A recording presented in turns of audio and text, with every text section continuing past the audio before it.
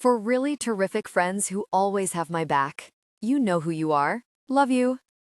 Chapter 1, Jace Crestwell tapped Gabe Hamilton on the shoulder, and when Gabe turned, Jace grinned. You've hogged my sister long enough. It's my turn to dance with her. Gabe didn't look happy with the interruption. He and Mia had been solidly glued to one another for the past hour, but he grudgingly took a step back, and Mia smiled radiantly as Jace took Gabe's place. The entire ballroom of the Bentley Hotel was decorated for Christmas, a nod to the fact that, above all else, Mia loved Christmas. And it was also a well-known fact that Gabe would do damn near anything to make his new fiancée happy. And, well, Gabe moved fast when he wanted something, if nothing else. He'd started planning the engagement party the moment he got his ring on Mia's finger, almost as if he were afraid she'd change her mind unless he got the ball rolling immediately. It was pretty funny for Jace to see his friend in knots over a woman. The fact that the woman in question was Jace's sister was a little weird, but Mia was happy, and that was all he could ask for. "Are you enjoying yourself, baby girl?" Jace asked as he turned her around on the dance floor. Her entire face lit up. "It's fantastic, Jace. The whole thing. It's positively magical. I can't believe Gabe pulled this off so fast. It's just perfect." Jace smiled back at her. "I'm glad you're happy. Gabe will be good to you or I'll kick his ass. I already made that clear." Her eyes narrowed. "If he isn't good to me, it's not you he has to worry about. I'll be the one kicking his ass." Jace threw back his head and laughed. "That I have no doubt about. You made him work for it. I got to admire that." Mia's face became somber, and Jace frowned, wondering what could have possibly made her so serious on a night she should be over the moon. "I know you gave up a lot for me," she said in a quiet voice. "I always wondered if the reason you hadn't married and had children of your own was because of me." He stared at her like she'd lost her mind. "Maybe now you can stop worrying about me so much, and, "No, I don't know," he said. Then he shook his head. "You're a nut, Mia. First of all, just because you're getting married doesn't mean I'm going to stop worrying about you and looking out for you. That's just a fact, so get over it. Second, don't you think if I'd gotten married before now, especially when you were younger, that it would have made things easier for both you and me? You would have had a mother figure instead of being stuck with an overbearing, overprotective brother as your sole source of support." She stopped mid-dance and threw her arms around him, hugging him fiercely. "I don't regret a single thing about the way you raised me, Jace, not a thing. You did a wonderful job, and I'll always be so grateful for all the sacrifices you made for me." He hugged her back, still shaking his head. Nut, total nut. She was aglow with happiness over her impending marriage to Gabe, and now she wanted everyone she cared about wrapped up in that same glow. God help him. He and Ash should probably be ducking and running. It was no sacrifice, Mia. I don't have a single regret either. Has it ever occurred to you that I didn't want to get married and have kids?"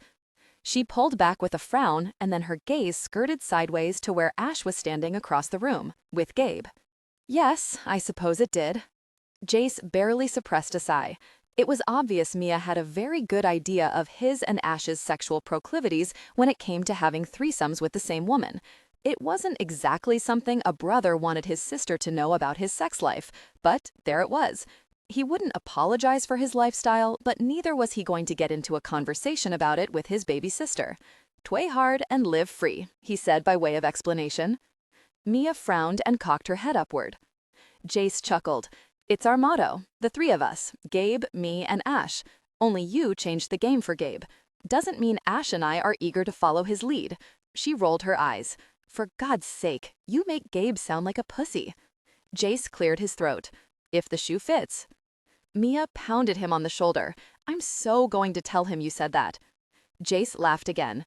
"The man would probably admit to being a complete pussy when it comes to you, and that's not a bad thing. I want him to treat you right." They were interrupted when Ash stepped in, sweeping Mia into his arms. "My turn," Ash proclaimed. "Gabe's only going to wait so long before he reclaims her, so I'm getting my dance in now while his parents have him occupied."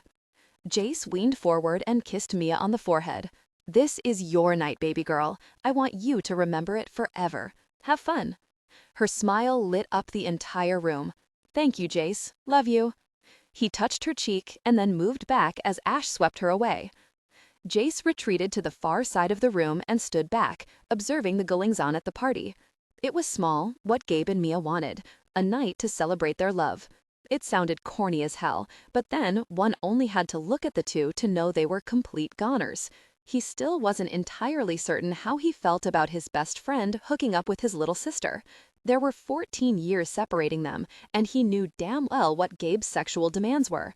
He cringed, remembering the scene he'd walked into when he'd gone to Gabe's apartment unannounced several weeks earlier. He needed bleach for his eyes because there were just some things a brother never, ever needed to see regarding his baby sister. He still had concerns over whether Mia really knows what the hell she was getting herself into, but Gabe was a complete mush pile when it came to her. Hell, the man had humbled himself in front of half of New York City to get her back, so Jace guessed Mia would be able to handle whatever Gabe dished out. Jace was just going to not think about it. He sighed as his gaze wandered over the crowd and the festive environment. Mia had been a huge part of his life ever since their parents had been killed in a car accident. She had been a late-in-life oops baby, but she'd been adored by him and their parents. When they died, it had been a life-altering event for both him and his sister. At a time when he'd been in college and only focused on beer, girls, and having a good time with Gabe and Ash, he'd been forced to take responsibility for 6-year-old Mia.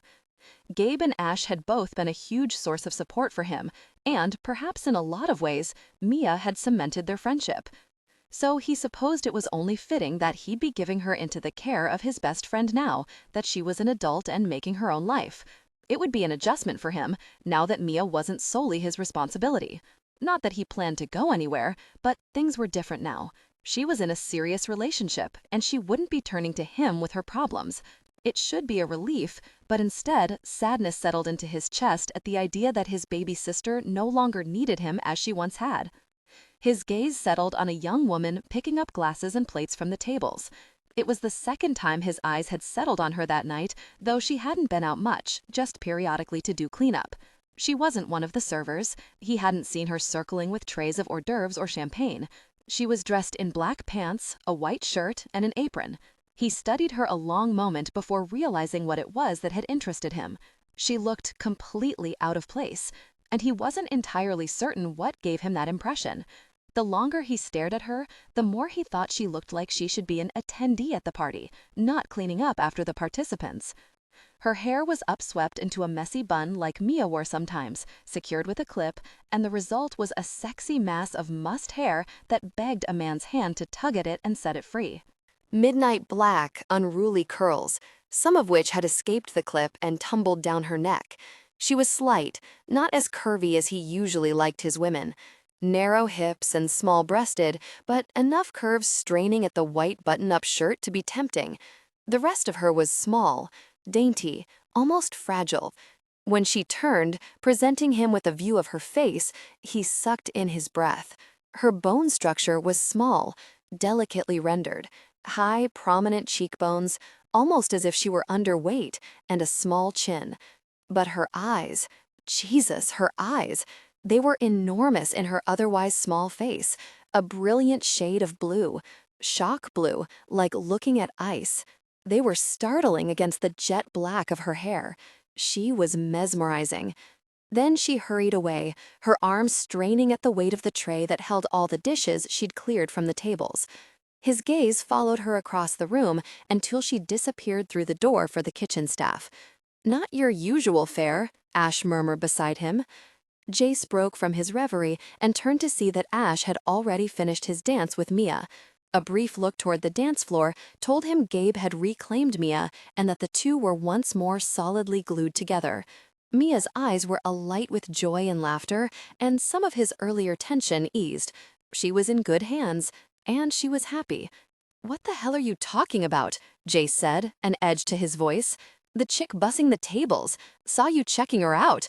Hell, you were practically undressing her with your eyes." Jace frowned and remained silent. Ash shrugged. "I'm game. She's hot." No. The denial came out more emphatic than Jace would have liked. He wasn't even sure where the emphasis came from or why he was suddenly tense. Ash laughed. "Loosen up. It's been a while. I'll go work my charm." Do not approach her, Ash, Jace growled. But Ash had already sauntered away in the direction of the kitchen, leaving Jace standing there, fingers in tight fists at his sides. How was he really supposed to explain to his best friend, a friend he regularly shared women with, that he didn't want Ash within a mile of this one? Bethany Willis rubbed her palms down her worn pant legs and briefly closed her eyes, swaying as she stood in front of the basin containing all the empties she'd collected from the ballroom. She was tired, so very tired, and hungry. The best part of this gig, besides the fact it was cash-paying, was the food. She was allowed to take leftovers, and judging by the amount of food bustling in and out of this place, there was going to be plenty. Rich people always did things in excess.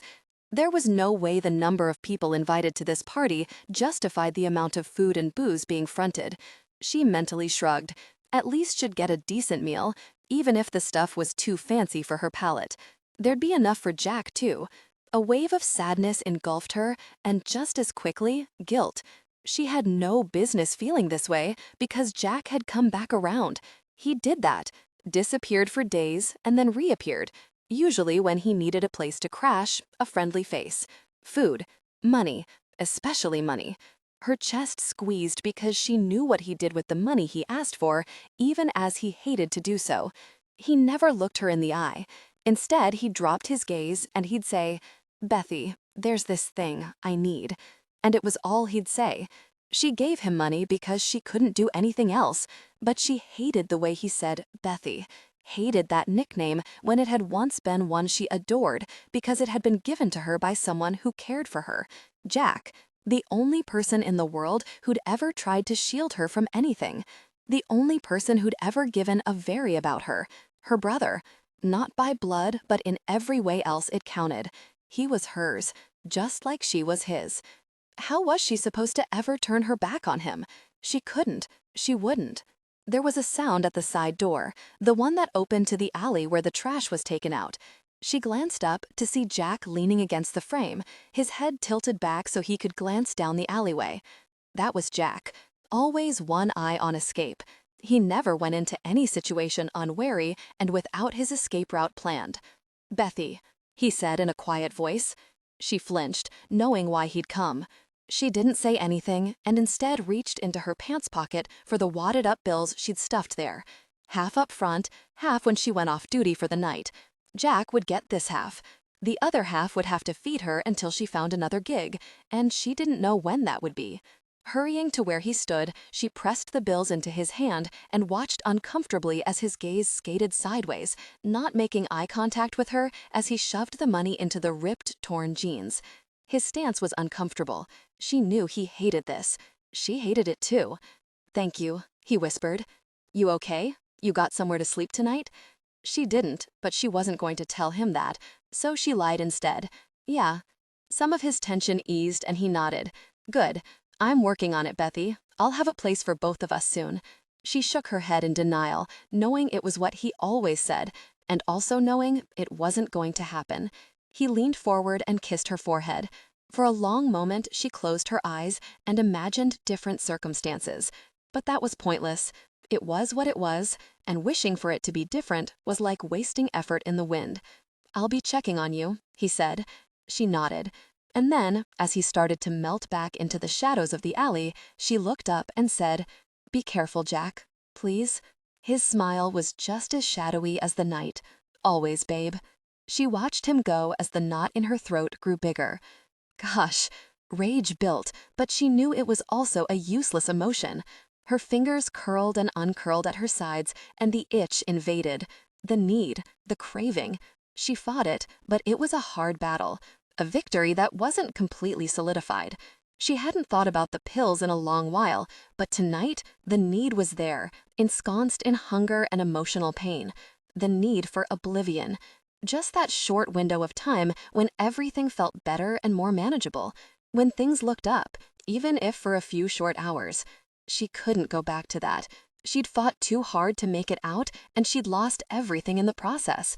Some might say that would be even more reason to allow herself that slow slide back into the inky past. But she had to be strong. She wasn't that person any longer. "Your boyfriend?"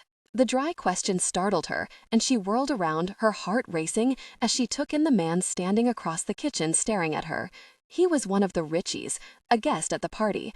More than just a guest, as Bethany had seen him close to the couple celebrating their engagement. And God, but the man was gorgeous. Smooth, polished, like he'd stepped right out of a magazine solely devoted to everything beautiful and wealthy, a world she very well didn't belong in. He shoved his hands into those expensive slacks and continued to stare at her, his pose indolent and arrogant. His green eyes flicked over her as if judging her, almost as if he were considering whether to deem her worthy. Of what? His notice? It was a ridiculous thought. He had blonde hair, and she'd never really been attracted to blonde men, but his hair wasn't simply blonde. It had at least 4 different shades, ranging from muddy to wheat and all shades in between. He was so gorgeous that it hurt to look at him. "You going to answer me?" he asked mildly. Mutely, she shook her head, and, to her surprise, he laughed. "Is that no, you're not going to answer me, or no, he's not your boyfriend?" "He's not my boyfriend," she whispered. "Thank, really for that," he muttered. She blinked in complete surprise, and then her eyes narrowed as he advanced toward her. Quickly, she moved to the side so she wouldn't be pinned against the door. She couldn't leave, so running wasn't an option. She needed the other half of her pay too badly, and she wanted that food. But just as quickly, he closed in on her again, moving into her space until her pulse leapt erratically, and she began to eye the alley door, suddenly uncaring whether she'd get paid or not. "What's your name?" She glanced up at him. Does it matter?" He paused a moment, cocked his head to the side, and then said, "Yeah, it matters." "Why?" she whispered. "Because we're not in the habit of being intimate with women we don't know the name of," he said bluntly. Whoa, there was so much wrong with that statement, she didn't even know where to begin. She put her hand up in automatic defense before he could get any closer. "We?" she demanded. "We? What are you talking about? Who the heck is we? And I'm not being intimate with anyone. You, we, they? No way. Jace wants you." "Who really is Jace? And I've decided I want you." She barely suppressed her snarl of rage. Barely. She grit her teeth and then went on the attack. "I am not putting up with sexual harassment on the job. I'm filing a complaint and then I'm out of here." To her further surprise, he merely grinned and then reached out to touch her cheek. "Cool your jets, sweetheart. I'm not harassing. I'm propositioning. Big difference." "Maybe in your book," she pointed out. He shrugged like he didn't particularly care if she agreed. "Who the heck is Jace?" she repeated. "And who are you? You don't proposition a woman without giving your name. And you have problems not knowing a woman's name before going to bed with her? What is wrong with you? You didn't even introduce yourself." He laughed again, and it was a warm hum that felt so good she wanted to hang on to it forever. It was a carefree sound, and she bitterly resented it, was so jealous she wanted to burn with envy. This was a man who had no problems, had no cares, except who he wanted to go to bed with next. "My name is Ash. Jace is my best friend." "I'm Bethany," she said reluctantly. Then her eyes narrowed. "And you both want me?" He nodded. "Yeah, not so unusual. We share women, a lot.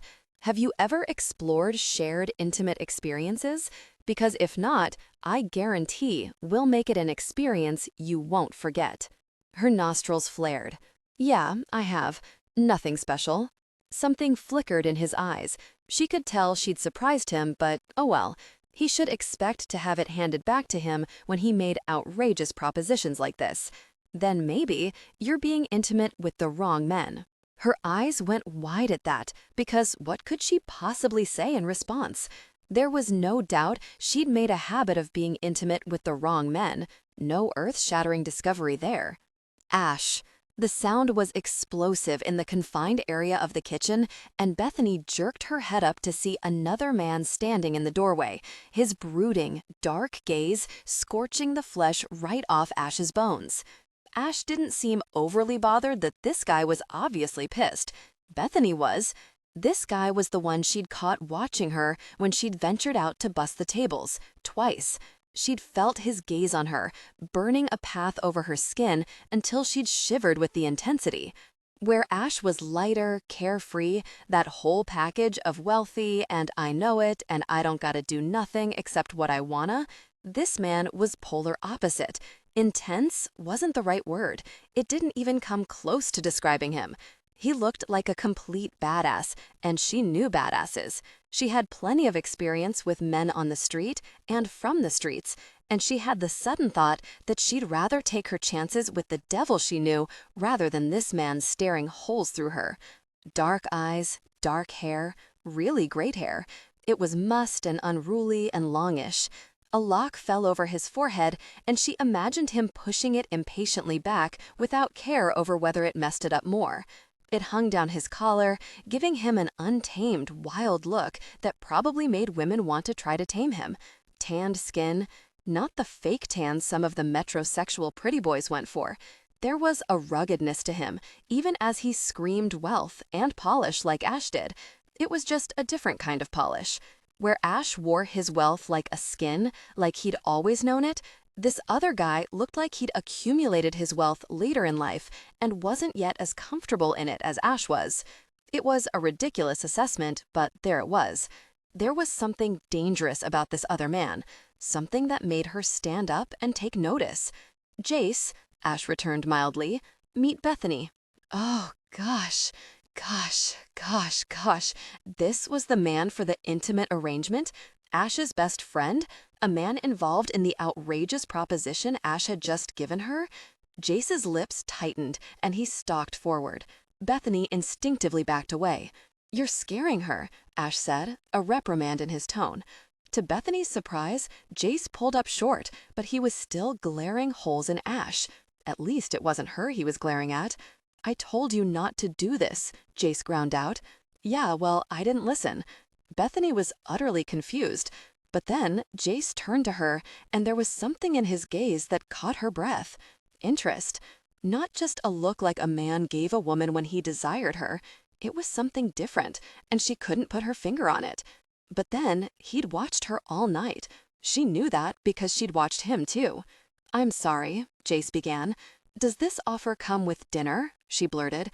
She was instantly mortified, but she also knew in that one moment when he looked at her that she didn't want him to walk away. Not tonight. Tonight, she wanted one night in the sun, where it was warm and bad things didn't happen. She wanted one night to forget her life, Jack, and all the problems that came with both. This man could give her that. She was absolutely positive on that count. And if he came with Ash, she'd just have to take that too. She did not want to walk out of this hotel, into the cold, and back to what awaited her. What? Jace stared at her like she'd grown two heads. His brows drew together, and his gaze became even more piercing, like he was peeling her from the inside out. She gestured toward Ash. "He said you two wanted an intimate arrangement. I'm asking if the offer comes with dinner." "Well, yeah," Ash said, his tone suggesting he was insulted. "Okay then," she said before she could change her mind.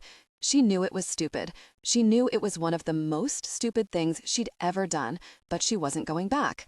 "I have to finish here first," she said, while Jace just stood there, silent and brooding, his gaze never leaving her even once. Not to look at Ash, not to look away. Fixed on her. "No, you don't," Ash said. "You can cut out at any time." She shook her head. "I get the second half of my pay when I'm done. I have to finish." Party's about to break up. Gabe's not going to remain out on a really dance floor when what he really wants is Mia at home in his bed, Ash said. "I'll cover your second half." Bethany went cold, and she took a step back, ice forming over her face. Then she shook her head. "I changed my mind." "What in the world?" Ash demanded. And still, Jace stood there, silent and forbidding, watching her the entire time. It was unnerving, and suddenly that alley door was looking better all the time. "I'm not for sale," she said in a low voice. "I get that I asked for dinner. I shouldn't have. You were offering intimacy, but I won't be paid for it." Pain crept over her. Distant memories, not ebbing. Choices. Consequences. It all drifted together until it was a murky, impenetrable darkness surrounding her. One day, just one day in the sun. But the sun wasn't for her. It never had been. A low, muttered curse tore from Jace's lips, the first sound he'd made in forever. Then that mouth tightened. He was pissed. His gaze skated sideways at Ash, and it was then she realized he was pissed at Ash. Really pissed. "I told you not to do this," Jace ground out. "Really, man, you should have listened to me." This was getting worse. Evidently, Ash wanted some excitement. Jace did not. Ash wanted to approach her. Jace did not. Could this get any more humiliating? "I've got to get back to work," she said, hastily backing away until her escape route to the door leading back into the ballroom was secure. And just as quickly, Jace was there, sliding over, a barrier to her freedom. He was so close she could smell him, could feel his heat wrapping around her, and it felt so very good that she wanted to do something really stupid and lean into him, just so she could feel it brush over her skin. Then his fingers slid underneath her chin, a touch so gentle she couldn't help but respond, lifting with him so that her gaze met his. "You finish work. Well, wait. Then we'll have dinner. Anything in particular you like? And do you want to go out or eat in the hotel room?" The questions were softly worded. They sounded intimate. He never looked at Ash once. His stare was solidly fixed on her, and she was too mesmerized to look away. And she promptly forgot that she'd changed her mind about spending the night with them. Jerking herself from the intensity of the moment, she glanced down, taking in her clothing. There was no going home and changing. No home, no clothes. Certainly nothing she could wear to any place these two would set foot in. She cleared her throat. "Hotel is fine, and I don't care. If it's hot and tastes good, I'll eat it. Nothing too fancy. In fact, what I really want is a burger. And fries. She'd kill for both right now. And orange juice," she finished in a rush. Amusement glimmered on Ash's lips, but Jace was still utterly serious. "Hamburger, fries, orange juice. I think I can handle that," Jace said. Then he checked his watch. "People will be cleared out in 15. How much time you need to finish?" She blinked. Not everyone will clear out in 15 minutes. I mean, even if the guests of honor leave, people always hang out afterward, especially when there's food and drink." He cut her off before she could say more. 15 minutes, Bethany. They'll be gone." It was a promise. It wasn't speculation on his part. "How much time you need?" he asked impatiently. 30 minutes, maybe? She guessed. He touched her again, his fingers gliding over her cheek and up to her temple, where he toyed with loose tendrils that had fallen from her clip. "Then we'll see you in 30 minutes. 25 minutes was how much time it took for her to realize she was out of her mind. 25 minutes to know she'd made a huge mistake. Bethany washed her hands and then checked her pocket again to feel the folded bills. The kitchen had died down and most of the staff had left, except for those remaining behind on cleanup duty. That wasn't her gig, thankfully. Her job was done. She hesitated as she glanced between the door leading to the alley and the door that led back to Ash and Jace. Jace hadn't lied. The ballroom had cleared in 15 minutes. She wasn't sure how he'd managed to pull that one off, but then he seemed the type of man who always got what he wanted. Now, all that was between her and a night of passion and good food was that door. The door to the alley swung open as one of the guys hauled a sack of garbage out to the trash bin. A rush of cold air blew in, penetrating Bethany to the bone. She shivered as chill bumps raced across her arms. That was her other option: cold, loneliness, another night of uncertainty. Put that way, door number 2 seemed like the only logical choice. She pushed off the edge of the counter she was leaning against and walked toward the exit. As she reached it, she took in a deep breath and let herself out. Jace stood there waiting, hands in his pockets, leaning one shoulder against the wall. His gaze found her and penetrated as swiftly as the cold air had a moment earlier. Only this time, instead of a bone-deep chill, heat spread like wildfire through her veins. "You ready?" Even before she responded, he moved, pushing off the wall, and then he was next to her, his hand sliding around her nape, his thumb brushing over the soft skin right at her hairline. Very, but the man's touch was lethal. Ash is in the room taking care of dinner. She glanced up at Jace, for the first time directly meeting his gaze. "So we're staying here?" A smile twitched the corners of his mouth. I own the hotel. Seems as good a place as any to stay for the night. He owned the hotel. Okay, not that she didn't know he and Ash were stratospherically out of her league, but hearing those words, I own the hotel, just reinforced that she should have chosen the cold over temporary warmth. Obviously, I didn't prepare for this, she murmured as they headed toward the elevators. I don't have any clothes or stuff. She wanted to laugh because the entire conversation was absurd. Even if she'd known, she wouldn't have been prepared because she didn't have stuff. She had nothing except the hope of the next day being better than the last. Again, Jace's mouth twitched and his eyes gleamed as he ushered her into the waiting elevator. You won't need to worry about that. We'll ensure you have everything you need. Her hands trembled and her knees shook. This was her last chance to back out. He leaned forward to punch the button to the top floor. The door was still open. It would be easy to walk out, say she'd changed her mind, and slip into the cold night, embracing what was real.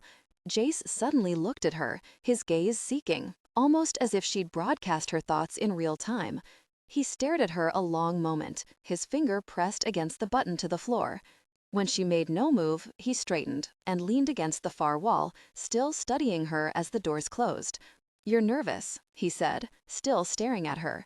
She gave him a duh look, and he smiled again. He had a killer smile. It wasn't easy and charming like Ash's.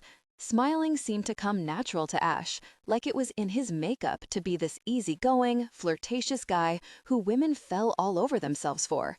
Bethany didn't get the impression that Jace was much of a smiler. He seemed way more serious than Ash. And if she was honest, that brooding, badass persona hit every single one of her buttons. Because this was a man she'd feel safe with for the night. He was a man a woman felt very secure around. Nothing to be nervous about, he murmured as the elevator stopped. As she started to step off, he put his arm out to stop her, and then he pulled her into his arms. She landed against his chest, and his head was angled so their mouths were close. So close, she could feel the harsh exhalation of his breath. Bethany, there's nothing to be nervous about, he said again, that mouth hovering so temptingly over hers. He trailed a finger down her cheek to the corner of her mouth, just as the elevator started to squawk because the doors had been left open for so long. He ignored it, focused on her, watching and absorbing like he could reach into her thoughts. Or like he wanted to, at least. I'm okay, she whispered. And then he smiled, really smiled. Not one of those twitch movements there it looked like he was about to smile or that he was fighting it. A full-on, teeth-flashing smile. And man, did he have beautiful teeth, perfectly straight, ultra-white, $1,000,000 smile. But then, everything about him was aces, right down to his shoes. So far out of her league, so far it wasn't even funny. Visions of Pretty Woman danced in her head, Cinderella, a one-night fairy tale. Only she knew better than to ever dream of happy endings. Fairy tales were nice to read, they were nice to think about, but they weren't remotely realistic. Fairy tales didn't happen to girls like Bethany, so she'd take her one night, and tomorrow she'd go back to doing what she did best, living one day at a time, taking it as it came, surviving. He gestured for her to proceed from the elevator, and as soon as she stepped out, he fell into step beside her, his arm wrapping securely around her waist. It felt good. Too good. It was too easy to get all wrapped up in the fantasy. This man didn't care very much about her. He desired intimacy. She wanted warmth and food and a means of forgetting her messy existence. That was an arrangement she could deal with. A moment later, he opened the door to a sprawling suite. She hesitated just inside the door as she saw Ash setting out plates of food onto the polished dining table. There were 3 places set, and it was obvious she was in between them. Her glass of orange juice was sitting by a plate with a burger and fries, and on either side were plates with steaks. The smell wafted to her, and her stomach immediately clenched. She was starving, and she'd never smelled anything so good in her life.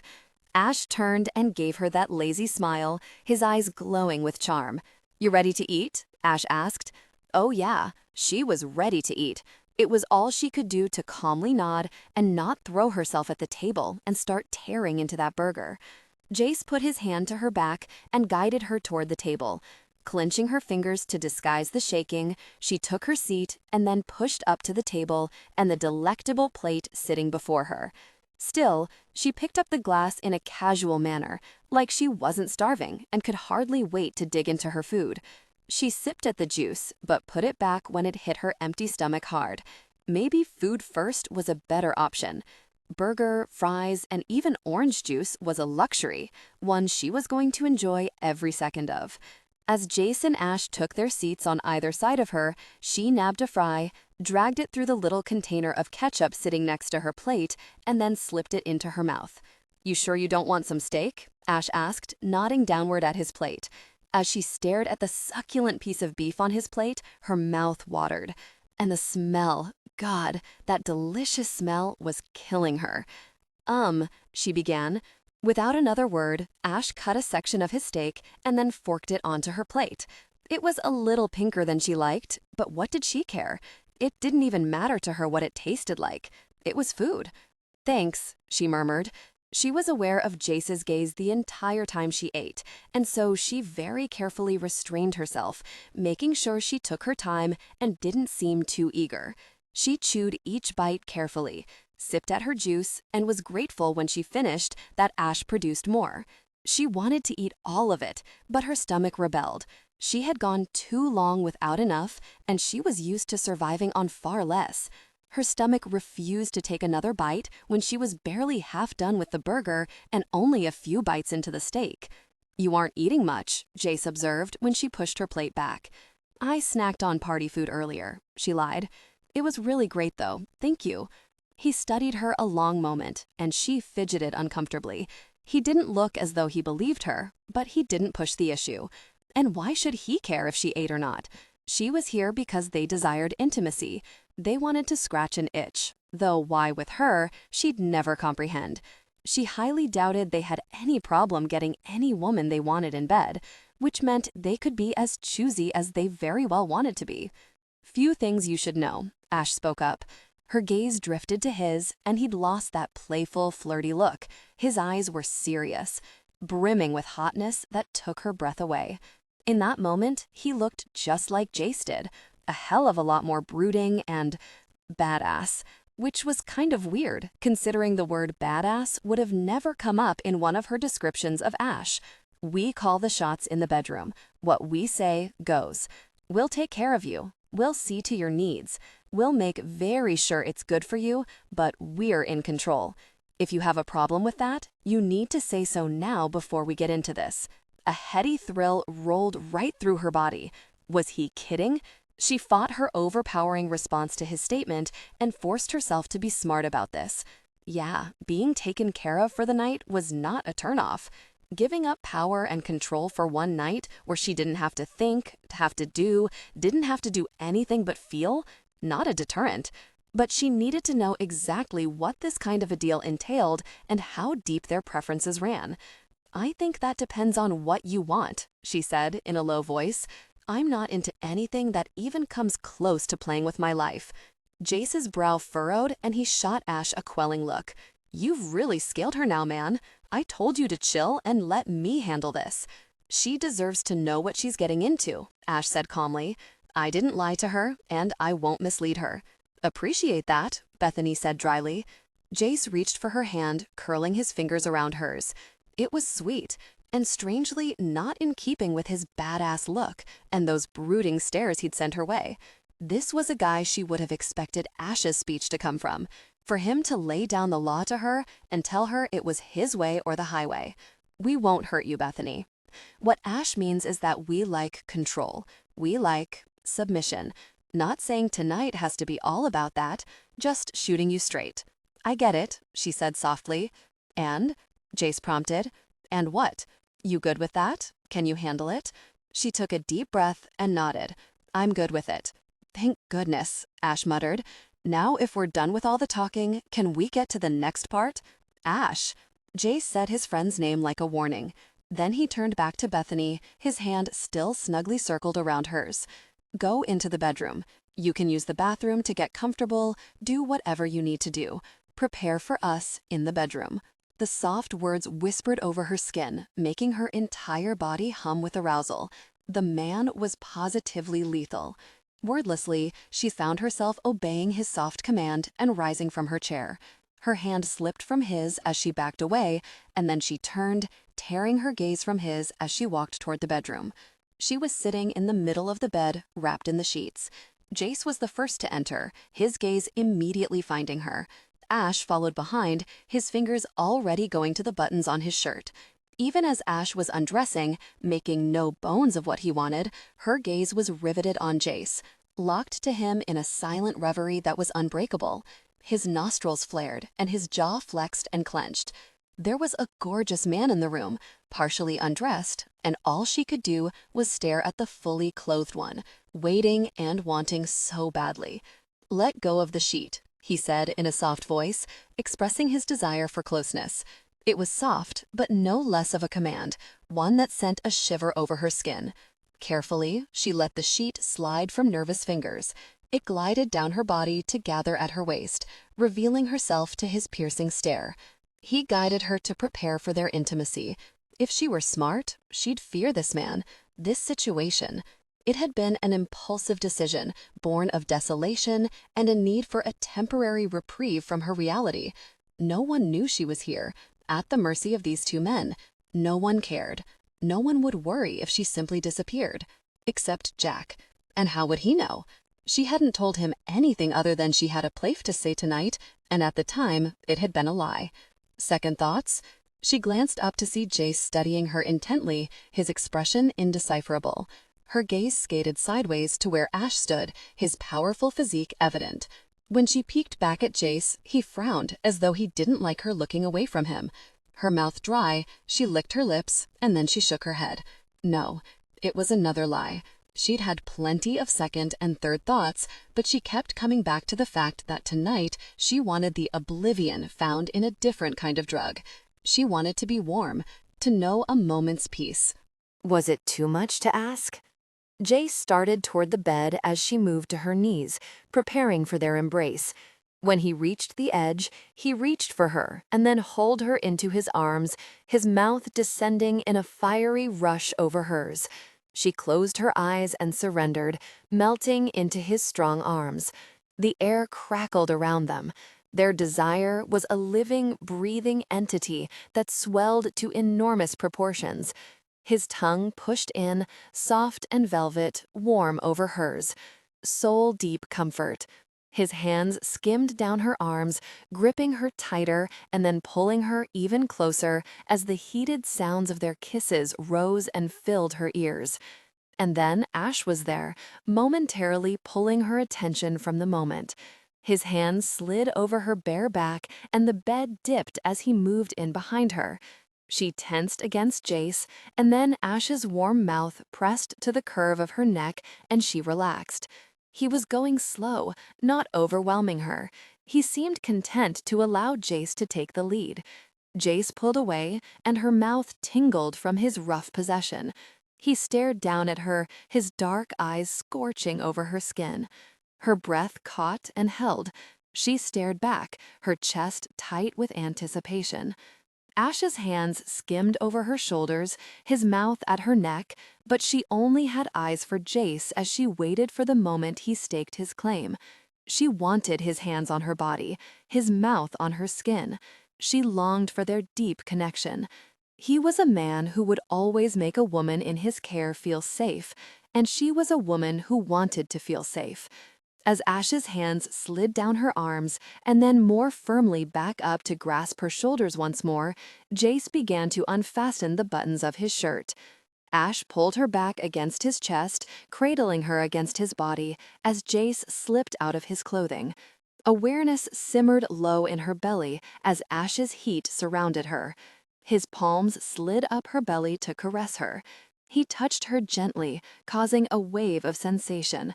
She sucked in her breath when Jace's pants hit the floor, and he stood in front of her in only a pair of black boxer briefs. They were tight, encasing muscular thighs and very clearly outlining his powerful form. The man was beautiful in a scary, oh my God way she'd never experienced. Light and dark. Ash and Jace, two completely different personalities. Jace was intensely brooding, his gaze devouring her as he reached for the waistband of his briefs. She forgot to breathe. She forgot the intense sensations Ash was creating. Jace's powerful form was fully revealed, his desire evident. Jace stepped forward, leaned down, and roughly hauled her from Ash's grasp and into his arms. She landed against him, his skin a shock against hers. Her knees barely brushed the mattress as he held her for his kiss. His arms wrapped securely around her, one hand splayed possessively over her lower back and the other between her shoulder blades. Her breasts were crushed against the hard wall of his chest, and she promptly forgot all about Ash's gentle caresses. Her entire body was on fire. This was insane. It transcended simple lust or need. She knew nothing about this man, and yet she knew she needed him like she'd never needed anything in the past. She is mine. Bethany blinked as she heard the low growl tear from Jace's throat. His words were bawled in the silence, and then Ash's chuckle skittered through her ears. "Not like you to be so selfish, man," Ash said, amusement still evident in his voice. "But I can deal. Her presence is sweet." Jace shifted, and power coiled tautly through his arms. She almost expected him to take her with raw intensity, but his touch was exquisitely gentle as he lowered her to the bed. There was a reverence in his hold that mystified her. Her back met the mattress, and then his hands slid over her body, caressing and touching as if he couldn't help himself. His palms glided over her form, and then to her belly, and finally to her hips. He positioned her so her lower body was right at the edge of the bed, and her legs dangled over. To her utter shock, he knelt before her. Her breath hiccuped and tore violently from her throat as he leaned in. "Oh, God, going to taste that sweetness," he breathed out. Intense pleasure surged through her body, causing her to spasm. She shuddered as waves of sensation rolled through her. Ash feathered a hand over her jaw, turning her toward him. Their intimacy deepened, and she hesitated. "Open up, sweetheart," Ash said. Though it was prettily rendered, it was not a request. There was nothing remotely cajoling in his voice. It was a command, and one she didn't think to refuse. Her lips parted, and he initiated a deep intimacy, easing inward as he put one hand to her head to hold her in place. "That's it," Ash said as he pushed farther in. His quiet groan hovered, and his fingers tightened against her scalp. She closed her eyes, allowing Ash to dictate the pace. It was fine, because she lacked the concentration to be in control. Jace was overwhelming her with his intense focus. His wicked, beautiful touch. Jace wasn't at all tentative. He explored her intimately, creating intense pleasure. Ash leaned up and over her, angling himself into a more dominant position, so she had no choice but to accept his deep intimacy. And then Jace's mouth left her for the briefest moment. "Don't hurt her, Ash." Ash immediately stilled. Tension she could feel rolled off his body. He stiffened and withdrew, and she could see him turn in Jace's direction, his expression one of fury. "When had I ever hurt a woman, Jace?" There was a lot in his voice. Pissed off, surly alpha male rising to the surface. Gone was his playful, flirty demeanor, and in its place was something altogether different. Jesus, what the— really, man? Really? You'd say that kind of gosh? What the hell are you thinking? Bethany tried to sit up, suddenly wanting to not be between these two men, but Jace put a gentle but firm hand on her belly and held her down. He didn't even look at her, but kept his hand there, a silent order for her to stay put. "It was just a warning," Jace said in a quiet voice. "I don't want to overwhelm her." Ash was silent as the two men stared hard at each other. Ash's lips curled, and then he seemed to read something in Jace's gaze that made him back down. Ash's eyes went blank, and then he lowered his mouth to Bethany's, kissing her in a manner clearly meant to comfort and reassure. "I won't hurt you," he whispered against her mouth. "I know," she whispered back. And she did, because Jace wouldn't let him. "Hands and knees," Jace said, interrupting the brief tenderness between her and Ash. She glanced down to see the intensity in Jace's gaze, and she shivered all over again. Even as she went to turn, Jace was there, his hands against her skin as he helped her to her hands and knees. As soon as she was in position, Jace pressed a kiss to the small of her back. "Have to get a condom, baby." And then he left her, and cool air brushed over her skin, eliciting a wake of chill bumps. Ash delved his fingers into her hair, brushing the strands back in repeated, gentle motions as he positioned himself in front of her. Up on his knees, he angled himself for renewed intimacy. He kept one hand in her hair, and with the other he caressed her cheek and jaw, petting and coaxing her as he inched his way past her lips.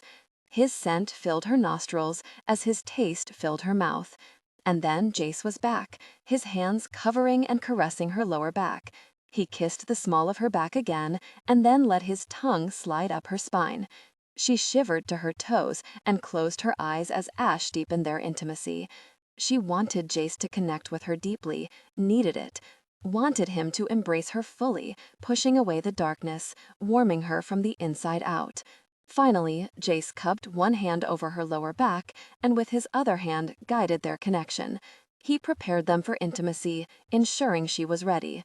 She fidgeted and then gasped out a please, overwhelmed by the sensations. Jace went still. So still that, for a moment, she thought she'd done wrong. And then their connection deepened. His hand tightened on her lower back, and she realized what his restraint was costing him. He seemed so afraid of hurting her. Did she seem so fragile to him? What had he seen in her eyes that would make him all but insult his best friend and make him treat her so reverently? "Beautiful," Ash murmured as he deepened their intimacy again. "Beautiful," Jace echoed. Jace deepened their connection, holding himself there, his hands sliding over her back, eliciting strong shivers from her very core. She closed her eyes, loving the sensation of being completely embraced. Each movement brought overwhelming pleasure, making her twitch and quiver. He withdrew and then moved forward again, slow and sensual, utterly controlled. She didn't want control. She wanted him to lose it, to immerse herself so deeply in the experience that she thought of nothing else but the breathtaking pleasure she knew they would give her. She pushed back against Jace, her lips finding Ash's intimate presence, his taste rough, masculine on her tongue. Jace smacked his hand over her backside, startling her, but the sensation wrenched a groan from her mouth, vibrating with the intensity of the moment. "Patience, baby," Jace murmured. "Want to make this good? You're so really sweet. Don't want it to be over too quickly." "Gosh," Ash moaned when her tongue swirled around him. "Not going to last this way. Her mouth is like silk." She smiled, suddenly confident in her ability to make them as crazy as they were making her. "Sweetheart, you keep that intimacy going the way you are, I'm going to reach my peak, and like Jace said, definitely don't want this over with too quickly. Want to prolong this connection for as long as possible." Jace's hands tightened on her backside. His entire body went tense, but she knew it wasn't from impending release. He seemed agitated.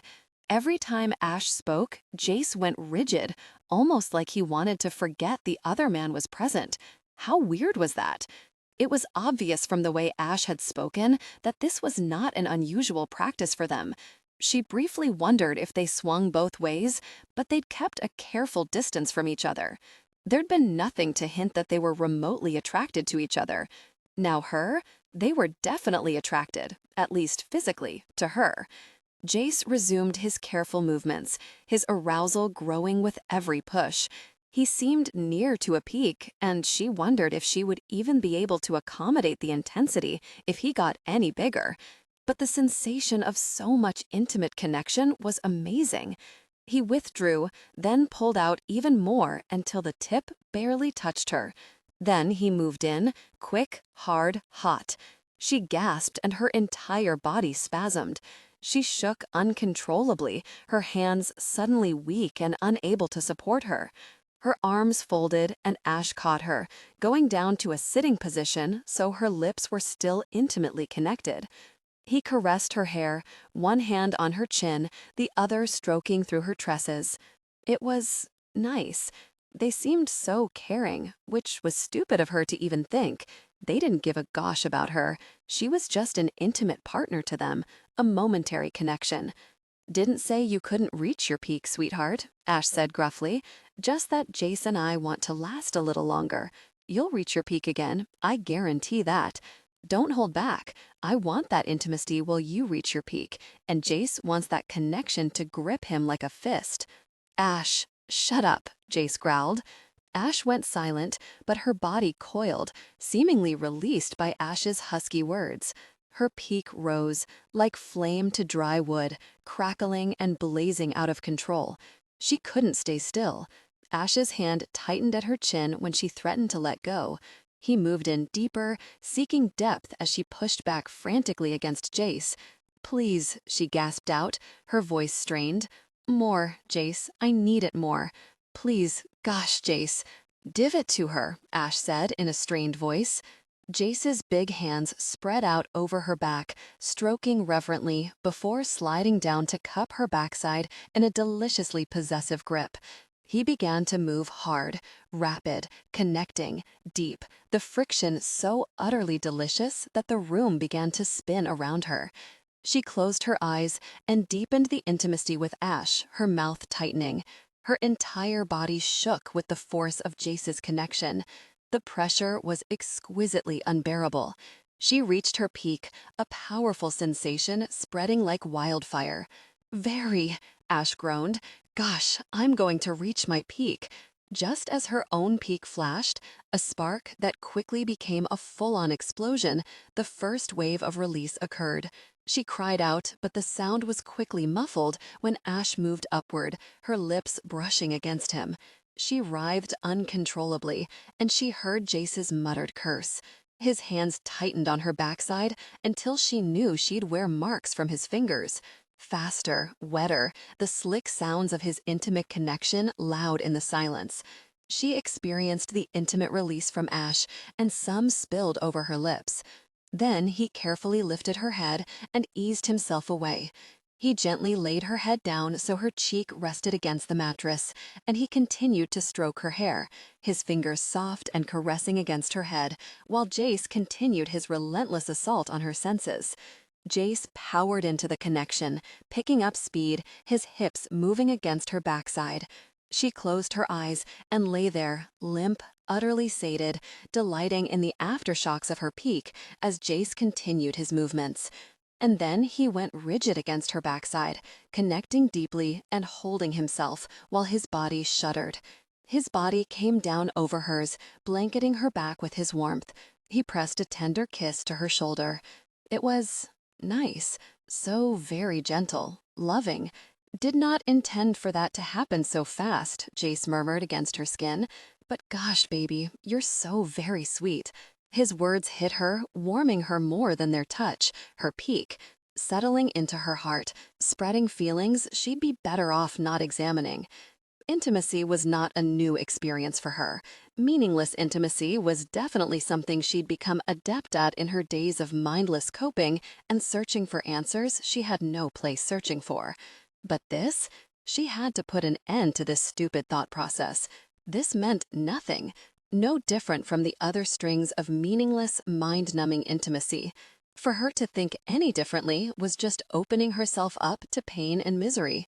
Ash lowered his head, his lips feathering across her cheek. "I'll get you something to drink. Want more OJ?" "Yeah," she said in a dreamy voice, still reveling in the feel of Jace's closeness, his heat surrounding her, and his strong body cupped so protectively over hers. Ash moved away from the bed, and when he was gone, Jace kissed her shoulder again. Then, to her dismay, he lifted himself up and eased away from their connection. A whimper of protest she did not mean to escape fluttered past her lips. "Have to dispose of the condom, baby," he whispered. "I'll be right back." She was instantly cold the minute his warmth left her, cold on the inside. She slid down to her belly, sprawled over the bed, unsure of what was supposed to happen next. Did she get up and leave? Did they expect her to sleep over? In the past, she'd known the score. This was totally out of her scope of experience. Besides, she had nowhere to go from here, just back into the cold. She didn't want this night to end. Sadness gripped her. She should have never agreed to this. While it had been a temporary reprieve and a welcome change from the loneliness that was her life, she knew it would just suck all the more when she was forced to leave. Jace crawled back on the bed, and she lifted her head, fearful of what she'd see. She opened her mouth to ask if she should leave, but he pulled her into his arms, cradling her against his side. Okay, so maybe he didn't want her to leave yet. That worked for her. She snuggled into his body, his natural heat, a luxury she refused to deny herself. A moment later, Ash returned, crawling up on the other side of her. Jace's hold immediately tightened on her, his arms a barrier to Ash touching her in any way. "Got your OJ?" Ash said. Jace carefully lifted her into a sitting position, but he came with her, his arm remaining solidly around her. It was a little bizarre to be sitting between two naked men while she drank orange juice, but it felt decadent. She sipped gratefully at the juice, her mouth dry and a little sore from the intensity of their connection. Other parts of her would be sore as well. It had been a long time for her. But it was a sensation she would hold close to her, a memory of one night away from the reality of her life. "Should I go now?" she asked awkwardly as she handed the glass back to Ash. Ash's lips tightened, and Jace's arm became like a steel band around her waist. "Gosh, no," Jace spit out. "We're not even close to being done. You're staying over. Too very cold to be out tonight, and it's late. Don't want you going anywhere at this hour." She tried very hard to control her sigh of relief, but her body sagged against Jace's, and he kissed the top of her head. "Give us a minute to recover, and we'll go again," Ash said. Desire gleamed in his green eyes. He studied her a moment as Jace's hand slid up to her breast, cupping the small mound, his thumb lightly brushing over her nipple. She'd just had the most awesome peak of her life, and already her body wanted more. "You said you've had an intimate encounter with multiple partners before," Ash said casually. "You think you can connect with Jace intimately, and me as well? You ever done that before?" Her cheeks went crimson, the heat scorching over her face. She shook her head, too embarrassed to vocalize her response. The image his question evoked burned hot in her mind. The idea of connecting with both men in that way at the same time gave her a heady buzz of desire. "Want to try it?" asked with a grin.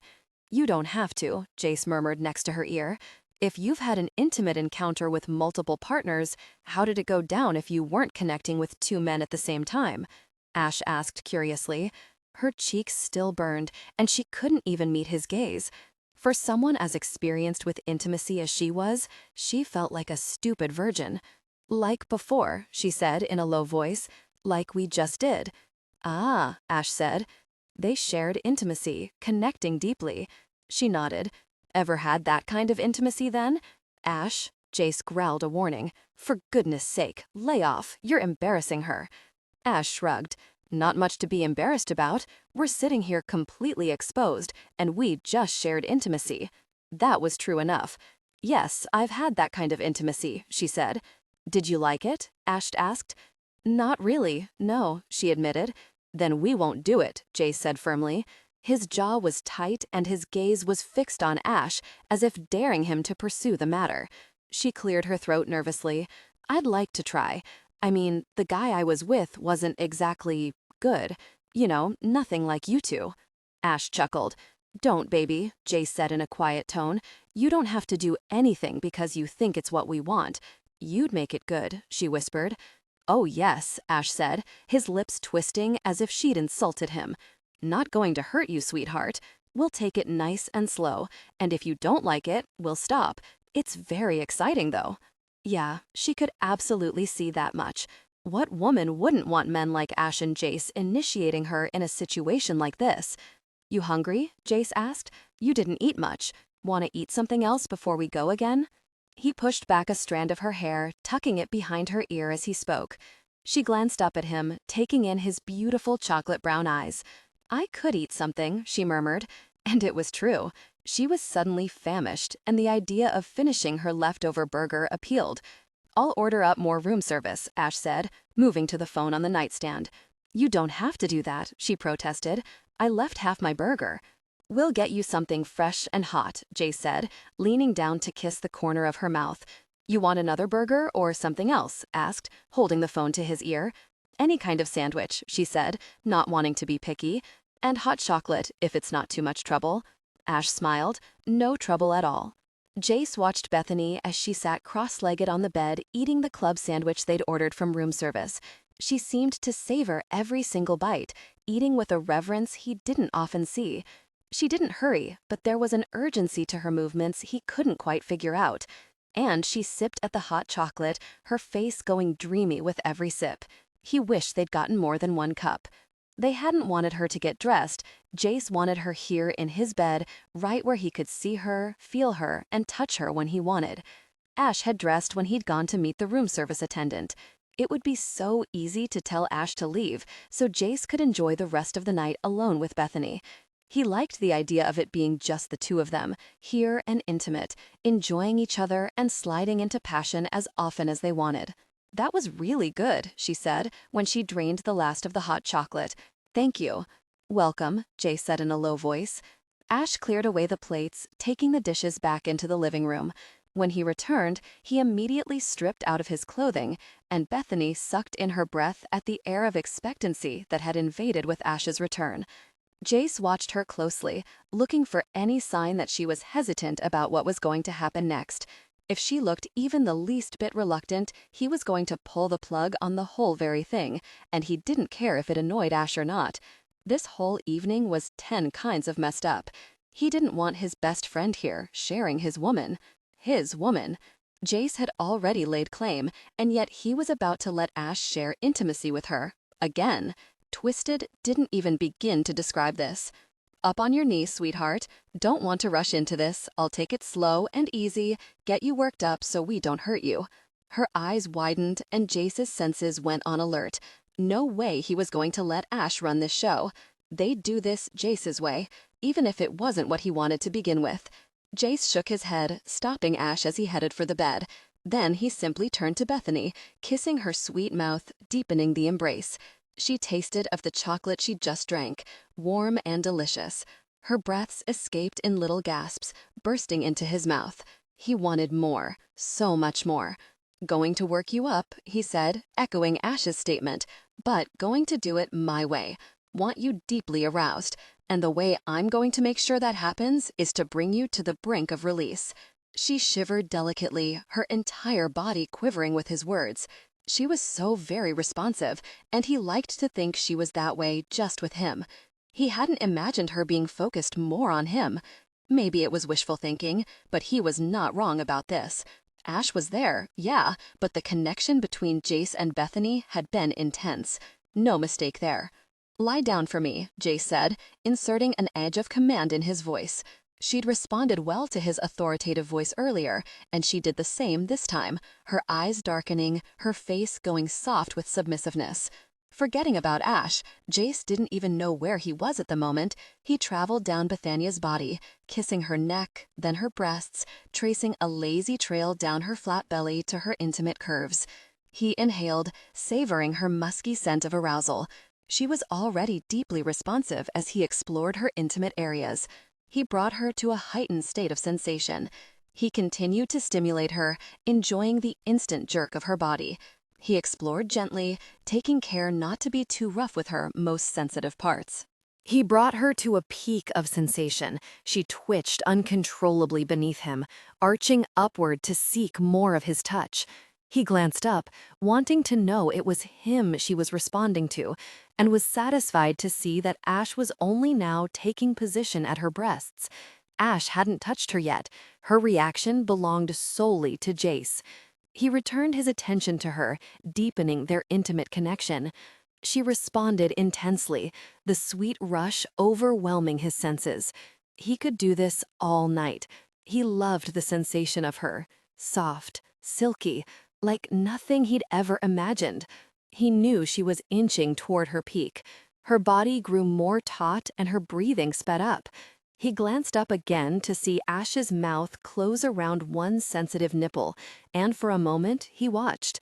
He may not like Ash being with this woman, but the sight of his friend stimulating Bethany's nipples was incredibly arousing. It was a rush that never got old, watching another man share intimacy with the woman Jace was with. "Do you like what he's doing, Bethany?" Jace asked, his tone husky and gruff with desire. No, he didn't want Ash here, but for the moment, he could lose himself in the sheer intensity of watching her react to having two men share intimacy with her. "Do our touches feel good on you, baby?" Yes, she hissed out. "It feels so good, Jace. Nothing has ever felt better." Satisfaction gripped him.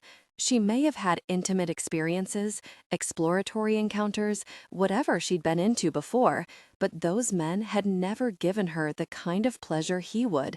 He'd make very sure of that. Tension broke, gave in to desire, connecting deeply. He wanted her close, wanting her completely overwhelmed before they came together. Hurting her was not on the agenda. Tonight was all about simple pleasure, not the kind that accompanied the sharp, heady pain when inflicted in just the right manner. There'd be plenty of time for deeper exploration later, and there was definitely going to be a later. This wasn't a one-night thing for him. He'd have Bethany back in his bed, tomorrow night, in fact, but it would be with him and him alone. No Ash, no one else.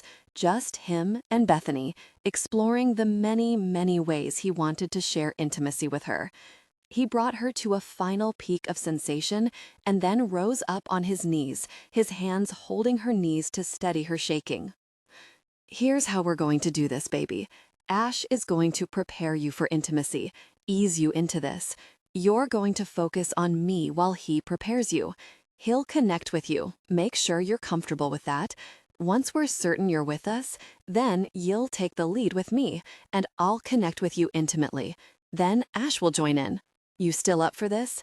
Ash drew away so Jace could see her face. Her eyes were glazed with passion, hazy, a little drugged, but burning with need. She licked her lips and then nodded. "The words, baby. I want the words. I have to be sure you're with me on this."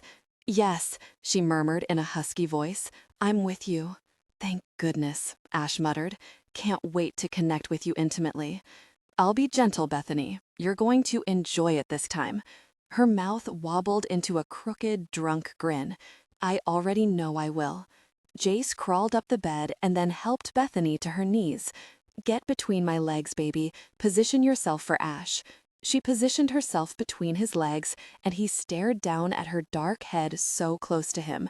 He was about to reach his peak, and she hadn't even begun to engage yet. It was going to take every ounce of his control to make this last until they connected.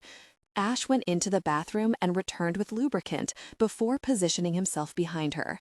Jace's gaze met Ash's over Bethany's body, and he sent his friend a silent warning. Ash rolled his eyes and heaved a sigh before he began squeezing out the gel onto his fingers. The moment Ash's fingers touched Bethany, she went still. Her head lifted so she was looking at Jace, and he could see the fire burning in her eyes. After their intimate night, Jace found himself going against his every instinct. He wanted to be gentle and caring, ease Bethany into the experience, and he demanded that Ash do the same. With any other woman, Ash would already be fully engaged in intimacy. "How you feeling?" Jace asked Bethany. "Think you're ready for us to deepen our connection?" Her eyes flew open, and she responded intimately, driving him very near insane. "My dear, you keep responding with such intensity, I'll never make it long enough to deepen our connection again." She smiled and continued their intimate exchange, allowing a moment of anticipation. Then she teased him playfully. "I'm ready," she said in a breathy, excited voice. "I want to be close to you both." Ash immediately withdrew, impatience flaring in his eyes. He wanted to deepen their connection every bit as much as Jace wanted to. "Come here," Jace commanded, reaching for her. She crawled up his body, positioning herself intimately. He reached down to guide himself as she rose up on her knees to let him prepare. "Take this nice and slow, baby. Don't want to hurt you." She planted her hands on his belly, her touch like fire on his skin. Then she slowly came down over him, and he watched every expression flash across her face and into her eyes as she slid down, enveloping him in her silken heat. Her eyes became half-lidded, the blue becoming smoky as she gradually worked her way down. She paused a moment, her gaze becoming wider as she worked to take the last 2 inches of him. She glanced down, checking the progress herself, and then, as if determined to take him the rest of the way, she looked back up, her determination glinting fiercely. She leaned forward, adjusting the angle, and then he was home with one firm push. He was bathed in her fire, liquid pleasure surrounding him, soaking him, pulling and clutching at him like a greedy mouth. He moved his hand and then grasped her hips, his fingers curling into her plump backside. Then, unable to remain still, he lifted his hands, gliding along her sides until he reached her breasts. He cupped and caressed, plucking at the nipples until they were puckered and rigidly erect. "Is it too much?" he asked hoarsely. "Really, hope not," Ash said in an equally hoarse voice. Jace's gaze drifted over Bethany's shoulder to see Ash on his knees, his features strained. Ash's eyes glittered with heat and lust, and then he reached forward, planting his hand in the middle of Bethany's back. Bethany flinched, reacting to Ash's touch. Jace's response was immediate. He pulled her closer to him, not wanting Ash's hands on her, which was laughable, considering Ash would soon deepen his connection with Bethany. Still, Jace met Ash's gaze, silently warning him to take care. He didn't care if it annoyed his friend. Bethany was too important. She wasn't one of their typical flings or a one-night stand. He planned for her to be around a very long time longer, and Shed, very sure, be close to him. The last thing he wanted was for them to scare her off and have her swear off any further contact with Jace. "Need you to relax for me, love," Ash said, his hands finding Bethany's back again. His palms skated over her shoulders, squeezing in a reassuring manner. "I'll be easy and take it as slow as you need me to. Going to be very much tighter with Jace already close to you. Your body won't want me to join." Bethany held her breath, evident in how still her body went and the fact that her chest wasn't moving. There was no fear in her gaze, but Jace could see uncertainty, as if she doubted whether Ash would be able to join them as he had before. Jace rubbed his hands up and down her body, over her breasts, soothing and petting, trying to relax her further. He nodded to Ash and then pulled Bethany further toward him so the angle would be better for Ash to join them. Ash rubbed lubricant over the condom, and then he gently prepared Bethany, applying the gel inside and out, easing her with his touch. "Okay, love, I'm joining you." Push back against me if you can, and don't fight it. Don't want it to hurt more than it has to. And once we're connected, it'll feel good, I promise. Her eyes widened and she let out a small whimper when Ash began to press closer. Jace could immediately feel an increase in pressure as Ash sought to join them. He groaned as Bethany's body responded to his presence. Bethany's lips thinned and she closed her eyes, strain evident in her forehead. "You okay?" Jace whispered. Her eyes opened and she breathed out, "Yes, fine, don't stop." "No way," Ash said. "Not stopping now. Take a deep breath, sweetheart. Going to deepen our connection all at once. I'm almost there. Better to get it done with." Even before she could suck in a breath, Jace felt the jolt of her body responding to Ash's presence, felt the exquisite closeness of her body contracting around him. The pressure was unbelievable, her body suddenly a tight embrace. He didn't know how he was going to move, but he figured he'd let Ash do most of the work. "Christ, she's responsive," Ash breathed out. "I knew this connection would be sweet, but this is unbelievable." Ash came to a stop, fully connected. He leaned over her back, nuzzling against her neck, giving her time to adjust to the sensation of their combined intimacy. "What do I do?" Bethany whispered. "I mean, what am I supposed to do? I feel like I can't even move, that if I do, I'll come apart." Jace cupped her cheek and rubbed his thumb in a soothing manner over her cheekbone. "You don't have to do a single thing, baby. We'll do all the work. I just want you to relax and enjoy the moment." "Okay," she breathed. "I can do that." Ash eased back, causing her body to ripple over Jace. He clenched his jaw, inhaling through his nose as he fought off the intensity. Then Ash pushed forward, gentle and slow. Bethany moaned and leaned farther into Jace, her breasts nearly touching his chest. Jace dropped his hands to her waist, curled his fingers underneath her backside, and lifted slightly, arching up as he lifted. Soon, he and Ash found a rhythm they were well used to, and they took turns, moving and retreating. "Never imagined this," she said in a strained voice. "It was never this good before." Ash chuckled. "Told you, sweetheart, you've been with the wrong men." She stiffened momentarily, and Jace wanted to kick Ash for bringing up what was evidently a tender subject for her. But then, what woman wanted to be reminded of the other men she'd been intimate with while she was connecting with someone else? For that matter, the very last thing Jace wanted was to be reminded of the other men who'd been close to Bethany first. Jace lifted his head and took her mouth, kissing her deeply, mimicking their intimate connection. He curled his hand around her nape, tangling in her hair as he anchored her against his mouth, deepening their closeness. He wanted to be as deeply connected to her in as many ways possible: mouth, tongue, and body. He wanted to be close to her, and not just physically. Her mouth moved up and down over his as Ash put more force into his movements. She gasped every time Ash deepened their connection, the soft sigh escaping into Jace's mouth. He swallowed them up, sucking in the air she breathed. His body ached, his desire was overwhelming and intense, ready to reach its peak. He fought it, wanting her with him, wanting to ensure she received pleasure before he found his own. Ash's hands slid around between her and Jace, cupping and molding her breasts. He tweaked at the nipples, and her kiss became more urgent against Jace's mouth. She moved and responded as much as she was able, enveloped in their combined presence.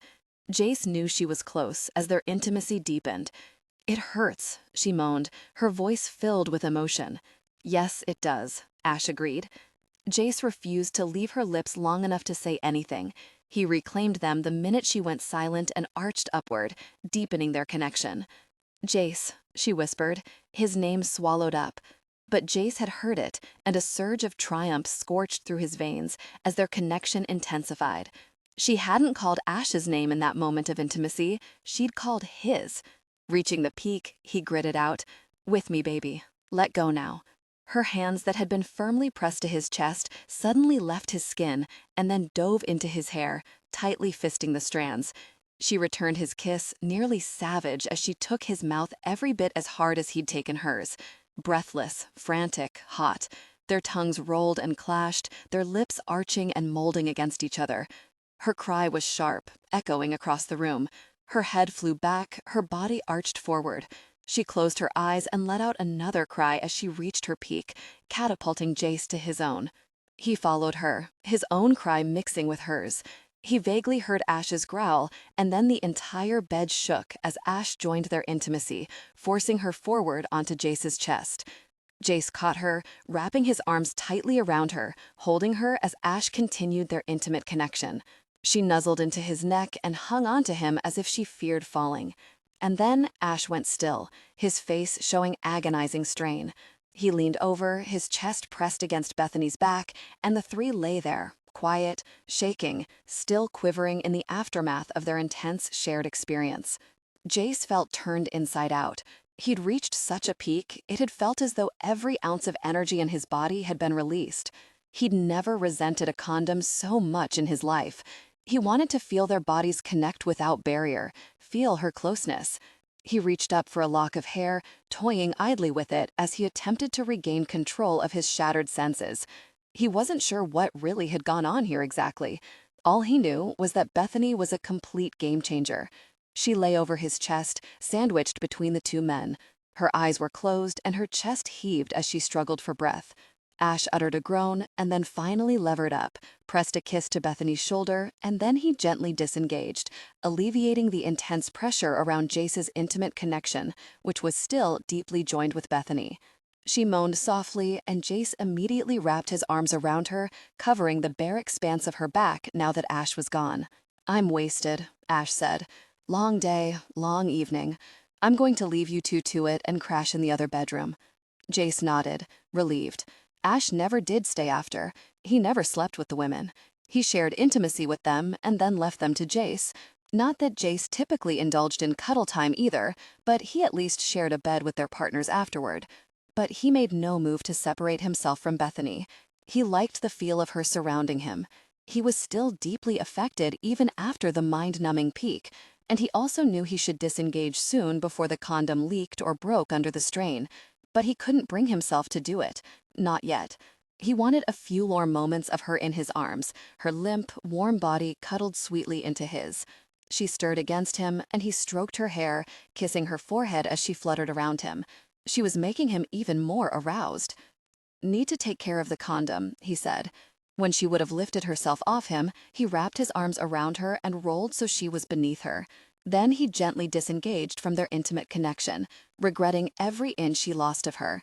Her eyes were a mixture of sleepy and confused, almost as if she couldn't quite process what had just taken place. That made two of them. He had no idea what really had happened. He could safely say he'd never felt so possessive over a woman, much less one he'd only met a few hours ago, and one he knew nothing about. It was a situation he'd remedy immediately. His nature was to control, to come in, take over. It was what he wanted now. It was his first instinct, to lay down the law, inform Bethany that she was his and that he'd take care of her now.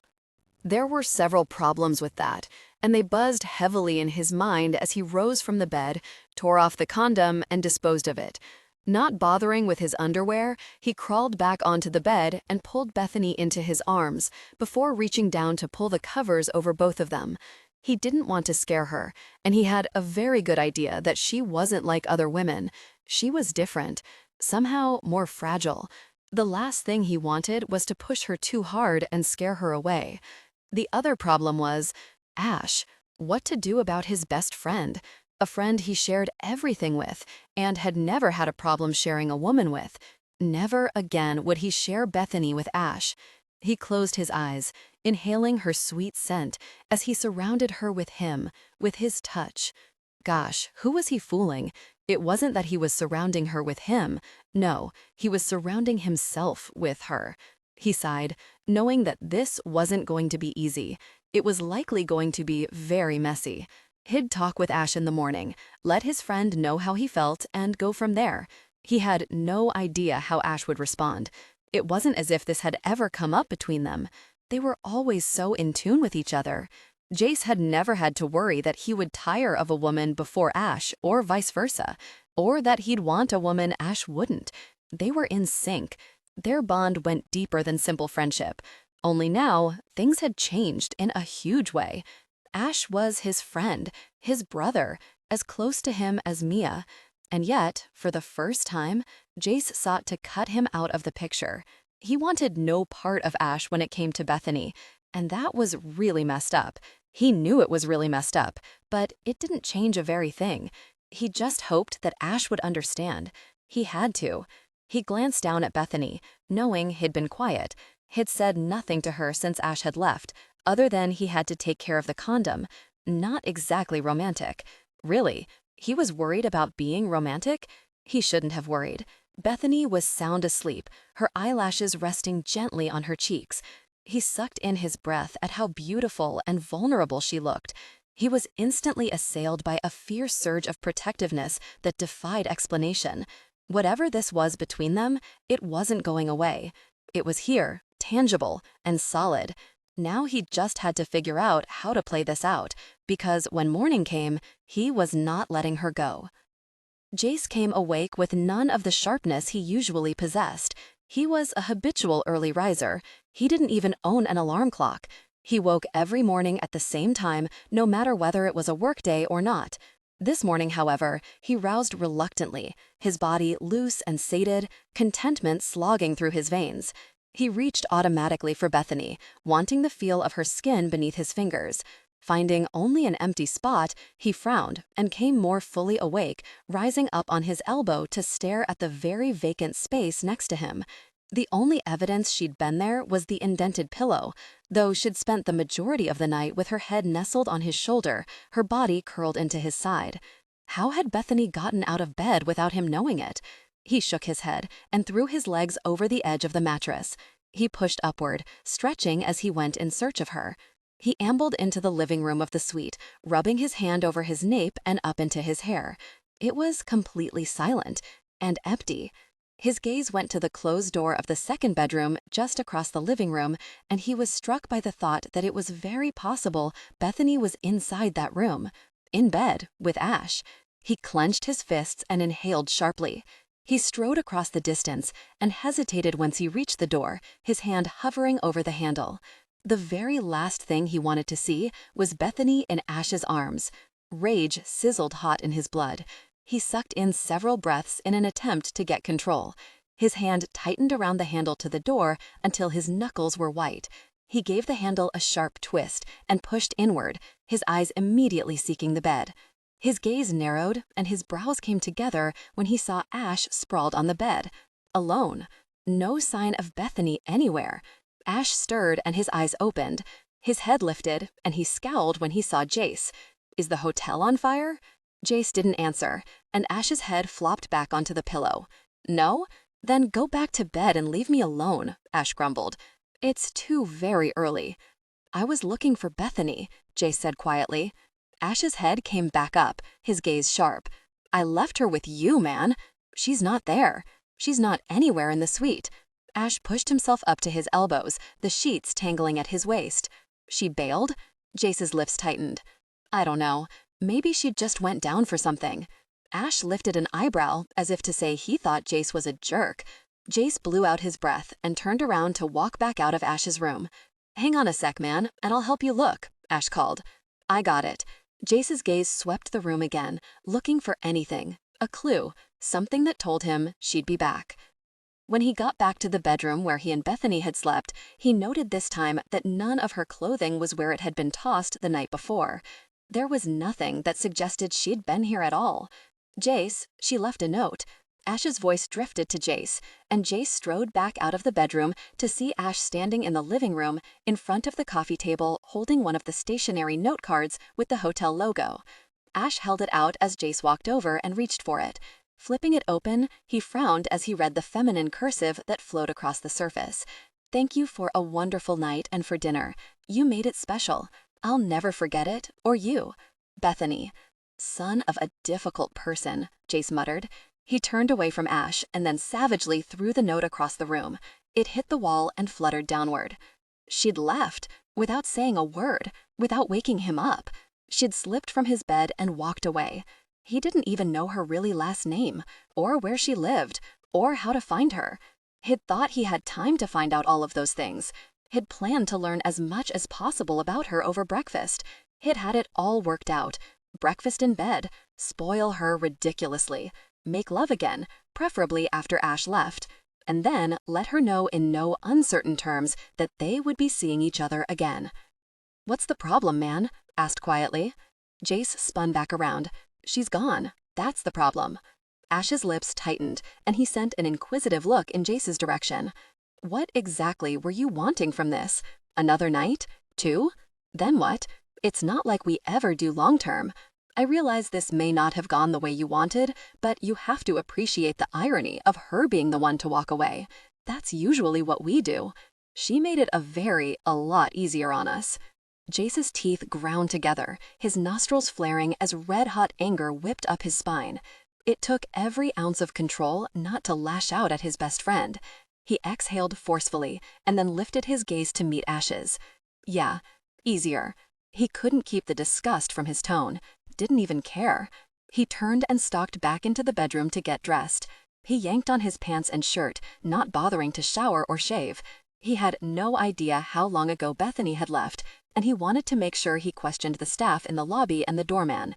His mind was already working through his options when he walked back through on his way to the door. Jace? Ash called. Jace paused and turned to see Ash still standing in the living room, a troubled expression on his face. What's going on, man? You've acted differently with her from the moment you saw her at the party. We've been with a lot of women together, but last night, you didn't act like you were down with what we were doing at all. I wasn't, Jace said quietly. Then why did you do it? Jace stared at him a long moment. Because it's what I had to do to have her. Without waiting for a response, Jace turned and left the room. He got on the elevator and stabbed the button for the lobby and simmered with impatience as he waited for the doors to close. Yeah, Ash was going to think he'd lost his really mind. Maybe he had. He certainly couldn't explain this. He didn't even know what to call it. Obsession? He knew it wasn't simple lust. He'd experienced that plenty of times. Lust was uninvolved. Lust was about sex and sating a need, physical release with no emotional involvement. And yet, how could he possibly think he had an emotional connection to Bethany when he knew nothing about her? He stepped off the elevator with purpose. She may have run, but he was very well going to haul her back. Half an hour later, he was ready to put his fist through a wall. After questioning every single employee who may have seen her, had gotten exactly nowhere. The doorman reported seeing her walk out of the hotel just after dawn. She hadn't asked for a cab, hadn't hailed one herself. She'd simply walked away. Without a really coat. It was half raining, half snowing, and it was very cold. And she'd walked out without a coat. What frustrated him even more was that he wanted to track down the catering service and demand information on Bethany, but it was Sunday, which meant that until Monday, he was in a difficult situation. Jace got out of his car after telling his driver to circle and wait, and then pulled up the collar of his coat to prevent the drizzle from sliding down his neck. He hurried toward the women's shelter that was sandwiched between an older Catholic church and a soup kitchen on the fringes of the Hell's Kitchen neighborhood. It would be getting dark soon, a fact that aggravated him, not because of the approaching evening, but because it had taken him all day to gather the information he wanted. And it had taken until now to track her down. The only information the catering service had on file was her full name and this address. Had Bethany listed another employer as her contact information? He could have called the shelter to get information, but the moment he'd gotten the barest hint of where she might be, he'd left his office and had come straight here. He ducked inside the door and shook off the rain. An older woman looked up from where she sat at a desk a short distance from the door, alarm in her eyes. He supposed it wasn't an ordinary occurrence for a man to burst into a women's shelter. And if his employees were anything to go by, he'd been brooding and moody the entire day, so he was sure he didn't look very friendly. "Can I help you?" she asked as she hurried forward. His gaze swept the interior, taking in the smallness, the sparseness of the room, and it was merely a room. Cots filled most of the space. There was a sitting area toward the back, with a dilapidated couch and a few odd chairs situated around a television. There were maybe 10 women in view, and he was struck by how subdued they were.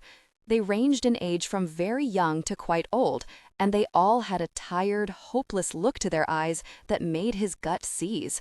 Was this what his Bethany did?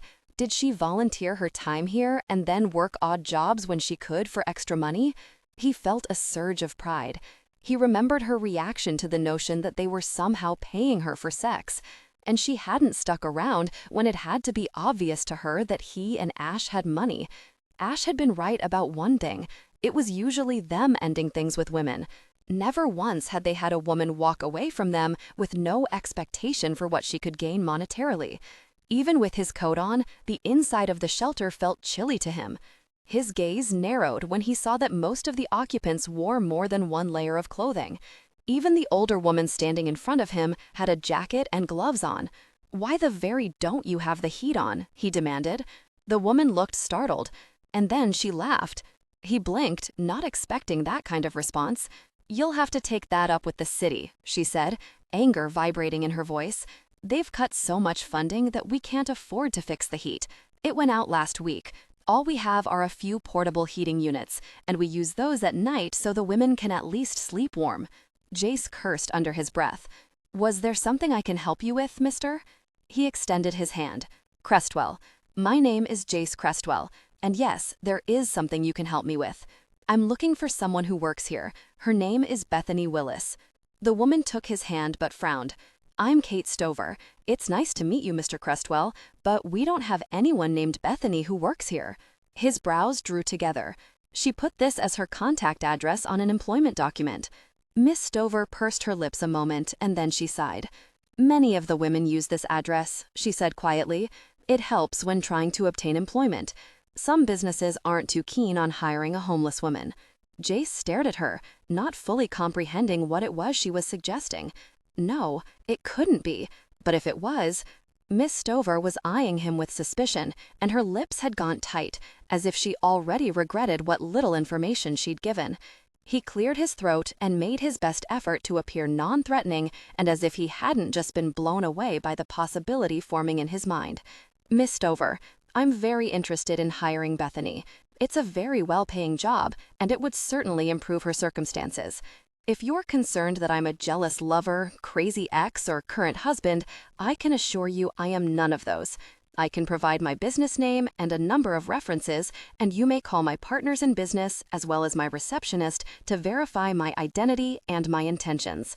As he spoke, he shoved his business card at her and watched her eyes widen in surprise. She stared up at him, studying him a long moment.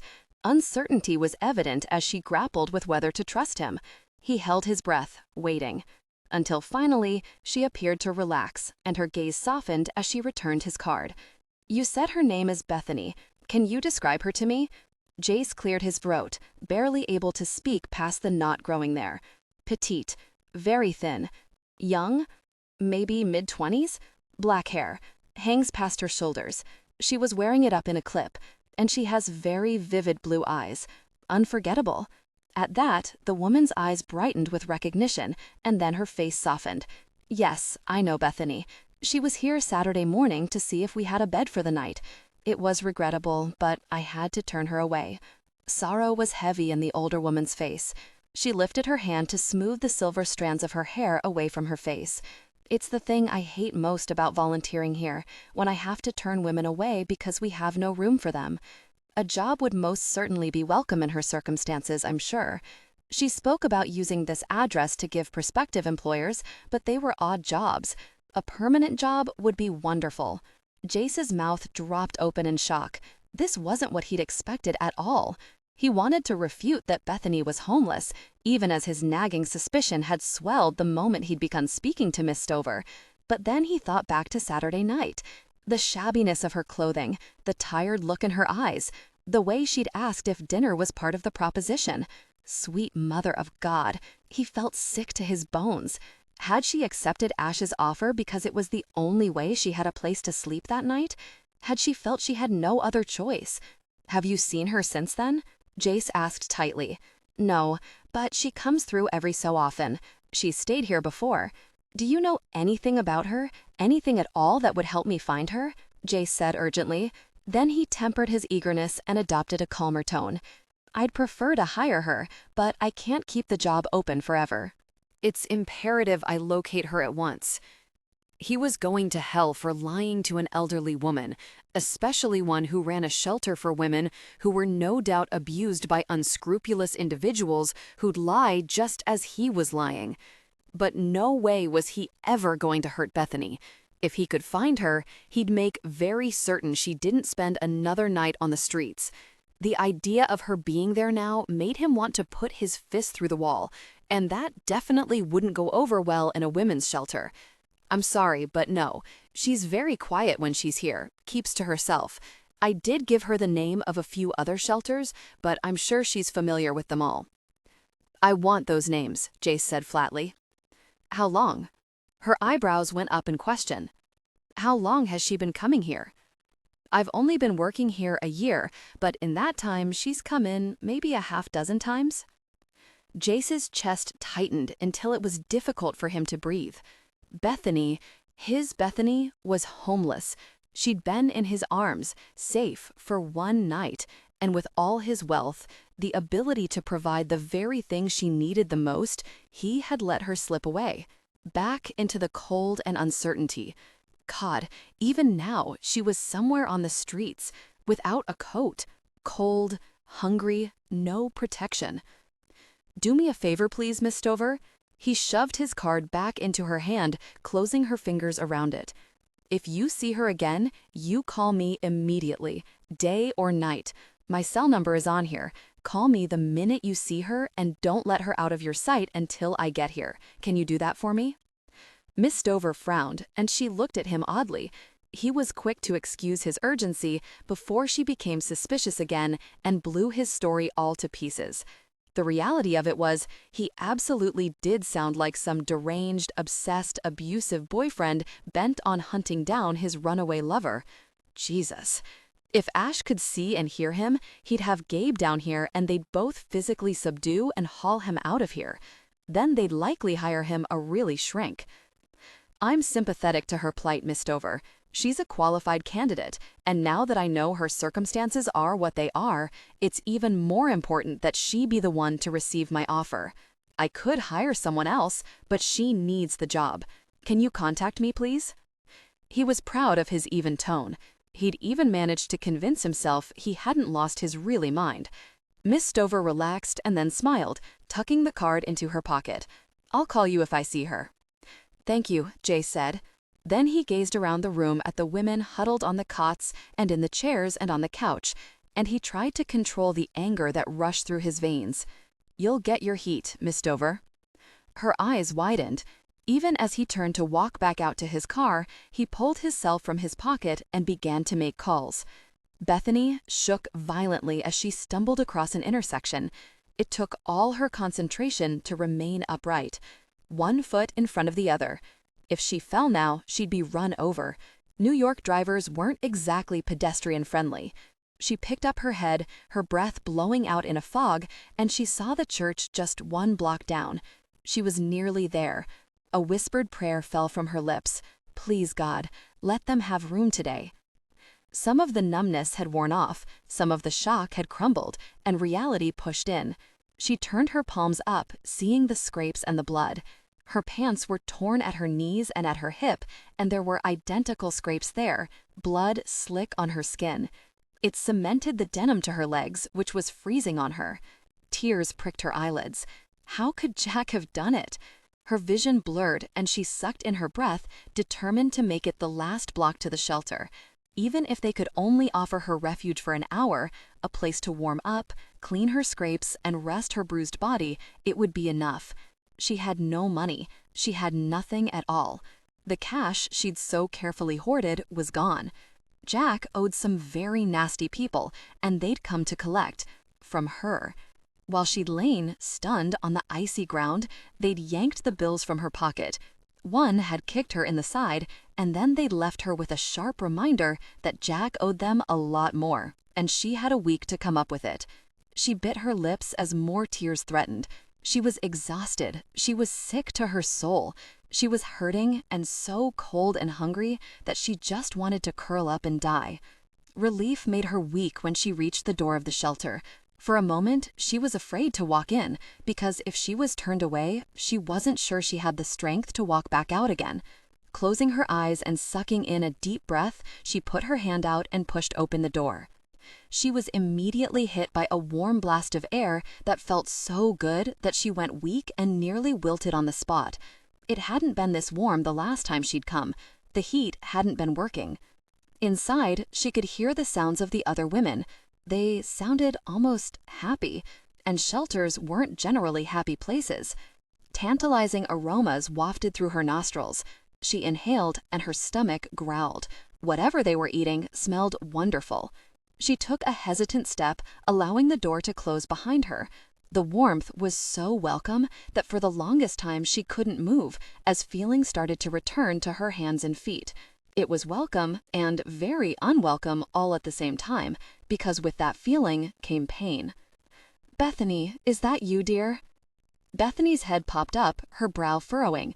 She hadn't ever given her name here, had she?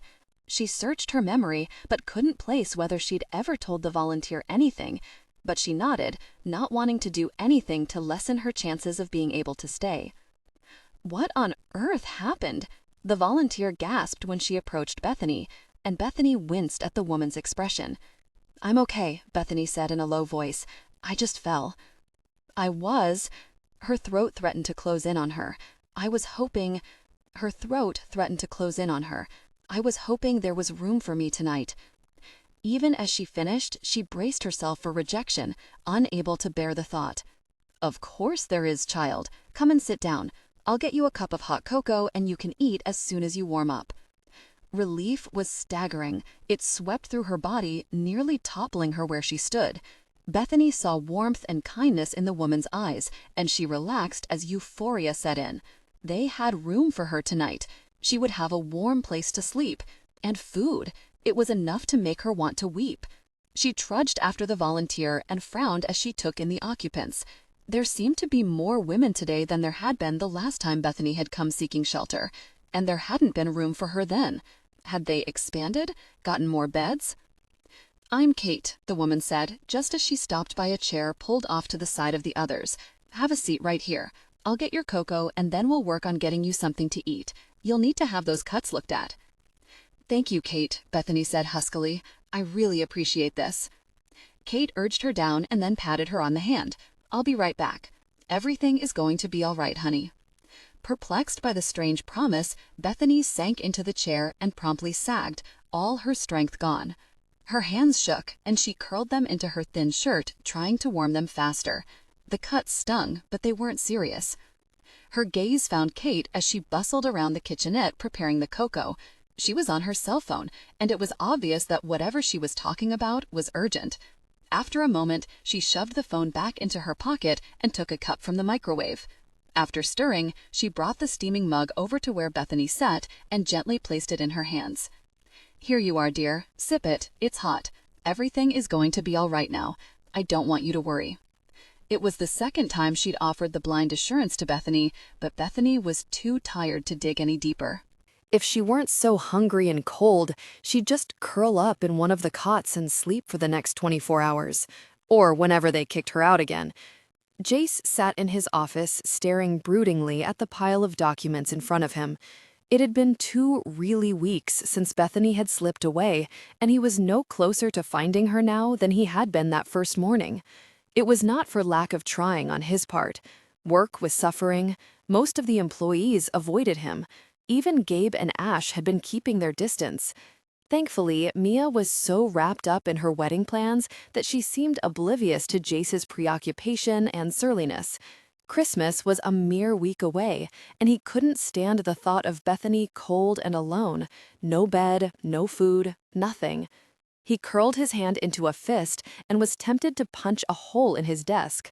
His door opened, and he was about to snarl out a dismissal to whoever intruded on his privacy when he saw Ash walk in. Something in his friend's expression stopped his retort. Ash was, well, he was typical Ash. Irreverent, didn't give a really, was rarely serious. Today, though, he looked serious, like he had something on his mind. "Gosh, is your family harassing you about Christmas?" Jace growled. There was really only one thing that ever got under Ash's skin: his family. Ash spent most of his time and holidays with Jace and Mia. They'd taken Mia to the Caribbean at Thanksgiving just a few weeks ago to help nurse her broken heart when Gabe had pushed her away. Thank God that rejection had been short-lived, but it was true that Ash spent far more time with Gabe, Jace, and Mia than he ever had with his own family. "There's something you should see," Ash said in a quiet, serious tone that wasn't typical for him. Alarm skittered up Jace's spine and circled his neck in a chokehold. "Is something up with Gabe and Mia?" he demanded. He'd kill the jerk if he broke Mia's heart again. Ash flopped a folder down on Jace's desk. "You'll probably be annoyed at me over this, but I'm your friend, and this is what friends do. You'd do the same very thing for me." Jace's eyes narrowed. "What in the world are you talking about, Ash? While you've spent the last 2 weeks looking for Bethany Willis, I've been looking for information about her. You need to let this go, man. Walk away now. She's bad news." Heat washed through his veins as he stared back at Ash. "I'm going to pretend you didn't just say that I should forget about a homeless woman we were intimate with. A woman we clearly took advantage of, whether we knew it at the time or not. A woman who has no shelter, no food, no very coat to keep her warm." Ash held up his hand. "Just read the gosh darn report, Jace." "Why don't you just tell me why you think she's bad news?" Jace said acidly. Ash sighed. "She has a prior for drug possession. She hasn't held a steady job, ever. She was in foster care most of her life. Graduated high school, but never went on to college." Jace's jaw ticked, and he stared down at the folder on his desk. Then he lifted his gaze back to Ash, who stood there staring at him. And you don't think those are very good reasons to help her now? If you were only helping her, no, Ash said. But you and I both know you aren't just helping her. You're really obsessed with her, Jace. I've never seen you like this. You need to snap out of it. We were intimate with her. Yeah, we've been intimate with a lot of women. Not sure why this one stands out from the rest. Jace surged upward, ready to take Ash's head off when his cell phone rang. He yanked it up, checking the incoming number, but it wasn't familiar and wasn't tagged in his contacts. Normally he'd ignore it, but he hadn't ignored a single call since he'd been searching for Bethany. Jace Crestwell, he said shortly, still glaring at Ash. Mr. Crestwell, this is Kate Stover from St. Anthony's Women's Shelter. Jace's pulse accelerated and he dropped into his chair, shutting out. Yes, Miss Stover, how are you? She's here, Kate said bluntly. She just came in. She's hurt. His stomach bottomed out and fear was thick in his throat. What? What happened? I don't know. As I said, she only just arrived. I have her sitting down and I'm making her a cup of hot chocolate now. She doesn't look good, Mr. Crestwell. She's clearly frightened and exhausted, and as I said, she's injured.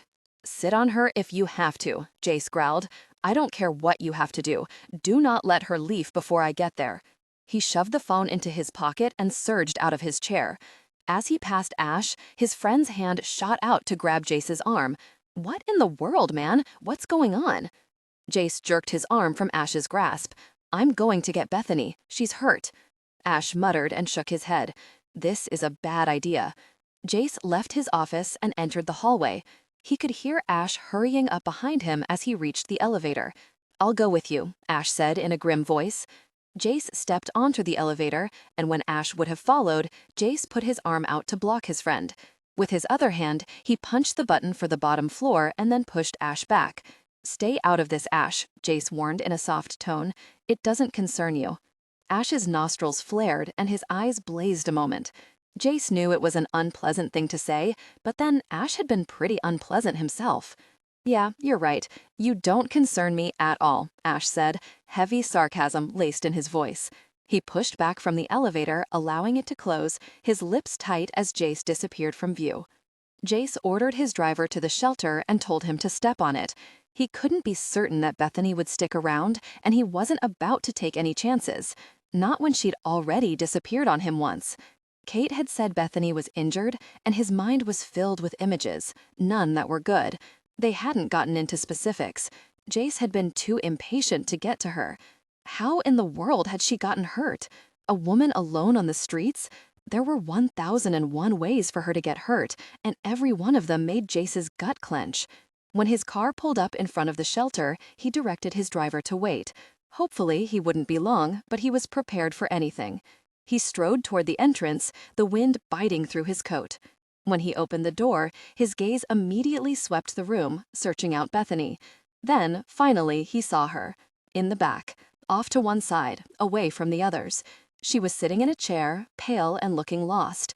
Still, he drank in the sight of her, relieved beyond words that she was here. He could see that her pants were torn at the knees and on one side. He could also see the bloodstains on her clothing and the raw scrapes on her elbows. What in the world? Before he could start over, Kate stepped in front of him, her face creased with worry. Will you be taking her with you, Mr. Crestwell? Oh yes, he said quietly. She's coming with me. I'll take care of her, I promise. Kate's expression eased.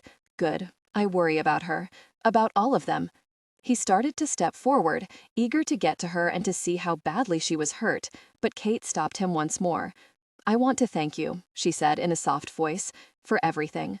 The heat, the food, the generous donation. Look around you, Mr. Crestwell. All these women have a warm place to sleep and food to eat because of you. Jace grimaced, uncomfortable with her gratitude. He nodded briefly and then headed for Bethany. Her eyes were closed. She looked asleep sitting up.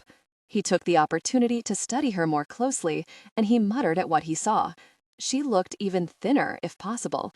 There were shadows under her eyes, she was pale, and she was hurting. He knelt quietly in front of her.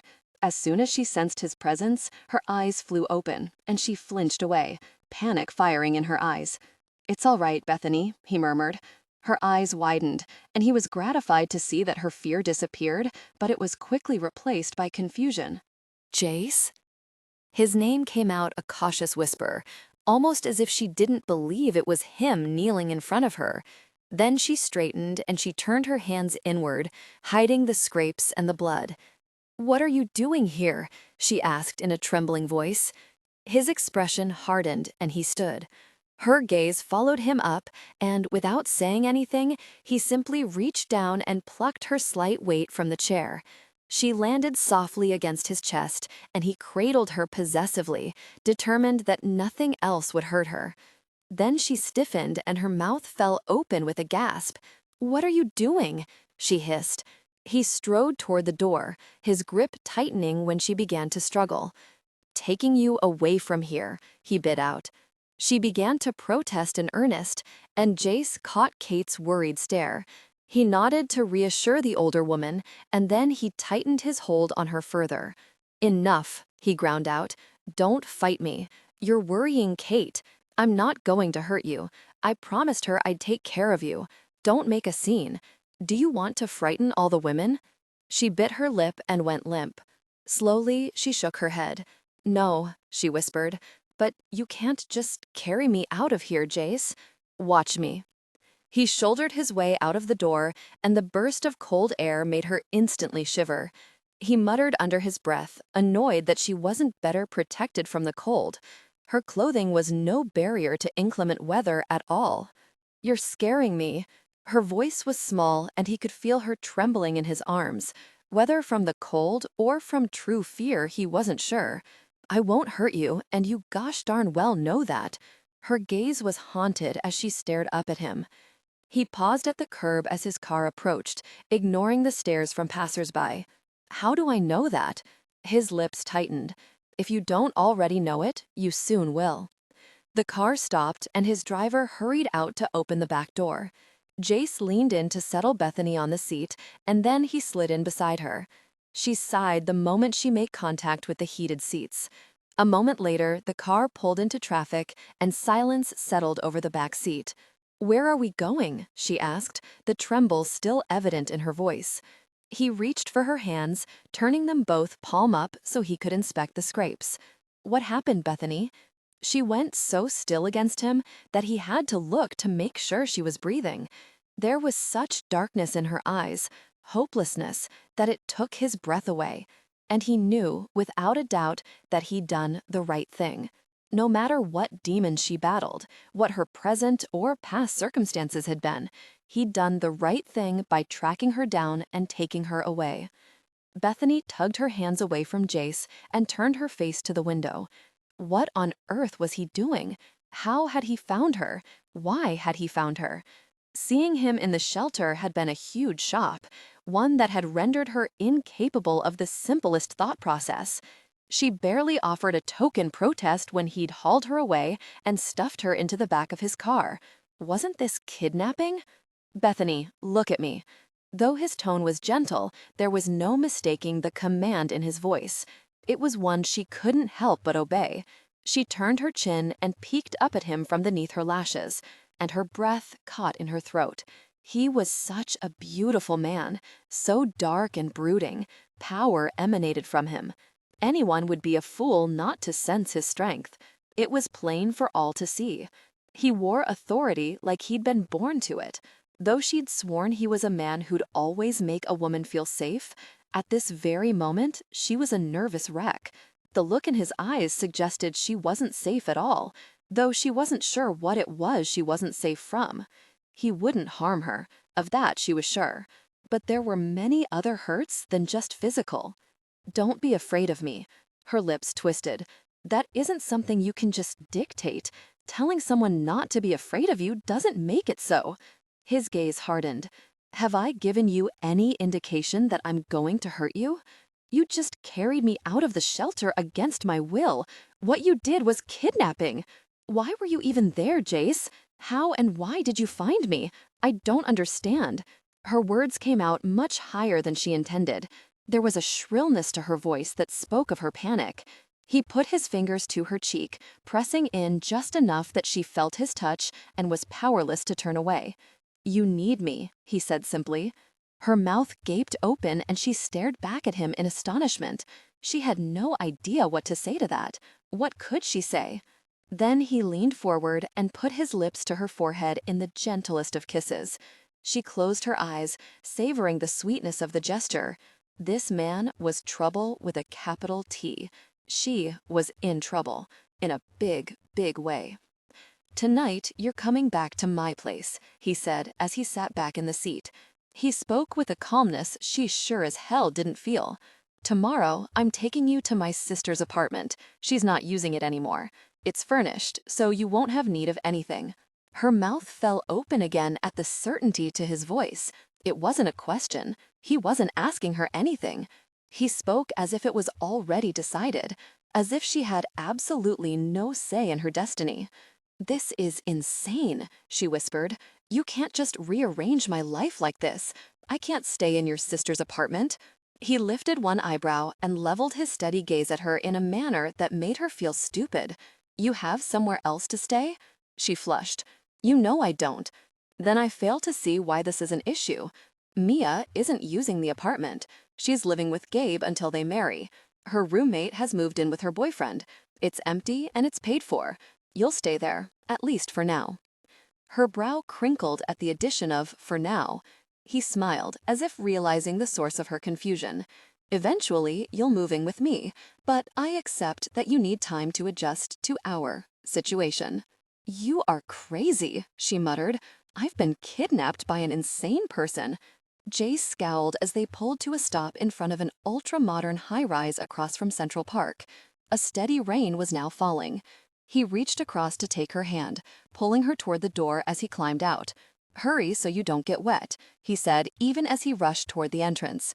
She was forced to run to keep up with him, and by the time they got inside, she was out of breath. She grimaced as the denim stuck to her knees ripped away, aggravating the scrapes all over again. Jace saw her expression and he swore as he stared down at her torn jeans. Taking her arm, he directed her toward the elevator and ushered her inside. Despite his effort to get them inside before they got wet, her clothes clung damply to her and she shivered. The elevator opened into an elegant foyer with marble floors and a huge crystal chandelier suspended from the ceiling. He nudged her forward and she stepped hesitantly into his apartment. "We need to get you out of those clothes, and I need to tend to your injuries," he said grimly. His statement made her hug herself tighter, as if she could keep her clothes on with her action. Yes, he'd seen her naked, but the idea of being naked in front of him again made her feel extremely vulnerable. She'd called him crazy, but she was more insane than he was because she was allowing this.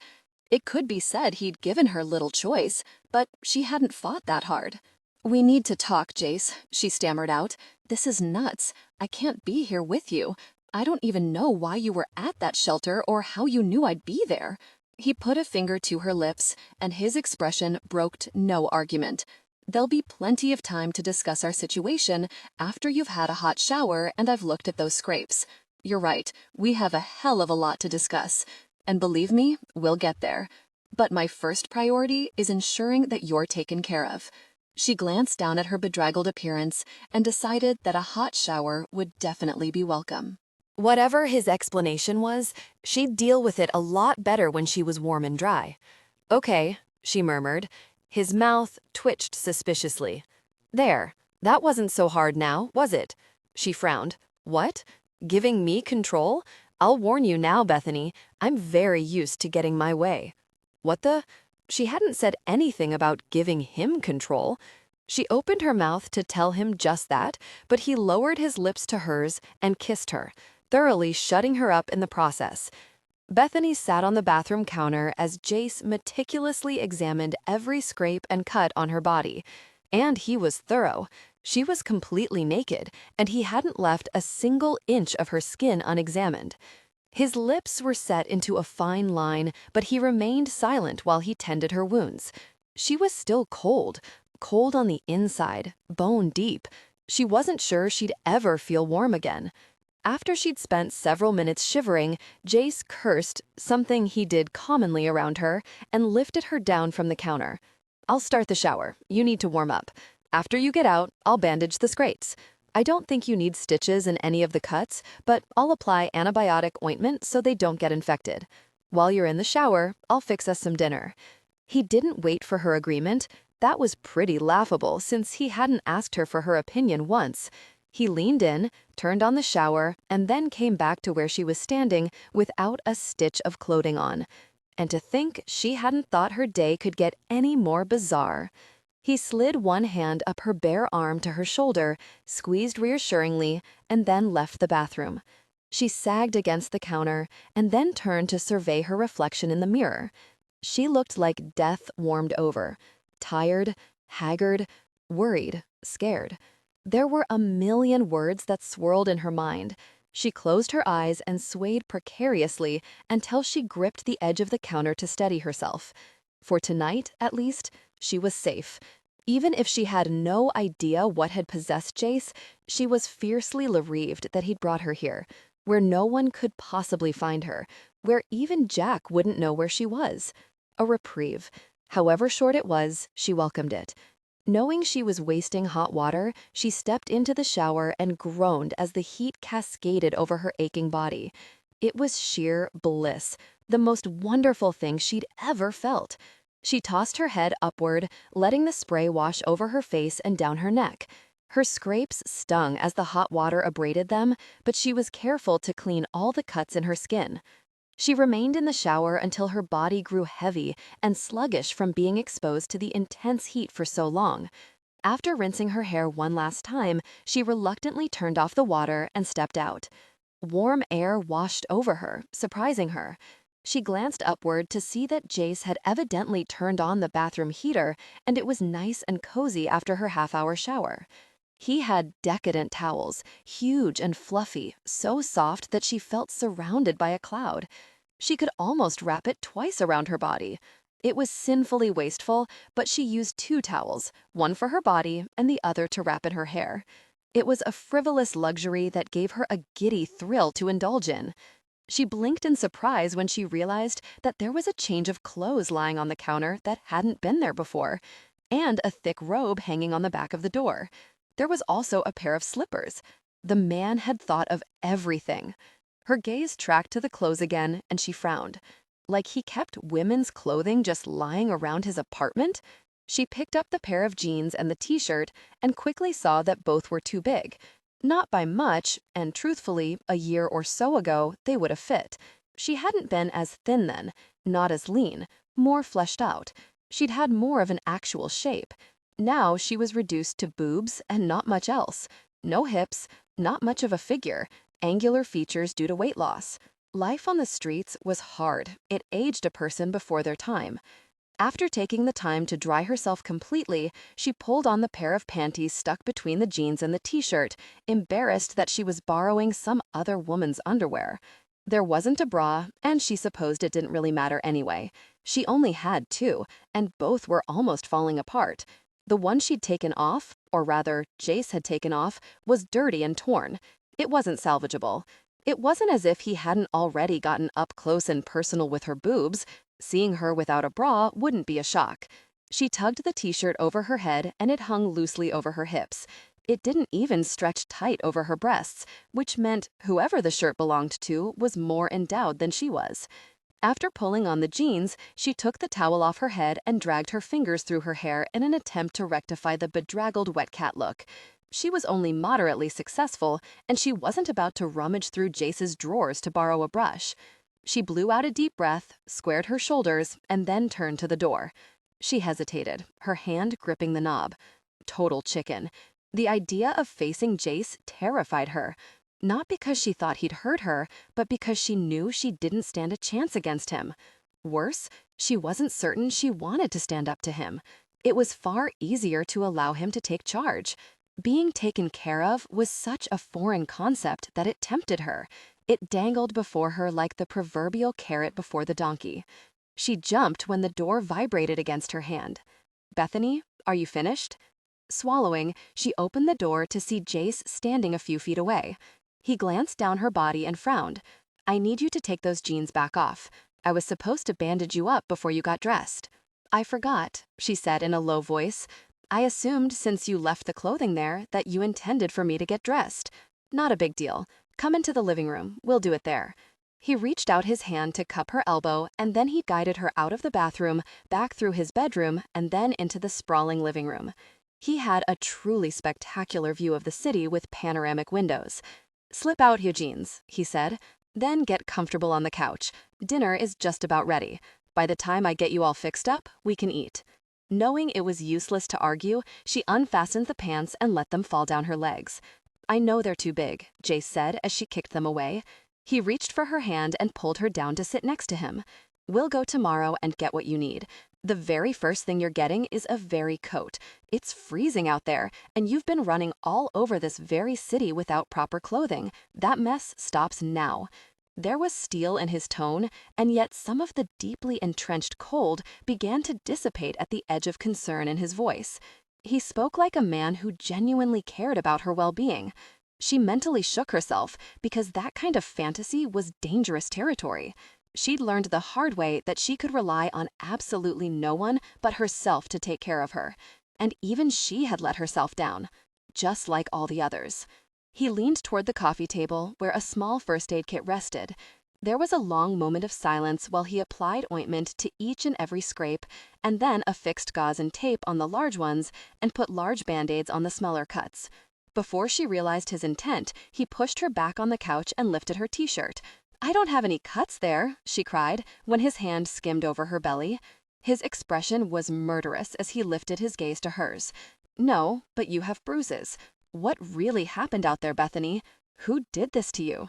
He sounded so pissed that she flinched from the anger in his voice. It was instinctive to withdraw. Self-preservation. A low hiss escaped his tight lips. "Gosh it, Bethany, I'm not going to hurt you." I will never hurt you, but I want to know what jerk did. You sound so angry. Hell yes, I'm furious, but not at you, baby. His voice softened as he called her baby, and something inside her went soft as well.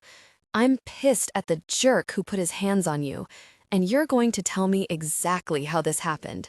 She went pale and her eyes widened. Then, when she hadn't thought he could do anything else to surprise her, he leaned over her and lowered his head to her ribs. He pressed a kiss to each and every bruise, his mouth so tender she barely felt the pressure. Dear God, how was she ever going to resist this man? "Do you need something for pain?" he asked. "I'm okay," she whispered, "just hungry." He immediately lifted his head, his mouth tightening once more. "How long has it been since you ate? And don't lie to me." She swallowed hard, but she didn't lie. 3 days. Jerk! His jaw bulged and he turned away as if collecting himself before he faced her again. When he did return his gaze, there was fire in his eyes, and he still looked as if he'd explode at any second. "You have to give me a minute," he muttered. He visibly inhaled and exhaled through his nose before finally rising from the couch. He put his hand down, palm up, waiting for her to take it and get up too. When she let him help her stand, he reached down to snag her jeans. Then he guided her hand to his arm and told her to hang on while she put her feet through the pants legs. After he fastened the fly, he took her hand and guided her into the kitchen. The entire apartment was an open concept with one room flowing into the next. The dining room, or rather dining area, was in front of the kitchen and off the living room to the side. There was an island bar combination, which enabled whoever was cooking to see into the dining room as well as the living room. He lifted her onto the high-backed bar stool and then walked around to the stovetop, where 3 different skillets were simmering. She watched with interest while he drained pasta and then tossed it into the skillet with the sauce. He gave it an expert twist and added seasoning before serving 2 plates. Lastly, he speared a chicken breast, which had been sautéing in the last pan, and sliced it into thin pieces before arranging it over the pasta. "Voila," he pronounced as he handed it over the bar to her. "I'm impressed," she said sincerely. "It looks and smells wonderful. I wouldn't have thought you cooked." He lifted an eyebrow. "Why not?" She felt heat bloom in her cheeks. "I don't see a lot of wealthy, eligible bachelors cooking for themselves." He laughed. I raised my younger sister, and at the time, we couldn't afford to eat out or pay someone else to do the cooking. I was just a poor college student trying to survive. Where were your parents?" His eyes flickered. "They were killed in a car accident when Mia was 6 years old." Bethany frowned in concentration. "You must be quite a bit older than her then if you were already in college."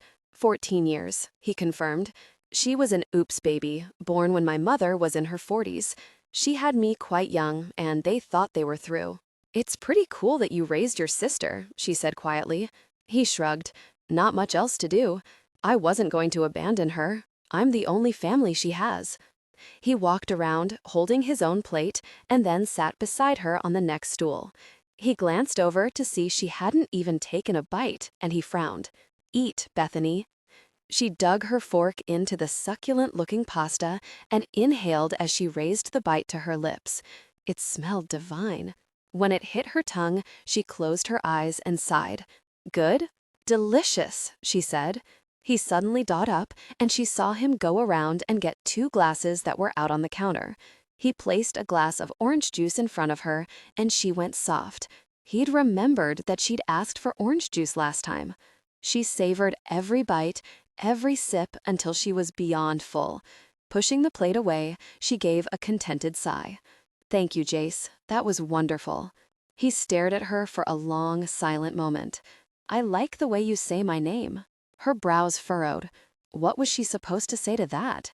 Knowing they had a lot to talk about, she absolutely had to tell him that she wasn't moving into his sister's apartment. She wrapped her fingers nervously around each other and peeked up at Jace. "Jace," she said softly, "we need to talk." He nodded, his lips pressed firmly together. "Bet we do. Let's go back into the living room. I have questions I still don't have answers to." She blinked and then drew her brows together. Before she could tell him that she was the one planning to do the talking, he urged her up from her chair and put a firm hand on her back to guide her into the living room. After parking her on the couch, he turned on the fireplace. She sighed as the flames licked upward. It gave the room such a homey feel, and then she shook her head at the absurdity of that thought. What would she know about a home? Home was what you made it, and she and Jack had made home out of some pretty barren places. Bleakly, she thought back to the places, or rather nooks, they'd made home over the years. In a few cases, she'd been fortunate to land a job for an extended period, and they'd actually gotten to live in a shabby efficiency motel. It hadn't been much, but she'd been delighted to have a permanent residence and not one they had to move in and out of based on occupancy.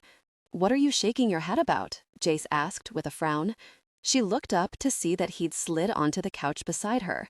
He was close, within touching distance, and his heat and scent wrapped around her, warming her from the inside out.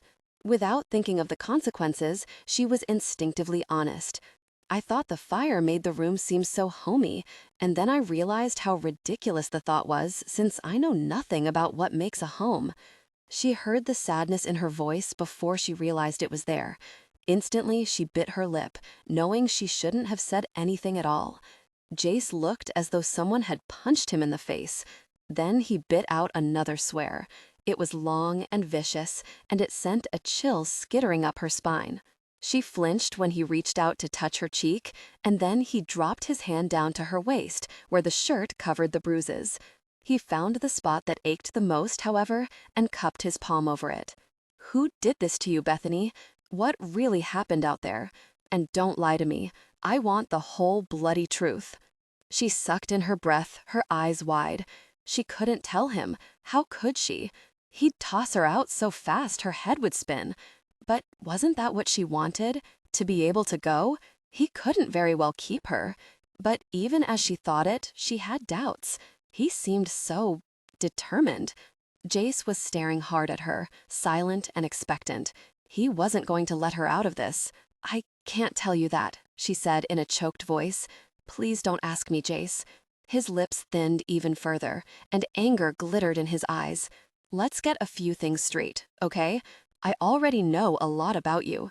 You're homeless, you have a prior drug possession charge, you haven't eaten in 3 days, you have no money, no place to sleep, and someone out there put their really hands on you. All the blood drained out of her face. Her stomach knotted viciously, and shame crawled over her shoulders and seized her by the throat. She gave him a stricken look, her humiliation so keen that she wanted to cry. Jace moved his hand from her abdomen up to cup her cheek. He brushed his thumb tenderly over her cheekbone, his gaze softening as he took in her horror. "Bethany," he said in a quiet voice, "I knew all this before I came for you. Doesn't that tell you anything?" "I don't know," she whispered, unable to look at him any longer. She dropped her gaze, closing her eyes. She felt so unworthy, and she hated that feeling, hated it with a passion. She'd spent a lifetime feeling unworthy, unlovable, not good enough. "Look at me," he said firmly. When she hesitated, he lifted her chin with his hand until her face was directed toward him, but her eyes were still shut. "Open your eyes, baby." When she did, her vision was obscured by the sheen of tears that threatened. "Don't cry," he said huskily. "What it says is that it doesn't matter to me. I knew that about you, and I still went to the shelter. I've been looking for you for 2 very weeks. I've scoured every freaking shelter I could find, hoping like hell to find you in one of them. And when I didn't come up with you anywhere, it made me livid, because I knew you were out there on the very streets, cold, hungry, and alone, where I couldn't protect you, where I couldn't make sure you had enough to eat, where you didn't even have a really coat to keep you warm." Despite his command for her not to cry, a tear slipped down her cheek and collided with his hand. He leaned forward and pressed a kiss to her face, and then he kissed his way upward, removing the damp trail. "Now, tell me who did this to you," he said, anger vibrating in his voice. "I want to know everything. I'm going to take care of you, Bethany, but I have to know what I'm getting into here." She shook her head adamantly. "You can't. Jace, I can't move into your sister's apartment. You can't just sweep in and take over. Life doesn't work that way. It never has." Impatience glittered in those dark eyes. "Life works however the hell you make it work, and the hell I can't take over. Not to hurt your feelings, baby, but you haven't done such a great job taking care of yourself." "But why?" she burst out. "I don't get it. I was a one-night stand for you and Ash. I can't do that again. You were my relapse. I can't go back down that road. I won't. I've worked too hard to get to this place." She was shaking by the end of her outburst, and deeply shamed that she'd just blurted all that out. Wasn't it bad enough that he knew about her arrest? Now he'd think she was a whore on top of being a drug addict. "What place?" Jace demanded. "A place where you have no home, nothing to eat? To a place where I could gain back my self-respect," she said quietly. She edged backward on the couch, ready to bolt toward the door. Jace seemed to know exactly what she was contemplating. He moved fast, before she could even blink. He was right up next to her again, arm wrapped around her waist. Trapped. She wasn't going anywhere. "Start talking. Everything, Bethany. Tell me what you mean by relapse. And then you're going to stop avoiding the question I've asked you 4 times already. I want to know who really put their hands on you," he said menacingly. Not knowing what else to do, she leaned into his chest, burying her head on his shoulder. He seemed surprised, but then he wrapped both arms solidly around her, surrounding her with his strength and warmth. He rubbed a hand up and down her back, and he pressed kisses to her hair. And he waited. He sat there with her firmly in his embrace, and he remained quiet, almost as if he could see her struggling to work up the courage to tell him what he wanted to know. There was no way he'd want her after she told him everything. No way in hell. One part of her was relieved. It solved the issue of him taking over and butting into her life. But a huge part of her was devastated. Jace was pure temptation. He did and said all the right things. Things that went straight to her heart, and worse, they inspired the one thing that she'd given up long ago: hope.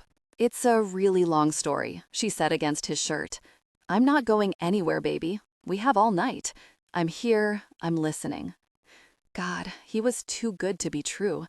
She closed her eyes and inhaled sharply, sucking in the smell of him. And then, finally, she drew away.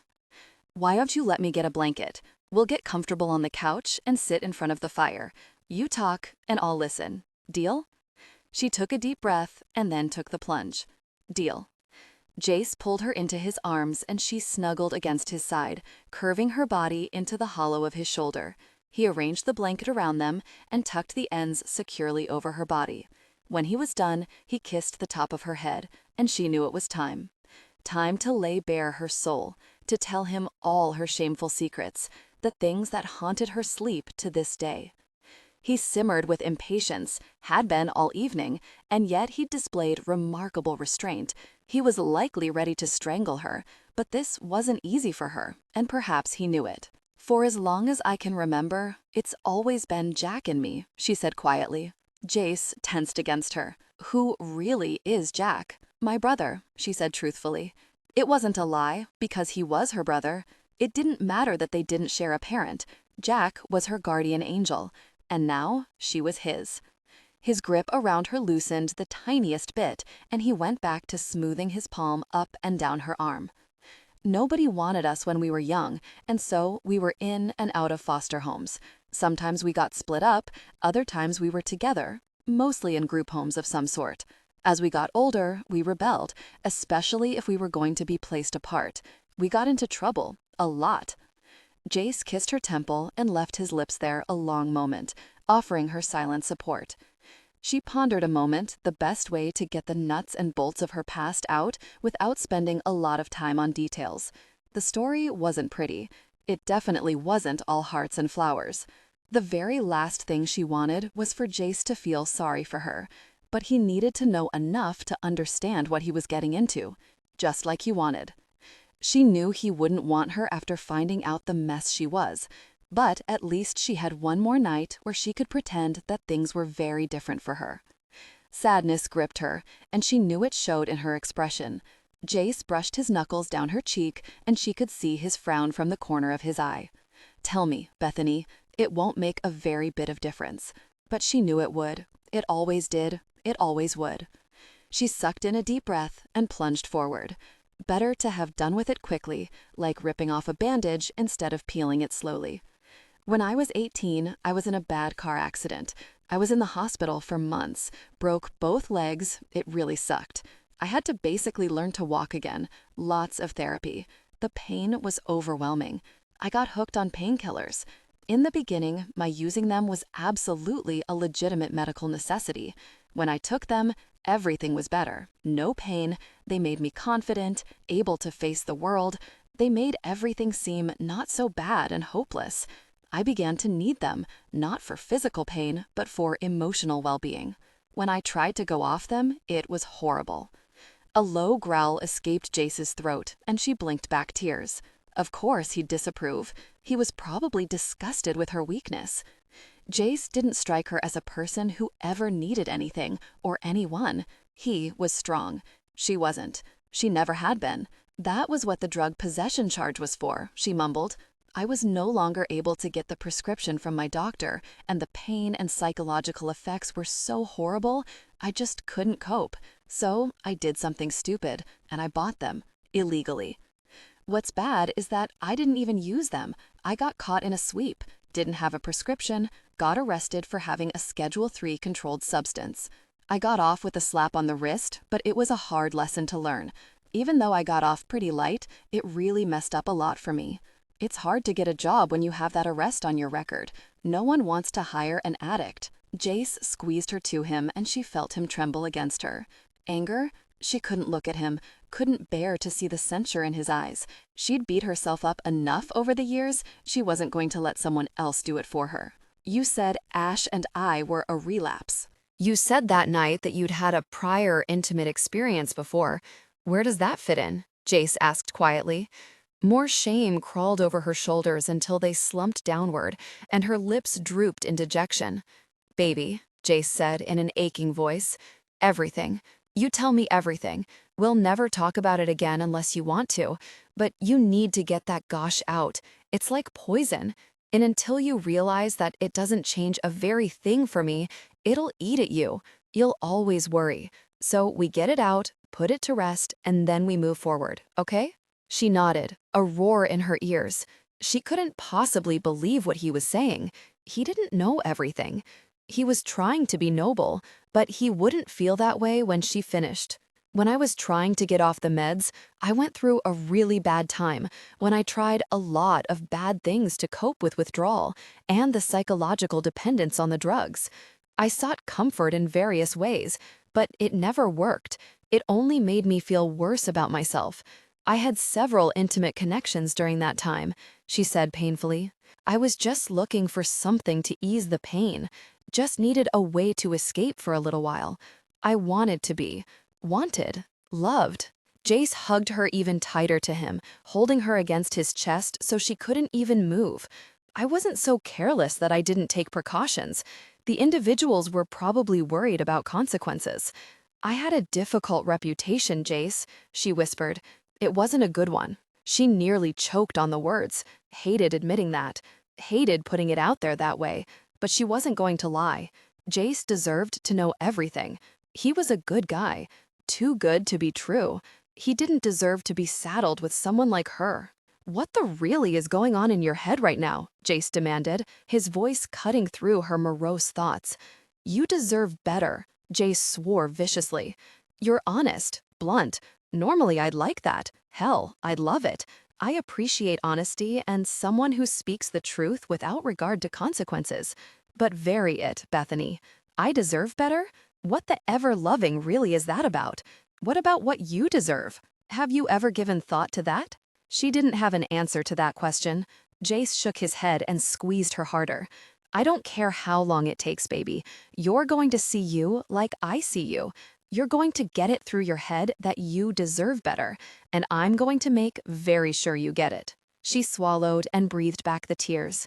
How could he see her as anything? He didn't know her. What else? Jace asked. Give it all to me. Get me to where you are right now. There's not much else to tell, she mumbled. After the drug possession charge and the string of meaningless relationships, things just disintegrated. It was my fault. I could have done better. I could have been more responsible, but I wasn't, and I paid the price. No one would hire me, and I didn't have the money to go to school and make a better life by getting an education. The accident took so many months out of my life, and I was tired and beaten down. I couldn't even think beyond the next day, much less look ahead a few years to see what life could be like down the road. Jesus, Jace muttered. How old are you now? Her brows scrunched together. Your investigation didn't tell you that? I said I knew a lot. I didn't say I knew everything, he said dryly. I hit the important points. Your age doesn't mean anything to me, unless you tell me you're still a minor. The attempt at a joke heartened her, injecting just a tiny bit of lightness into her chest. I'm 23, she said, wincing even as she said it. Way too old not to have her gosh together. Way too old to be homeless, uneducated, and jobless.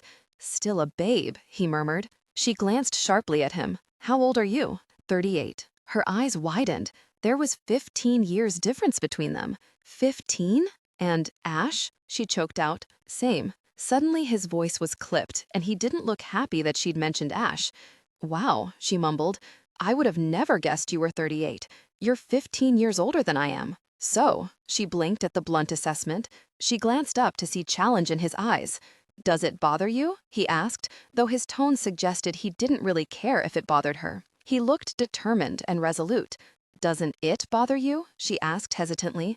Surely there are more sophisticated women you could have. Educated, older, better. His jaw bulged as he clenched it.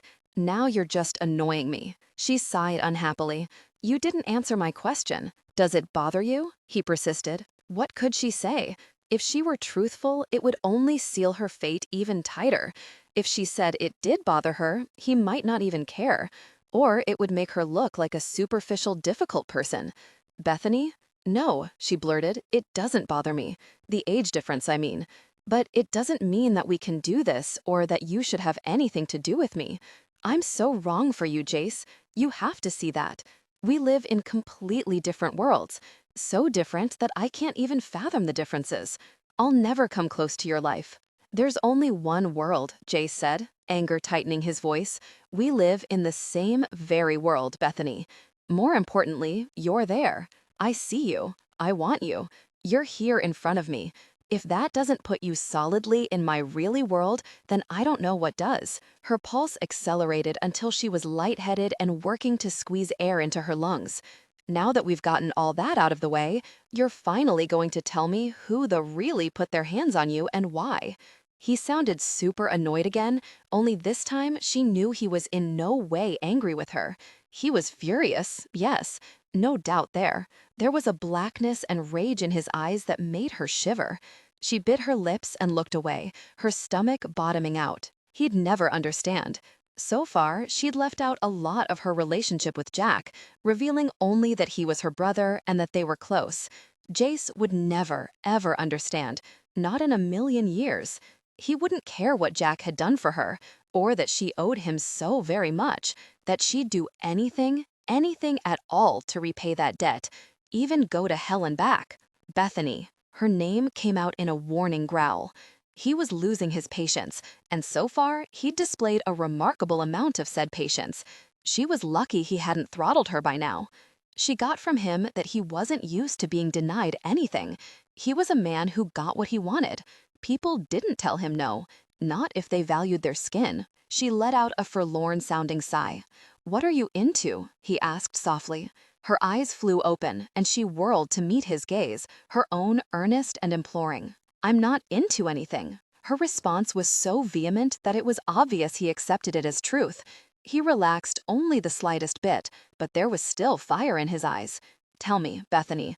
Don't make me ask again." The authority in his voice made her pulse react. Power emanated from him. Her heart thudded painfully against her chest wall, and she licked her lips repeatedly as she worked up the courage to tell him the last of it.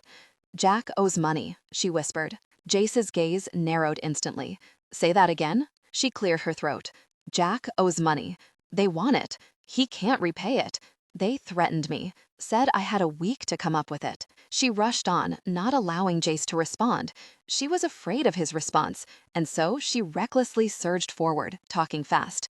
She was probably incomprehensible, but at the moment she didn't care. "I can't come up with that kind of money in a month, much less a week. Jobs are hard to find right now. Everyone picks up odd jobs during the holidays, and I don't look the part to do the better stuff. They took all the cash I had. It was all I had to eat with, to survive on until the next job comes through. I don't know what to do, Jace. I'm terrified for Jack." Jace's mouth gaped open, and he stared incredulously at her. "You're scared for Jack?" She nodded. "You're scared for Jack," he said again, with more emphasis. Again she nodded. "Gosh, really? Very. Those jerks came at you. They hurt you. They really threatened you. And you're scared for Jack?" "Yes," she whispered. He exploded in a litany of eyebrow-scorching curses that had her wincing. He turned, letting her loose as he sat forward on the couch, his hands clenched together between his thighs. "Jerk," he snapped. "Did it ever occur to you to be scared for yourself?" She swallowed and nodded. "After today, yeah." He turned swiftly back to her. His eyes sparked with anger. "What I want to know is how they even knew about you," he said in a soft, furious voice. It was a question Bethany had asked herself, repeatedly, ever since they'd shoved her to the ground, stolen her money, and kicked her in the ribs. Why had they come after her? How did they even know of her existence? Jack wouldn't. She shook her head, because she was being stupid. How else would they have known? How would they have known how to find her? Jack had to have told someone, and that broke her heart. Tears pricked her eyelids and they stung. It was like having acid in her eyes. "Tell me what happened, Bethany," Jace said in a more gentle tone. He was holding her again. She was against his chest, cradled in his arms. His lips pressed to her hair, and his tone was soothing and infinitely tender. She closed her eyes as her warm tears collided with Jace's shirt. "They knew how to find me," she choked out. "I don't know how." Liar. She knew. It was the first lie she'd offered Jace, but somehow admitting the truth made it irrevocably so, and she couldn't deal with that right now. Denial was kinder. "They shoved me to the ground. It's how I got the scrapes and cuts. They told me I had a week to get the money Jack owed them. Then they stole the cash I had out of my pocket. They left and said they'd look me up in a week and that there was nowhere I could hide from them. They told me they'd find me, no matter what. Really awful people, Jace spat. Very cowardly, despicable individuals, preying on a defenseless woman instead of the jerk who borrowed the money in the first place. And Jack let them.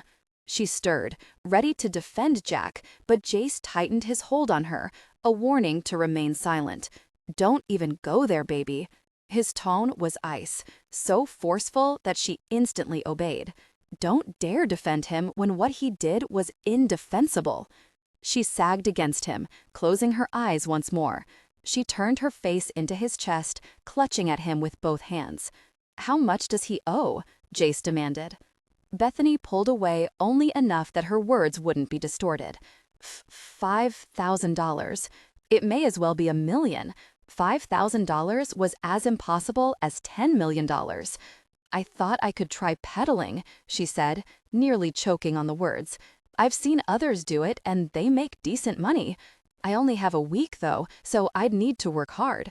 So maybe you understand now why I can't move into your sister's apartment?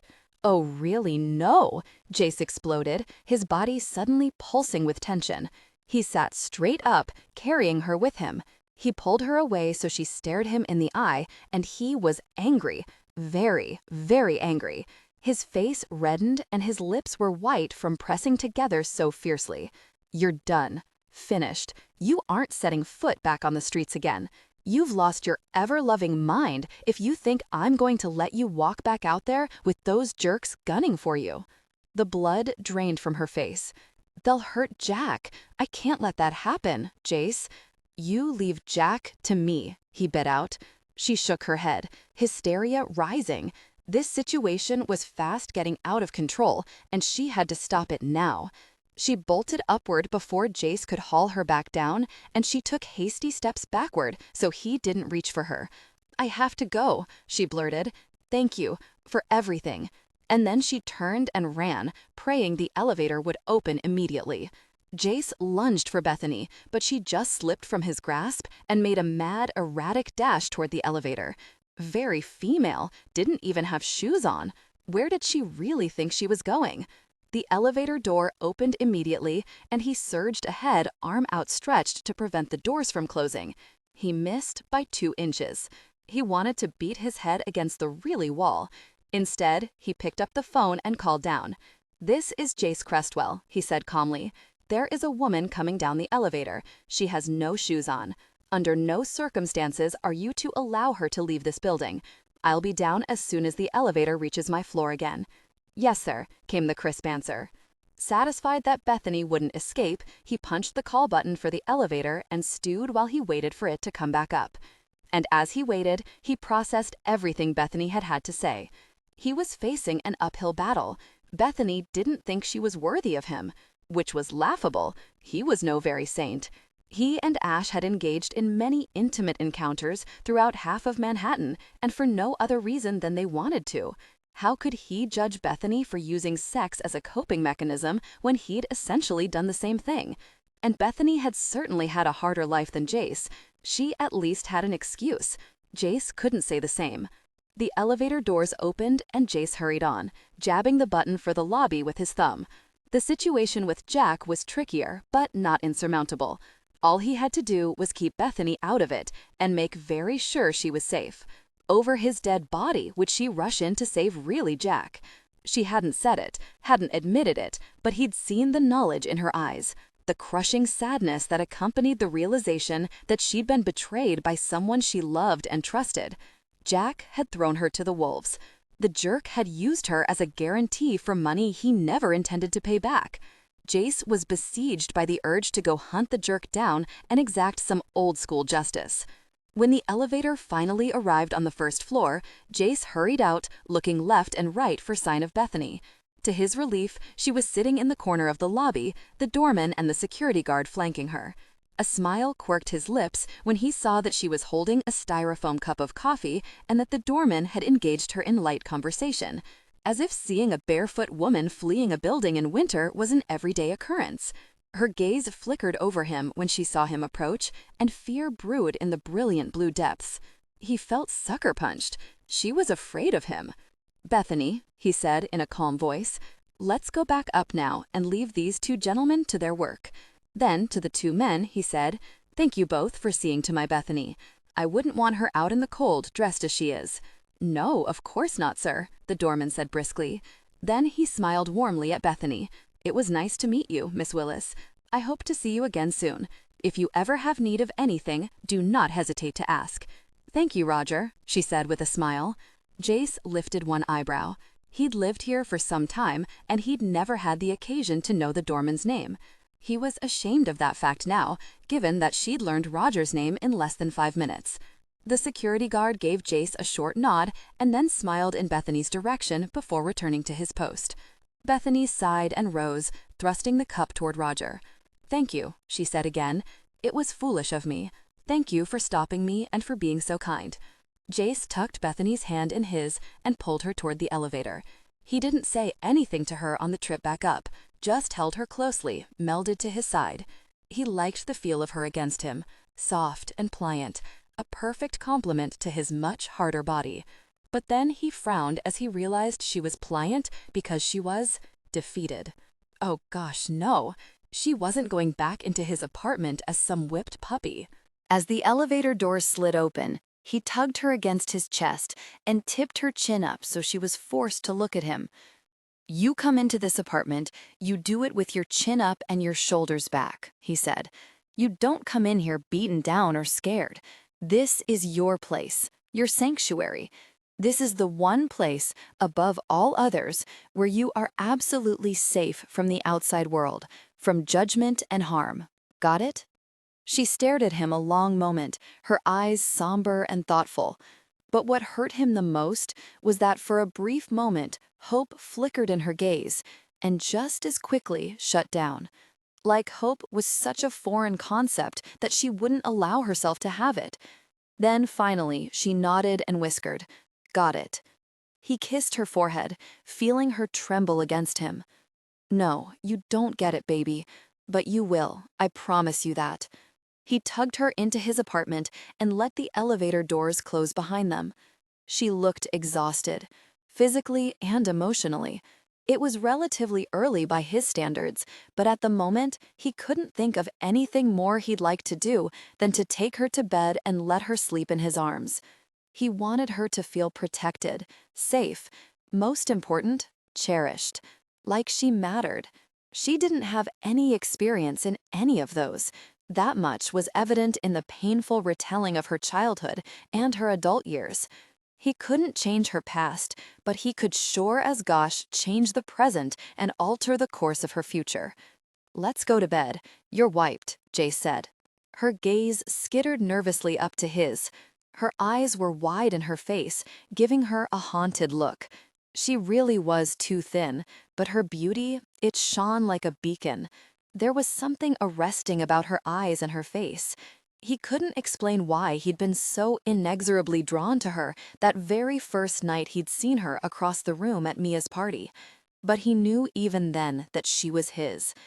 "Baby, I'm not going to jump you," Jace murmured. He took her hands and rubbed his thumbs up the backs, working in soothing circles. She swallowed and then nodded. "I'm tired." "You're wiped," he repeated. Still holding her hand, he pulled her toward his bedroom, and once there, he closed the door behind them. Then he turned and grasped the hem of her shirt and began tugging it over her head. She clamped down an arm, her eyes flaring with alarm. He waited a moment, staring intently into her eyes. "Baby, in that bed, there is nothing between us. No clothing, barriers, nothing. I said I wasn't going to jump you, and that's true. I won't lie to you. But you aren't wearing those clothes to bed. Besides the fact they don't fit you worth a very, any time you sleep in my bed, you're naked." "I'll get cold," she said with a frown. He smiled at the quick excuse and her attempt to keep that barrier between them. She'd learn soon enough that he'd allow none between them. "I'll keep you warm." She bit her lip in consternation and then sighed, lowering her arm in a gesture of surrender. "Remember," he said softly, You don't come here beaten down and defeated. You hold your head up. You submitting to me doesn't mean you're anything less. I'm a demanding bastard, no doubt about that. But the very last thing I want is for you to be some mindless puppet. Confusion clouded her beautiful blue eyes. I guess I don't understand any of this. I'm confused, Jace. This is so overwhelming. He kissed her nose and then slowly worked her shirt upward. We have all the time in the world. I want you to trust me. As long as you can do that, everything will work out just fine. I'll take care of you, and I'll never do anything to overwhelm you. But I just said I'm overwhelmed, she protested. He grinned and tugged the shirt the rest of the way, baring her breasts and the bruises to his gaze. I just want you naked. Overwhelming would be if I was going to be intimate with you tonight. That'll come tomorrow. Tonight is for you to adjust to being here. Her mouth fell open. And you don't consider that overwhelming? Nope. Evidently, you and I have different opinions on what constitutes being overwhelming, she muttered. Now that I like, he said with satisfaction. She lifted an eyebrow as he went to work on the fly of her jeans. You being sassy? You've got fire, Bethany. You haven't lost that. You're really perfect for me. You're crazy, she muttered again. Or maybe I'm crazy. As long as we're crazy together, I'm good with it. She threw up her hands as he worked the jeans down her legs. You honestly do always get your way, don't you? He smiled again and helped her step from her jeans. I already told you that. Nothing worth having is ever easy, baby. And you don't get things without fighting for them. He leaned down and brushed his mouth across the bruise at her ribs. Be warned, I'm fighting for you, and I have no intention of losing. As he lifted his head, he saw hope flash again in her eyes, and this time it stayed there. She stared up at him in awe, her entire body trembling. He could see that it was finally sinking in, that this was real and that he was deadly serious. Lose the underwear, he said. They shared an intimate moment, the tension between them overwhelming. Get into bed and wait for me there, he said in a soft but firm voice. I'm going to shower and then join you. Get comfortable. And Bethany? She lifted her gaze to meet his in response to the address. Don't try to go anywhere. I've locked the elevator, and even if you manage to get to the lobby, they won't let you leave here without me. Am I a prisoner then? She asked huskily. He smiled. Never that. But I'll do what I have to in order to ensure your safety, even if it means making sure you can't leave while I'm in the shower. Now get into bed so you don't get cold. I'll adjust the heat. Leaving her standing there, he strode into the bathroom and turned on the shower. He purposely gave her the time to get into bed on her own, and a few minutes to get over her nerves before he joined her. Bethany was going to take a lot of patience, a lot more than he was used to giving a woman. Before, if the woman wasn't fully on board, he cut ties quickly. He knew what he wanted, and he didn't have any desire to hook up with a woman who didn't give him exactly what he demanded. She was also going to require a firm hand, and that he didn't mind at all. He relished the thought of taking care of her. She'd learn quickly what he expected, and he'd enjoy every minute of lavishing his care and protection on her. In time, so would she. There were things he needed to take care of. He mentally went over his list as he quickly showered. Security was of utmost priority. He couldn't have her unprotected when those bastards had no compunction about coming after her for this money Jack owed them. And she needed outfitting from the feet up. There was the issue of Mia's apartment, though Jace knew she'd spend little to no time there. He was tempted just to move her right into his apartment, but he didn't want to completely overwhelm her from the start. She needed the semblance of independence before he brought her fully under his control. Even if he controlled all aspects of that independence, it was a little warped, okay, a lot warped, but he wanted her to regain her confidence, have at least the perception of making her own choices, even if she did it in a completely safe environment. She'd have her own place. They'd date. He'd shower her with affection. They'd spend time together. Eventually, when she was more secure in her role in his life, he'd move her into his apartment. From there, that was as far as he'd gotten, and he knew that until the day she was living in his space, he wouldn't rest easy. Until then, he had to ensure that her problems disappeared. He frowned as he stepped from the shower to towel off. Jack was a big problem. She obviously had a lot of loyalty to him, and he was bad news. He couldn't allow Jack to interfere in her life and put her in danger, which meant Jace was going to have to step in, something Bethany likely wouldn't appreciate. Not bothering to dress, he wrapped the towel around his hips and walked back into the bedroom. His gaze softened, and a smile curved his lips when he saw that she was already sound asleep. Her head was on his pillow, or rather, in the middle of the mound of pillows, and she was snuggled tightly under the covers. They were pulled to her chin, and her lashes rested delicately on her cheeks. Everything about this image was right. She belonged in his bed. Never had he felt such a keen sense of satisfaction over a woman being in his bed. This was right. She was right. He carefully pulled the covers far enough back that he could slide in. She stirred, only slightly, uttering a sleepy sound that brushed pleasingly over his ears. He gathered her close, curling his arms protectively around her, and then he arranged her head so it rested on his shoulder. He hooked his leg over hers so that she was solidly molded to his body. Then, and only then, did he relax and fall into sleep with her. Bethany awoke to a hard male body wrapped solidly around hers. For a moment, she panicked as she sought to gain her bearings. She was disoriented and couldn't immediately place her surroundings. Then, as her eyelids fluttered open, she saw Jace's eyes on her, watching her come awake, and the previous day came back to her in a flash. She stared wordlessly at him, overwhelmed by the fact that he'd essentially taken over her life, and how much her life had changed in less than 24 hours. She couldn't even grasp it all. It seemed unreal. And yet, welcome. Even as she knew she should resist, a big part of her was relieved. She'd been alone and fending for herself, eking out a Spartan existence for so long, and to have this man sweep in with promises to care for and protect her was dizzying and so very tempting. Her life wasn't much, but it was what she was used to. How was she supposed to make the adjustment from her world to his? Yes, he'd been adamant that they lived in the same world, but she knew better. They may occupy the same universe, but his life was so different than hers that she couldn't even comprehend it. He had wealth and power. His life was well-ordered, and he had exacting standards. What on earth did he want with her? Why did he want her? It made no sense to her. It defied all logic. "What the hell are you thinking?" he murmured. "That I have no idea why you're so determined to involve yourself with my problems," she whispered back. "I don't understand why a man like you would want someone like me. It's crazy, Jace. I can't fathom it. None of it. It's like a bizarre spin on the Cinderella story. Only for girls like me, there aren't happily ever afters." "I'm starting to regret every time I ask you what you're thinking," he grumbled. "You're too very honest.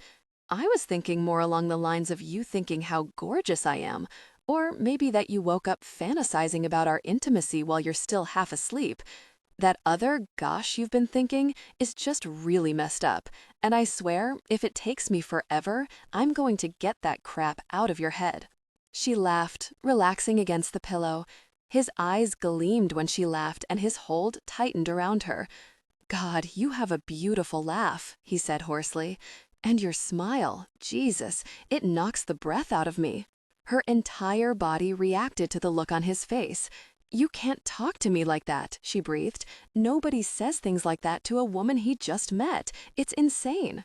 "I just did, and I plan to keep saying them until you believe every word." She shook her head, trying to drive away the muddled confusion swirling in her mind. Any moment now, she'd awaken in the shelter, and all of this would have been a dream. "You're real," she whispered. He rolled, shifting his body above hers so he looked down into her eyes. "I'm real, baby. This is real. We are real. The sooner you accept that, the sooner we can move forward, and you can be happy. I want you to be happy. I want you to be content, warm, for you not to have to worry about your next meal. Most of all, I want you to know without a doubt that I've got your back, and your front, and your sides. I've got all of you, and I'm not letting go. How can you want me after all I told you last night? She whispered. Passion peaked. They came together intimately, deeply connected. Then he paused, still staring down at her, his eyes oddly tender. All I know is that when I looked across the room that night at the party and saw you, everything changed for me. There was instant recognition. No, I didn't know anything about you at that point, but what I did know was that you were going to be mine. As for that gosh about me not wanting you after you told me about your past, well, it's just that. Gosh, we all make mistakes, baby. Nobody is perfect. I'm not, you're not. It would be boring as gosh if we were. Tears pricked her eyelids, and he kissed the corner of her eye before any could spill over the edge. Don't cry, Bethany. Not here in our bed. I want you to shut out everything else except me and you and the way I make you feel. Forget everything but this. He pulled back and then eased forward, connecting deeply with her. His voice changed, becoming more serious, but his gaze never left her. I'm not saying this is going to be easy. I'll make mistakes, you'll make mistakes, mostly about trying to draw attention to the differences between us. I realize it'll take time for you to get over this mindset that you're somehow not good enough for me. It really bothers me, but I get that you can't change a lifetime of seeing yourself the way you do overnight. But I'm going to work on it, and I'm going to wear you down, so just be forewarned. I'm a persistent jerk, and I never walk away from something I want, whether in business or my personal life. She reached up, wrapping her arms around his neck, and pulled him down to meet her kiss. He seemed surprised by the sudden gesture, and he let her take control of the kiss. "Shut up and kiss me," she whispered against his mouth. He smiled, his lips curving against hers. "Now that I can do, baby." They went silent as their tongues tangled and clashed, twisting and rolling until she was breathless and panting. He groaned low in his throat and pushed his arms underneath her so he could gather her close against his body. His hips arched fluidly, their bodies moving in unison until she was dizzy with pleasure. And he was so close. There wasn't a part of her that he wasn't touching in some way. His body was pressed against her, and she could feel every twitch, every time his muscles coiled and bunched with the effort of his movements. It hit her as he tore his mouth from hers and pressed a line of kisses down her jaw to her neck that this was nothing like the meaningless sex she'd experienced. There was nothing dirty or emotionally bereft about this. It wasn't even like previous intimate encounters she'd had. For the first time in her life, she was making love. And it sounded absurd. It sounded trite and cheesy and a whole host of other words that escaped her. It made her sound like a silly twit who couldn't separate feelings from sex. But the simple truth was, the only feelings she'd experienced previously were of shame, self-loathing, embarrassment, hopelessness. She didn't know how to process the bombardment of emotion Jace evoked. She was overwhelmed, and not in the way she'd said the day before. He surrounded her, touched her, filled places that had long been left hollow and aching. He reached into the very heart of her and spread warmth and contentment. She hugged him to her, not wanting even the barest of inches to separate them. She clung to him as they moved together, connecting deeply. Overwhelming? Definitely. Everything about Jace rocked the foundations of her existence. He'd upended her life in a matter of hours, and yet she didn't feel panic. Maybe she should. She was back in his bed after only hours of being back with him, and yet it didn't feel wrong. It didn't feel cheap. And wasn't that what was important? She closed her eyes, still clinging fiercely to him. She was utterly wrecked by the enormity of what was happening, even if she didn't fully comprehend it. "Baby." Jace's tender voice pulled her from her scattered thoughts. "Look at me, baby." She opened her eyes to see him staring intently down at her. There was concern in his expression and a look of tenderness that matched his tone. "Are you all right?" She nodded, not trusting herself to voice her response. "You sure?" Again, she nodded and hugged him tighter. "Kiss me." "You never have to ask for that." He kissed her. Fierce. Possessive. She shivered and arched her body, only wanting to be closer to him. "How close are you?" he whispered. "Almost there," she whispered back. "Tell me what you need to get there." "You," she said. "Just you." His eyes flashed and his jaw clenched. Then he was kissing her again. Harder. Hot. Until she was breathing his air and he was breathing hers. They were locked together so tightly that she didn't even know how he managed to keep moving. Her pleasure built low and deep, so deep that it felt like she was being turned inside out. It was scary and huge, overwhelming in the best possible way. This she didn't fear, not this time. It felt so very right. That should have scared her too. It was then she realized that no matter how ridiculous it sounded, she trusted him. She trusted him to take care of her, no matter that she didn't really know him, that they'd only been together twice and only for a matter of hours. She knew he wouldn't do anything to hurt her. She just knew it. "I trust you," she whispered. She had to give him this, knew how important it was. He wanted her trust, and at the same time, he acknowledged that it would take time. But she wanted to give this to him now because he was giving her so much, and this was all she had to give him. Nothing else. There was nothing she could give him that he didn't already have. Except herself. It wasn't enough, but it was what he wanted, what he said he wanted, and it was the only thing she had to give. "Ugh, baby," he groaned. "You undo me." He began to move faster, harder. It was as if her words sent him right over the edge. His control was gone, and she reveled in the ferocity of his possession. Her body responded to him, and he moved easier, connecting with her until she gasped. And then she began to unravel. Everything she'd held so tightly within for so long began to loosen. It was too much. He'd said she undid him, but in truth, she was the one coming completely undone. She squeezed him tight, never wanting to let go. She wanted to live in this moment where nothing could touch her, where nothing else mattered. It was so easy to forget her life, her circumstances, because in his arms, she was strong, she was worthy.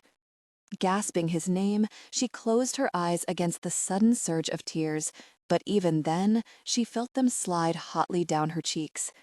Never had she been so devastated by reaching her peak, and it seemed such a tawdry word, completely incapable of describing what was happening. The world blurred around her.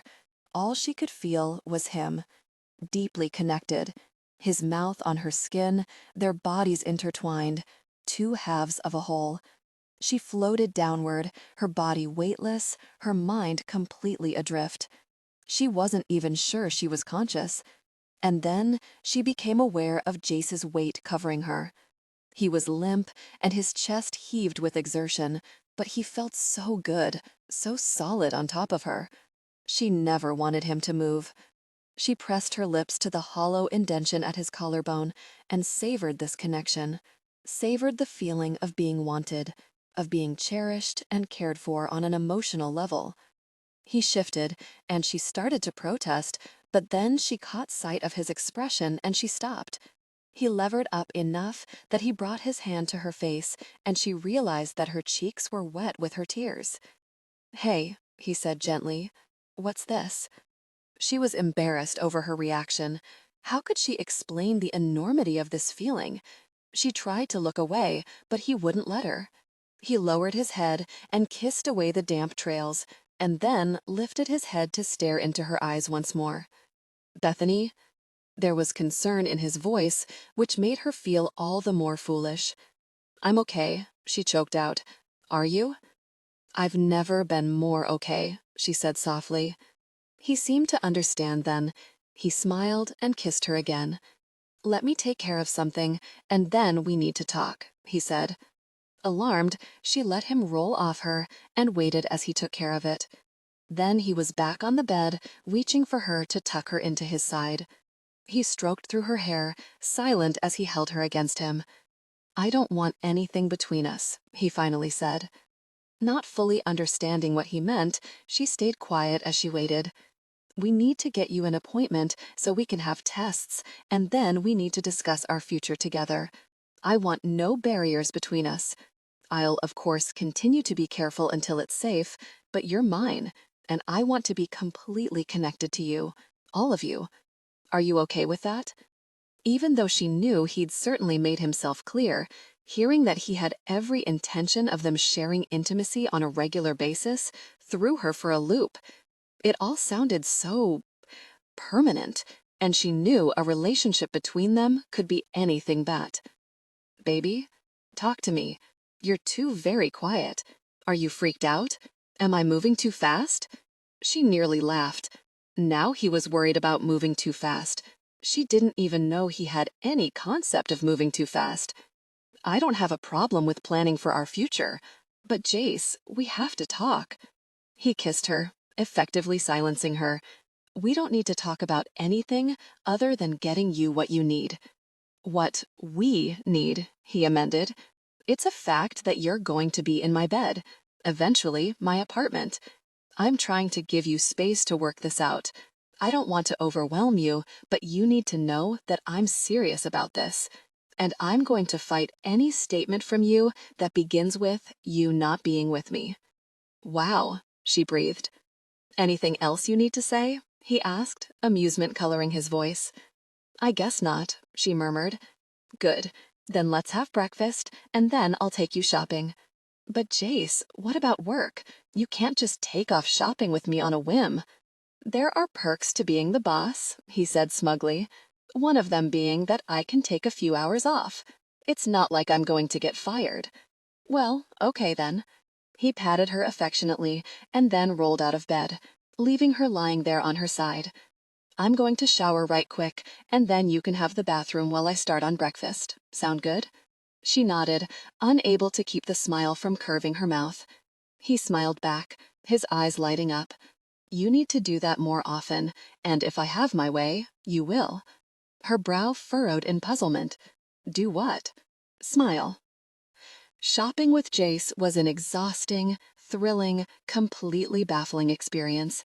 He swept through the department stores and countless boutiques like a man on a mission, and he was exacting in his requirements. It occurred to her that he had a lot of experience in shopping for a woman, and she didn't like the jealousy that seized her. Until Jace wryly commented that he'd made countless shopping trips with his younger sister over the years. When it became obvious that Bethany wouldn't choose any of the dreadfully expensive items that Jace was convinced she needed, he forewent asking her altogether and took charge. He bulldozed his way through the stores, pointing out what he wanted in her sizes, and had the saleslady collect them. After outfitting her in all the necessities, from underwear, which was horribly awkward, to bras, equally awkward, to jeans, shirts, and dresses she had no clue why she'd ever need, he then purchased sweaters, 2 coats, 1 short and 1 long, and 3 pairs of fur-lined boots. "I don't want your feet getting cold," he told her. She was appalled, and at the same time, her heart melted at the care he took in picking out every single purchase. By the end of the 5-hour marathon, Bethany's head was spinning, and Jace's driver had to help carry all the purchases to the car. There was a veritable mountain of bags and boxes in the trunk, and they still had to stuff many of them in the front seat. Bethany sagged into the seat, bewildered by the way the day had shaped up. Yes, he'd said he was taking her shopping. She figured he'd buy a coat, since he was so pissed that she didn't own one, and maybe a few items. She'd never expected an entire wardrobe and enough clothes to wear every day for a month without duplication. She didn't even want to know what all this had cost. She'd refused to look at the price tags after she'd made the mistake of peeking at the first one. She'd nearly fainted, and Jace had frowned and promptly directed her gaze elsewhere. Jace reached over for her hand and squeezed. "Everything okay?" She nodded. "I've never done that before. I mean, obviously, but not even on a smaller scale. Most of my shopping, if you can call it that, has been at thrift shops and Goodwill stores. He scowled. Those days are over, Bethany. I want you to forget them. She sighed. Over until he moved on, got over his. She wasn't even sure what to call his seeming attraction to her. Whatever it was wouldn't last forever, and going back to her life would be even harder afterward. Before, it had been all she knew, but now, Jace was giving her a taste of how different things could be. They pulled up in front of a sleek, modern-looking building on the Upper West Side, and Jace got out, extending his hand to help her from the car. After instructing his driver to see that the bags were brought up, he directed Bethany toward the entrance. Once inside, he introduced her to the doorman. Evidently, Jace had already notified him that she'd be staying in the apartment because it was more a case of formality than introducing a new situation. Then, Jace gave her a tour of the facilities and the amenities offered by the building. She couldn't imagine taking advantage of any of them. Having an actual apartment was a luxury she couldn't even wrap her mind around. To have all of the extra perks blew her mind. She was relieved when they finally got on the elevator and rode up to the apartment. Her nerves were shot. She was frazzled by all the shopping, and she desperately wanted a quiet place to decompress. Jace unlocked the door and then held it open for her. "Let's go see your apartment, baby." Her apartment. She still couldn't comprehend being given an entire apartment. It was insane. Jace was insane. But then she'd already covered that ground. When she walked in, her breath caught, and she stopped dead in the middle of the floor. And she stared. Tears welled, and a sob crept out of her throat. Jace wrapped an arm around her and squeezed. "Baby." He dragged out the word in an aching voice that made her heart turn over in a fluttery cartwheel. "It's beautiful, Jace," she whispered. "Yeah? It's perfect." He smiled and kissed her on the nose. "And you haven't seen it all yet. I've seen enough to know it's perfect." And it was. The living room and kitchen blended together in one large room with an open concept she loved. But the color scheme was what made it absolutely perfect. Done in earth tones, the room, the entire apartment, had a homey, cozy feel that was the epitome of everything she'd ever wanted in a place to live. And the kitchen was state-of-the-art stainless steel appliances, a chef's stove, and it looked to be fully stocked with cookware and cutlery. Her hands itched to get into that kitchen and cook. "Come on," he said. "I'll show you the rest, and by then your bags should be up." They did a brief tour of the bedrooms and the bathrooms, and when they came back, there was a growing pile of bags being deposited inside the door. A moment later, a tall, very muscular man strode through the door, followed by a slightly shorter and stockier man. They both looked like guys out of a bodybuilding magazine, beefed up arms. They just looked like badasses.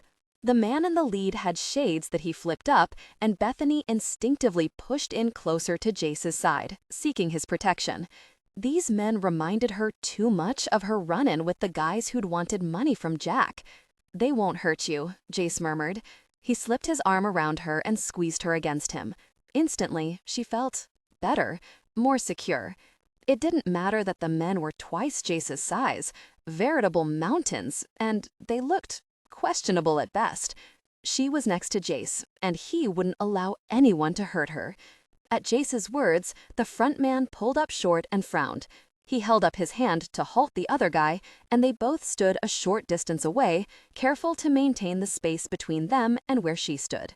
"Mr. Crestwell," the front man said, "I'm Caden Ginsberg, and this is Trevor Dixon." Jace extended his arm, stepping forward to shake each of their hands. "Thank you both for coming." He turned and motioned Bethany forward. Hesitantly, she stepped in Jace's direction and eyed the two newcomers with caution. Jace held out his hand for Bethany to take, and she slipped her fingers into his. He laced them together and tugged her forward so she was once again at his side. "This is your security team." She couldn't formulate a response. Security team? Why on earth did she have a security team? She cast a bewildered look in Jace's direction. Why? The one word came out cracked and hoarse. His lips pressed together in a gesture of impatience. Then he turned to Caden and Trevor. "Let's sit in the living room. We have a lot to talk about." I want your absolute assurance that Bethany will be safe in your care when I can't be with her." Caden nodded. "Of course." Jace put a hand to Bethany's back and urged her toward the couch. He sat down next to her, linking his fingers with hers. They were so close that their thighs touched. She leaned in closer as she cautiously eyed Caden and Trevor. They sat across from the couch in 2 chairs that looked far too small for their bulky frames. "You look like professional wrestlers," she blurted. Then she felt like a complete moron, and she dropped her gaze to stare at her and Jace's linked hands. Caden chuckled, forcing her to look back up. He had a really good laugh, not at all mean-sounding. It was soft and vibrated over her ears. It was nice. "It helps in my line of work, ma'am." "Oh, yeah," she muttered. Jace squeezed her hand and then directed his attention toward her security team. She felt ridiculous calling them that. The whole thing seemed so utterly bizarre that she couldn't wrap her head around it. He glanced back at Bethany, his eyes serious. "Caden and Trevor will accompany you everywhere when I'm not with you. They'll shadow your every move, and I do mean every move. When you're here, they'll be here. If you go out, they go with you." Her eyes widened. "But why? I don't get it. Jace, this is crazy. I'm nobody. Nobody cares about me. I have nothing, so no one has any investment in me. There's nothing to gain by kidnapping me or God knows what else you're thinking." Jace sighed. "Do you forget that a day ago those bastards had you on the ground, that they kicked you and threatened you? They gave you a week to respond. What do you think's going to happen when that week comes and goes, Bethany? Think they're just going to forget about you because they suddenly can't find you where you usually hang? I'm going to make sure they don't get anywhere near you, and part of doing that means Caden and Trevor here are going to stick to you when I can't be with you, which means that you go nowhere without them. You understand?"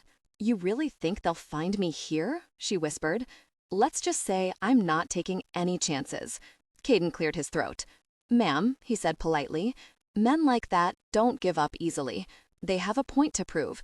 If they don't make those points, they lose street cred." If it's perceived they wimped out on collecting a debt, it means more people will decide not to pay up. They operate on fear and intimidation. If people cease to fear them, then they are rendered ineffective and they go out of business. They aren't going to let that happen. So yes, they will make the effort to come after you. Trevor and I are going to make sure they don't succeed. Her mouth formed a silent O, and she stared wide-eyed at Jace.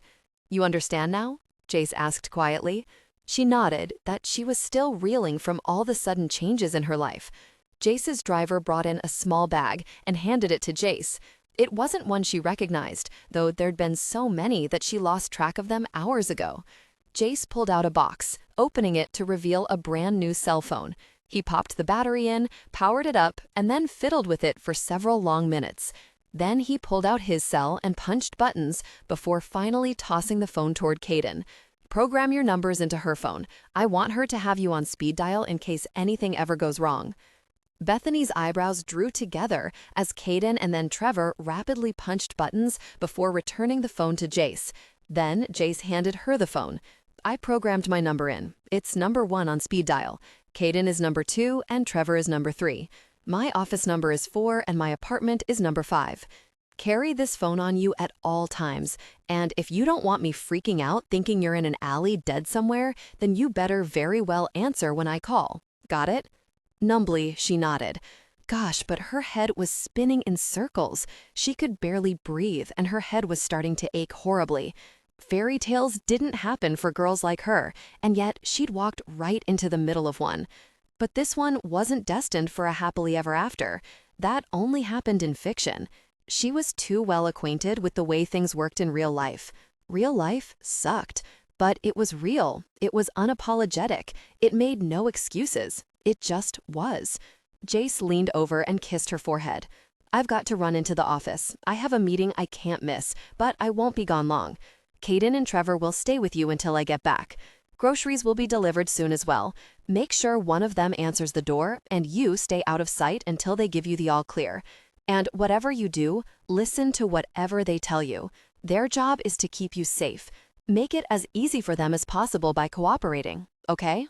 "Okay," she murmured. "If you need anything, call me. I'll have my cell on me even during my meeting."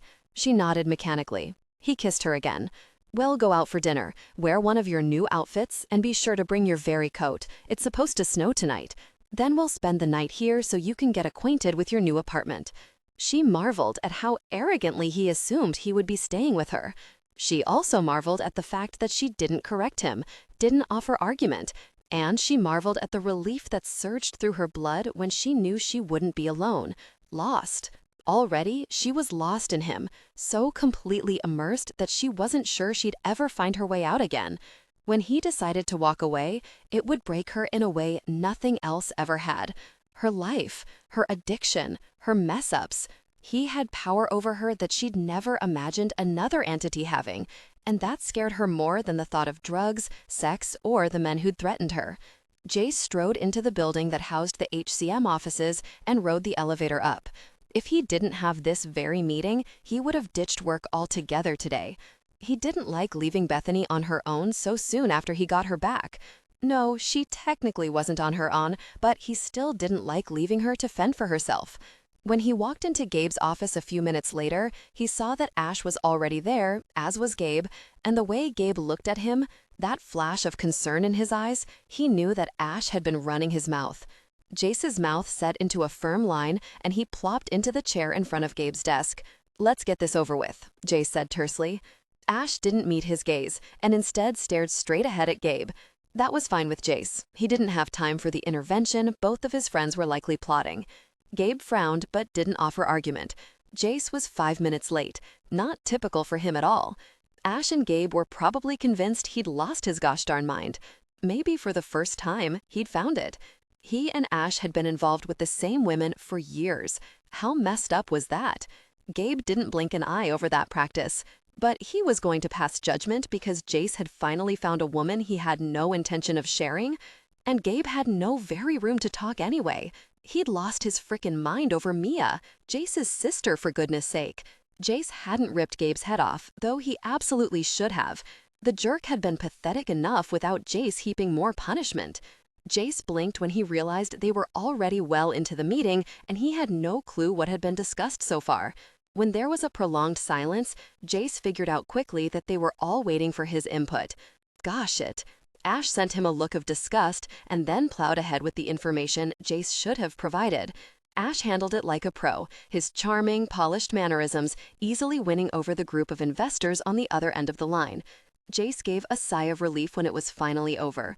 Ash packed up his things and walked out of Gabe's office, never once speaking to Jace. Real mature. Jace shook his head and prepared his own exit. He was already thinking ahead to where he wanted to take Bethany for dinner. He'd call her on his way out and give her a heads up so she could get ready. "Jace, a minute if you don't mind." Gabe's quiet tone filtered through Jace's thoughts. He frowned when he saw Gabe's expression. Gosh, he wasn't down for a come-to-Jesus moment with Gabe. Why on earth couldn't his friends just back off? Even as he thought it, he acknowledged that he wouldn't do the same if the positions were reversed.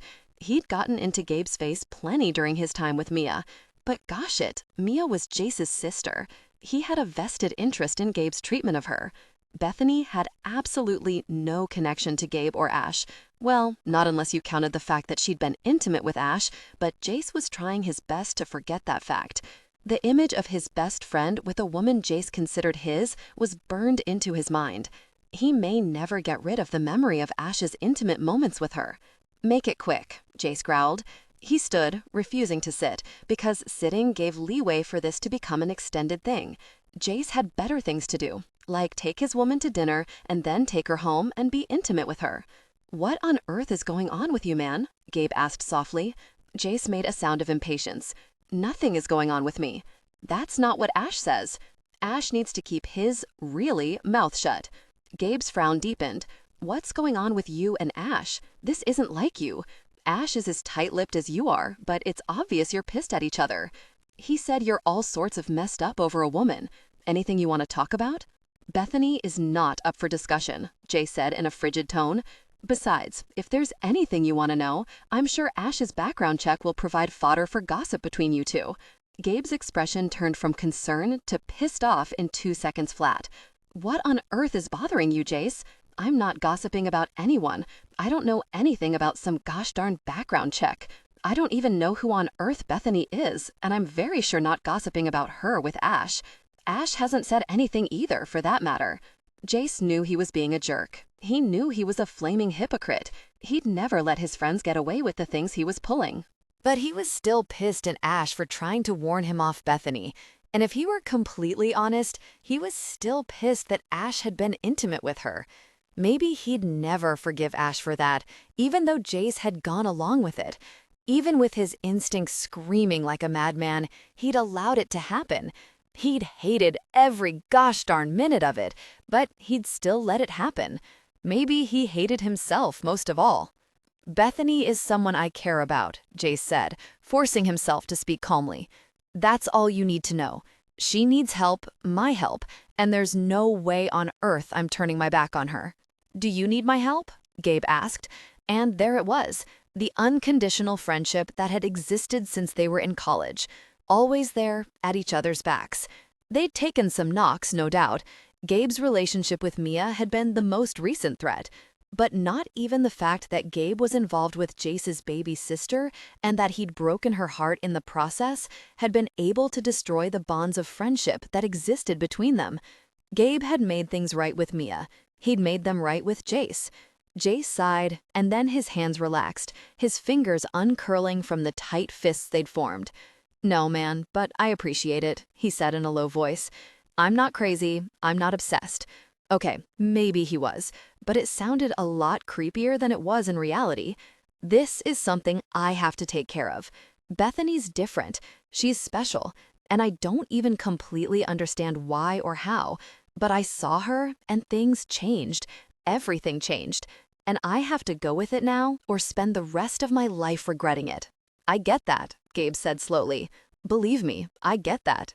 Yeah, I guess you do. Mia, Jace said, by way of saying he understood. Yeah, Mia. Then you get why I just need some space and time to deal with this my own way. Gabe nodded. I get it. Ash would too, if you just explained. He's pissed, Jace, not because of Bethany, not because you've seemingly gone off your hinges.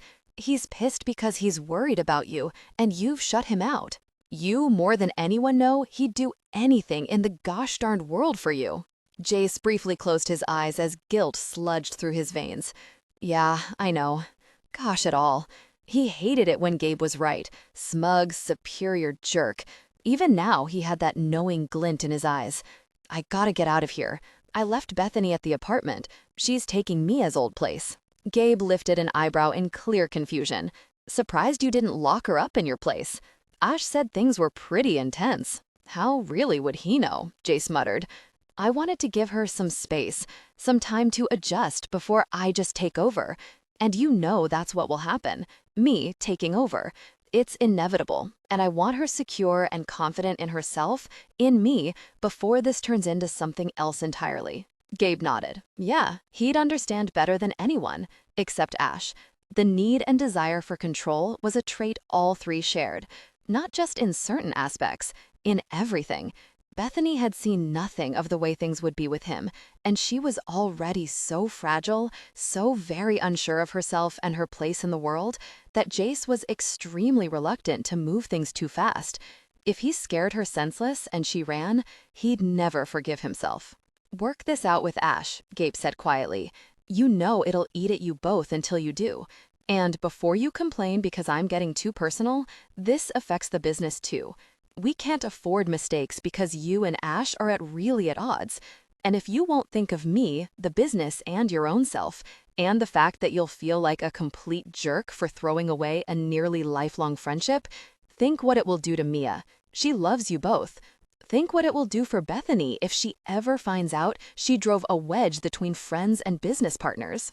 Jesus, you're a manipulative jerk, Jace said in disgust. Gabe's mouth quirked up at one corner.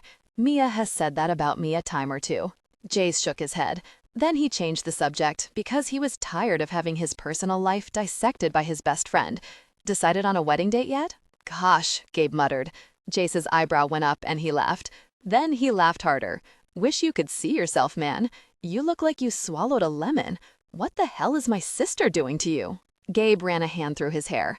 Look, I just want to get married. I want my ring on her finger, her last name to be mine, her signature on a marriage certificate. Everything else is inconsequential. I'd do whatever she wanted, whether it was holding the mother of all weddings, the likes of which this city has never seen, or eloping to Vegas. Jace winced. Ugh, if I get any kind of vote, can we not go with the likes of which this city has never seen? That sounds all kinds of messed up. Tell me about it, Gabe muttered. So what's the problem? Sounds like you're being uncharacteristically accommodating. Gabe ignored the ribbing. His expression was utterly serious when he responded. I love her. I'd do whatever gosh it took for her to be mine. This wedding is for her. I've been there, done that, didn't want to do it again at all until her. The problem is, she hasn't decided what she wants. And until she does, the wedding is on hold. I don't know the date because there is no definite date. Part of me wants to lay down the law and tell her we're getting married at New Year's, but the other part of me wants this to be special for her because it's the only very important wedding she's ever going to have. Jace smiled. It was funny as gosh to see his friend in knots over a woman, especially since the woman in question was Jace's baby sister. Some of the tension in his chest eased. This was his family. Gabe, Ash, Mia, always had been. It had been the four of them for nearly 20 years, and family looked out for family. Gosh, he got 10 kinds of pissed every time Ash's family gave him a hard time. He'd almost taken Gabe's hide off for hurting Mia, and then he'd felt sorry for the person and hated to see him hurting when Mia refused to accept his groveling.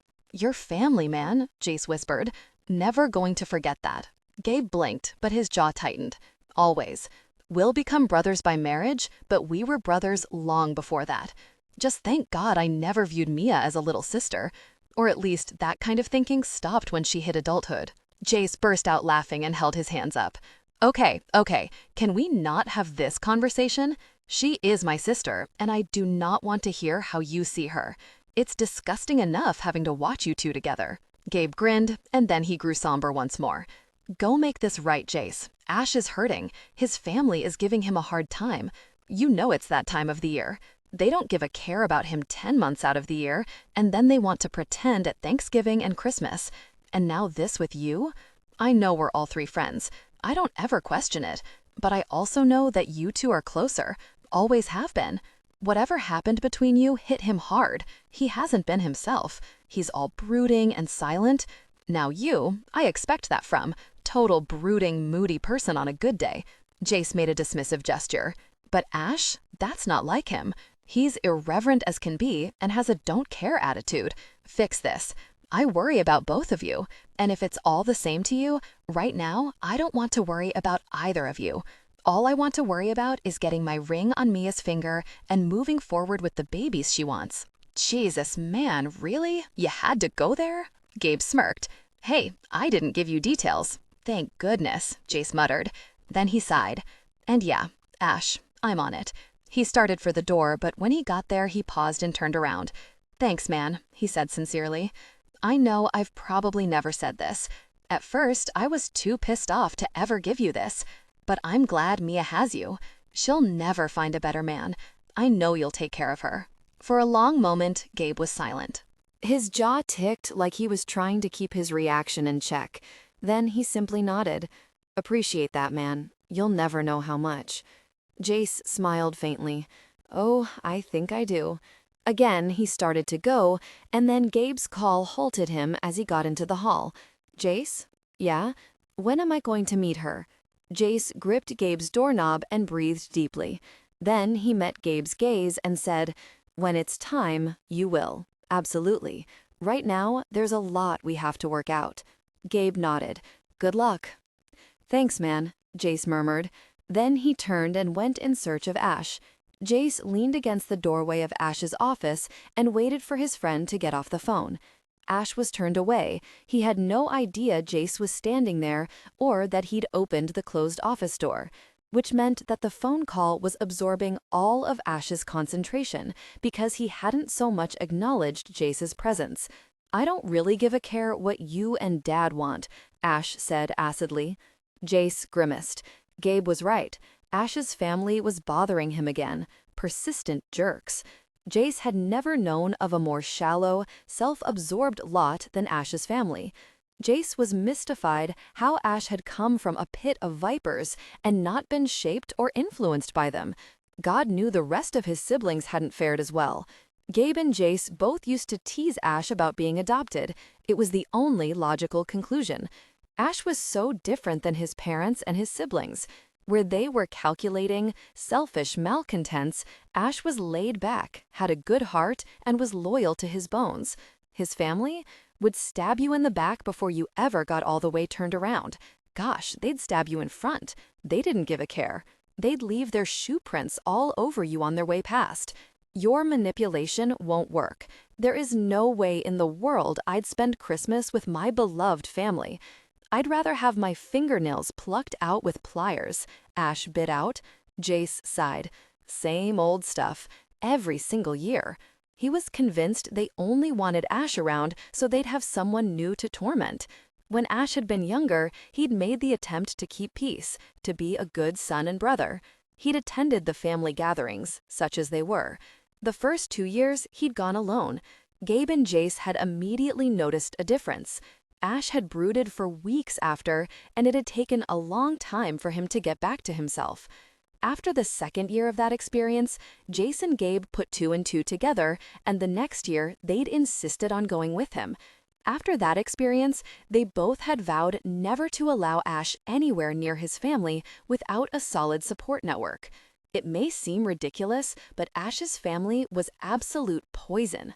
After a few years of either Jace or Gabe or both accompanying him and witnessing firsthand the dysfunction that was the McIntyre family, Ash had told his family to leave him alone, and he hadn't gone back, not for lack of trying on their part. Jace knew that Ash was deeply shamed by his friends seeing his family, and instead of letting them continue to see his family in action, he'd simply pulled the plug, which suited Jace just fine. Ash was a better person when he wasn't around the cesspool. He was happier. "We're done with this conversation. Don't call back. I won't take your call next time," Ash warned. He hung up the office phone and then swiveled in his chair. He did a double take when he saw Jace standing in the doorway, and then he frowned. "What are you doing here? Would have thought you had things to do." Jace sighed again and sauntered farther into the office. He slouched in one of the chairs along the wall and put his hands behind his back, leaning so he could pull Ash into his gaze. "Look, man, I was a jerk. You know it, I know it. I also know you just got finished talking to your difficult mother, and now you're in a bad mood, so you'll bite at me. I deserve it, so I'm okay with it. What I'm not okay with is this space between us." Ash's lips tightened. "You put it there, man. Yeah, I get that too. I'm trying to apologize here, Ash. Don't be a stubborn person. Let me do it." Ash leaned back and drawled in a familiar tone that sent relief through Jace's chest. The mighty, arrogant, demanding bastard Jace Crestwell humbling himself to make an apology? Do go on. This I gotta see. "Really, you?" Jace muttered, but he was already grinning. Family. Just as he'd observed in Gabe's office, just as he knew, had always known. This was his family. And it was a family he wanted Bethany to have too. "Now that's an unusual apology," Ash said. "Really, you? I'm sorry." They sound almost the same. Jace laughed. "God, you are such a jerk." Just as quickly, he sobered and met Ash's gaze. "I'm sorry, man. I was a jerk. I overreacted. I know you were trying to help, trying to look out for me. I appreciate it. More than you know. But I'm good, I promise. You may think I'm crazy, that I've lost all perspective, but I've got this. I'm solid." "What do you have?" asked curiously. "You have to see this from my perspective, man. We had an intimate encounter with a woman. Not unusual. Woman disappears next morning. Not unusual. The only atypical part of this equation is that she walked away instead of us issuing her the walking papers. So when you go apeshit over the fact she left, I'm thinking, okay, he's pissed because he wasn't the one cutting her loose this time. And I get it. Maybe you weren't done with her. You're a control freak like me. You like to make the rules. She broke them when she walked out. What I did not expect was for you to turn the city upside down looking for her." Jace sighed. "Yeah, when Ash described it, things sounded bad. If you could have seen yourself these last 2 weeks, Jace, you looked like, gosh, You were absent-minded. The very last thing on your mind was work.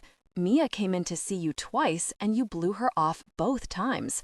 Jace's brows came together. Bullshit. She didn't come in to see me.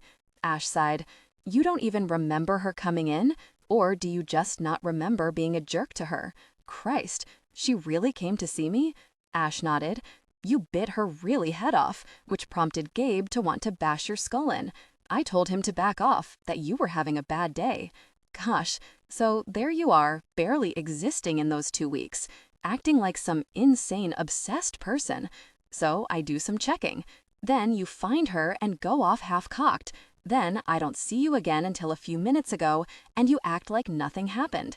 All of this after you told me to stay out of it, and that it didn't concern me. Jace blew out his breath and rubbed his hand over the top of his head. Okay, you've made your point. I was a jerk, that was out of line, and we both know it. Ash made a rude noise. I don't give a really that you were a jerk. You think this is about my feelings being hurt? I'm worried about you, Jace, worried about how wrapped up in this woman you are. I'm worried that she's all wrong for you, and you can't see it because she has you completely under her influence. Jace breathed through the instant surge of anger that hit him. Ash was his friend. He was worried. Jace was going to be rational about this if it killed him. She needs me, Jace said, fully aware of how lame it sounded. But really, he couldn't even explain it himself. How the hell was he supposed to explain it to Ash? Ash studied him a long moment, and then his lips parted with a sigh. This is going to piss you off, but it needs to be said. I could back off, let you do your thing, but we both know if the situations were reversed, and this was me acting the way you've been acting, that you'd be in my face and you wouldn't back off. So hell if I'm going to do it. You're my brother, more of a brother than my own. You and Gabe both. We gave him a hard time over Mia, he deserved it. Now I'm going to give you a hard time over Bethany, because someone has to. Jace's fingers clenched and he was tempted to walk out. But Ash's words seared through his anger, effectively taking the wind out of his sails. They were brothers, in every sense of the word. And yeah, he wasn't so pissed off that he didn't realize he'd absolutely be giving Ash a hard time if his friend had pulled a stunt like this. Just say it, Jace said in resignation. You took care of Mia for a lot of years, Ash said in a quiet tone. Always looked out for her. Hell, you were father and brother to her. She needed you. Now suddenly she doesn't. Not in the way she did before. She's no longer your responsibility. She has Gabe, and her focus is going to be primarily on him. What are you getting at? Ash blew out a long breath. Don't you find it ironic that within days of Mia becoming engaged to Gabe, that your head is turned by a woman in need? And I don't dispute she needs help, Jace. I'm not a jerk. Her situation is 10 kinds of really up. But the fact is, you're a provider, a caretaker. And Bethany is your kryptonite. She's down on her luck. She's pretty, and you like the idea that she needs you. Have you considered that maybe you need a break from being a sole provider, and that maybe you should live a little without becoming weighted down by another person in need? What the really is all of that? Jace demanded. Are you even listening to yourself? Mia wasn't some kind of very weight. She's my sister. I'm her only family. I have never once resented having to take care of her. Ash held up his hand. You know very well that's not what I'm saying. Pull your head out of your jerk. Mia belongs to all of us. I never suggested for 1 minute that she was some kind of unpleasant burden. I was there while she grew up. I have almost as much invested in her happiness as you do, okay? That's not my point. Mia was never my point. My point is that you're at loose ends now that Mia has Gabe, and she no longer needs you in the same way she did before. And you latched on to Bethany, who is like Mia, only 10 times more in need. You saw a woman in need, and that appealed to the provider in you. Not saying it isn't noble, not saying you're a jerk for wanting to help her. What I am suggesting is that you're in too deep, and that you need to take a step back and gain some perspective. You can help her without becoming so really emotionally invested. What do you really know about her? You're acting like you're very soulmates, and you know really all about her. I'm going to ask you to shut up now before you really piss me off, Jace spit out. So I'm wrong? Hell yes, he was wrong, wasn't he? Gosh, All that psychological crap Ash spouted spun around in Jace's mind, and it was crap. When all else failed, honesty was always the best way to go. It wasn't as if he and Ash weren't always straight with one another. The idea of trying to dissect whatever this was, this obsession with Bethany, as Ash had labeled it, made him twitchy. Jace dragged a hand through his hair and was tempted to pull it out in frustration. Look, Ash, I won't bullshit you by saying I have all the answers, okay? But if you're trying to say that I have some kind of savior complex when it comes to Bethany, you're wrong. I was interested in her from the moment I saw her at Mia's party, and I very sure didn't know all the crap about her that I know now. I didn't know she was homeless or that her situation was so crappy. I just knew I wanted her, and that didn't change when I found out all this other stuff. All it did was make me more determined that I was going to be a part of her life. Ash's expression grew pensive, but he remained silent as Jace struggled with how to explain his reaction to Bethany. How really shallow would it be of me to back away from her once I found out that her situation isn't the best in the world? Like she's suddenly not good enough for me? That shouldn't matter, right? If I was interested in getting close to her before then, that shouldn't change just because she doesn't measure up to my financial status or because she doesn't have a place to sleep. Christ, Ash muttered. Now I feel about 3 inches tall. Jace stifled a smile that twitched the corner of his mouth. It would be okay. Ash was nothing if not a huge softie, especially when it came to women. Ash may not have acted like it, but Jace knew that at the core of this all was Ash's deep concern for him. He got that. He appreciated it. But Ash had to understand that this wasn't some really charity case. I'm guessing I won't be invited to another intimate encounter, Ash said dryly. Jace scowled and Ash held up his hands. I get it. She's yours. This isn't a joke, Jace said darkly. I'd like to forget that intimate encounter ever happened. And when you see Bethany, and you will see her, I really don't want this to be a topic of conversation. It's going to be awkward as hell. I don't want her to be embarrassed. I don't want to give her any reason at all to back away. I'm already having one hell of a time making her see things my way. And I really want to forget the fact that you've seen her naked, that you've been intimate in places that from now on are mine and mine alone. Ash shook his head, his expression priceless. Holy, really, man? You're serious. I mean, really serious. I never thought in a million years that you'd fall so really hard for a woman in so short a time. How long did it take? 5 minutes? Hell, I should have seen it that night, but how could I have? You've never acted that way over a woman. You were growly and possessive from the start, but I ignored it. Ash leaned forward, his arms planted on the desk. I know I asked this, but now I really have to ask. If you felt this way about her, then why the hell didn't you just tell me? That night should have never happened. For God's sake, why did you let us share intimacy with her? Jace closed his eyes briefly, and when he reopened them, Ash was staring a hole through him. There was genuine confusion in his friend's eyes, and regret, as though he feared that night was forever going to be a bone of contention between them. Jace didn't want it to be. Maybe he was being naive. It was fact that Bethany and Ash would cross paths again. If she was going to be a part of Jace's life, and she absolutely was, then she and Ash would see each other a lot. He wasn't about to turn his back on a friendship that was as deep as any blood tie. But what if it made things forever awkward? Ash could deal. Of that, Jace was positive. But the unknown in the equation was Bethany. How would she react to Ash? Did she have feelings for him? Did she still desire him? It was obvious she had been turned on by both men when they'd been intimate with her. Would Jace have to always worry that Bethany would be looking in Ash's direction, or that she'd even pursue him? It was enough to drive him crazy, and it was stupid to dwell so hard on that. He wasn't being fair to Bethany. It was obvious she was freaked out by that night, and the fact she'd shared an intimate night with him and Ash. He couldn't assume the worst about her and be suspicious before he ever gave her a chance. Their relationship would be doomed by jealousy and mistrust before it ever had a chance to get off the ground. Jace asked in a quiet voice, "Why'd you let it happen, man? I don't get it. You have to know I would have understood. I would have been surprised as anything, but I would have absolutely backed off. I'd never let a woman come between us." But Jace had. Gosh, he'd put Bethany between them because he'd been desperate and he'd seen her waver. He'd been so afraid of having her walk away that he'd hastily agreed to something he was vehemently against. It hadn't been fair to Bethany, and it sure as gosh hadn't been fair to Ash. I really messed up, Jace said in just as quiet of a voice. It was completely my fault. I thought at the time it was what I had to do. Before I could step in and put an end to it, she agreed. And once she agreed, I didn't feel like I could say, never mind, we're not sharing intimacy in that way, but oh, by the way, I still want to take you home and be intimate with you. And then she seemed to have second thoughts, and I panicked because I didn't want her to walk away. It was all so very messed up, and it got out of control before I could fix it, and I regret every single minute. Something flickered in Ash's eyes, and he went silent. He settled back in his chair and looked away. Is this going to change things? Ash finally said.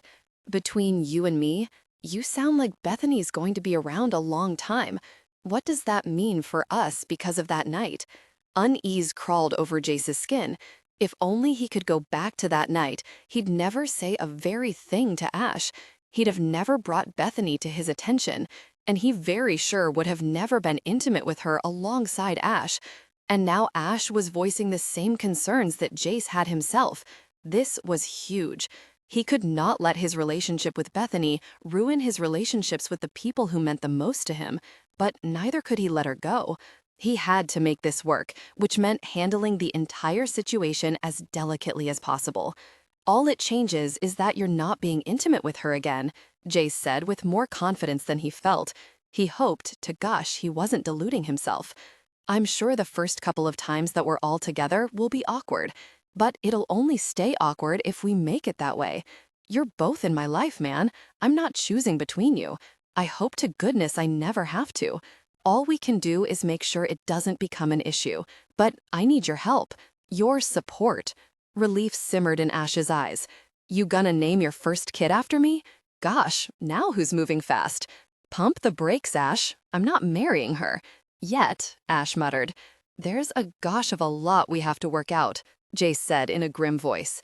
Anything I can help with? You asked for my support, but man, you gotta know you have that. You've always had it. That's not going to change. Jace hesitated for only a moment, relief buzzing through his blood like potent alcohol. Then he related the entire chain of events involving Bethany from start to end. When he finished, Ash's face was contorted into a fierce scowl. Those jerks, he swore. They beat up a helpless woman because her jerk brother borrowed money he had no way of paying back, and the little bastard hung her out to dry? Gosh, my family may be really crazy, but they've never sicked a bunch of street thugs on me. Jace snorted. Not yet, anyway. A glimmer of amusement lighted Ash's eyes. True. Give them time. There was a lengthy pause. Silent understanding. I don't like you getting involved. I know some people. I can get them on it. Make sure the jerks get their money and a message not to mess with Bethany again, Ash said. That is, if that's the way you want it to go down. I assume you want that debt paid. You know people? Jace said incredulously. What in the world, man? What kind of people do you know who would handle a situation like this? And yeah, whatever it takes. I want the debt to go away, not because I care at all about her jerk brother, but because I want Bethany safe, and I want her removed from any possible situation that threatens her. Ash shrugged. Never know when you might need these kinds of people. They owe me a favor anyway. I gave them good stock tips, and I comped their stay in one of our hotels. I'm not even going to ask. Better that way, Ash said cheerfully. Not people you'd invite to Thanksgiving dinner anyway. I'm getting that, Jace muttered. Ash's expression became more serious. How much money are we talking here?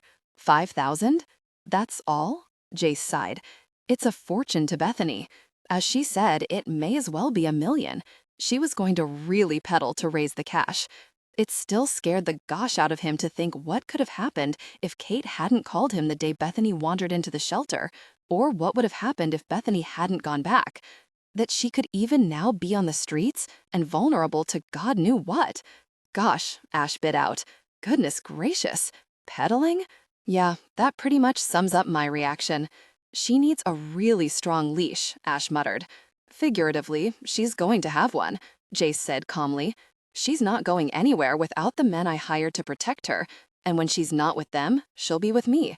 Hopefully, once you arrange for her debt to be paid, that threat goes away. But I still have to address the issue of Jack. Well, and it doesn't appear that she's sold on the idea of you two as a couple yet, Ash said dryly. She will be. Ash lifted an eyebrow. You sound confident. I won't entertain the alternative. And that is, her not being a part of my life. There was a pregnant pause, and Ash shifted uncomfortably. Look, man, I'm way overstepping my boundaries here. As if that stopped you before, Jace said dryly. Ash chuckled. True, not a fan of boundaries, particularly where my family is concerned. Again, that word, family. And yeah, Ash, Gabe, and Mia were his family. He'd said that Mia was the only family he had, and that wasn't true.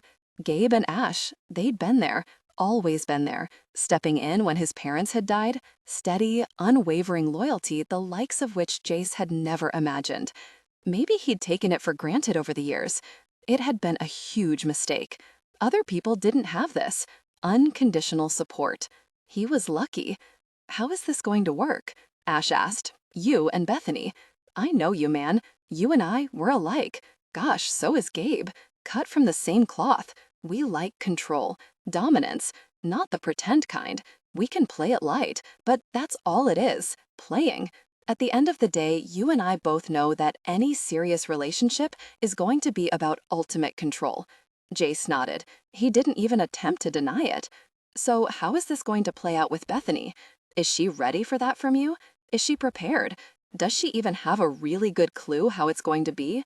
Because with another woman, she gets freaked out, she doesn't go far, back to her apartment. You know where to pick up. You call her or go see her. Work it out. That isn't the case with Bethany. She freaks, she runs. You may never see her again. Gosh, don't you think I know that? It came out more explosively than he intended, but it was a testament to the uncertainty he felt when it came to this woman. How really helpless he was, and how Ash had managed to voice his biggest fear. If he didn't play this just right, if he came on too hard, if he did anything to scare Bethany, she could bolt, back into the night, back onto the streets, where those jerks and a million others waited, where he couldn't protect her, couldn't take care of her, where he'd be absolutely, really helpless to save her from the dangers of being alone and vulnerable. So what are you going to do? Asked quietly. How you going to play this? I don't know, Jace said in resignation. Gosh, if I know. I know what I want. I just have to hope like anything that I play it right, and I have to hope it's what she wants and can accept from me. Bethany submerged in the huge sunken tub and blew gently at the suds foaming close to her mouth. She felt positively decadent, like someone from a movie. She'd piled her hair on top of her head in a messy arrangement that she thought looked rather sexy. Pinned up tendrils floating down, suds climbing from the water, and candles lit around the perimeter. It was perfectly cliché, but she didn't care. It gave her a whimsical delight, and she'd learned a long time ago to enjoy simple pleasures, however they came. The hot water surrounded her, comforting and making her loose and limber. Jace's sister obviously had a love for candles, girly candles that smelled wonderful, and they were pretty, fancy candles that were likely expensive, not the cheap kind you got at a dollar store.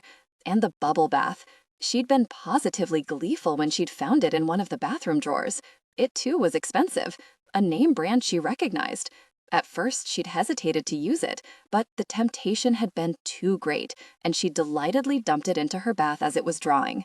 She cupped a handful of the suds and then blew them across the water, laughing as they scattered and drifted like leaves in autumn. "You're so really beautiful. You make my chest hurt." She gasped and automatically sunk lower in the water, her gaze jerking to the doorway where Jace leaned, his eyes on her. His hands were shoved in his pockets, and his lazy gaze drifted up and down the bathtub. "When did you get here?" she squeaked. "I didn't expect you for another hour at least." He grinned and pushed off the doorframe to saunter across the bathroom until he stood next to the tub, looking down at her. "Are you saying you wouldn't have been in the tub soaking if you'd known I was going to be here this soon?" "No," she stammered. "Pity," he murmured. "I could get used to finding you this way." He sat on the edge of the tub and reached out to touch her cheek, rubbing his fingers over the curve and then down to her jaw. "Everything go okay here?" She nodded, still unsettled by his presence in the bathroom. She was in a vulnerable position and it made her uneasy. "Caden and Trevor give you any issues? Are you comfortable with him?"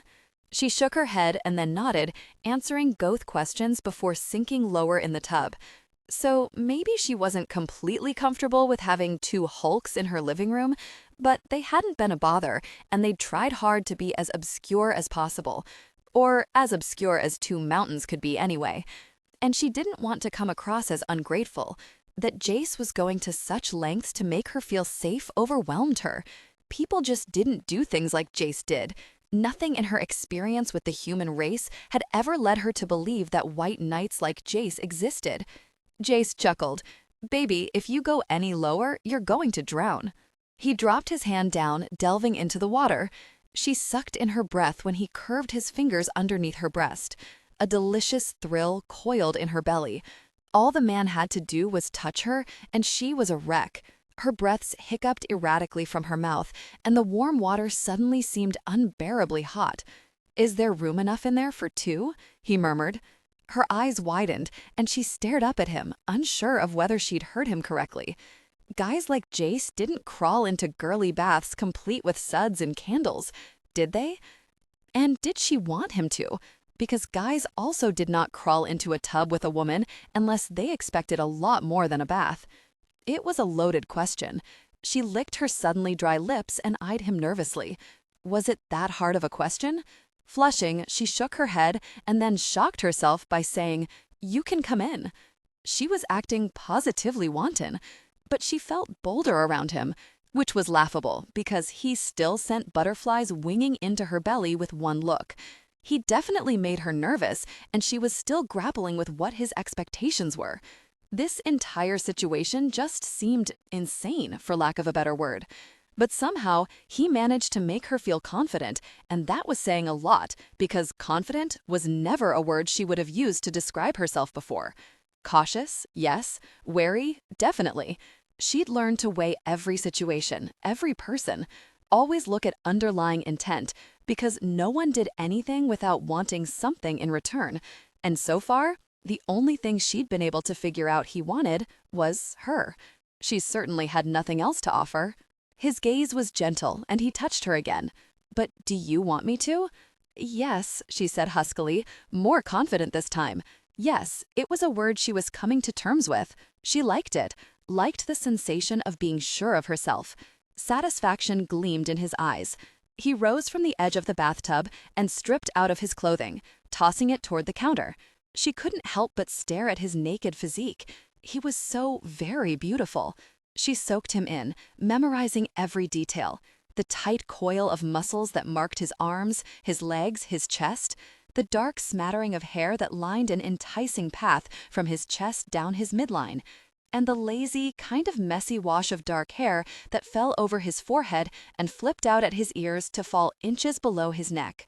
Her fingers itched to dive into the silky locks, twine them around her hands, just as she'd done the night he and Ash had been intimate with her. It was strange that she remembered every aspect of him from that night in stark detail, and yet Ash kind of blurred in her memory. It was Jace's mouth, his hands, the feel of his body over hers, powerful and demanding, that played over and over in her mind. And now he advanced on her, bristling with an air of dominance.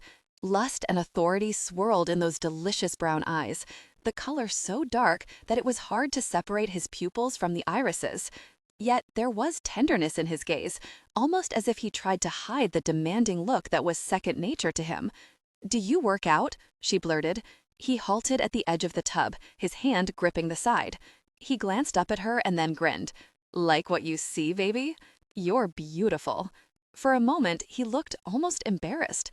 It was absolutely cute to see a 38-year-old man who was so poised and confident falter for just a moment. She'd done that to him.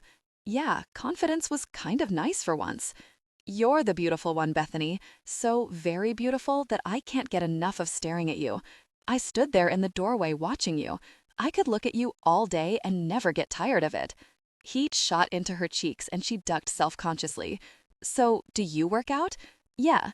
There's a gym in my apartment building and at work. I try to hit it every day, but that's not always possible." "You have a great body," she said shyly. "You're good for my ego." He smiled as he threw his leg over the side and into the water. A moment later, he turned so he was facing her and he slid into the water, his feet gliding up the outside of her thighs until they rested just at her waist. He reached down, lifted her feet, and rested them atop his thighs. "That's better," he said. "Everything go okay at work?" she said, reaching for a neutral topic. He smiled at that and let out a chuckle. Her brow furrowed in confusion. "What's so funny? You sound positively domestic, asking your man how his day at work went?" The heat left her cheeks. She was sure she paled, and then she dropped her gaze, embarrassed by her presumption. Just as quickly, her earlier confidence fled, leaving a giant gaping hole as uncertainty took firm hold. "Hey," he said softly. "What the gosh, baby?"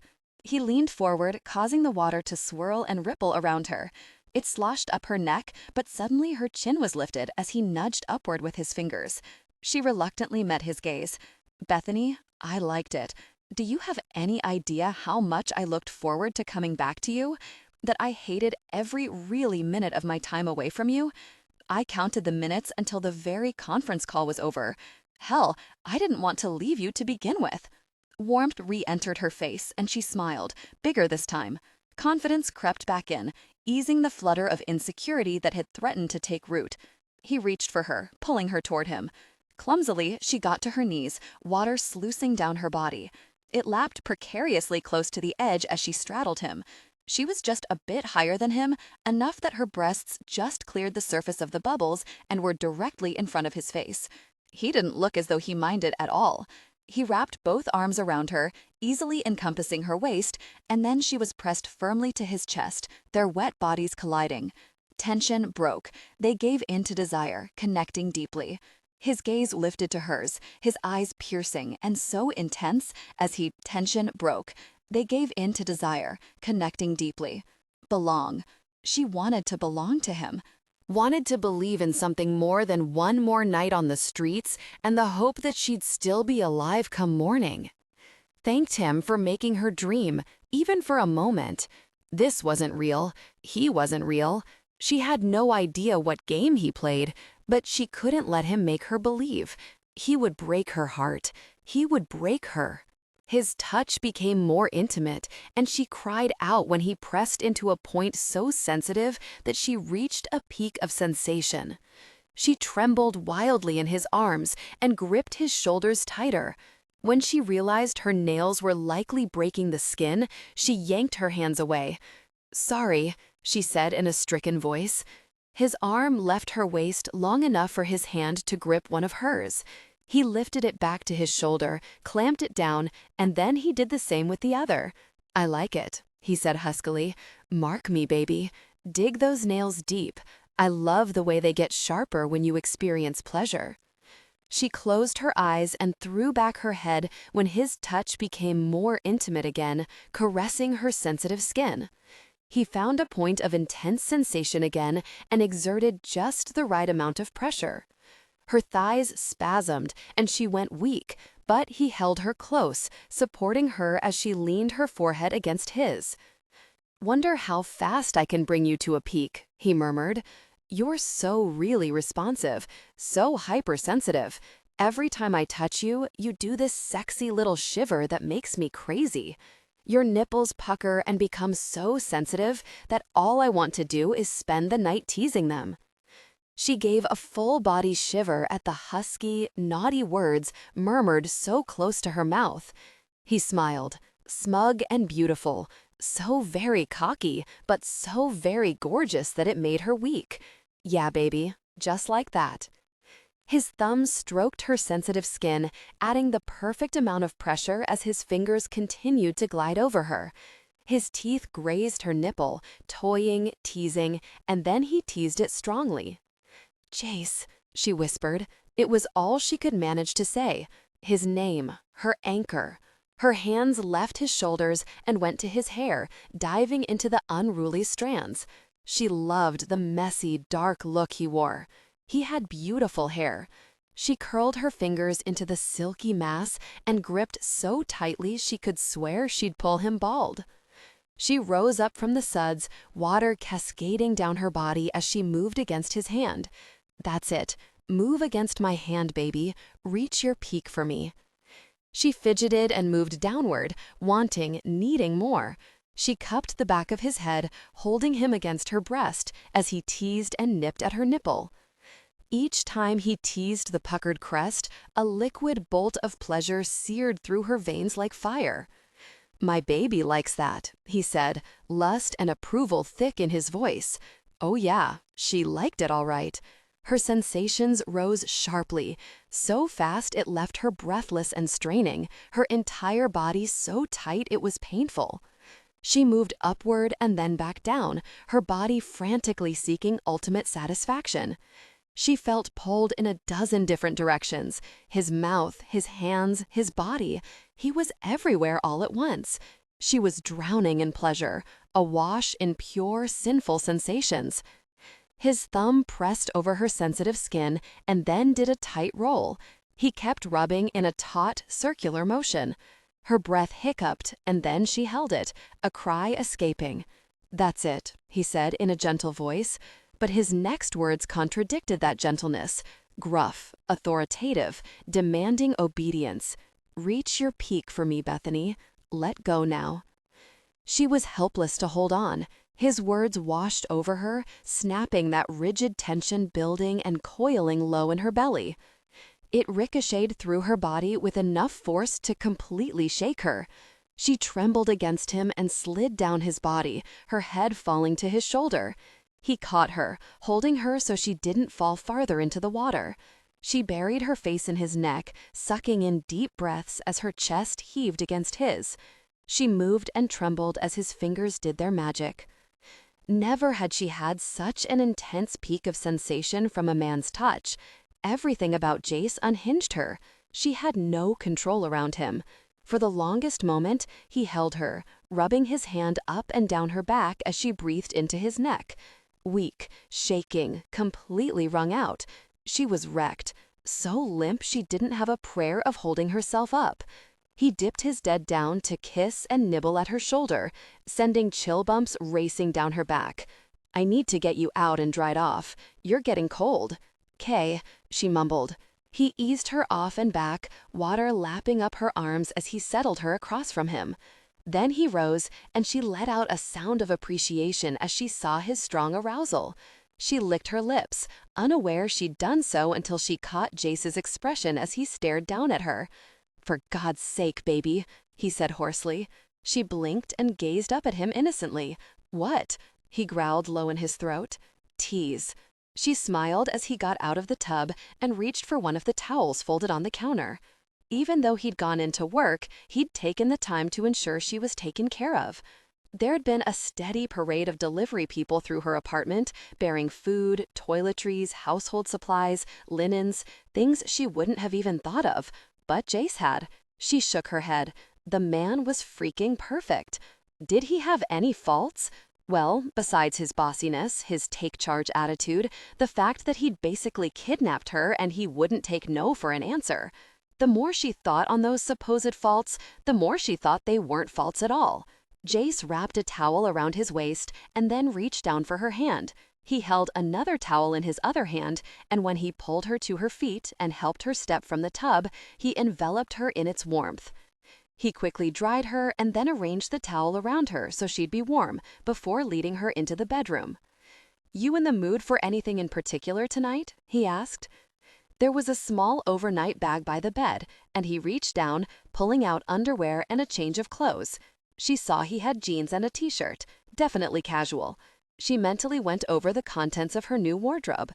She had a blingy pair of jeans and a gorgeous turtleneck with a cardigan and scarf that would be casual but still looked nice, and boots. She had a beautiful pair of fur-lined boots that would look awesome with the jeans. "Finger foods," she said before thinking better of it. Then she flushed. Jace hardly looked the type who went for cheap finger foods. He was more a caviar kind of guy. Expensive steaks, expensive cuts of meat she couldn't even pronounce, and dishes with sauces she also couldn't pronounce. But he went on like he didn't notice her gaffe. "There's a place not too far from here. Ash and I took Mia not so long ago. It's a pub that serves terrific appetizer-type foods. The nachos are good, they have burgers, wings, all the usual suspects." Her mouth watered. "That sounds utterly perfect. Can we go?" He smiled and pulled her into his arms. "You get dressed, and I'll take you." Jace sat in his office, completely distracted by his thoughts. There was a pile of notes from Eleanor, the receptionist, of calls he had to return, emails to respond to, financials to study. He had a video conference in 45 minutes, but his concentration was shot. He hated that he'd put Bethany up in a separate apartment. At the time, it had seemed like the right thing to do. He hadn't wanted to overwhelm her. He knew he had to move slow, or at least slower, or risk frightening her away. Because he knew the minute she moved into his apartment, into his space, into his bed, it was all over. So here he was, having installed her into Mia's old apartment, knowing very well he wasn't going to spend any time apart from her, only what he had to in order to get his work done and fulfill his obligations. "Reach your peak for me, Bethany. Let go now." She was helpless to hold on. His words washed over her, snapping that rigid tension building and coiling low in her belly. It ricocheted through her body with enough force to completely shake her. She trembled against him and slid down his body, her head falling to his shoulder. He caught her, holding her so she didn't fall farther into the water. She buried her face in his neck, sucking in deep breaths as her chest heaved against his. She moved and trembled as his fingers did their magic. Never had she had such an intense peak of sensation from a man's touch.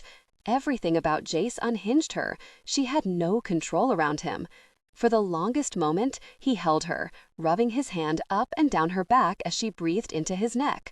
Weak, shaking, completely wrung out.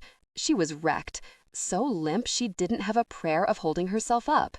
He dipped his head down to kiss and nibble at her shoulder, sending chill bumps racing down her back. "I need to get you out and dried off. You're getting cold." "'Kay," she mumbled. He eased her off and back, water lapping up her arms as he settled her across from him. Then he rose, and she let out a sound of appreciation as she saw his strong arousal. She licked her lips, unaware she'd done so until she caught Jace's expression as he stared down at her.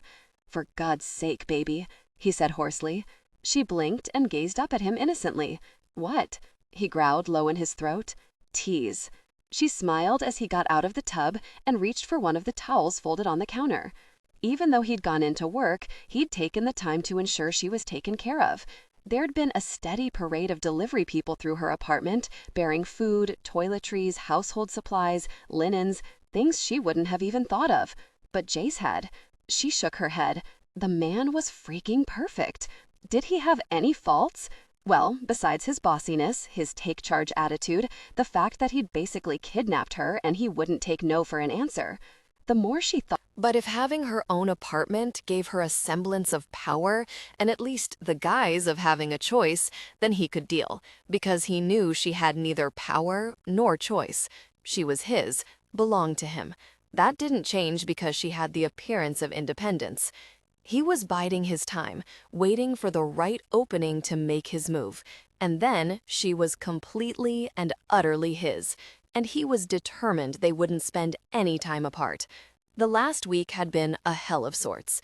He was living out of an overnight bag, spending his nights in Mia's old apartment because it was where Bethany was. He had a routine of sorts, where he left her in the mornings with Caden and Trevor, and then dismissed them when he arrived in the afternoons. But at least she was safe and watched over. Until he had her firmly ensconced in his own apartment, he wouldn't rest easy. A soft knock sounded at his door, and he looked up to see his sister standing hesitantly in the doorway, her gaze wary. She was likely studying his mood, and if Ash was right, she had reason to after Jace bit her head off the last 2 times she'd come to see him. "Hey, baby girl," he said, allowing the affection he felt for her to shine through. She relaxed, relief crossing her pretty features, and walked into his office. "Thank God you're in a better mood," she said. He chuckled, but then quickly sobered as he rose and went around his desk to pull her into a crushing hug. "Ash told me what a jerk I was to you. Sorry, sweetheart. It probably doesn't make you feel any better that I don't even remember you coming in to see me. Ash swears it happened, and he also swears I was a complete jerk, and that Gabe wanted to rearrange my face for upsetting you. I deserved it." Mia's brow crinkled with concern as Jace pulled away and motioned for her to sit down. Is everything all right, Jace? You haven't been yourself. And you haven't said anything about Christmas, which is why I came to see you. Gabe and I want you and Ash to spend it with us. Gabe's parents are going to come over, but for the most part, it's just going to be us. Like old times, she added softly. He hadn't given Christmas much thought. All his thoughts had been occupied by Bethany. He glanced down at his desk calendar and realized it was just a few short days away. His first Christmas with Bethany. Bethany, who had nothing, who likely had never had a tree, presents, had never been surrounded by family and good friends. Instead, Christmas had been just another day on the streets, cold, hungry, a time to feel even more lonely than usual.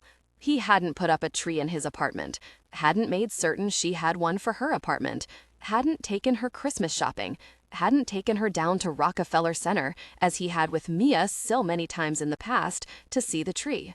He blew out his breath and lifted his gaze to his sister, who sat staring at him, concern darkening her rich brown eyes, eyes that were a mirror of his. I met a woman, he began. Mia's eyebrows shot up, and she leaned forward in her chair. Whoa, wait, you met a woman? As in, this isn't someone you and Ash connected with together? Jace winced. For goodness sake, Mia, I'm not discussing my personal life with you. What in the world do you know about Ash, anyway? She rolled her eyes. Oh, please, it's not exactly a secret that you both have been quite independent for a long time. Jace cringed. Well, gosh, the very last thing he wanted his baby sister to know about was their personal life. So, this woman, I take it Ash isn't involved? Jace sighed. He's not now. Mia's lips formed an O. So he was then? Awkward. Well, it could be, at least at first. Look, Mia, she's different. Mia nodded knowingly, a wide smile curving her lips. Oh my big brother has finally fallen. This is worth the price of admission. Jace shook his head. Just listen, please. As if sensing the importance, she dropped the teasing air and her expression became more serious. What's going on, Jace? Is everything okay? Jace ran a hand through his hair and leaned back in his chair. As I said, she's different, Mia. Way different than you and me. Gabe or Ash. Bethany is homeless. Sympathy immediately darkened Mia's eyes. If nothing else, his younger sister had a heart as big as the world. How did you meet her then? Mia asked. She was working your engagement party. Of course, I didn't know all of that then. To make a long story short, Ash and I shared an intimate moment with her, even though I knew I wanted her to myself from the very start. That's pretty screwed up, Mia muttered. Tell me about it. Anyway, she bailed the next morning, and I spent 2 weeks turning the city upside down looking for her. The shelter called me when she came in looking for a place to sleep, and she'd been roughed up by jerks her brother owes money to. Mia's expression was stricken. Oh no, Jace, is she okay? He nodded, just scraped up. That was a week ago. She's fine now. Her brow furrowed. Why haven't I met her? Why hasn't anyone met her? I plan for you two, he said quietly. I want her to spend Christmas with us.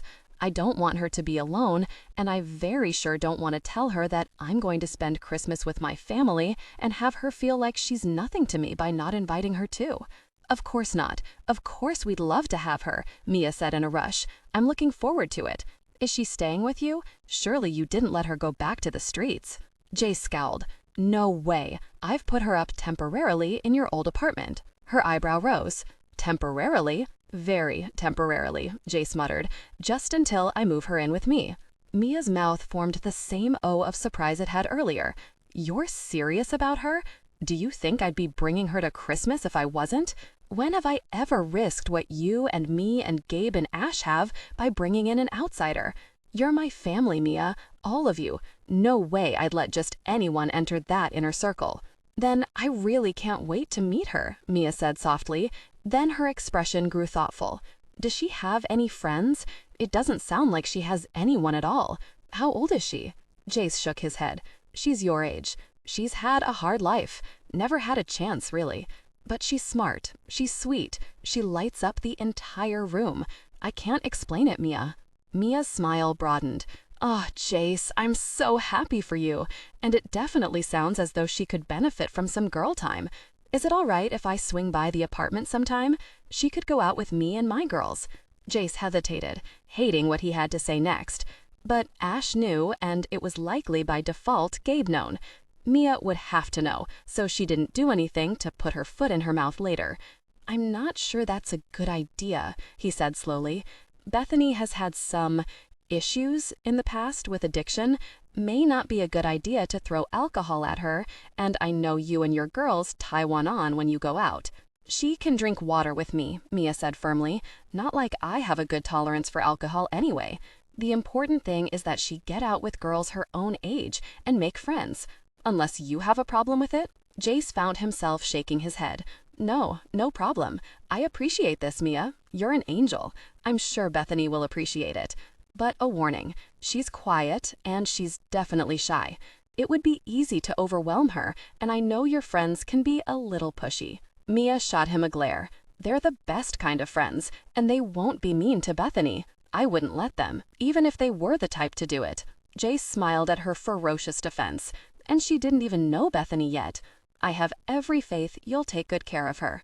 But, Mia, there's something else you need to know, and Gabe will be made aware too. She groaned. You have to get Gabe involved? When it comes to your safety, yeah, I do. Her brow furrowed up and her nose scrunched into an adorable line. I've assigned bodyguards to Bethany. As I told you already, some jerks who want money from her brother roughed her up. I'm not taking any chances until that situation is resolved, which means if you're going out with Bethany, then those bodyguards go too, and they look out for you and your girls. We clear? She rolled her eyes but nodded. I'd like to see the poor fool who tries to take me and my girls on, Mia muttered. Jace chuckled because she likely had a point, but still, he wasn't taking any chances. Mia rose and then came around his desk to wrap her arms around his neck. She hugged tightly. So you and Bethany will come for Christmas? He kissed her cheek. Yes, baby girl, you can count on it. As Mia headed for the door, she nearly collided with Ash on his way in. Ash put his hands out, grasped her shoulders, and then laughed. Whoa there, sweetheart. Hey, Ash, she said in a cheerful voice. Ash dropped an affectionate kiss on top of her head. I need to see Jace about something. I'll see you around later, okay? She held up her hands. I know when I'm being dismissed. Guess I'll go see if Gabe has time for me. Ash snorted, as if he wouldn't, ever. She grinned, waggled her fingers, and then disappeared down the hallway. Ash turned back to Jace and then closed the door. Jace lifted his eyebrows in question as Ash made his way to the chair Mia had vacated. He tossed another folder onto Jace's desk before sitting down. Jace was really starting to hate those annoying folders. They never contained anything good. Bethany's brother's debt is taken care of, Ash said with no preamble. Good news is the jerks who roughed her up weren't interested in anything but getting their money back. Plus sizable interest, of course. Of course, Jace said acidly. Bethany should be good now. Jace nodded. Thanks, man. But there's something else you should know. Not sure what it means, but I figure you need all the information you can get. Jace's shoulders sloped downward and he leaned back in his chair. What now? Bethany's brother, Jack Kingston. Not her brother at all. No blood whatsoever. But they're tight. Been on the streets together ever since they left their last foster home. Well, they weren't even in the same foster home. I should say, since Bethany left her last foster home. Since Jack's older and he'd been out of the system for a while. Apparently, he busted her out, or at least came for her, and she ran away. They've been together ever since. Jace frowned. So what are you suggesting? Ash held up his hands. I'm not suggesting anything, man. I'm giving you the facts so that you have them all at your disposal. Bethany calls him her brother. Thought you should know he's not. Now, as to what that means, I have no idea. But you should be aware of the fact that she could be running a pretty slick scam. She milks you for what she can, and Jack's debts are paid. It pissed him off, but he would have to be stupid not to at least consider what Ash was saying. Thanks, Jace murmured. Sorry, man. No, it sucks. May not even be true, but you have to be aware of the possibilities. Jace nodded. Yeah, I know. Jace's cell rang, and he glanced down to see Caden's number flashing on the LCD. He held up a finger to Ash and then yanked the phone to his ear. Yeah? He listened a moment, his blood going cold. Anger surged in close behind as Caden related his report. "Stay on it," Jace barked. "You find her. I'm on my way." He put the phone down and glanced up at Ash, who was listening in confusion. Bethany ditched her security and disappeared. "Oh gosh," Ash murmured. "What are you going to do?" "If she's going to walk away, she's very well going to say it to my face," Jace bit out. "She owes me that, very much." Bethany pulled her coat tighter around her and walked through Madison Square Park. She'd lost count of the city parks she'd searched, hoping this was where she'd find Jack. She'd searched all their usual haunts, but had come up empty. She'd even checked the shelters she and Jack frequented, hoping that maybe he had a warm place to stay for the night. She hadn't intended to be this long. Jace would be angry. No, he'd be furious. She'd snuck away from her security detail, Jace's faithful watchdogs, because really, what could she have said? That she planned to go searching the not-so-great parts of the city for her brother because she was worried? They'd have pulled the plug on that idea so fast her head would have spun. "Bethy, what are you doing here?" Jack's voice cracked over her like a whip, and she spun around, relieved to see him standing in the lengthening shadows wrought by evening's fall. "Jack, thank God," she breathed. "I was so worried." She went to him, intending to hug him, but he pulled back, putting his hands to her shoulders. His gaze scraped up and down the length of her body, his eyes shrewd. "You're looking good," he said quietly. He didn't ask where she'd been, didn't ask anything at all. He just stared at her and told her she looked good, like they were old acquaintances who'd bumped into each other on the street. She hastily dug into her pocket for the piece of paper she'd written her address on. Then she shoved the folded paper at him. "I have a place, Jack. It's a nice place, on the Upper West Side. You could come, have a place to stay. You'd be safe there." He stared at the paper for a long moment before finally taking it and shoving it into his pocket without looking at it. "Heard you got hurt," he said, pain creeping into his voice. "You have to know I never intended that to happen, Bethy." She stiffened as anger she didn't feel she had a right to possess edged over her. "How did they even know about me, Jack? Why would they come to me for money you owed them? Why did you borrow it? How on earth did you plan to pay it back?" He shook his head, sorrow and fatigue weighting his shoulders until they drooped. His expression was grim, hopeless, and as gray as the twilight surrounding them. "I'm sorry," he said simply. "I endangered you, Bethy. It's best you aren't around me now. Whatever you've gotten yourself into now, it's good. You should stay away from me. I'll only bring you down." She shook her head adamantly, and she leaned forward to grab him into a hug.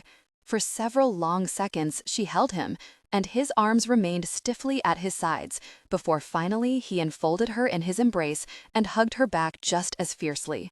"It's always been me and you," she said, her voice muffled against his tattered jacket. "I'm not leaving you, Jack. You'd never have left me." He pulled away and touched her cheek. "Listen to me, Bethy. It's not safe for you out here. It's never been safe. The best thing you can do for me is to go back to your apartment on the Upper West Side. Live your life. Embrace the good.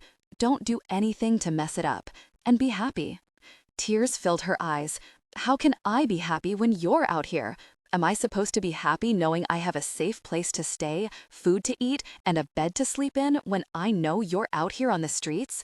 He grinned crookedly. "I'll be fine. I've always got an angle working." "You're not fine," she insisted. He sighed. "Maybe I'll come look you up." She latched onto that, hope taking hold.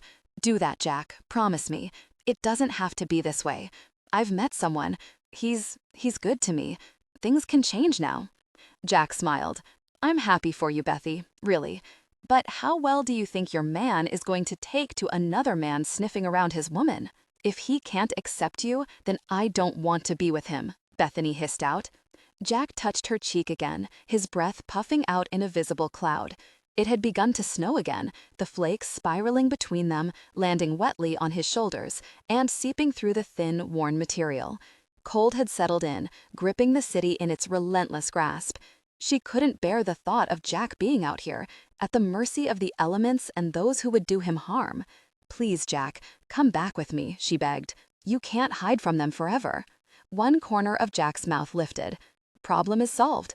They have their money. In their business, it's not personal. They aren't going to come after me, as long as they have their money. Confusion wrinkled her brow, and she began to shake as the cold permeated even the thick coat Jace had bought her. Her knees trembled and her breath stuttered over numb lips.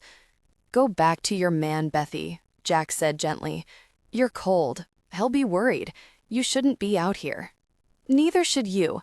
I'll be fine. I always have been."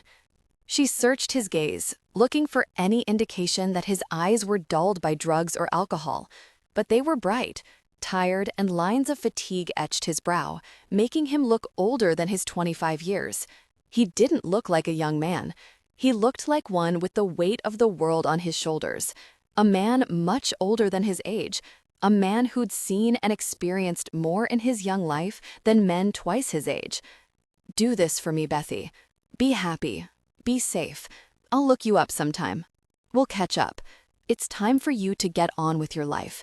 I've held you back far too long." Her mouth dropped open in shock. "No," she whispered. "Jack, you saved me.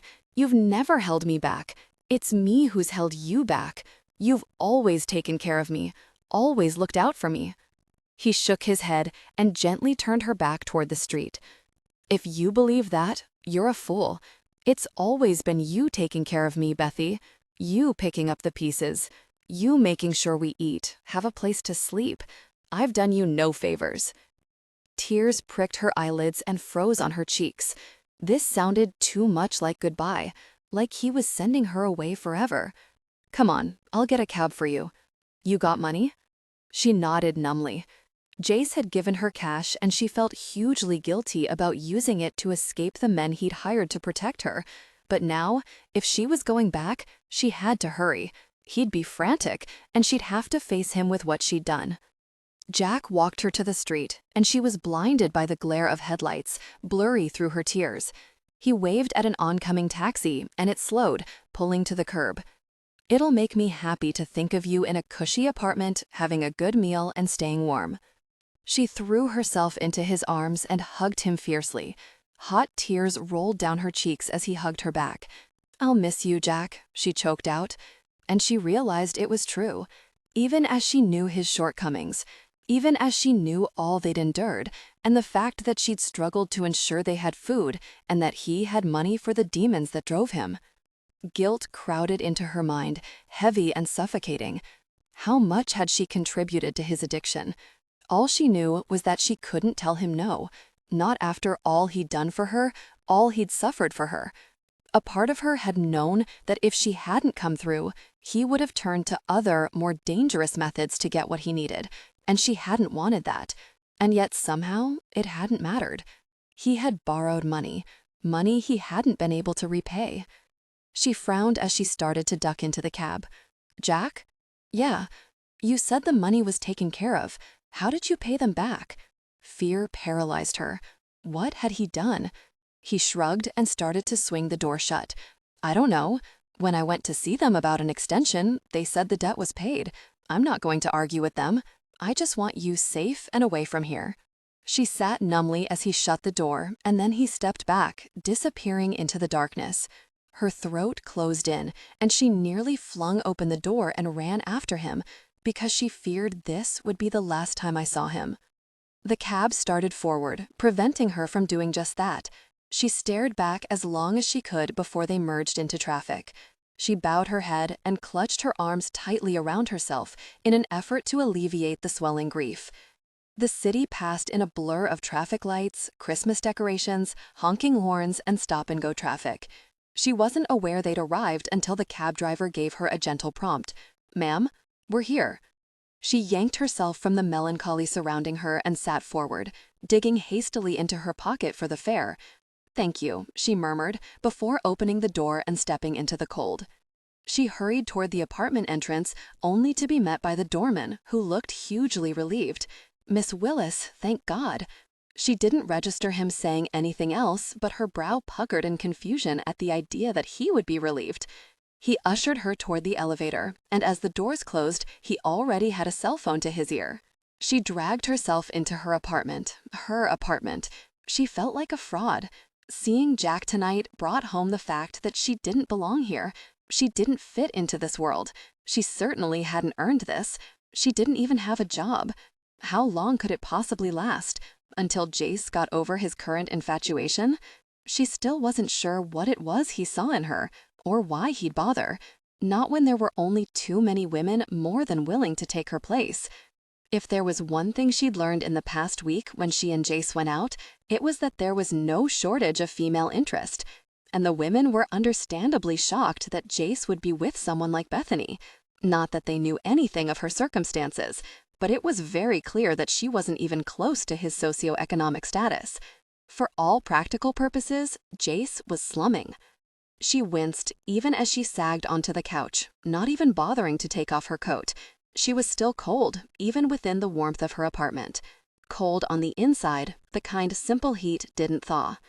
She laid her head back against the cushion and closed her eyes. She should call Jace.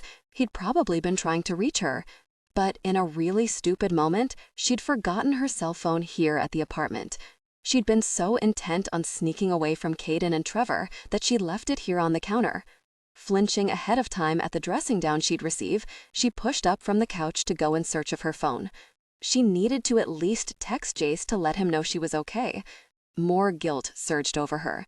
Now, back at the apartment, realization settled in at just how irresponsible and selfish she'd been.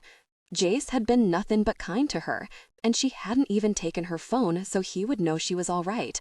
Maybe it had been subconscious to leave the phone, because Jace would have started blowing it up the minute Caden reported her absence, and she would have felt even guiltier about ignoring his calls. She found the phone, just where she'd left it, on the bar in the kitchen. She flinched when she saw the sheer volume of missed calls and texts, from Jace, from Caden, from Trevor. She pushed it away, not even wanting to look at them, but she still had to let Jace know she was okay. With a sigh, she reached for it again just as the door burst open and Caden and Trevor surged into her apartment.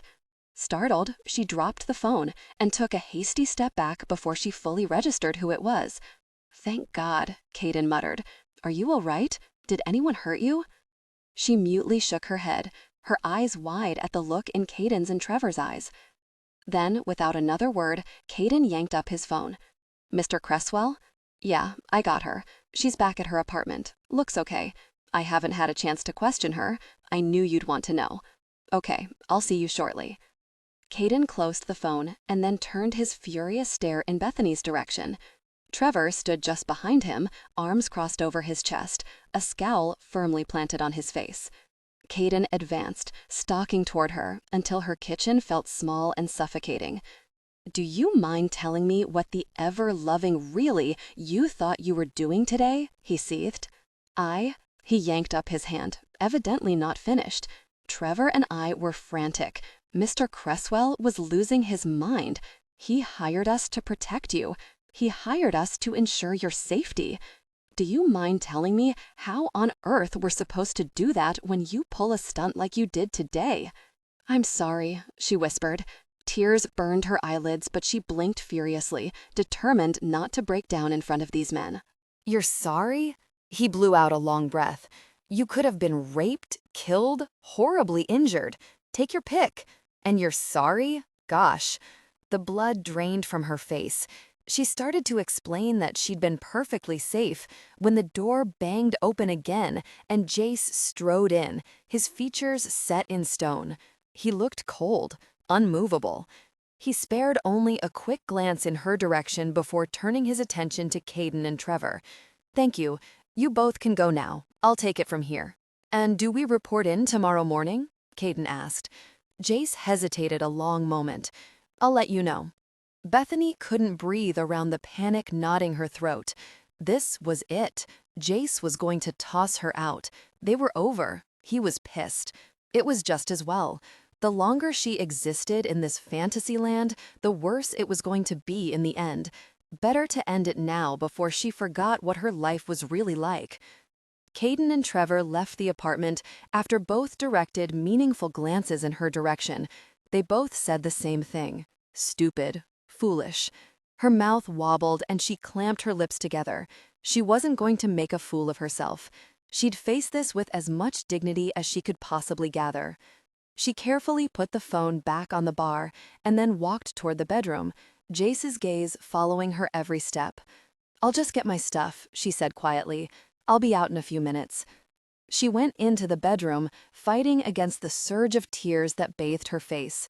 And then she realized she had nothing to pack, no things to collect. This was all Jace's, stuff he'd bought her. Even if she took them with her, she'd have no place to put them. Then a firm hand closed over her shoulder. He turned her sharply to face him, and then looked taken aback when he saw her tears. "Mind telling me what in the world this is about?" Jace demanded. "I know you're angry," she said in a low voice. "I'll be out in just a few minutes. I'd appreciate a cab, but if not, I can walk." His jaw clenched and bulged, and a look of utter fury entered his eyes. "You think I'm kicking you out?" he asked in an incredulous tone. She flinched. "Aren't you?" He swore. "Gosh darn it, Bethany. You and I are going to have a long talk. This has been a really difficult day from hell, and I'll be very determined if I'm going to end it with you walking out on me." She blinked in surprise. "You don't want me to go? Does it look like I want you to go?" Her mouth went dry. "But you're so angry. And you didn't ask Caden and Trevor to come back tomorrow." "Would it do me any really good?" he snapped. "You aren't exactly complying with their protection." She flushed and looked away. "I'm sorry." "Forget it all, Bethany. I thought you'd left me today. What was I supposed to think? You took off. No note, no phone call. You wouldn't answer your phone or my texts. I was in a really intense panic because I couldn't find you anywhere." "No," she said in a stricken voice. "I wasn't leaving you. I just had something I needed to do. I came back." He nodded. "Yes, you did. And that's the only reason why I'm not completely losing my mind here. But that doesn't excuse the fact that you took off to God knows where without the men I hired to protect you. I made it abundantly clear that you weren't to go anywhere without them. What about that did you not understand?" His grip tightened on her arms, and he hauled her against his chest. She stared up at him wide-eyed, her tears forgotten. He looked furious, absolutely, but not for the reason she thought. He thought she'd left him? She reached up to touch his face, seeing for the first time the fear that accompanied his anger. "I wasn't leaving," she whispered. "Thank goodness for that," he muttered. "But Bethany, you and I have a great deal to go over. I've tried to play this as delicately as possible, but forget it, not doing that anymore. It's time we do this my way." Jace had to let go of her and take a step back, putting distance between them. His breaths hurt, squeezing from a chest so tight it felt as though it was in the grip of a vice. He had to get himself together. First things first, before they could work out the evolution of their relationship, gosh, he'd been patient for a week. Yeah, it wasn't much time, but for him, it may as well have been a really long year. He'd never waited this amount of time for something he wanted. But before he could lay down the terms of their relationship, they had to address the reason she'd taken off, without protection, without telling anyone anything. That made him insane. For the space of a few hours, she'd been beyond his control, beyond his ability to provide for her, to protect her. He still couldn't dwell on those hours without losing his tenuous grip on his sanity. Maybe Ash was right. Maybe he was utterly obsessed. But obsession seemed such a mild term for his thoughts and feelings where Bethany was concerned. Where did it come from? Was this how Gabe felt about Mia? Why he'd lost any and all control when it came to her, and why he'd been determined that no one would come between them? Jace didn't have an explanation. Some things just were, and such was this obsession with Bethany. He wasn't going to fight it. Gosh, he couldn't. He was utterly powerless when it came to her, and he lost all reason, all ability to make rational decisions. Gosh, if this is what love and emotion did to a man, he wasn't at all sure he wanted it, but he wanted Bethany, with every breath, with every conscious thought. He wanted her, and he wasn't letting her go with one very intense fight. "Are you all right?" he asked when he had a better handle on himself. He stared at her, checking for any sign that she was hurt or shaken, but all he saw was uncertainty as she carefully watched him with large, wounded eyes. Gosh, she thought he was kicking her out when he was the one who thought she'd walked out on him. I'm fine, she said in a low voice. Jace, I'm sorry. I know what I did was stupid. Stupid? Yeah, that about covers it. Gosh, Bethany, do you have any idea what could have happened? I know you've lived on those streets, and it's only by the grace of God you haven't already become a statistic in a city full of sad statistics. Why did you do it? Where on earth did you go? What did you think you were doing? She sank onto the couch as if her legs would no longer hold her up. Her hands trembled, and she pulled off her coat, laying it in a neat arrangement beside her. He couldn't sit yet. He hadn't calmed enough, so he paced back and forth in front of her, waiting. I had to find Jack, she said quietly. Jack? The one word was explosive in the living room. Darn Jack. She'd risked her life because she had to find Jack, a man who'd thrown her to the wolves, who hadn't given a care about her when he'd borrowed money he hadn't a hope of repaying and then left her with the fallout. You had to find Jack? He repeated. I was worried, she said, near pleading. He's all I have, Jace. And with those men. Jace huffed in a huge breath. Exactly, Bethany. Those men are exactly why you shouldn't have gone off on your own. Did it ever occur to you to talk to me about it? To talk to Caden and Trevor, who are hired to protect you? Do you think I hired them for the hell of it? Do you think I make it a practice to hire a professional security firm to follow people I don't care about around? She dropped her gaze, and he continued on, needing to get this out, needing to rid himself of his anger and the images of her lying on a sidewalk bleeding. And he's not all you have. You have me. Her gaze jerked back up, her eyes stricken. I didn't mean it that way, Jace. Please believe me. I know I sound so ungrateful. I didn't mean to make you feel like you weren't important. I just meant he's the only family I have. For so long, it's been just me and him. He's not your brother, Jace said tightly, addressing the other issue that had bothered him ever since Ash had given him that piece of information. Gosh, Ash's warning played over and over in his head.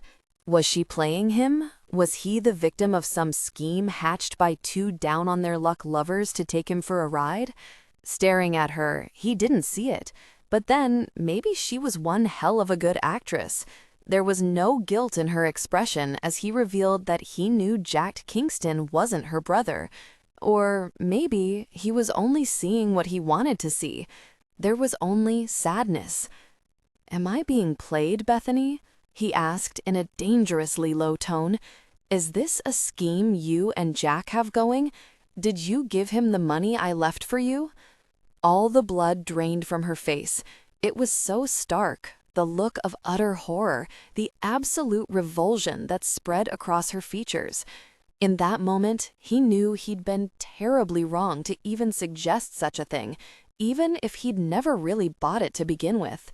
It had come out, a product of his fear and anger and frustration.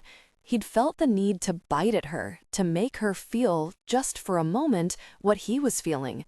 He regretted it with everything he had as he watched her falter, her pale face looking like he'd just pulled the rug right out from underneath her. She rose unsteadily, her knees buckling. She almost went down, and he lunged for her, but she yanked back. The color completely leached from her face.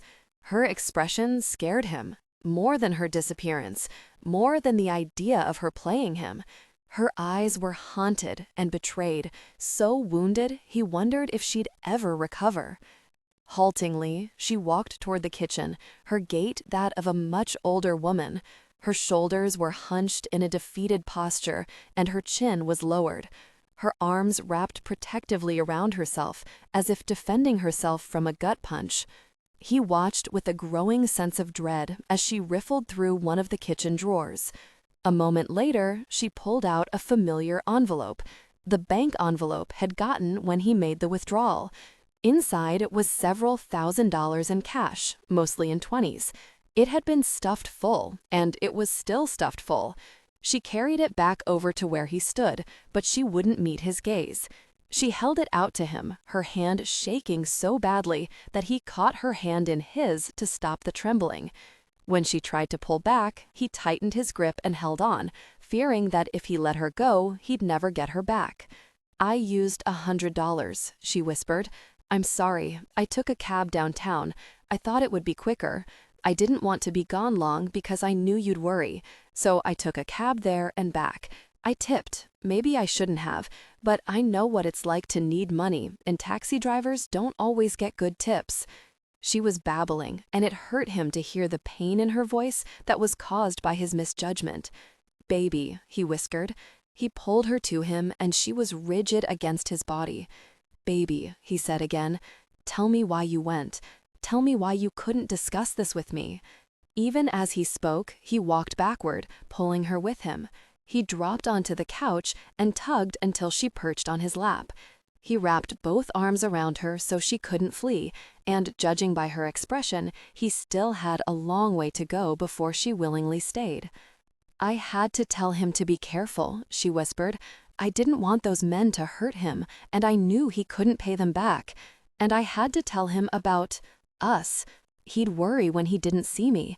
I basically disappeared, and I didn't want him to think I was dead or that I'd just moved on and left him." Jace knew the matter had been taken care of, but Bethany didn't. And now he was curious, genuinely curious, why she'd left the cash he'd given her here. There was enough in that envelope to have paid Jack's debt, and yet she'd left it behind. "There's enough cash in that envelope to pay Jack's debt," Jace said quietly. Her voice was barely a whisper. "Yes, I know. Why didn't you take it to him?" She tensed against him, but when he said nothing else, her shoulders slumped and she looked at him, disappointment burning in her eyes. "I'd never do that," she said softly.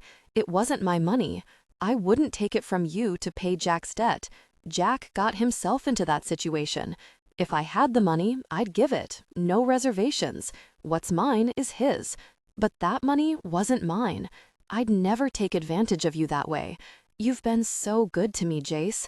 I don't want to repay that kindness with deceit, even if what I did today is just that." Jace sighed. "Jack's debt is paid off. The men are no longer interested in you or Jack. They have their money, and that's all they cared about.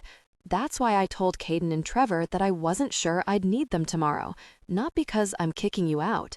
Her gaze became troubled, and her lips turned down into an unhappy frown. "What did you do, Jace?" she whispered. "I took care of the matter." She shook her head. "No, it wasn't your problem. I don't want you involved." Tears were shiny in her eyes, and his heart squeezed as she fought them. "You are most definitely my concern," he said gruffly. "I did it because those sons of difficult people came after you for the money. That I won't allow. I'll do anything in this world to keep you out of harm's way. There's absolutely nothing you can say to change my mind on that score, so save your breath." He slid his fingers along her jaw and then feathered the tip of one over her full lips. Tension broke. They came together in passion. Her thoughts went back to the first night, the night she'd shared intimacy with Jace and Ash, when Ash had very bluntly laid out the terms of being with them. They were powerful men, but Jace was perhaps more so. Ash seemed to be more laid back, while Jace was intense. Had he been fighting his nature the entire time he'd been with her? Had he held back his true self for fear of frightening her away? Her mood softened. He hadn't been overly forceful. Okay, so he'd definitely been demanding, no doubt there. But there was a controlled edge to it, and she had the impression that if Jace wasn't holding himself back, things would be that much more intense. Could she handle that? Him controlling every aspect of her life, dictating her every movement? Would it be so bad? In many ways, she relished the idea of relinquishing all control, of having someone, a strong, dominant male like Jace's, sweep in and take care of her, make decisions, pamper her shamelessly. She'd never had that. She craved it. She wasn't someone who longed for independence and to be self-sufficient. She'd been independent since she was a child. She'd been self-reliant her entire life. No one had ever taken care of her, except Jack, and she'd done as much for him as he'd done for her. Just once, she wanted someone to care about her, just her, to take the burden from her, to make decisions. And she just wanted to live, to enjoy not having to worry about where her next meal came from or whether she had a place to sleep. She wanted tenderness. She wanted love. She sucked in her breath at that particular revelation because it was dangerous to want something she may never well have. Jace wanted her, yes, she didn't doubt that. But for how long? He couldn't love her. He didn't know her. He didn't even trust her. What they had was physical, and evidently she appealed to the protector in Jace. It was who he was. But she knew she wasn't his equal, no matter what he said. They were an ocean apart, so different that she couldn't even relate to his life, and she knew he certainly couldn't relate to hers. She stared at the rug again, fists clenched at her sides. And then, before she was fully cognizant of doing so, she sank slowly to her knees. Jace stood in the doorway, watching as a myriad of emotions crossed Bethany's face. It was obvious she was struggling with her decision. He could see confusion and sadness in her eyes, but he also saw need. He wasn't even aware that he was holding his breath until his lungs protested and burned. He sucked in through his nose, his gaze never leaving Bethany. She didn't even know he was there watching. It would likely make her uncomfortable to know he could so clearly see her vulnerability. And then she sank slowly to her knees, and relief burned through his chest, robbing him of air. She was submitting, and he knew well that she understood the significance of kneeling as he'd requested. He'd seen her entire thought process play out in those expressive, beautiful eyes. He was weak with relief. No, everything wasn't solved. He didn't have this in the bag. They still had a long way to go, but this was a huge step forward in the progression of their relationship. It was a start. He walked forward, and her chin lifted, her gaze meeting his. He wanted nothing more than to wipe that fear and uncertainty from her eyes, but he knew only time would do that. Time and patience.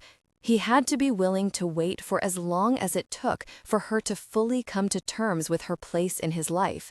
He had a lifetime of her feeling second-rate to overcome, and that wasn't going to happen in a day, a week, or even a month. But he wasn't going to do everything in his power to show her that he wasn't anywhere. He reached out to cup her cheek, allowing his fingers to glide over her silky skin. "You're so beautiful," he said hoarsely. "I can't tell you the satisfaction it gives me to see you kneeling here, waiting for me, for the pleasure I'll give you." Her eyes warmed, chasing some of the insecurity away. She smiled hesitantly, a sweet, shy smile that made his knees go weak. God, what was it about this woman that inspired such an overwhelming response in him? Maybe he'd never know. Maybe this was what happened when you met your other half. He nearly cringed at the cheesiness of such a thought, but he couldn't explain it any better than that. The women he'd been with before were filler. He'd been biding his time, waiting, for Bethany. He'd seen Gabe through a marriage that had never been rooted in deep, abiding love. He'd seen his friend wriggle through a multitude of women, and it was not until Jace had seen Gabe with Mia that he'd seen his friend come so alive. Soulmates. Gabe and Mia were soulmates. It was there to see in every look, every touch, every time Gabe so much as glanced in Mia's direction. And now, all the things he'd found so baffling about Gabe's reaction to Mia were here in front of him. "Do you trust me, Bethany?" Jace asked as his hand traveled into her hair, tugging slightly so that her head craned farther back. Their gazes were locked, and he saw hesitation in her brilliant blue eyes. His gut tightened. He hadn't realized how badly he wanted her trust, how important it was to him. She was allowing him free rein. She was ceding power to him. She was submitting to him. But without her trust, what did he really have? "I don't know the rules," she said in a quiet voice. "I know you're asking me to submit to you, but I don't know the rules, Jace. Do I need permission to speak freely? To tell you what I'm thinking? To answer honestly the question you just asked me? I don't know how this works, and I don't want to mess up before we even begin." Jace dropped down to his knees, positioning himself so they were on eye level. No way in hell he'd have this kind of conversation in a position of dominance. This was too important. He cupped her face in both hands and kissed her forehead. Just one gentle kiss, and then he pulled away. You never have to seek permission to tell me what you're thinking. Didn't she realize that her thoughts were the gateway to her? He had to know what she was thinking so he could work his way into her heart and soul. She visibly swallowed and then inhaled sharply through her nose. I think the more important question is whether you trust me. His eyes widened, and for a moment he was at a loss as to how to respond. Her lips trembled, and she forged ahead, clearly afraid and yet determined to speak her mind. You thought some pretty terrible things about me, Jace. I know what I did didn't help, but you jumped to conclusions that tell me you think the worst of me. I know we don't know each other well. You don't know me. But that you thought I was playing you, that I was stealing from you. She broke off, inhaling deeply as if to compose herself. Then she lifted her gaze and stared directly into his, her eyes earnest and awash with vulnerability. Why would you even want to be intimate with me? She whispered. Why would you want this? She swept her hand down her body and around, clearly indicating her position, her submissiveness. I know that this arrangement or relationship, whatever it is that we're doing, requires a lot of trust on my part, but it has to involve your trust as well. Besides the fact that I can't imagine why you'd want to be intimate with a woman you think so poorly of, why would I want to give myself to a man who found me so repugnant? His fingers tightened at her shoulders, and then he forced himself to relax his grip. He'd bruise her, and he never wanted to hurt her. He took his hands away, not trusting himself not to squeeze her even tighter. She looked hurt at his withdrawal, and he let out a groan. He could do nothing right where she was concerned. Every touch, every word out of his mouth, it all came out wrong. He was really it up, and this was too important. It was everything. For the first time in his life, he was scared, because he knew if he didn't handle this just right, he'd lose her, and that wasn't an option. No matter what it took, no matter what he had to do, she had to be part of his life. Dear God, he was precariously close to begging, and he'd never begged for anything. He cleared his throat and rocked back on his heels, his throat clogged with everything he needed to say. Then he rose, extending his hand down to her. She glanced at him in puzzlement, but slipped her hand into his. Yet another sign of her trust he hadn't been able to return or make her feel. He sat on the edge of the bed and pulled her close into his hold, cradling her, positioning her on his lap so she'd be near him, touching him. He rested his chin atop her slim shoulder and then turned his mouth down to kiss her skin. He inhaled deep, capturing her scent and savoring it. I'm sorry. She went still, her gaze directed at the far wall. He reached up, slid his finger underneath her chin, and gently redirected her gaze to him. You're right. I said and thought terrible things. It wasn't fair to you. I was afraid, Bethany. Terrified, he amended. I reacted badly. This is new territory for me. I've never been so really troubled over a woman before. I'm used to control. You know this about me, or at least you've gotten hints. For the space of those few hours, I had none. I couldn't protect you. I had no control over what happened to you. It freaked me the hell out, and I took that out on you. I understand, she said softly. He shook his head. No, you don't. And you shouldn't have to. You explained what happened, and while I don't agree with what you did, I had no excuse for the things I accused you of. I have a temper, baby. You'll get to know that as well. I'm not used to things being beyond my control. But what you need to understand is that I'll never hurt you. Or at least I'll try very hard not to. Physically, it isn't ever going to happen. But I'll say gosh because I'm pissed. I was afraid, and I don't handle that well.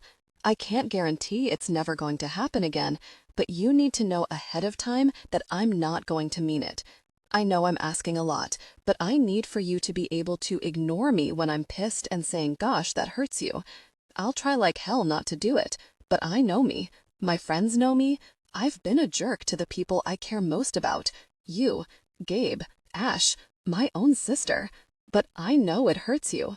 You aren't used to me. You can't see what's behind the anger and the things I say in the heat of the moment. But you will know me, Bethany. You'll know me, because I'm not going anywhere, and what's between us is only going to grow stronger. I need you to believe that. I need you to want it as much as I want it, because that'll tell me that you'll stick around and weather it with me. Her eyes rounded in shock. Her expression was one of utter amazement.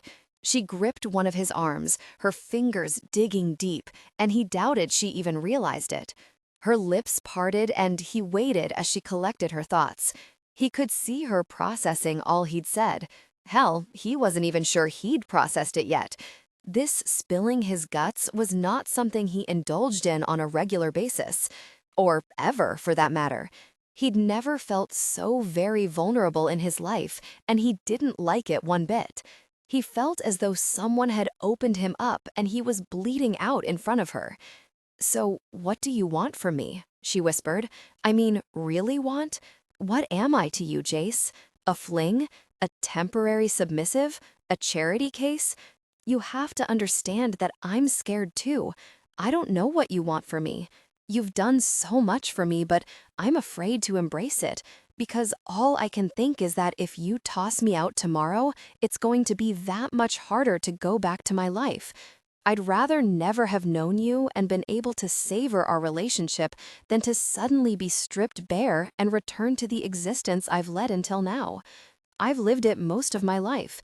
Even the parts of my life when I wasn't on the streets weren't happy years.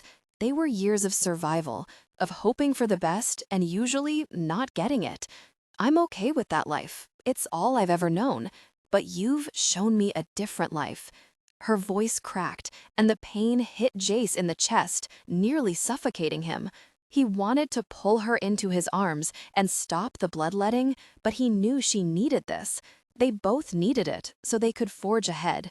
Tears filled her eyes, and she looked so afraid that it gutted him all over again. "You've shown me how things could be," she whispered. "And I want it, Jace. I shouldn't want it. I shouldn't even dare to dream that something so beautiful could happen to me, but I want it all the same. But if you're going to take it from me, if this is only temporary, some amusement for you, then I don't want it, because it will kill me to go back to my life." Tears slipped silently down her cheeks. To his shock, he found his own eyes burned, as if someone had thrown sand in his face. "And I know it sounds crazy for me to be asking you this. We've known each other for such a short time, and it's not fair for me to demand this of you. But I have to know, because I can't go back to where I came from after dreaming of how different things could be, of dreaming how it would be to be with a man like you, someone so far out of my league that I can't even wrap my brain around it. Don't lie to me. I need to know if that's all this is to you, just something to pass the time with, a new challenge. Please give me that much respect, at least, and let me go if I'll never mean anything to you." No longer able to listen to the aching pain in her voice, he crushed her to him, holding her so tightly he could feel her heart thudding against his chest. "God, Bethany, Jesus, baby, I don't even know where to begin." "With the truth," she said against his neck. He pulled her away, his hands sliding almost frantically up and down her arms. He wanted to give her so much, comfort, reassurance. The words swirled in a cloud in his mind, but he had to get this sorted. He owed her the words, the truth she'd asked for, even if it stripped him utterly bare before her. He sucked in a breath and leveled his gaze at her, hoping like hell she could see the sincerity in his eyes. "The truth is, I've never felt this way about another woman. The truth is, I'm really obsessed with you. The truth is, I want you in any way I can have you. The truth is, if you told me right now that you could never submit to me, never give me what I want so badly from you, that it wouldn't matter. I'd take you any way I could have you. The truth is, I'm not letting you go." Hope stirred in her eyes, and it hurt him to see how quickly she made it go away, as if she was afraid to allow that emotion in. "I'm never letting you go back to the life you've led up till now, Bethany, no matter what happens with us. And even if you ever decide I'm not what you want or need, I'm not letting you go back there. Even if you won't be with me, you'll always be taken care of and provided for. Do you understand that? She slowly nodded, her bottom lip pulled firmly between her teeth. Her grip was so tight on it that she'd break skin and bleed. He gently nudged her mouth open, freeing her lip. "What do you want, Jace?" she asked again. "I need to know what you expect from me. I can't live with the uncertainty of not knowing if I'm doing it right or wrong or if I'm messing up." He sighed and ran his hands up her body and then back down again. She was cold. Chill bumps dotted her torso and her skin was cool to his touch. All thoughts of sex fled. His arousal had waned.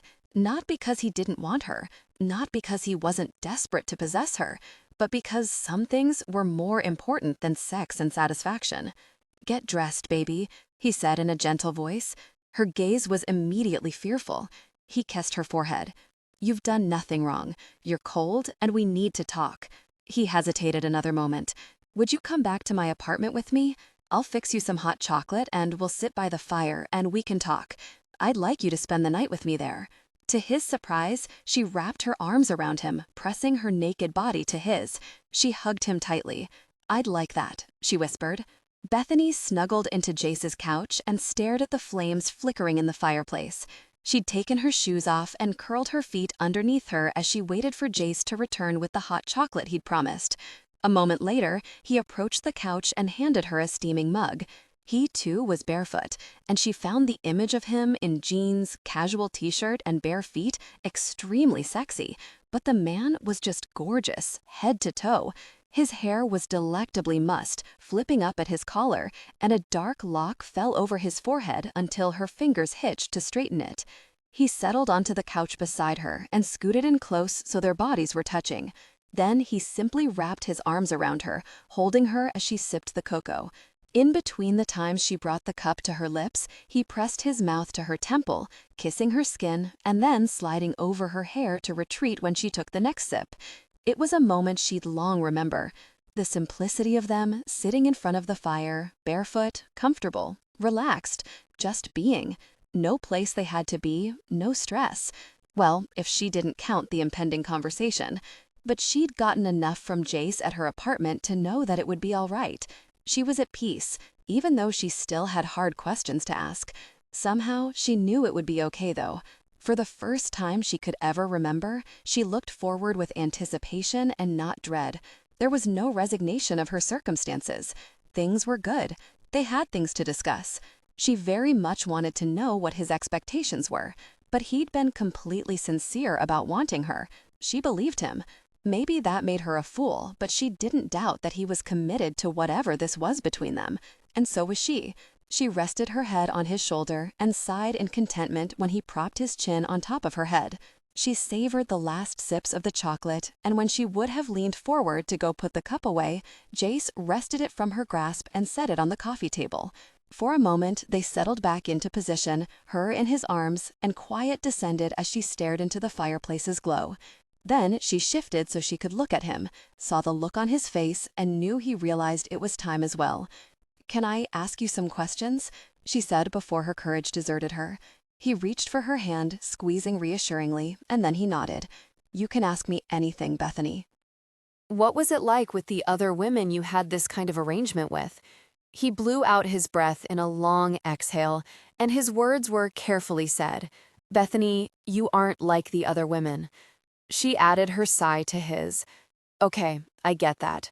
I don't think you think I'm like your other women. This isn't about me comparing or me being jealous or anything, but I need to know what you expect. I get that you want me to be submissive and you like control, but that doesn't tell me anything specific. I need to know how it's going to be with us. And me asking how it was with your other women is just me trying to figure out your expectations. I'm working blind here, and that's what makes me nervous. Not you. I don't think you'll hurt me or freak me out. I just need to know what I'm supposed to do." He looked discomfited. He sighed again and then ran a hand through his hair, messing it up even more. It fell back over his forehead, and this time she did reach up to smooth it. His gaze softened when she touched him, almost as if she'd given him much-needed reassurance. "The first thing you have to understand is that Ash and I," he broke off. Jesus, there's no way to say this without it sounding all sorts of really messed up. Just say it, she urged. I'm not going to be angry. How could I be? You don't hold my past against me. How could I hold yours against you? You're so very sweet, Jace murmured. I don't know how I got so lucky. When I think what would have happened if I hadn't seen you that night, if I hadn't found you at the shelter, it guts me, Bethany. Her eyes widened and her heart pounded as his words washed over her, warm and so very sweet. She had to be dreaming. Never had she imagined meeting a man like Jace. He was so honest, so straightforward. He wasn't afraid to share his feelings. He wasn't afraid to be vulnerable. He averted his gaze, took a deep breath, and plunged ahead. Ash and I, he broke off. Jesus, there's no way to say this without it sounding all sorts of really messed up. Just say it, she urged. I'm not going to be angry. How could I be? You don't hold my past against me. How could I hold yours against you? You're so very sweet, Jace murmured. I don't how I got so lucky. When I think what would have happened if I hadn't seen you that night, if I hadn't found you at the shelter, it guts me, Bethany. Her eyes widened and her heart pounded as his words washed over her, warm and so very sweet. She had to be dreaming. Never had she imagined meeting a man like Jace. He was so honest, so straightforward. He wasn't afraid to share his feelings. He wasn't afraid to be vulnerable. He averted his gaze, took a deep breath, and plunged ahead. Ash and I shared women. A lot of women. As in, it was a lot more normal for us to hook up with the same woman than it was for either of us to go solo. They weren't always one-night stands either. Like me, she said softly. His eyes narrowed. No, not like you at all. You were different from the very first. Go on, she urged, not wanting to distract him from their conversation. The thing is, we often explored different forms of intimacy. I'm no saint, Bethany, and I very sure haven't lived as a monk. And like Ash told you that first night, we like control. In all aspects. It's a strong preference. But it goes deeper than that, at least for me. And maybe that's why I never really got into a serious one-on-one relationship with a woman. As long as it was confined to a particular dynamic, it seemed to fit better. It came off more as a game, and no one took it very seriously. But for me, it is serious. It's what I like. It's what I need. And if you want or need an explanation as to why, I'm sorry, but I can't give that to you. It just is. I've never met a woman who made me consider suppressing that part of myself. Until you. Her body tensed in alarm, her protest immediate. Jace, I don't want you to be someone else for me. But you don't know what you're getting into, he said in a low voice. She shifted up on the couch, relieved they were finally getting somewhere. She pushed up, leaning closer to him, staring intently into his eyes. So tell me, lay it out for me. How do you know what I can or can't accept if you won't tell me what your wants and needs are? Because I'm afraid you won't want the same things I do, he admitted. I think I might surprise you, Jace, she said in a low voice. You know about my past. I told you how things were. Jace's hand cupped her cheek, his eyes suddenly fierce. Don't, baby. There's no need to rehash it all. I don't like how it hurts you, and it just reinforces in your mind that you somehow aren't good enough for me. That's nonsense. She smiled, warmed by the intensity in his tone. What I was going to say is that not all of my past experiences were conventional. The truth is, I think I tried it all. You aren't going to shock me, and I need to know what you expect so that I know if I can be that woman you need. He leaned forward until their foreheads touched, his finger traced a line over the curve of her cheek and then down to feather over her lips.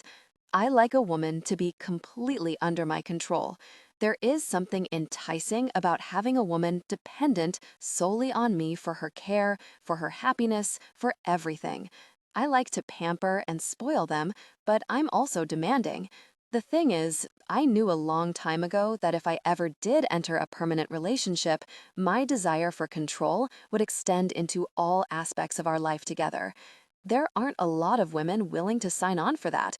At least, not a woman who's in it for the right reasons. Her brow furrowed in confusion. Right reasons? Money, he said grimly. When you have as much money as I do, there are many women willing to put up with anything for what it buys them. That's not the woman I want in my life or in my bed on a permanent basis. I want a woman who wants the same things that I do. Me in control, me taking care of her, me exploring my preferences with her. I want her to want me, not my very money, and I don't want her to suffer a relationship she finds abhorrent because the price is right. And those preferences are? He pulled back slightly, but she caught his shoulders, forcing him to look at her. Tell me, Jace, you're not going to shock me. I have a preference for a certain dynamic, he said quietly, one where I am in control. He looked uneasy as he studied her for her reaction, and she was careful not to give him one. Instead, she waited for what he'd say next. When she didn't respond, he went on, his shoulders relaxing just a bit, almost as if he'd expected her to react strongly to his admission. I'm not saying I abuse women. Gosh, it makes me sick to even imagine you thinking that about me. I sound like a hypocrite. I'm violently protective of the women in my care, and yet I have a preference for a certain dynamic. How so? She was still speaking calmly, and he was studying her hard, as if watching for her to get up and run screaming from the apartment at any time. I enjoy exploring various forms of intense connection. I like to engage in role-playing and scenarios where I am completely in control. Sometimes I feel like a Dr. Jekyll and Mr. Hyde, because there are times when I worship the woman I'm with, savor, touch, kiss, make love to. And other times, I want it my way, any way I want. I enjoy dynamics where my partner is completely yielding to my direction. Sometimes our connection is all about her fulfillment, but sometimes it's all about mine. That doesn't sound so bad, she said calmly. Do you understand that I would be in absolute control over every aspect of our relationship, Bethany? Do you really get that? That every decision will be made by me? Where we eat, what we eat, where we go, where you go, when we are intimate, when we are not intimate, what you wear, who you talk to. Are you getting it yet? I'm a controlling jerk, and that won't change. Are you really willing to sign on for something like that? And if I'm not, she asked, studying him every bit as intently as he studied her. Then I'll accept whatever you can give me, he said quietly. She sucked in her breath until she was lightheaded. Oh my gosh, after all he'd said, after all he'd explained, he'd pushed down all that made him who he was just to have her. Tears stung, and she sucked in a deeper breath than before as she blinked them away. It was no use. They burned until they finally spilled over onto her cheeks. Jace looked panicked, his expression dissolving into one of self-loathing. "Don't cry, baby. Please don't cry," he whispered harshly. "We'll work it out. I swear, it'll be okay." She shook her head. "No, you don't understand. Then make me understand. What's wrong? Why are you upset? It doesn't have to be that way.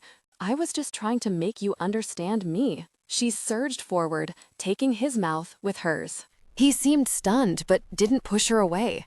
Their mouths melted hot, tongues clashing wetly. "Shut up, just shut up and kiss me," he groaned. "Gosh, baby." She ripped at her clothing, suddenly desperate to have nothing between them.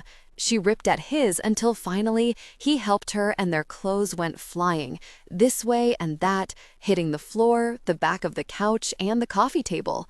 She kissed him hungrily, her mouth moving hotly over his. She allowed all her desperation into her kiss, her hands as they roamed over his firm body. His arousal was evident between them, sandwiched tightly between their bellies. She reached down to touch him, even as she arched over him, wanting their bodies to connect. Passion peaked. They came together intimately, deeply connected. "Baby, no, don't hurt yourself." His voice was strained, and it was evident just how much he was holding back. Oh gosh, no. That wasn't what she wanted.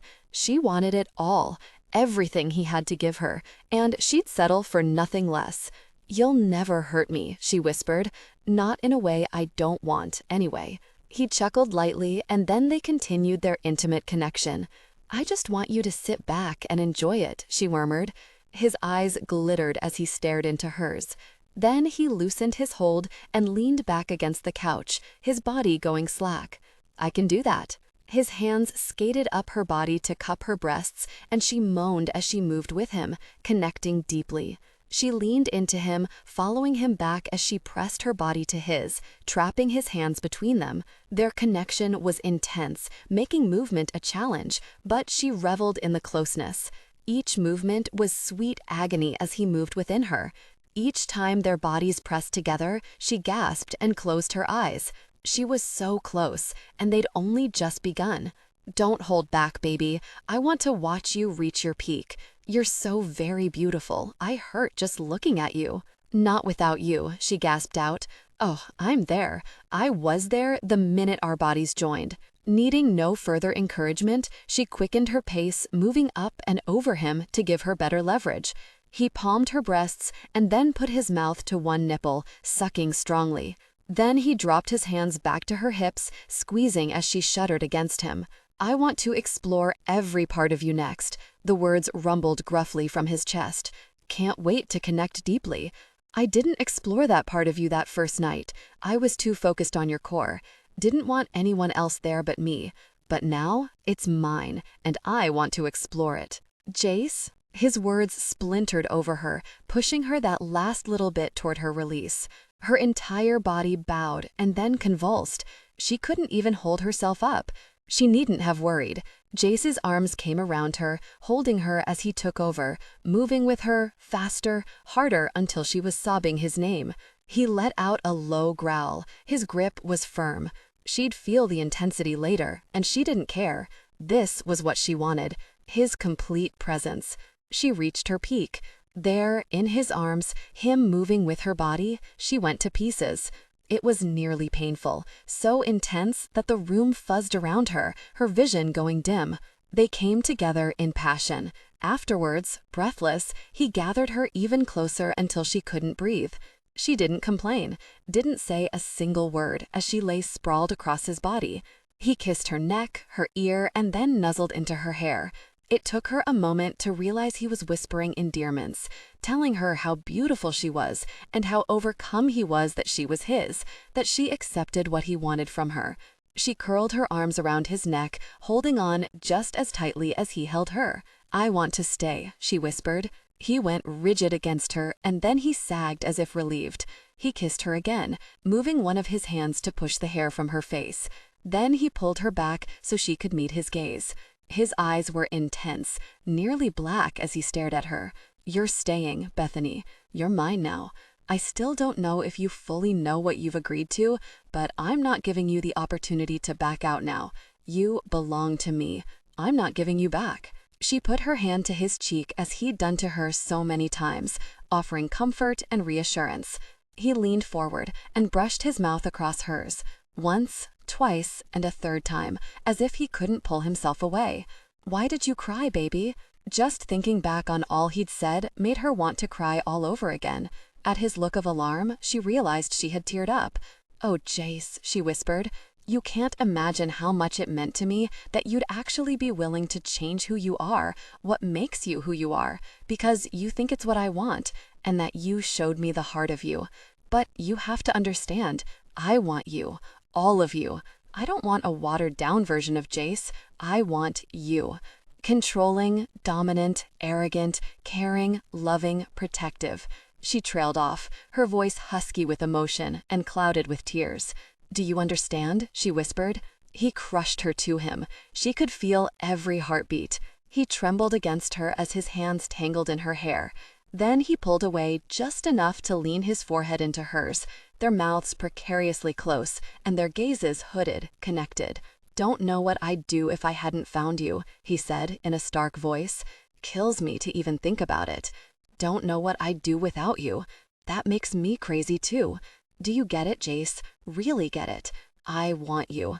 I want your dominance. I need it." He stroked his hand down her hair, smoothing the strands, the motion comforting. "You got me, baby. All of me. I hope to hell you're prepared for it, but you're getting it. All of me. 100%. But you have to promise me something." "What?" she whispered. He kissed her first, a light smooching, warm and breathless. When he pulled his head back, his eyes were alight with satisfaction and contentment. Promise me that if it's ever too much, if you're ever overwhelmed, if I ever push too hard or too fast, that you'll tell me. You have to tell me. I couldn't live with myself if I knew what I was doing was scaring you, or, God, hurting you. I never want to make you feel bad about what we do. She kissed him this time, savoring the feel of him, of being in his arms. This was real. He was real. She was shaken to her very core by the magnitude of what was happening here. He wanted her. Her. I promise, she whispered against his lips. Bethany waited, breathless with anticipation. Nervousness. Her stomach was full of butterflies. Jace would be home any minute. He'd texted her to let her know he was leaving the office. Nothing else. No instructions. Nothing about their plans for the evening. And in light of their heart-to-heart discussion the night before, she had a very good idea of how she wanted to be waiting for him when he arrived. A signal of her acceptance, her obedience, her willingness and desire to submit to him, to forge ahead in the kind of relationship they both wanted, not just what Jace wanted. It meant the world to her that it undid her, that he'd been willing to suppress his own wants and needs if she displayed any hesitation over the parameters of the relationship he'd outlined. And maybe that was a huge reason why she was so willing to accept, without reservations, the things he asked of her. Because he hadn't demanded, he hadn't given her an ultimatum. He'd told her how he wanted things, but just as quickly let her know that if she wasn't able or willing to commit to that lifestyle, that he'd be the one to compromise and take whatever it was she felt comfortable offering. Everything. She would give him everything. She wanted to make him happy because it's what would make her happy. She slipped out of her clothing and arranged it in a neat pile in one of the drawers he'd allocated for her use. He'd made noises about buying furniture for her that would be solely hers, but for now, using his space was fine. They still maintained separate residences, even though more and more of her belongings had crept into his apartment. She checked the time and knew he could be coming up the elevator even now. She quickened her pace to the living room and carefully knelt on the plush carpet in a position that afforded her a view of the elevator doors. She'd see him as soon as he stepped out, but more importantly, the very first thing he'd see when he entered the apartment would be her, waiting, submissive, giving him what he most wanted from her. The minutes ticked by with agonizing slowness. Quiet descended in the apartment, and only her soft breathing could be heard. And then the sound of the elevator arriving. Her pulse quickened as the doors slid open, and she stared ahead, eager to see his face, his reaction when he saw her. He stepped inside, briefcase in hand. He locked onto her immediately, and the briefcase slid from his grasp, hitting the floor with a soft thump. "Baby," he whispered. Just one word, but it conveyed a wealth of meaning. Surprise, joy, relief. Warmth flooded his eyes, and they immediately went dark with desire. His entire face softened when before there'd been lines etched on his forehead and his jaw had been tense. He'd seemed distracted, as though he'd had a hectic day at work. All of that melted away as he strode toward her, his focus solely on her, his gaze never once leaving her. He stopped just in front of her, his hand delving into her hair, stroking through the strands before cupping her cheek and caressing the line of her jaw. "How long have you waited like this?" he asked softly. She smiled, leaning into his touch. She was starved for it, an entire day of waiting and wanting, aching with need, wanting to reaffirm what they'd already decided the night before. She wanted to reassure him, but perhaps she needed that reassurance even more. "Not long. You texted when you left the office. I waited a bit and then came into the living room, here, so I could see you when you got off the elevator." "So you could see me," she finished quietly. "Never seen a more beautiful sight when coming home from work, baby. Never thought I'd come home to this. To you, like this, so soft and sweet. You make me forget everything else but you and me and the world we've created." "Good," she said huskily. "I want that for you. You do so much for me. I want to do as much for you." He smiled down at her, his fingers rubbing lightly over her lips. You do. You've made my entire day. Seeing you like this, I can't even remember my crappy day or what happened at work. Don't even give a very. Because now I'm here with you and nothing else matters. I'm yours to command, she murmured. Tell me what you want, Jace. He hesitated, standing there, his eyes expressive, but he remained silent, almost as if he were afraid to voice his thoughts. Then finally he spoke, careful with his words. I know we talked about this last night, baby. I know you agreed. I know I laid it out. But I don't want to rush into this. I want to give you time to adjust to my expectations. I want you to be sure that this is what you want. The very last thing I want is to overwhelm you. I want to take things slow, work up, and take it a step at a time. I don't doubt you, don't want you to think that. I'm going to be careful with you because I care about you. I care about us, and I want us to last. Her heart went soft, the ache intensifying. A knot formed in her throat, and it was hard to speak around the growing emotion. Don't you know, Jace? When you say things like that, it only makes me want to please you even more. We don't have to pull out all the stops the first day of this new relationship, but I want to show you what I can be, what I want to be, for you. But not just for you, for me too. I want this. You want this. We want this. So tell me how to please you. Give me the words and let's begin something new and special. He spoke of his desires, of the intimacy he longed for, and the ways he wanted to connect with her. He described a future filled with passion and deep connection, where they would explore their desires together. Is that all? She teased. He grinned, some of the worry easing from his expression. It's all for now. There's a whole hell of a lot more I want to do, will do to you, but we've got all the time in the world, and we don't have to do it all on the first day. We'll take it slow, and when I'm sure you're with me all the way, we'll get there, baby. No doubt about that. I'm going to explore every facet of our connection, but for now, I just want to savor this moment with you, and then we'll deepen our bond. She shivered, a deep sensation stirring within her until she squirmed to alleviate the ache. He gave her a knowing smile and then reached for the fly of his pants. He unfastened the button and then lowered the zipper, the rasp sharp in her ears. He prepared himself and then he tilted her chin up with his other hand. Open your mouth, baby. I want you to pleasure me. Take me to the edge, but I'm not going to reach my peak until I'm deeply connected with you and you're positioned over the arm of the couch, ready for me.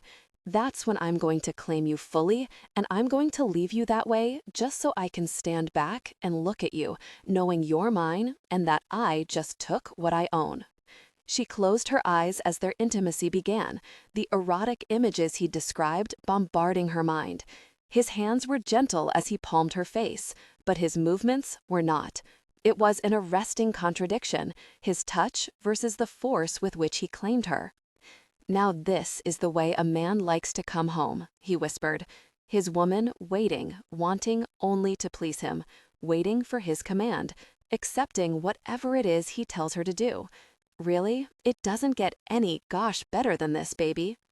She smiled, satisfaction gripping her, squeezing her heart until she was breathless. She loved that she affected him this way, that he was so wild for her, and that she pleased him as no other woman had. He moved with intensity, and then slowed, his movements gentle over her lips before deepening their connection. So beautiful, he murmured. And mine, freaking mine. You belong to me, only me. No one else will ever have this, what I have, you waiting for me to walk out of that elevator. If other men only knew what I had, they'd be jealous sons of difficult persons. You're a woman worth fighting for, Bethany. Men would kill to possess what I own, even for an hour. His words sank deep, and she soaked them up, holding them in the deepest part of her soul. Her chest tightened and her throat knotted, making it hard for her to breathe. He frowned and then paused, his presence still close. You okay? She nodded, unable to formulate a coherent response. How could she when she was perilously close to tears? Happy tears. She was overwhelmed, and not in a bad way, the very best way. Overcome. She had no idea what to say, how to respond. She could only show him what those words meant to her. Leaning forward, she took the initiative and deepened their intimacy, but then immediately glanced up, gauging his reaction, to see if her boldness had angered him. He feathered a hand over her cheek and smiled tenderly, almost as if he could read her every thought and knew just how affected she was by all he'd said. Holding her head in place, he moved one more time, deeper, pushing until she responded intensely. He let out a groan and then released her, ending their intimate moment. Then he reached down with both hands and curled them around hers, lacing their fingers together. He pulled her carefully to her feet and remained in that one spot for a long moment while he waited to ensure she had her footing. "To the couch," he said, his command stronger, holding more of an edge than before. "I want you to lean over the arm, belly down, forehead touching the cushion, your body positioned high, and your feet don't touch the floor." She swallowed and did as he dictated, positioning herself accordingly. He moved away, his footsteps retreating into the bedroom while she waited eagerly for him to return. When he came back, he carried a length of silken rope. Her arms were already twisted behind her, her hands resting at the small of her back. He gathered her wrists in his hands, and then, holding them firm with one hand, he began to coil the rope around them with the other. Though the rope was soft and non-abrasive, he tied it tight, binding her effectively so she couldn't move her hands. "Seeing you this way, baby, I don't even have words. It's a sight I'll dream about at night when you're in my arms, sleeping next to me." His palm rubbed over her lower back, and then his other hand joined, caressing and then preparing her for their intimacy. He positioned himself intimately, but paused, holding back for a moment. "I'm not going to be easy," he warned. "Want you too much, baby. I'm having some pretty dark, intense thoughts at the moment. This is going to be raw, powerful intimacy. When I'm done, then and only then am I going to take care of you. But you don't reach your peak until then. This is for me. After is for you." Before she could even process his statement, he moved deeply, connecting in one forceful lunge that took her breath away. Her entire body quivered and tingled. Arousal hummed through her veins. Need, craving, stronger than any need for a fix she'd ever experienced. How was she supposed to get through this without reaching her peak? She was ready for release now, not whenever he finished slaking his own sires and tended to her afterward. He gave her a warning touch when she shook uncontrollably. "Get it under control, baby. You don't reach your peak yet. Disobey me and I'll forget all about taking things slow, and I'll put a crop to your body." She groaned in frustration. Instead of dissuading her, his warning only fueled the fires of her lust, and she edged ever closer to her peak. She bit into her lip and closed her eyes, focusing intensely on not giving in to her peak. It was the hardest thing she'd ever attempted. She was unbelievably aroused, and every movement sent ripples of pleasure cascading through her body. "Want that too," he growled, "but I'm too close. I'll explore that another time." Thank God. She wouldn't last even a minute longer, and he was moving harder now, growing even larger as he swelled and tightened within her. She squeezed her eyes shut and tightened every muscle in her body to ward off her peak. Relief rushed through her veins when he leaned into her, his body covering hers, and he reached his peak within her. She sagged over the end of the couch feeling wrung out, and she hadn't even reached her peak. If he so much as touched her, it would be over. Every nerve ending was short-circuiting. Her skin was hypersensitive. A deep ache pulsed within her. Just one touch. All he had to do was reach down and touch her, and she'd find relief. She sighed in frustration. She was so on edge that her skin felt alive, like it was crawling and trying to turn itself inside out. He pressed a kiss between her shoulder blades and then gently eased away from her. "Don't move," he commanded. She heard his footsteps move away and become more distant. A moment later, he returned with a warm washcloth and gently cleaned her. Then he carefully untied her wrists and rubbed the tender skin with his thumbs. "Go in the bathroom and get cleaned up," he directed. "I want to savor you fully, baby. When you come out, I'll be waiting on the bed. I want you to join me intimately, and I'll pleasure you completely. He helped her to her feet, and she wobbled on unsteady legs to the bathroom to do as he told her. She carefully cleaned herself, taking special care to refresh. When she walked back into the bedroom, he was sprawled naked on the bed, his body relaxed, only semi-aroused now. He was still beautiful, and his presence was still very impressive, even at rest. He crooked his finger at her, motioning her over to the bed. He held out his hand to help her climb up, and then he scooted down so his feet hung off the bed. "Crawl up and position yourself over me," he said. It was ridiculous for her to be shy, but she was a little mortified to be climbing up, bold as you please, in order to position herself intimately over him. She rocked up on her knees, so she was still several inches from his mouth. When she started to lower herself, he put a hand to her waist to stop her. "Use your hand and prepare yourself for me," he said huskily. "I want to pleasure every inch of you, and I want you to reach your peak completely." She sucked in a huge, steadying breath, but she was a wreck after all that had gone on in the living room, and now his blunt, evocative words cut right to her core and sparked instant arousal. She tentatively slid her hand down her belly and then into the curls between her legs, finding the plump folds. Her finger rubbed over her sensitive skin, and she moaned.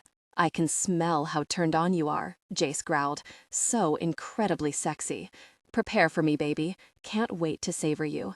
She prepared herself with her fingers and held herself open before lowering herself those last few inches. The instant she made contact with his intimate touch, she jerked and bucked upward. He grasped her hips with both hands, his grip hard, and brought her back down into their connection. He pleasured her with intense focus. His tongue moved intimately, exploring every part of her. He worked her into a mindless frenzy until she moved with him as if deeply connected. But then he slid his fingers between her lower body and prepared her just as she'd prepared herself. His index finger explored a sensitive area, teasing the entrance. He pressed gently, just barely. Tension broke.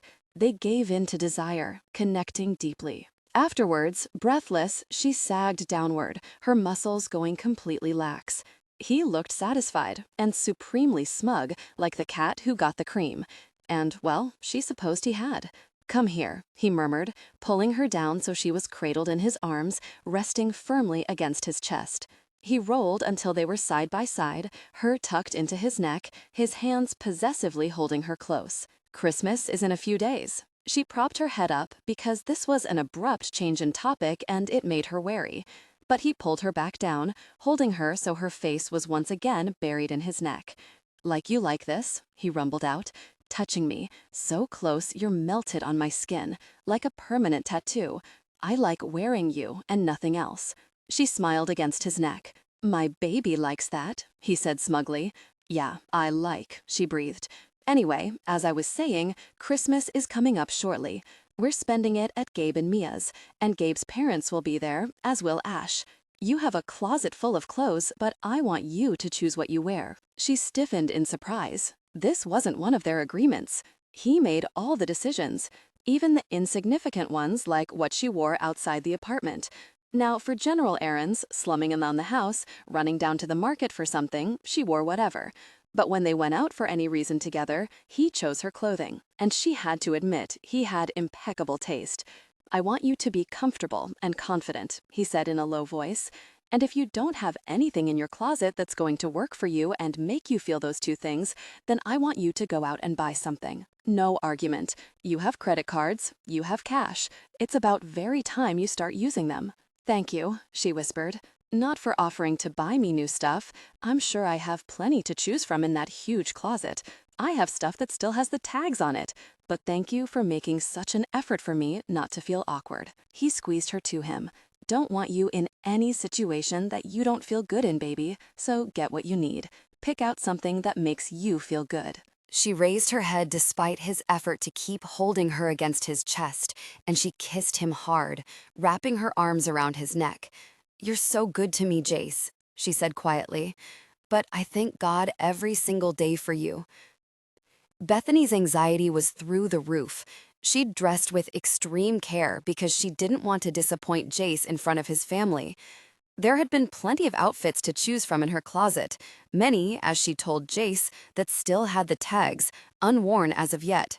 She'd chosen a sparkly silver cocktail dress because it seemed festive and appropriate for Christmas, and after debating and a huge amount of guilt, she'd bought matching sparkly silver heels to go with it. Jace had sensed her anxiety and had gone to great lengths to reassure her. As she'd been in the bathroom putting her hair up in a silver clip that matched her dress, he'd come in and slipped a beautiful diamond necklace around her neck and fastened it while she stood gaping in the mirror. "Jace," she protested, "this is too much." He grinned and pressed a kiss to her neck just underneath her ear and then reached around her, holding a box with a matching pair of earrings. "Then you'll definitely think this is too much, but deal with it, baby. Can't have my woman going to Christmas with my family and them thinking I don't spoil you ridiculously. I'll lose all credibility. So put them on. I like seeing my jewelry on you. And you look beautiful without it, but I want you to feel just as beautiful as I see you. There isn't a woman alive who doesn't love diamonds. You can't be the exception here." Put that way, there wasn't a whole lot she could say. He kissed her again and then patted her affectionately. "Need to leave in 5 minutes, so put a move on it." She sighed as she left, and then caught her reflection in the mirror as she fumbled with the box so she could slip the earrings in her ears. She was smiling, happy, her eyes warm with a contented glow. He always knew just how to make her feel more at ease. Not that she wasn't still a nervous wreck. Christmas was a holiday she'd never really marked. In the beginning, particularly the first year she and Jack had been homeless, Jack had tried his best to infuse the occasion with holiday cheer. He'd gotten a shrub, which they decorated and set up in their tiny corner of a deserted park using discarded wrapping paper from a nearby shop. They'd fashioned bows, little stars, and a few other shapes that couldn't exactly be classified as recognizable symbols of Christmas, but Bethany had loved Jack for the effort he'd made. He'd also managed Christmas dinner, though he'd never told her how and she hadn't asked. Where was he today? It was cold, and snow had begun falling, covering the sidewalks in a white blanket. Did he have a place to stay? Was he warm? Did he have anything to eat? She felt extremely guilty as Jace ushered her into his waiting car, warm and comfortable, on their way to Gabe's apartment, where they'd eat, enjoy time with Jace's loved ones, and celebrate the holiday. She was well taken care of. Jace had seen to her every need. And Jack was out there alone for the first time in all the years he and Bethany had been together. She put a hand to her hair for the 6th time since they'd left her apartment, worried that the careful arrangement would plummet down her neck at any moment. Jace put his arm around her, pulling her to him so he could kiss her temple. "You look gorgeous," he murmured. "Stop worrying. You'll love them and they'll love you." She smiled, or rather, she tried to. It was bad enough she was meeting his sister, her fiancé, who also happened to be Jace's other best friend and business partner, and Gabe's parents, but Ash would also be there. This would be the first time she'd seen him since that memorable night, and her stomach was in knots over it all. How awkward would it be to exchange pleasantries with a man who'd shared such a deep connection with her and Jace? Jace couldn't be any more comfortable with it than she was. He'd made his feelings very clear on the matter. He didn't even like to discuss it, and so she'd avoided the issue, adopting firm denial that it had ever happened. That would all change tonight. And then another thought struck her, one that horrified her. What if the others knew that she'd been intimate with both Jace and Ash? "Baby." Jace's soft voice broke into her thoughts, and she turned in his direction. "You're tying yourself into nothing." He squeezed her hand and then brought it up to his mouth to kiss. He kissed every single one of her fingers, prying them loose from the fist she'd formed. "It's Christmas. I want you to enjoy the holiday. Our first," he added with a smile. "I'm terrified," she blurted out. Jace's gaze softened and he scooted closer to her. "There's no need to be. I swear it. These are the very best people. They're my family. I wouldn't subject you to any situation I thought would be harmful to you. Ash is going to be there." Jace's eyes flickered, but he recovered quickly. But she'd seen his reaction and knew he didn't look forward to her and Ash being together any more than she did. "Honey, listen to me. It's inevitable that you and Ash will cross paths. You're both very important to me. What happened, happened. We can't change it, no matter how much I wish differently. So the only thing we can do is face it and move forward. He's not a jerk. He's not going to make things awkward. Ash is the best friend I have. He knows what you mean to me. Trust me when I say things are going to be fine. She glanced down. I'm sorry. I'm ruining Christmas for you before we even get there. I'm scared. I don't want to disappoint you. I don't want to let you down. And I don't want to embarrass you in front of the people you love. All I can think about is that they'll take one look at me and they'll know everything. They'll know I'm not good enough for you. They'll know you could have done better, and I can't stand seeing that look on their faces. How they'll look at you, wondering what on earth you're doing. Jace's scowl was instant. Now you're just really annoying me. That's a bunch of nonsense, and swear to God, Bethany, if it's the last thing I do, I'm going to get you beyond such asinine thinking. She closed her eyes tightly, determined not to do something stupid, like cry. It would ruin her carefully applied makeup anyway. Makeup that Jace had to help her purchase because she hadn't had a clue what to buy or even how to apply it. A very patient makeup artist had gone through all the steps, showing her how and what to apply and in what order. Then she'd sent Bethany home with an entire bag of cosmetics, half of which Bethany didn't even remember the purpose of. Baby, look at me. It wasn't a request, it was a firmly worded command, one she instantly obeyed.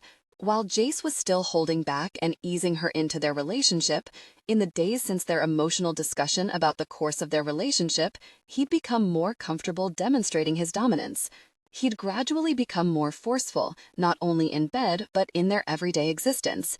And in the beginning, she'd truly wondered if she'd chafe at his authority over her, but in fact, she'd embraced it. She reveled in her well-ordered existence. As soon as Jace had taken that step in exerting his dominance, a part of her had sighed in relief. It had been so freeing to hand over responsibility to someone who cared about her, someone who took care of her and was insanely protective of her. It gave her a measure of security she hadn't enjoyed until now. It made her feel safe. You do Gabe and Mia and Ash a huge disservice by thinking they'd feel any such way about you. They aren't judgmental. They aren't snobs. They're not going to care about your past or where you came from. All they're going to care about is that you make me happy because they care about me. And by extension, because they care about me, they're going to love you. All I'm asking is that you give them a chance. She was suddenly ashamed because Jace was right. She wasn't giving them a chance. She'd already passed judgment on them, the very thing she feared they'd do to her. I'm being a reverse snob, she said quietly. You're right, I'm not being fair. He squeezed her to him again and kissed the side of her head. You're understandably nervous. I don't fault you for that. What I'm saying, though, is that it's going to be okay. Trust me? She nodded, and he looked relieved. They arrived a few minutes later, and Jace helped her from the car. He wrapped his arm around her and cautioned her not to slip as they hurried toward the entrance to Gabe's apartment building. Butterflies took over, swarming her stomach as they rode the elevator to the top floor. When it opened, she was immediately assailed by delicious smells, a mixture of cooking food and what smelt like scented holiday candles, peppermint and pine. The interior of the apartment was aglow with candles, and in the corner of the living room was a huge tree, twinkling with hundreds of lights. The entire living room was decorated festively, and the fireplace was on. Jace! A petite, dark-haired woman hurried over and immediately engulfed Jace in a huge hug. Jace's smile was instant as he hugged her back. Then she pulled away and turned her warm smile on Bethany. You must be Bethany. I'm Mia, Jace's sister. I've heard so much about you. I'm so happy you're here. Bethany started to stick out her hand, but Mia enfolded her in a hug similar to the one she'd given Jace. Bethany awkwardly returned it. Thank you for having me, Bethany murmured. Hey, there you guys are. Bethany glanced up to see a gorgeous, tall man walk up behind Mia and slip his arm around her waist. She remembered him from the party. Actually, she remembered both of them. She stared wistfully at them as they danced and had thought they looked so much in love. She wasn't about to draw attention to the fact that she'd been part of the waitstaff at their engagement party, though, and so she pasted a bright smile and pretended this was the first time she'd ever seen either one. Gabe slapped Jace on the back and then turned to Bethany. "Hi, Bethany. I'm Gabe, Jace's friend and business partner. About to become his brother-in-law if my bride-to-be will put me out of my misery and set a wedding date." "Hi, Gabe," she managed to choke out. Jace's arm came around her, steadying her and offering silent support. In that moment, she loved him for that. "Come on in the kitchen," Mia said. "That's where everyone is congregated, drinking wine and snacking on the fruit and cheese tray." She tucked Bethany's arm underneath hers so that Bethany was flanked by both Mia and Jace, and then pulled them both toward the kitchen. Bethany's stomach dropped when they met Ash in the doorway. She nearly ran into him as he scooted to the side to get out of the way. "Hey, man," Ash said. "Glad you two made it." Then he leaned forward and kissed Bethany on the cheek. "Hello, Bethany. You look beautiful." She was positive she blushed. Try as she might, she couldn't control her instant mortification as she stared at Ash. Ash was playing it cool. Jace was playing it cool. She was the only one acting like an idiot. "Thank you," she said, forcing a smile to her lips. Ash smiled warmly at her and then reached down to squeeze her hand. He leaned forward as if to kiss her other cheek in greeting and whispered so only she could hear, "It'll be fine, Bethany. Don't be nervous." With that simple gesture, Bethany relaxed and allowed herself to fully breathe for the first time since leaving Jace's apartment. This time, her smile was genuine and she squeezed Ash's hand back in thanks. Jace shot Ash a look of gratitude, and the tension that perhaps she'd imagined to begin with dissipated. Jace curled his arm around Ash's shoulders, and the two engaged in mock wrestling. "Not much changes around here," an older woman said as she pushed forward. Her smile was indulgent, and it was obvious that she regarded Ash and Jace with affection. "You boys still act like you did as teenagers." Jace smiled and pulled her into his arms. "Hello, Mama H." He kissed her temple and then turned to Bethany. "Bethany, I'd like you to meet Gabe's mom. Mrs. H, this is Bethany Willis."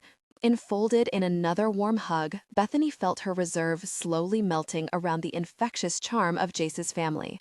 "It's wonderful to meet you, dear." "Oh, hey, here's Mr. H now," Jace said. Bethany looked beyond Mrs. Hamilton to see an older man push forward. "Nice to meet you, young lady," he said in a gruff voice. "Jace is very fortunate." Bethany blushed and extended her hand. Ignoring it, Mr. Hamilton hugged her. Bethany had never been around such a spontaneous, huggy bunch of people. It was weird, and yet nice. "So did you cook, Mia? Or did you cheat and have it catered?" Jace said in a teasing voice. "Gabe's mom and I cooked. I'll have you know it's pretty awesome, if I have to say so myself." "It smells wonderful," Bethany said quickly. Mia smiled. "Thanks, it's good, promise." Then Mia turned and made shooing motions with her hands. "Okay, guys, out of the kitchen. You're in the way. Go in the living room and do whatever it is guys do. I need half an hour, and then we can eat." She glanced at Bethany. "Want to hang out with us in the kitchen? You can always go with Jace, but we don't bite." Bethany found herself smiling in response to the other girl's open warmth. "I'll stay."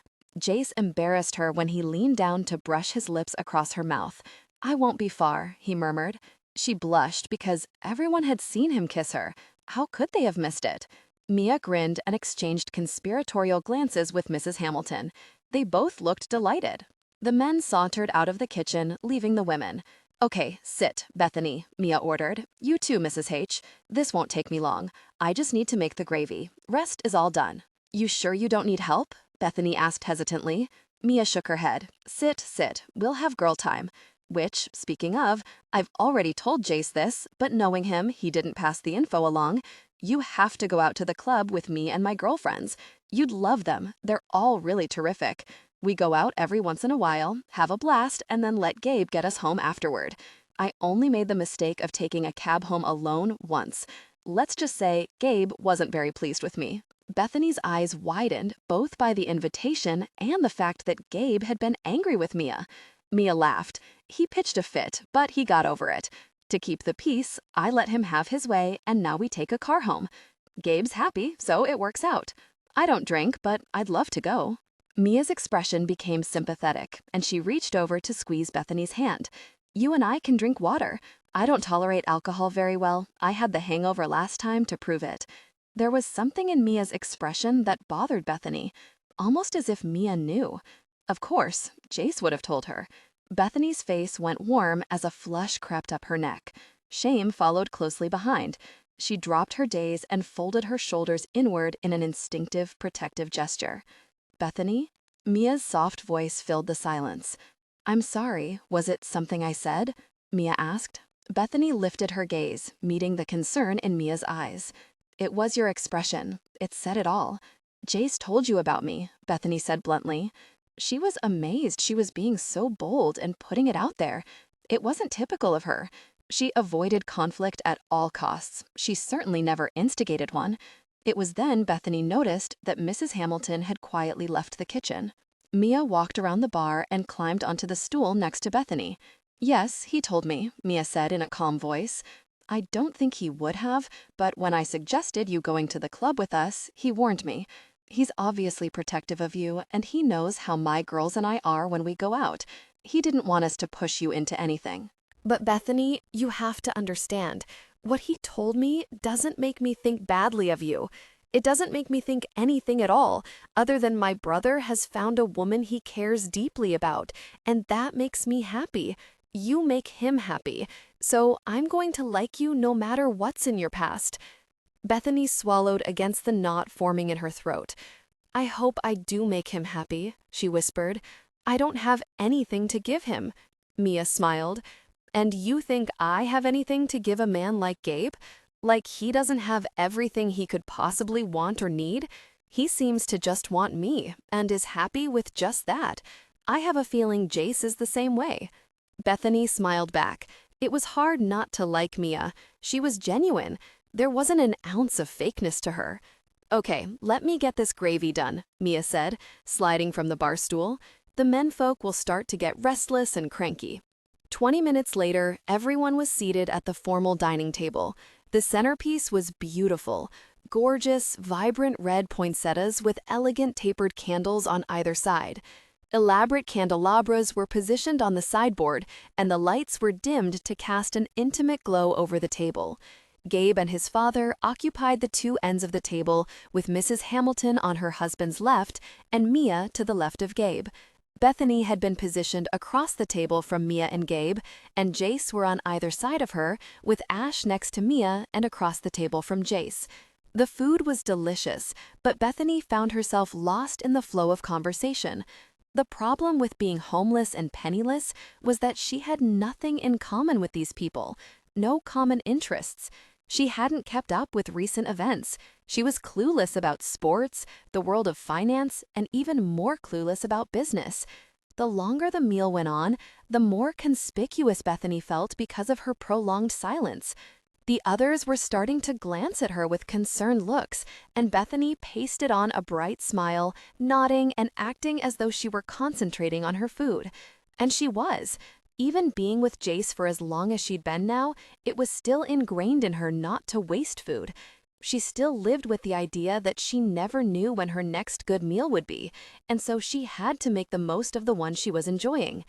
As if finally sensing just how ill at ease she was, Jace reached underneath the table, rubbed his hand down her thigh, and then lightly squeezed just above her knee. He leaned over her to get a roll and murmured, "Relax, baby." She was mortified when it appeared that Gabe heard Jace. Gabe glanced in her direction, his eyes softening. She just wanted the floor to open up and swallow her whole. Better yet, she really just wanted to go back to her apartment. She was in sensory overload. Too many people, too much conversation. She wasn't used to having to perform social niceties. It wasn't that they were horrible or that she didn't like them. It was just awkward and out of her scope. She felt completely inadequate, despite Jace's repeated attempts to make her feel as though she belonged. That was on her. Jace, his family, no one had made her feel that way. It was strictly her own doing, her own insecurity. "I love your tree," Bethany said quietly in Mia's direction. Mia beamed. "I do too. I adore Christmas trees. Jace used to always take me to Rockefeller Center for the lighting of the tree. It was a tradition I looked forward to. It was where Gabe proposed to me." Bethany's heart twisted at the instant warmth that spread over Gabe's features. His gaze was riveted on Mia. "I love Christmas trees too," Bethany said wistfully. "I never had one, a real one I mean, in an actual home. As soon as the words popped out of her mouth, she wanted to die. Her look of horror couldn't be contained. She couldn't believe she'd just blurted that out. She couldn't bear to gauge the others' reactions to what she'd said. Before she said anything else to humiliate herself, she shot up from her seat. Jace reached for her, but she was just beyond his grasp. She left the table, heading blindly for the kitchen. Jesus, Ash muttered. She's never had a Christmas tree? Jace was standing, torn between going after her and giving her a moment to compose herself. He glanced at his friend and then at the grim expressions on Gabe's and Mia's faces, the soft sympathy in Mrs. Hamilton's eyes. This has been torture for her, Jace said quietly. This whole day. Very much. I shouldn't have made her come. Did we say anything wrong? Mia asked anxiously. No, baby girl, you did everything fine. I appreciate it. This is just hard for her. She's not used to any of the things we take for granted. She's not used to being around people, much less people who care. She was a nervous wreck about meeting you all. She doesn't want to embarrass me. He broke off with brittle laughter. She doesn't think she's good enough for me. Gosh, Gabe murmured. I hope you put an end to that crap. I think maybe we should go, Jace said, casting a look of apology to the table. Mia nodded, and Gabe rose, putting his hand on Jace's shoulder. If you need anything, let us know. Will do. Thanks for the great food, Mia. You outdid yourself. Give Bethany our love, Mia said softly. Jace smiled at her. I will. Jace hugged Bethany to his side as they hurried into the cold and toward his waiting car. She hadn't met his gaze once after he told her they were leaving. Mia and Gabe, hell, even Ash, especially Ash, had been extremely gentle with her, hugging and kissing her goodbye and acting as though nothing had gone wrong. But Bethany had been mortified. It was evident in the tight lines of her body and the anguish in her eyes. He ushered her into the car and kept her close to him as they pulled into traffic. He'd already given his driver their destination when he'd called to tell them they were ready to leave Gabe's apartment. She didn't even notice when they didn't head in the direction of either of their apartments. She likely thought he planned to take her to her apartment, maybe even thought he'd stay over with her, as if she was staying anywhere but his place on Christmas night. He was growing more and more impatient with the distance between them. He wanted her in his apartment, in his space, in his bed every night. No, there hadn't been a single night since he'd moved her into her apartment that they'd spent apart, but many of those nights had been spent at her place. His mind told him not to move too fast, not to push too hard, that the end result could be disastrous. His heart, just her. In his arms, his bed, his life. Any way he could make it happen. When they pulled up in front of Saks Fifth Avenue, Bethany finally became aware that they hadn't gone back to her apartment. She lifted her head and gazed around in consternation. Where are we? He leaned over to silence her by kissing her. Then he opened his door and gently pulled her from the car. Jace, what are we? She broke off when her gaze lighted on the Christmas tree that towered above the ice skating rink. Tears immediately filled her eyes, and it made his chest squeeze painfully. Oh, Jace. She went silent, her eyes rapt and alight with joy. She stared, motionless, her breath puffing out in a cloud. I came here once, she whispered. It was my first Christmas in the city, mine and Jack's. We walked 40 blocks in the rain because I just wanted to see this one time. Jace struggled to breathe at the ache in her voice. His hands tightened and curled into fists. How long ago was that, Bethany? She was 23. So young, and yet she seemed years older, hardened by time, with the cynicism of someone much older than her tender years. He wasn't sure he wanted to know just how long she'd been on the streets. 4 years, she murmured. He stifled the curse that blistered his lips. She'd been living on the streets of New York City for 4 really years. She'd been 19, an age when most girls were looking forward to the start of their lives. Fresh out of high school, in college, having fun, taking on the world. He was more determined than ever to shield her from every bad thing in her life. He wouldn't allow anything else to touch her. He only wanted to surround her with good things, happy memories. He wanted to give her that. Let's go closer, she said, her voice trembling with excitement. She took hold of his hand, tugging him forward. He couldn't help a smile at her excitement. Her eyes danced and her entire face lit up just like the Christmas tree. She was so beautiful when she smiled. She made his gut ache, and every time she smiled, he was always struck by the fact that she did it so rarely. It was another thing he was determined to coax from her. He wanted to give her a reason to smile every very day. She weaved her way through the small crowd and then stopped in a spot where they wouldn't be elbow to elbow with anyone else. She stared at the tree in silence, her hand leaving his to clasp with her other in front of her. Very much, but he should have made sure she brought her gloves with her. Her hands were cold. For that matter, she wasn't dressed appropriately to be standing outside. She had a coat, but it was the lighter of the two he'd bought her. He'd thought they'd only be going from the car to the apartment and back, but she didn't seem to notice the cold.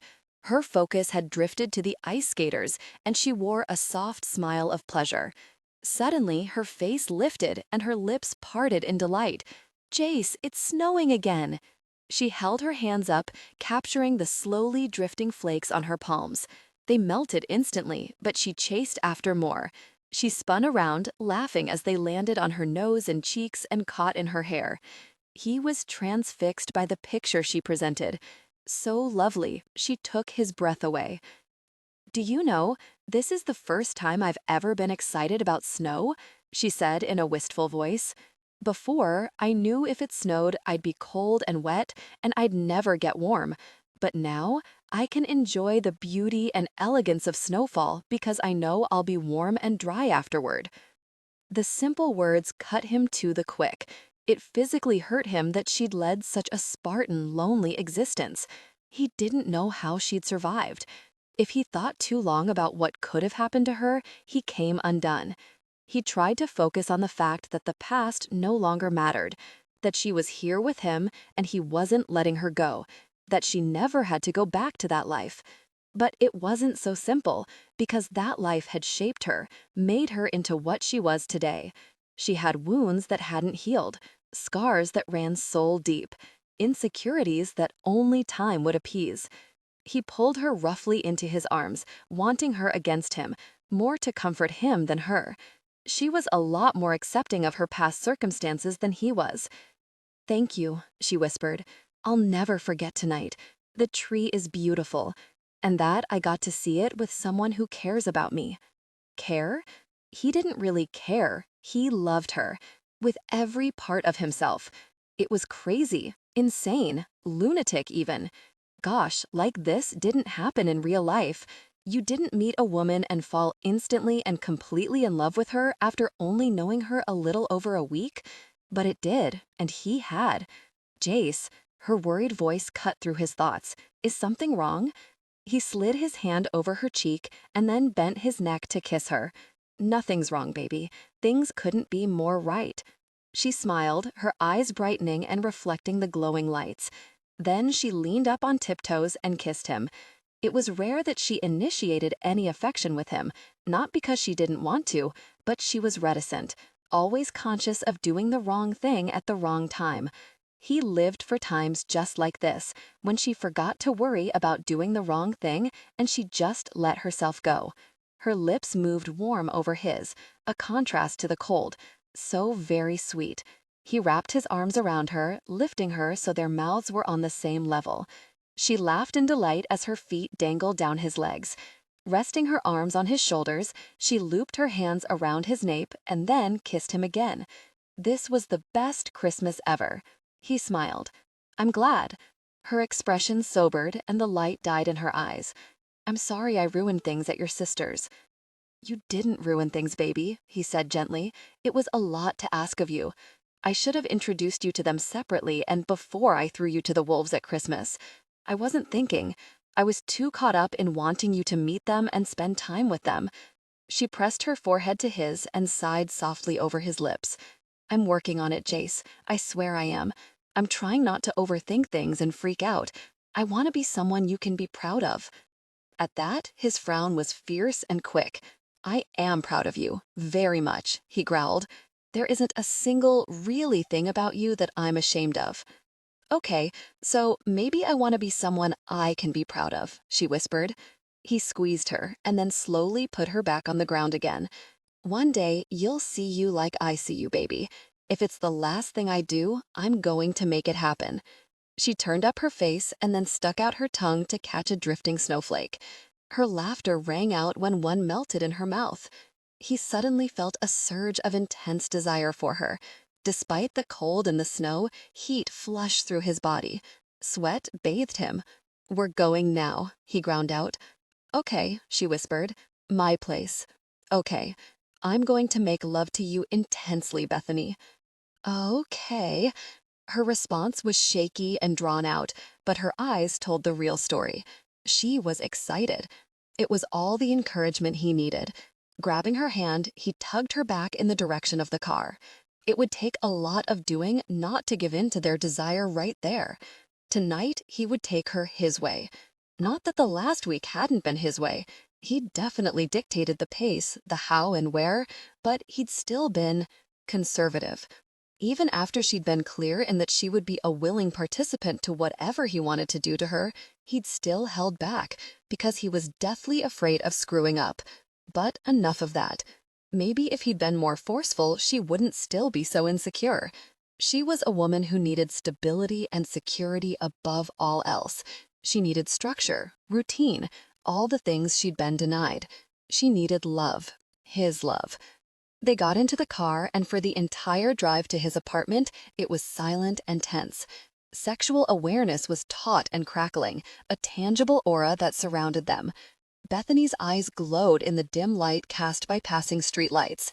Her hair was delectably mussed, and her lips were swollen from his kisses, just the way he liked them. He had to stop looking at her lips. His desire was already overwhelming. He had to focus on something else, because all he could imagine was their intimate connection.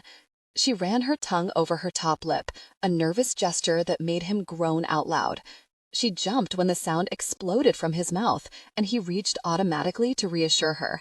"Christ, baby, if you only knew what I was imagining about those lips, and then you run your tongue over them, there's only so much I can take." A gleam entered her eyes. "How long do we have?" His brows furrowed. "How long do you need?" She moved closer to him. "I think that depends on you."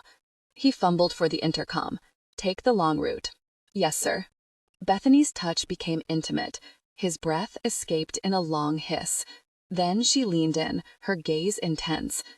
"Do I have permission to pleasure you intimately?" He was overwhelmed with desire.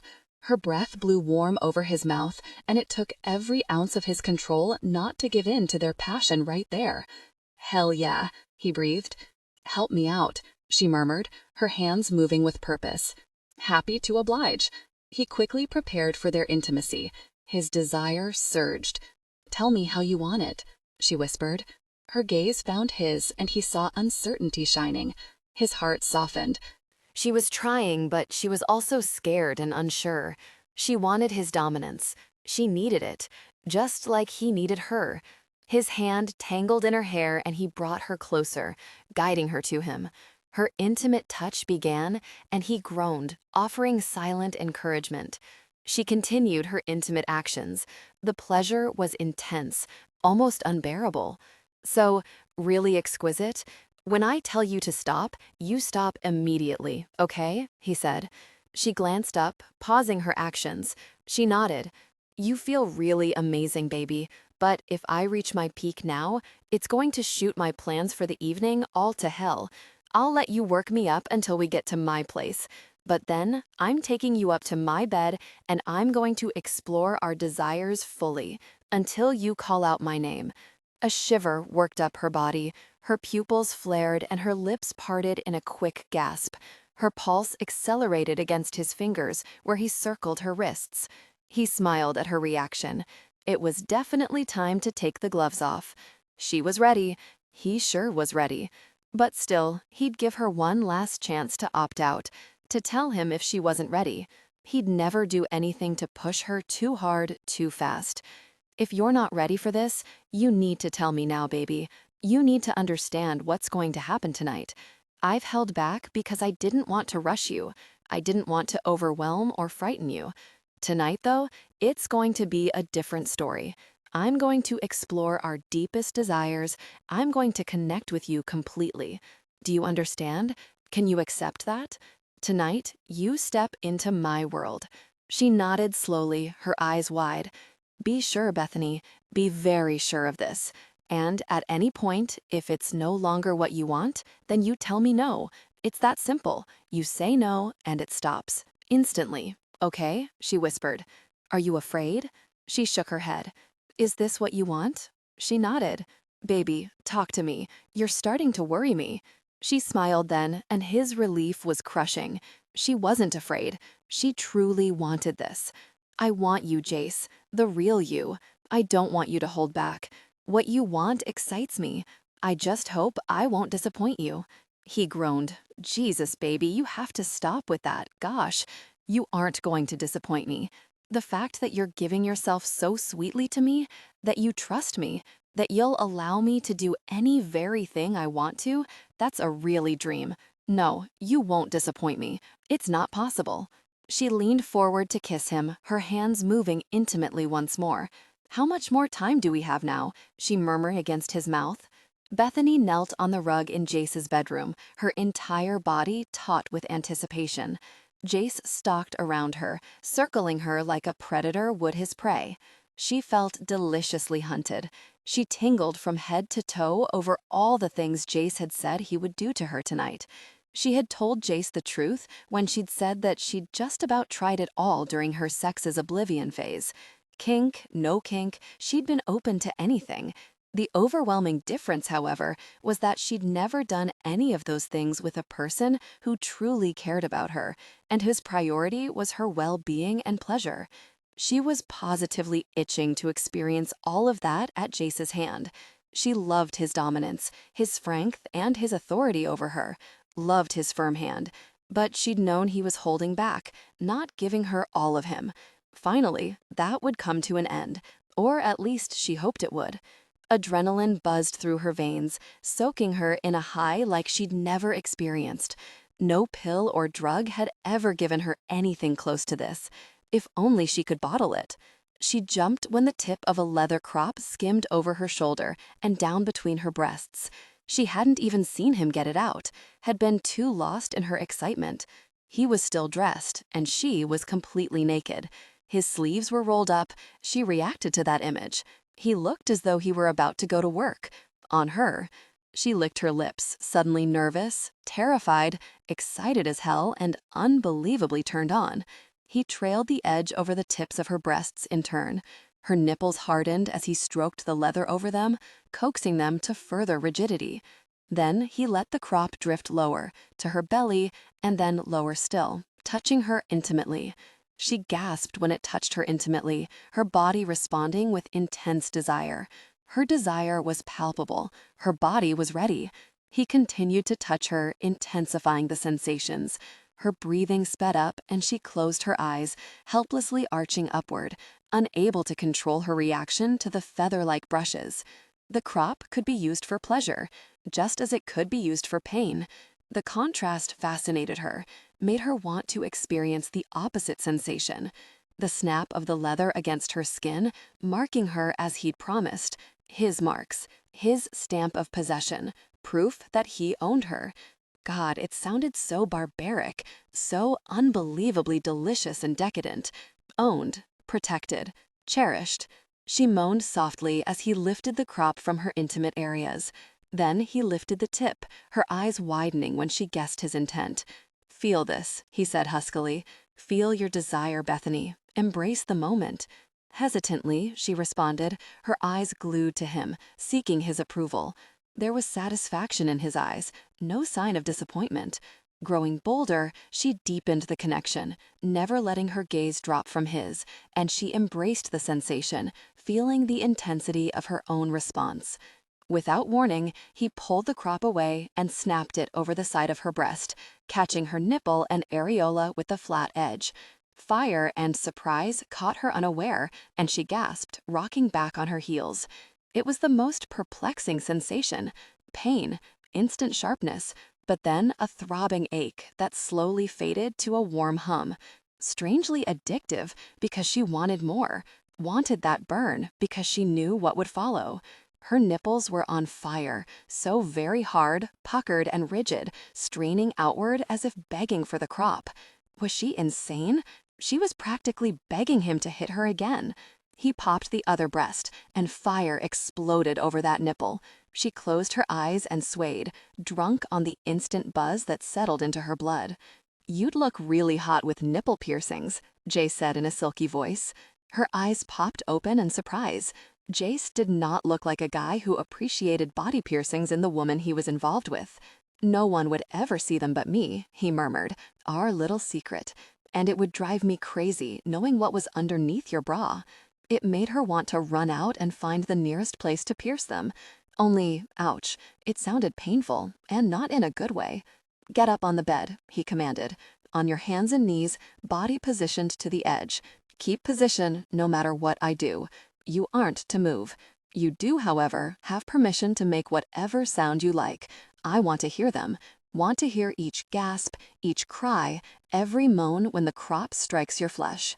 She reached down with her hands to push herself upward, knowing she didn't have a prayer of remaining steady.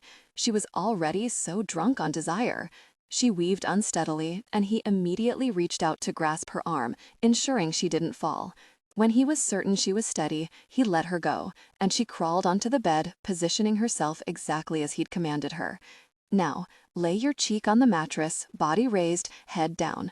Put your arms above your head and lay your palms flat on the bed, and keep them there." Slowly, she lowered her head, her stomach clenching at the vulnerability of the position. She was utterly helpless this way, no defense. To her surprise, he stepped away, but he returned just as quickly. He grasped one ankle, tugging firmly, forcing her thighs wider apart, exposing her intimate areas. Then, to her shock, he began to coil rope around her ankle. She felt it pull tight so she couldn't even move it, and she realized he was tying the other end to the bedpost at the foot of the bed.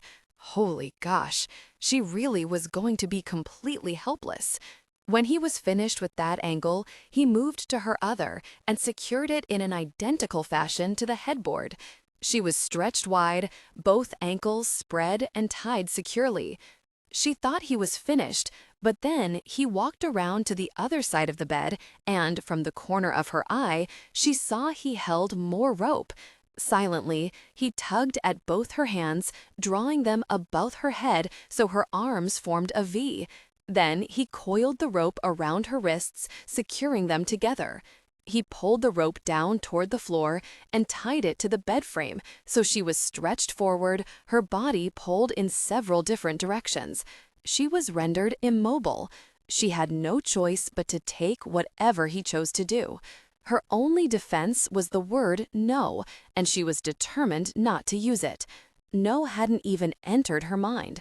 She wanted this too much, wanted the full power of Jace's desire. No more holding back, no more carefully orchestrated restraint. She turned her head to the side, seeking him out, but she couldn't find him with her gaze. But he was there, close. She could feel him. All that coiled tension seething for an outlet. She flinched when the tip of the crop touched between her shoulder blades and then trailed a seductive line down her spine to her lower back. It left her, and she held her breath, but he didn't strike her right away. He waited until she was forced to exhale, and then fire cracked over her buttocks. She gasped and tensed, and then closed her eyes when the burn turned into euphoria, warm and sinfully pleasurable. A heady buzz entered her bloodstream, invaded her mind, her very soul. "Talk to me, Bethany. I want to know what you're feeling, every step of the way." Jace's husky voice made her eyes open. She blinked, struggling to even find the words. How could she? Another blow, harder, more forceful this time. Her cry caught in her throat, and before it could be transmitted to one of pain, it morphed into a moan of pleasure, humming from the deepest part of herself. "Tell me," he ordered again. "It's pain," she said, a catch in her voice. The crop left her skin where it rasped over sensitive, marked flesh. Too much? There was worry in his voice, a promise that if she said the word, he'd stop. No, her protest was immediate, a denial. She didn't want him to stop. It's pain and then it's pleasure, she whispered. Beautiful, exquisite pleasure, like nothing I've ever felt. The pain is just pain, but the pleasure is indescribable. It makes me crave the pain because I know what will follow. And you want me to give you that? You want me to give you more? Yes, she breathed. Please, please. He leaned down to kiss the burning flesh over her body. His lips pressed against the soft skin, sending a shiver quaking through her body. Then he pulled away, and the crop descended, giving her what she wanted: pain, heat, burning fire that reached underneath her skin and spread to every muscle and joint. She went weak as the heady rush of pleasure pulsed like wildfire. Unpredictable, sudden, overwhelming. You like the pain, he whispered. I like giving you pain. But giving you pleasure, seeing you arch for the kiss of the crop, is magical. I ache to give you more. She sighed, closing her eyes as she waited for the next wave of pleasure. He rewarded her with another lash of the crop, harder this time, punishing and yet so very pleasurable. Let's see how much you can take. His voice was unimaginably sexy, stoking the fires inside her higher, until it was an inferno, blowing wilder, brushing across her skin. She couldn't move, couldn't escape. She was his captive, his willing captive, and she gloried in every demonstration of his dominance. He peppered her body with varying lashes, some harder, some softer, never in the same place twice.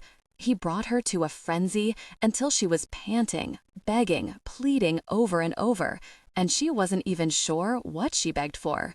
Pain had long since fled. There was only the sweetest of pleasure, ecstasy like she'd never imagined. No one had ever taken her on such an amazing journey. Passion peaked. They came together intimately, deeply connected. Tension broke. They gave in to desire, connecting deeply. Afterwards, breathless, she lay there, sated and exhausted. She lay there, sated, exhausted, her body humming in the aftermath. She drifted off, existing in a haze between awareness and unconsciousness. Unsure of how much time had actually passed, she was roused when Jace's hands slid back over her. He wanted her again. Her body ached, but she didn't complain. He would take care of her afterward. He'd never push her too far.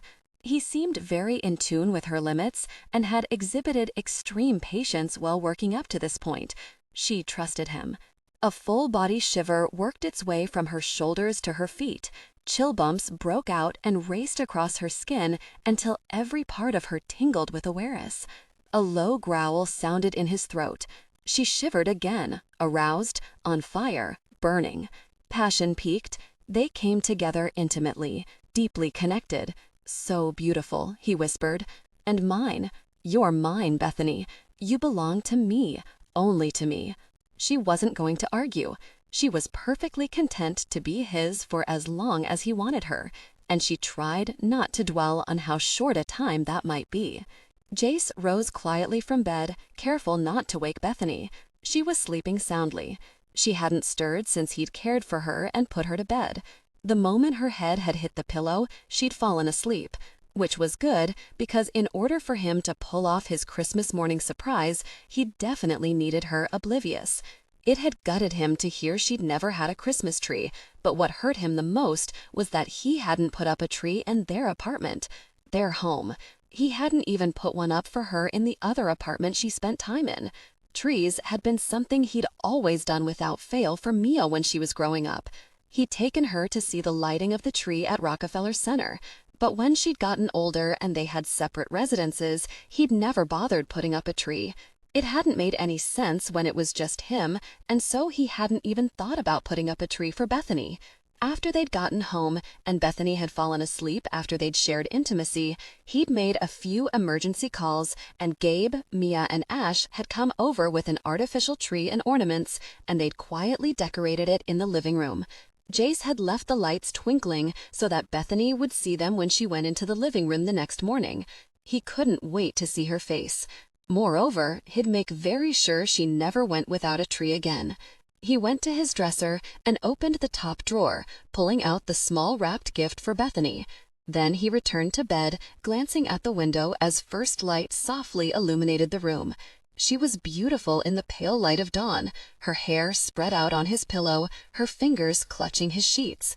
In his bed, which was where she belonged. He crawled back into bed, putting the present between them as he propped himself on his elbow, content to watch her while she slept. He could wait. He loved to watch her wake up, her eyes all dreamy and content, fogged with sleep, a soft smile on her face. It was the way she awakened every morning, as if she were grateful for every moment away from her old life. It hurt him that she'd ever lived that life. He'd give anything to be able to erase it, but he couldn't change the past. He could very much change the future, though. After a few moments, no longer able to withstand the temptation, he reached his finger out to trace the soft lines of her face. He followed the curve of her cheekbone, enjoying the satiny skin. Her eyelashes fluttered, and her eyes opened, immediately finding his gaze.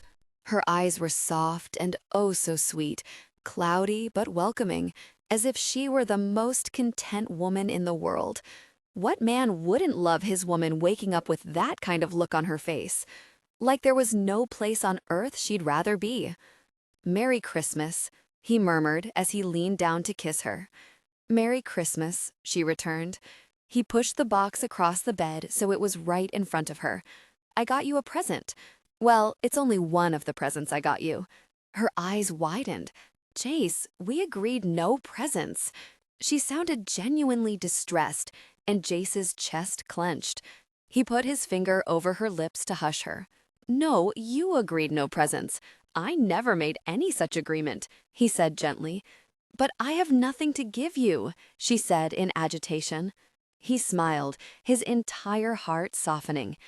"After the precious gift you gave me last night, you can honestly say that this morning?" She flushed and dropped her gaze. He wouldn't allow it, though. He tipped her chin up with his finger, forcing her to look at him again. "Bethany, you gave me something more precious than I will ever give to you. You gave me your trust. You gave me yourself." Her cheeks went pink, but pleasure sparked in her eyes. "Now, open this present. I wanted to give this one to you separately." She pushed herself upward so she could sit cross-legged in front of the box. She stared down at it as if it would bite her. Then she hesitantly pulled the bow from the top and tore the paper off. It took 2 attempts before she managed to open the box, and then she pulled out an intricate leather choker with a huge diamond teardrop in the very middle, designed to rest in the hollow of her throat.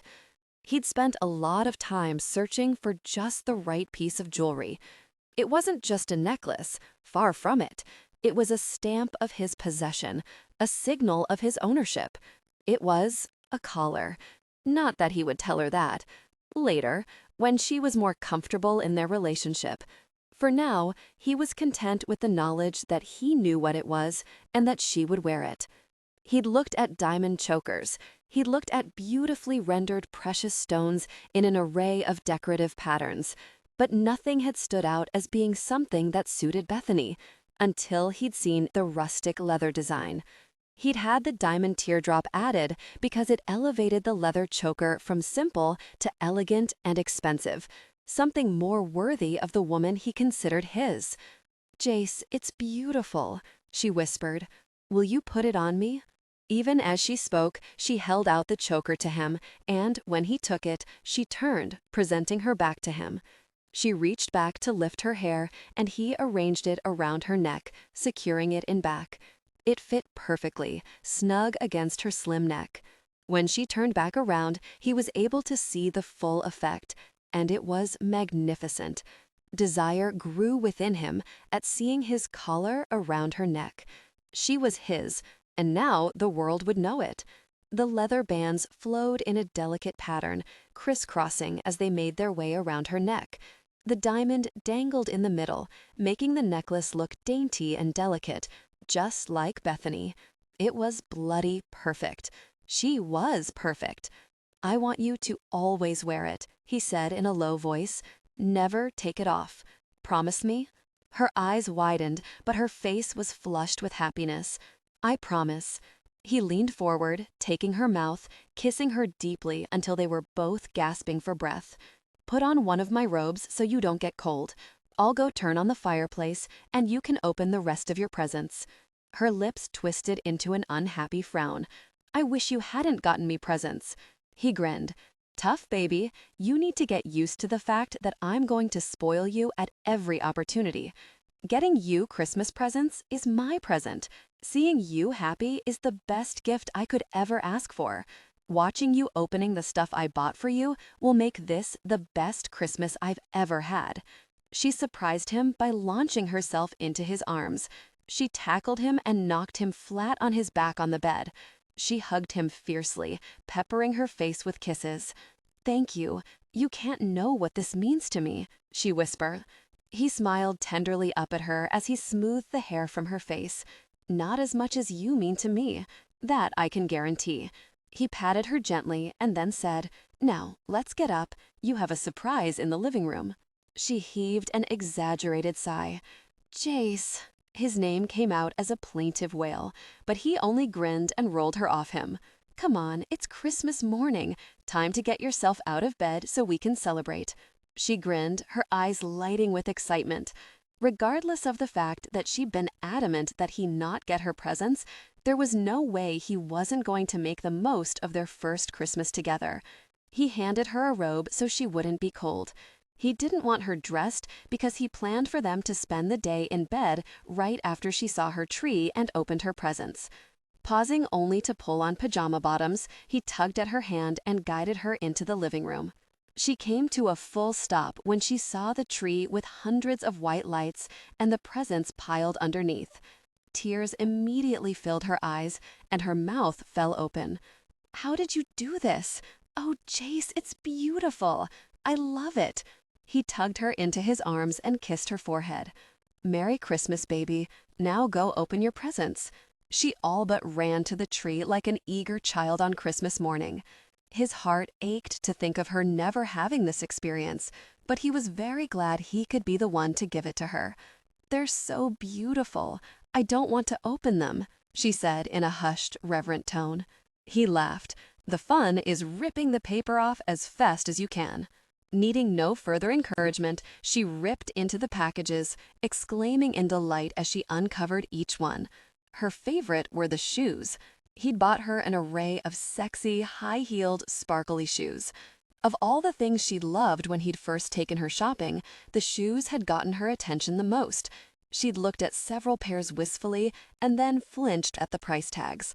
Second on her favorites list was the huge basket of gourmet hot chocolate in a variety of flavors, from milk to dark chocolate. After she'd opened all the gifts, she launched herself into his arms, and they ended up on the floor, him flat on his back, laughing as she peppered his entire face with kisses again. He gazed up at her, taking in her beautiful smile and the joy burning bright in her eyes. "Have to say, this is the best Christmas ever," he said softly. "Wait, that's my line," she protested. "And how can you say that? I didn't get you anything." He shook his head solemnly. "All I wanted is right here in my arms. You smiling and looking at me like I just handed you the world. There'll never be a better present than that, baby." Bethany stirred as Jace slipped from underneath the sheets. He leaned down to kiss her forehead, and he murmured, "Sleep, baby. I have to go into work today. You can stay here." She sat up, pulling the sheets to cover her breasts. It was an absurd notion that she should try to hide herself. They had shared intimacy until they'd both fallen into an exhausted sleep. But now she felt self-conscious and a little nervous. Her hand fluttered to the choker he'd given her, and she traced the lines of the leather design with her fingertip. She didn't feel comfortable staying in Jace's apartment all day when he wasn't there. None of her things were here. It was Jace's place, definitely a bachelor pad. It looked and smelled all male. And while she didn't have much, at least the apartment she was staying in looked feminine. She was comfortable there. It was starting to feel like something of her own. "Actually, I thought I'd go back to my apartment if you're going into work," she said quietly. He frowned but recovered quickly. "If that's what you want, I'll swing by after I finish at the office. We can spend the evening there if you want. She nodded. Despite her having her own place, they hadn't spent a night away from each other since they'd met.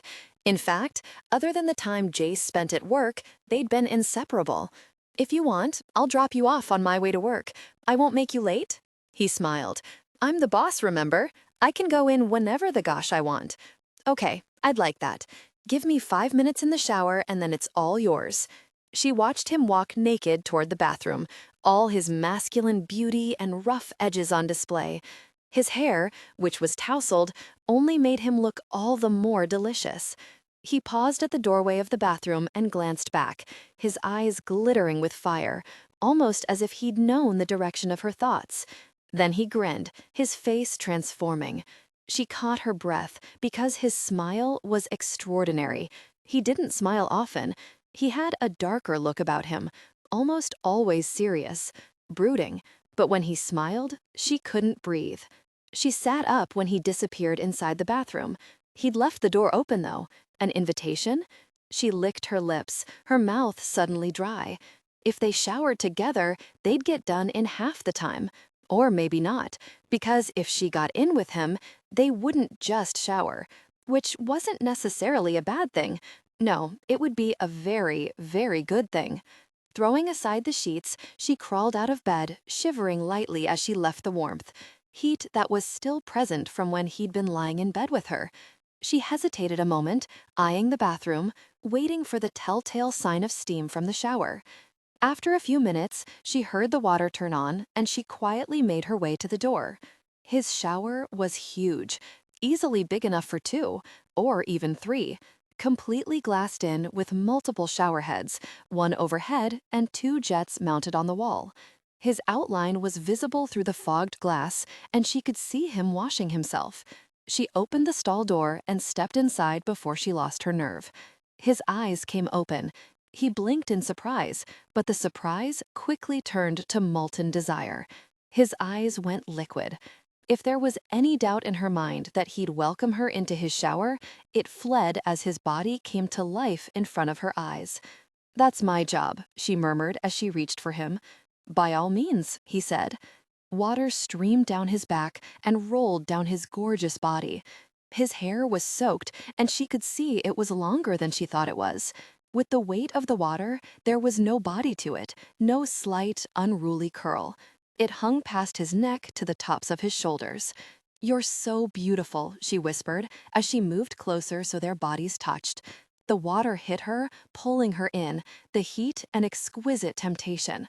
His body tensed, and his eyes grew rougher, darker. His arms came around her, molding their bodies together as she continued to caress him. "You're the beautiful one, Bethany. I never get tired of just looking at you." She smiled and rolled up on the balls of her feet so she could kiss him. "I've never shared intimacy in the shower before," she said huskily against his mouth. "Then we most assuredly need to remedy that right away." They shared intimacy, eyes darkened. Afterwards, breathless. He was her addiction, replacing everything else. With him, there was no need for the coping mechanisms of the past. He was her anchor. He was what sex and pills used to be for her, a safe place in a world of uncertainty. Had she merely traded one addiction for another? The thought took root in her mind, a shadow that gave her pause. But she shook it off, determined not to let her past ruin what she had with Jace. Right here and now. She was finished living in the past, wasn't she? Jace had given her new life. He'd made her believe that they were starting new and fresh, that what had been no longer mattered, that it was what was to come that was important. With everything else he'd given her for Christmas, this was the most precious gift she could ever hope to receive. Passion peaked, came together intimately, deeply connected. Dimly, she became aware of the water still rushing over them. The steam was choking, the air so moist it was hard to breathe in. "Gosh," Jace muttered, "you undo me, Bethany. How in the gosh am I supposed to even move now, much less finish showering and get to work?" She smiled against his neck and then let her body slide down the wall until she stood on shaking legs. "Guess I'll just have to finish washing you," she murmured. "Oh gosh, no," he grumbled. I'm going to wash your hair and then kick you out of my shower. If you continue to tempt me, we'll never leave the bathroom." Her grin broadened and she leaned up to kiss his firm jaw. "I'm not going to argue with a man who wants to wash my hair for me." When Jace's car pulled up to her apartment building, he acted as though he were reluctant to let Bethany get out. He held onto her hand for a long moment before leaning over to kiss her. Fierce, possessive. She struggled to pull in a breath when he finally released her, and his gaze glittered, his eyes going dark and sultry. "I'll be over when I finish at work." She nodded and then opened her door. "Be careful, the rain is picking up. I don't want you to get wet." She smiled. "A little rain never hurt anyone, Jace. Still, it's cold. I want you inside quickly so you don't come down with something." She leaned back in to kiss him, and then she got out, and as he'd requested, she made a dash for the entrance, dodging raindrops as she went. A burst of laughter escaped, and she marveled at how happy and light she sounded. She turned just inside the door to see Jace's car pull away into traffic, and she stood staring until it disappeared from sight. She was about to push in and go up to her apartment when she heard her name. Frowning, she turned, and to her shock, Jack stood a few feet away. He was wet and bedraggled, carrying only his tattered backpack. "Jack!" His name came out as a whisper, and then she hurried forward, stepping once more into the cold drizzle. "Jack, what are you doing here?" she asked. "How long have you stood out here?" He gave her a half smile. "Wasn't sure when you'd be back. I had the doorman ring up to your apartment yesterday, but you weren't here. So I hung around, hoping to catch you." "Oh, Jack, I'm so sorry." Her voice was stricken, and guilt flooded her. While she'd been happy and warm, celebrating the holiday with Jace and his family, Jack had been here, waiting for her in the cold. No place to sleep or be out of the elements. "Nothing to be sorry for, Bethy. If it's not a good time, I can come back." "No," she said fiercely. "Come inside. You need to get out of the cold." "I had no idea you'd come. I'd hoped you would. If I'd known, I would have been here." She took his arm, dragging him toward the entrance. When they met the doorman, she thrust her chin up, daring him to pass judgment. "This is Jack. He's my brother. I'm giving him a key. If I'm not here and he needs in, you're to let him pass." The doorman respectfully nodded. "Of course, Miss Willis." She hurried Jack toward the elevator and winced as he dripped all over the inside. He was shivering, and he looked even thinner than the last time she'd seen him. Had he been eating anything at all? She should have looked after him better, should have made more of an effort to make sure he was taken care of. She had so much now, and it killed her to think of Jack still on the streets, not when she could provide a place to stay and food to eat. "Nice place," Jack muttered when she shoved him inside her apartment. "Yeah, it is. Go into the bathroom and take a hot shower. I'll lay out some of Jace's clothes. They'll be big on you, but they'll at least be warm and dry." Again that crooked grin as she bustled him into her bedroom. "Jace, the guy who hooked you up with all of this?" Bethany softened, a smile curving her lips. "Yeah, he's a good man, Jack. The best. I'm happy." Jack reached out to touch her cheek. "I'm glad, Bethy. You deserve to be happy." "So do you," she said fiercely. His smile was sadder this time. "I'm sorry about what happened. I never meant for you to be involved." "I know," she said in a soft voice. "Now go. Get a shower. I'll fix you something to eat, okay?" As Jack disappeared into the bathroom, Bethany pulled out a pair of Jace's jeans and one of the t-shirts he'd left in her apartment. She found a pair of socks that would fit Jack, wanting his feet to be warm. Shoes. She needed to buy him new shoes. The ones he wore now were threadbare, the soles coming off, and there were holes. They were no barrier to the cold. After leaving the clothing where he could find it, she went back into the kitchen. She pulled out bacon, a carton of eggs, and some ham and cheese. An omelet would be quick, and it had lots of protein. She busied herself with the preparation, and by the time Jack reappeared, dressed in Jace's clothes, she had his plate ready. "You want juice or milk?" she asked when he took a seat at the bar. He shrugged. "Doesn't matter. I'll drink whatever." After pondering a moment, she pulled 2 glasses down and poured a glass of each. The extra nutrition certainly wouldn't hurt. "I can't stay long," Jack said. He was already digging into the omelet with gusto. Bethany cringed to imagine when his last good meal had been. "I have Gosh to see to." I just wanted to see you and leave my pack here, if that's all right. Of course it's all right, she said. But why can't you stay? I'll be back. Just some things I need to take care of, and I didn't want to have my pack. Could get stolen out there. You know how it is.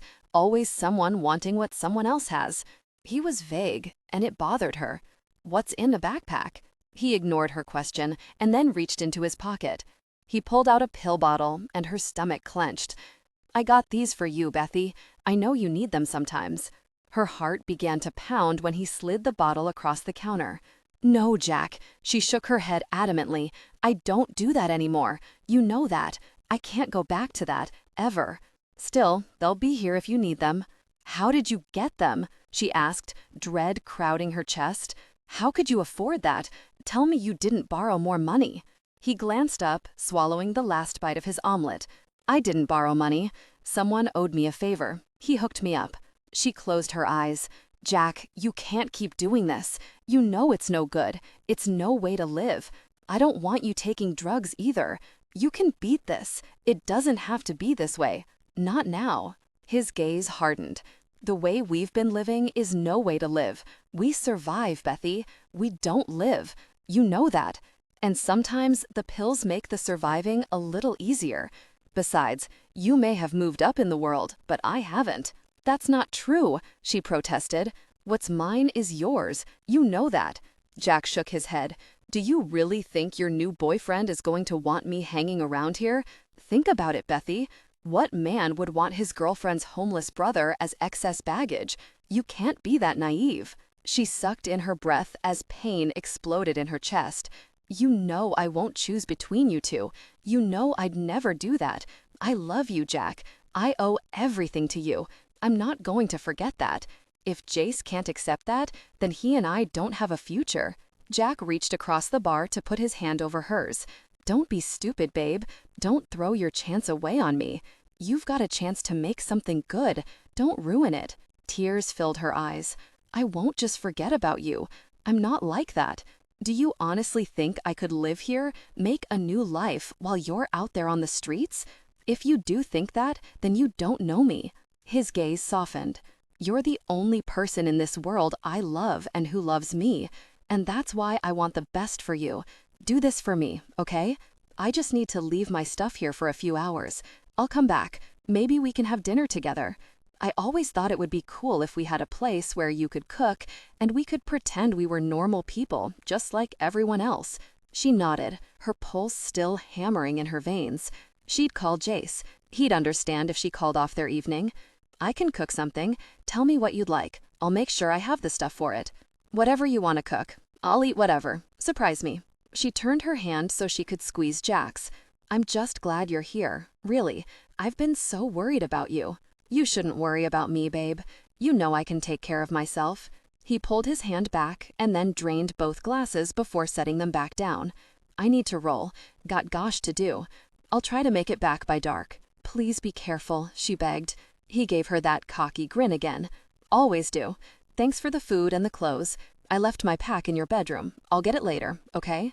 She nodded and watched as he walked out of her apartment as fast as he'd come in. Then her gaze lighted on the bottle he'd left, and she snatched it up to put it away in one of the cabinets. Worry and anxiety ate at her until her stomach tossed and turned. What was Jack into? She checked her watch and then went to the drawer where Jace had left money for her to use. She wasn't sure where the nearest market was, but she could ask the doorman.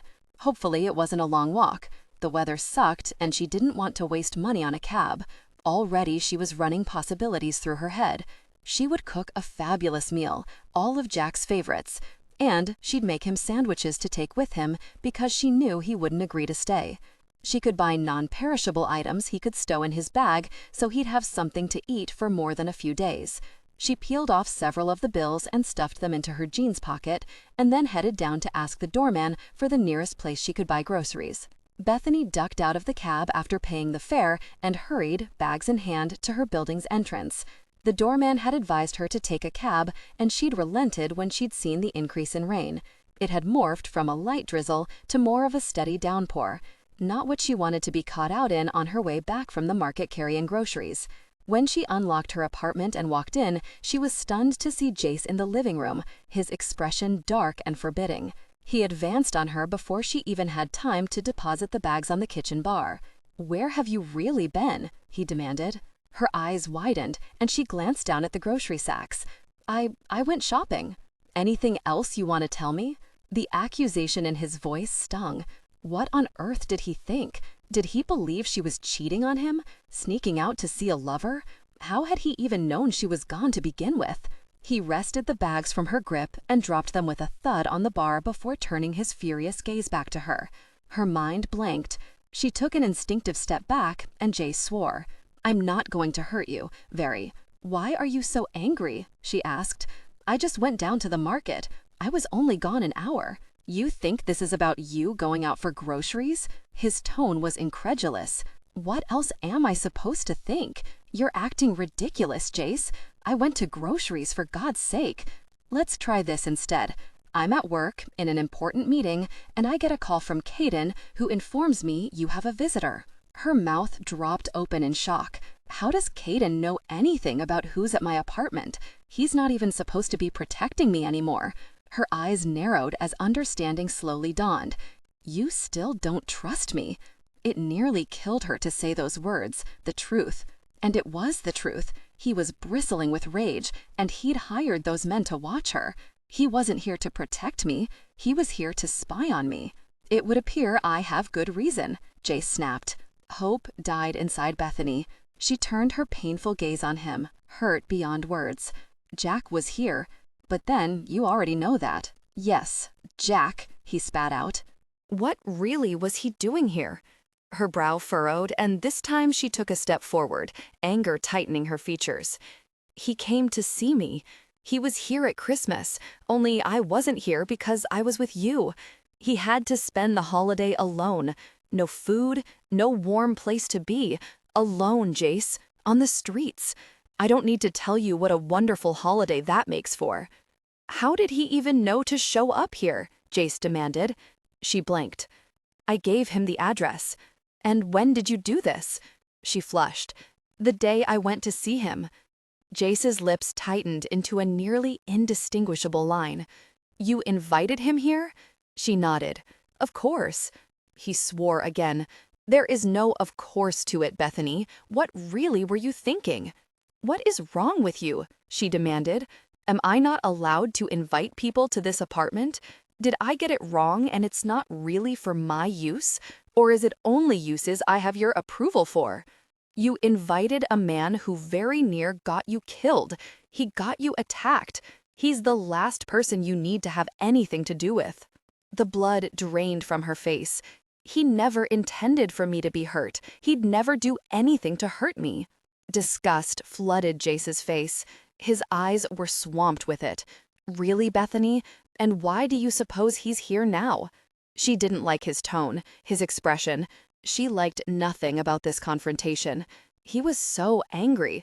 Sickness pitted deep in her stomach, curling and knotting into a painful ball. "He came to see me," she said in a low voice. "He's cold and hungry. I fixed him something to eat. I went out for groceries so I could cook dinner for him."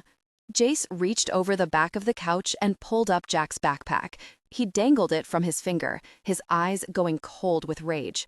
"Is that the only reason he came? Where is he now?" "I don't know what you're trying to imply. He said he had things to do. He wanted to leave the backpack here because he didn't want it stolen from him. You don't understand how it works out there. If someone sees you have anything, they take it. They'll stab you, hurt you, kill you to get it. You can get murdered for $5. "Oh, I have no doubt someone would kill him for what's in here," Jace bit out. He yanked it and gaped open the top so she could see inside. What little blood was left in her cheeks fled, and she wavered, teetering unsteadily until she had to reach out to the bar to gain her balance. Drugs. Lots of drugs. Prescription pills, what looked like marijuana, and other stuff she had no idea of, but it looked bad. Really bad. "I found this in your bedroom," Jace bit out. "With this mess in it? I hope you really didn't know what was in it when you agreed to let him leave it here." "I didn't," she whispered.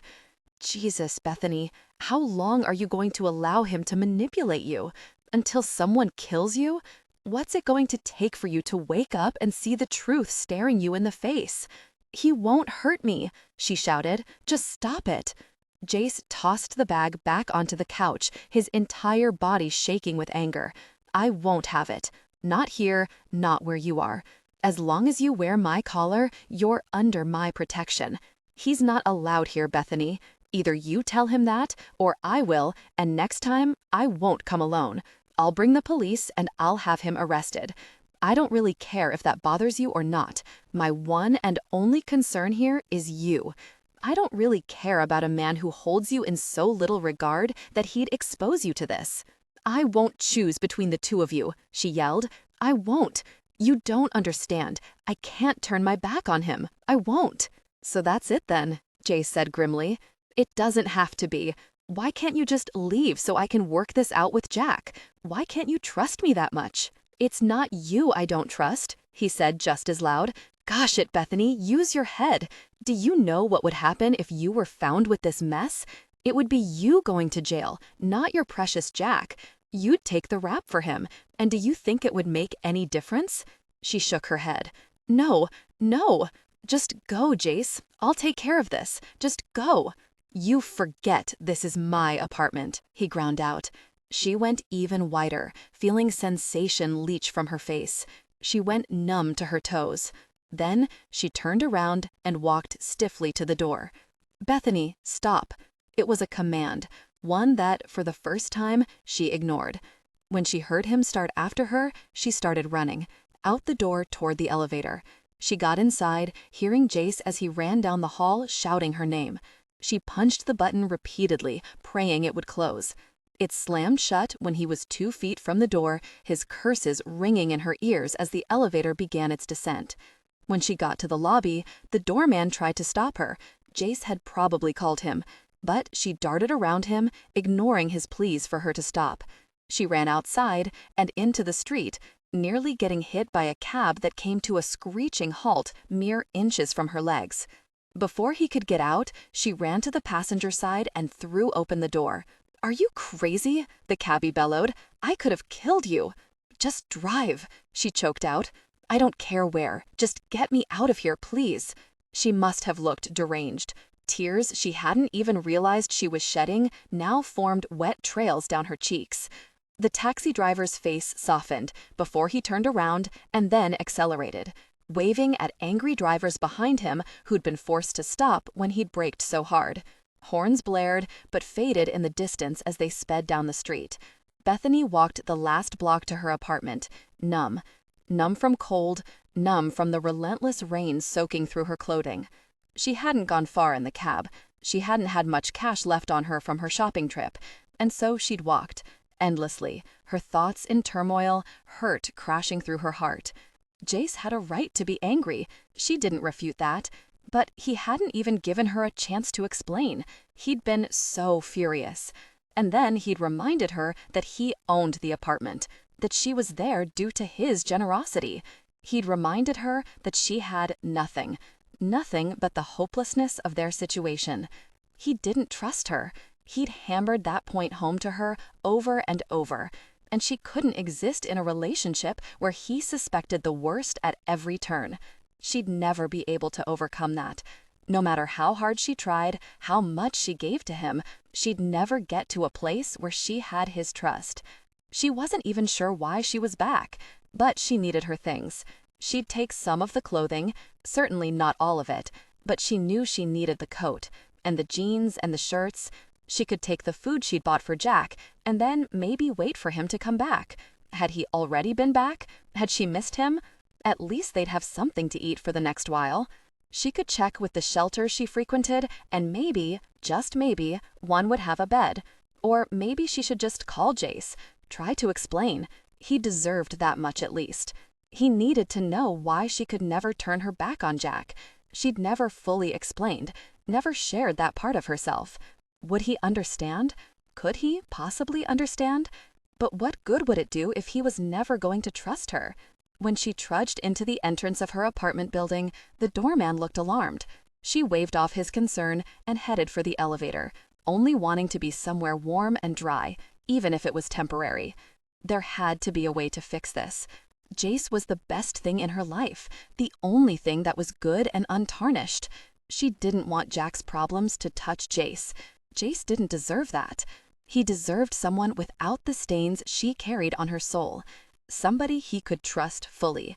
And maybe she didn't even blame him for the seeds of mistrust that had been planted. She wanted his trust, wanted him to have faith in her, but in reality, with all he knew of her, was it even reasonable that he'd trust her so readily? A wave of sadness overwhelmed her.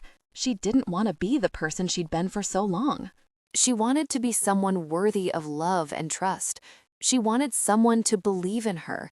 She thought Jace could be that person. She'd been wrong. She let herself into her apartment and went into the kitchen, intent on making some hot cocoa.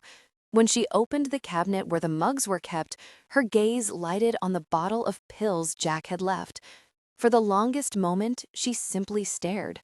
And then, as if she were in a daze, her hand slowly reached out, her fingers curling around the plastic bottle. She brought it down and set it on the counter in front of her. One pill, just one. It would make things more manageable. It would transport her to a warmer, happier place.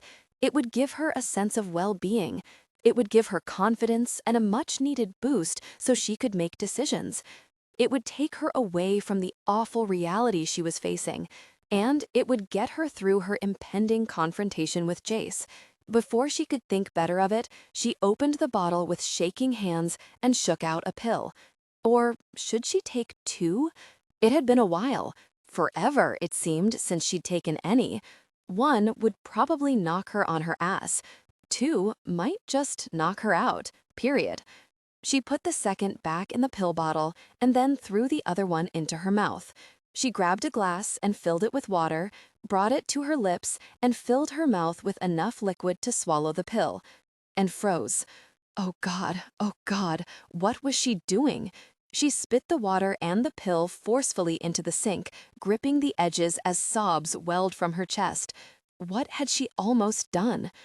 Angrily, she grabbed the bottle and dumped all the pills down the drain, running water to wash them down. Then she flung the now empty bottle across the kitchen, listening as it clattered on the floor. Then she buried her face in her hands and wept. Oh God, she couldn't do this. Not again. Never again. She had to end it now. This wasn't good for her. If this was what her relationship with Jace drove her to, she had to end it now. She couldn't do this to herself, not after having worked so hard for so long to clean her life up and to break her addiction. She might not have much, but at least her life meant something now. Without changing, she bolted for the door, knowing she had to see Chase now before she lost her courage. She had to end it, tell him she was moving from the apartment. She had to confront him and end it face to face. She wouldn't leave him to wonder her fate or what she was doing. She would go to his apartment and she'd tell him she was gone. And then she'd go back to her life. It may not be the best life, but it was one she could live with her pride and sanity intact. Remembering she had no cash left, she went back to the drawer and pulled it all out. What was left after the cab fare, she'd give back to Jace. She wouldn't take more from him than she had to. Then, remembering Jack's backpack still on the couch, she yanked it over her shoulder before exiting the apartment. When she hit the lobby, the doorman looked alarmed. "Miss Willis, where are you going? I think it would be better if you waited here." She ignored him and plunged back into the cold to hail a cab. "Where is she?" Jace demanded as soon as he entered Bethany's apartment building. The doorman sighed. "I tried to call you again, sir. She came back. That's when I called you the first time. But she came back down just a few minutes later. I tried to stop her. She was soaked through, and she hadn't changed from when she'd been out before. She looked upset." Jace closed his eyes and swore long and hard. "You have no idea where she was going?" He glanced outside at the sheets of rain mixed with ice that pelted the sidewalks. His stomach dropped as he imagined Bethany out there, cold, upset, alone. She was probably going back to Jack. Precious, really, Jack. God, but he'd really messed up badly. He'd unleashed all his fear and fury on Bethany, and she'd bolted, just as he'd been afraid she'd do from the start. No, sir, I'm sorry, but she didn't say anything when she left. She was carrying only a backpack. Jace's blood went cold. He'd kill Jack if Bethany was hurt over this. She was probably going back to Jack, but there was no guarantee Jace would even be able to find her now. It had taken him weeks before. But now, she wouldn't want him to find her. Before, she hadn't known he was looking for her. Now, she'd be aware that he would be, if she even thought that he cared enough to go after her. He hadn't given her any reason to believe he would care enough to go after her. That gutted him the most. Now she was out there on the very streets carrying a fortune in illegal drugs. People had been killed for a lot less. He pinned the doorman with a tired stare. If she comes back, you sit on her if you have to. You do not let her leave again. Understand? The doorman nodded. Yes, sir. I'll do my best. His shoulders sagging, Jace turned toward the door, wondering where to look for Bethany next. His cell rang as he was about to step into the rain, and he pulled back, lifting his phone. He didn't recognize the number. Jace Crestwell, he said impatiently. Mr. Crestwell, sir. She's here at your apartment building. Jace recognized the voice of Roger, his doorman. His pulse sped up, and he ducked into the rain, motioning for his car that was parked a short distance away. I'll be right there, Jace said. Do not let her go anywhere. You need to hurry, sir, Roger said in a quieter tone. She refused when I tried to get her to wait in your apartment. She wouldn't even wait inside the lobby. She's outside in the rain, and she's soaked through and shivering. What? Jace couldn't control the fury in his voice. Sir, I tried. She's not right. She's upset about something. It's not good. You need to get here fast. I'll keep an eye on her until you arrive. Jace swore and rang off, and then directed his driver to get back to his apartment as fast as possible. The entire way, Jace's chest tightened with dread. He mentally went over what he wanted to say, repeating it in his mind. But somehow, it didn't seem like enough. It seemed lame. What was he supposed to say to the woman he loved, the woman he'd completely and utterly really messed up with? He sat tense and waiting, dying a little more every time traffic dragged them to a stop. What if he didn't make it in time? What if he got there and, as was the case when he got to her apartment, she was already gone? Was he doomed to forever chase an elusive dream? He wouldn't allow himself to think it. Bethany was his. He wouldn't let her go without fighting for her. Maybe she'd never had someone willing to fight for her, but that was going to change. Finally, the car pulled to a stop. Jace jumped out, in the rain, and strode toward the entrance, his gaze scanning rapidly for Bethany. His heart thumped when he didn't see her. Maybe the doorman had been able to persuade her to go in, or maybe she'd left. He was almost to the entrance when he saw her. His heart very near stopped when he saw her huddled against the building. Bethany. Her name came out in a long exhalation, a whispery sound he wasn't sure she'd even heard. It was all he could get out around the tightness in his chest. He squatted down and touched her arm. She started, her gaze swinging up to meet his. Her eyes were wide and fearful, but most of all, they were swamped with grief. Overwhelming emotion welled in their depths. It was like seeing into the darkest recesses of her soul. He urged her to her feet, wincing at the icy coldness of her hands, her skin. She was chalk white and shivering violently. Baby, let's get you inside. His voice was purposely gentle, as soothing as he could make it when his pulse was about to explode out of his temples. He tried to pull her toward the door, but she jerked back, taking a step away from him. Her wounded eyes stared at him, a sheen of tears making them shiny in the glare of streetlights. Don't, she said in a low voice. Jace, I can't. I came here because I owe it to you to say this to your face and not just walk away. He held up his hand to stop her because he couldn't bear for her to complete what he knew was coming. He never wanted to hear those words from her. His heart was about to beat out of his chest, and his eyes burned as he stared at the hollowness in hers. Baby, please, I need you to listen to me. But I have to get you out of this rain and cold. You're freezing. You're going to make yourself ill. She shook her head, her arms clutching herself protectively. God, was she scared of him? Had he really made her think he would harm her in any way? He wanted to puke at the thought that she feared violence from him. If only he could have those few minutes in her apartment back. No, just listen, Jace. Please, don't make this any more difficult.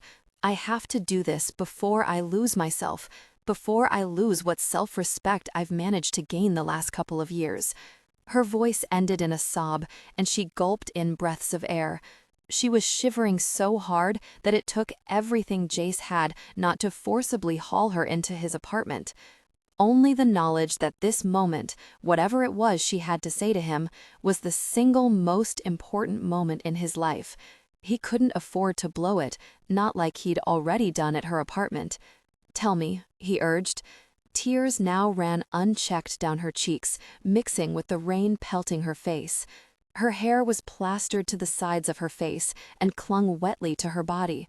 Raindrops glistened on her eyelashes, outlining beautiful, haunted eyes. She was the most beautiful thing in his world, and he was perilously close to losing her. Jack brought a bottle of pills this morning when he came. He brought them for me. Jace's breath hissed out as rage consumed him. He wanted to track the jerk down and beat him soundly. How could he be so careless when it came to Bethany, a woman he was supposed to care about? And Bethany couldn't see that Jack was bad news, very bad news. Her vision of him was locked in the past. I told him I didn't want them. I never want them. He was trying to help me. In the past, I would have taken them. I would have done anything for them. But not now. I'm better than that. But then you came and we had that terrible argument, and you reminded me that I have nothing. "Oh God, baby, that's not what I meant," he choked out.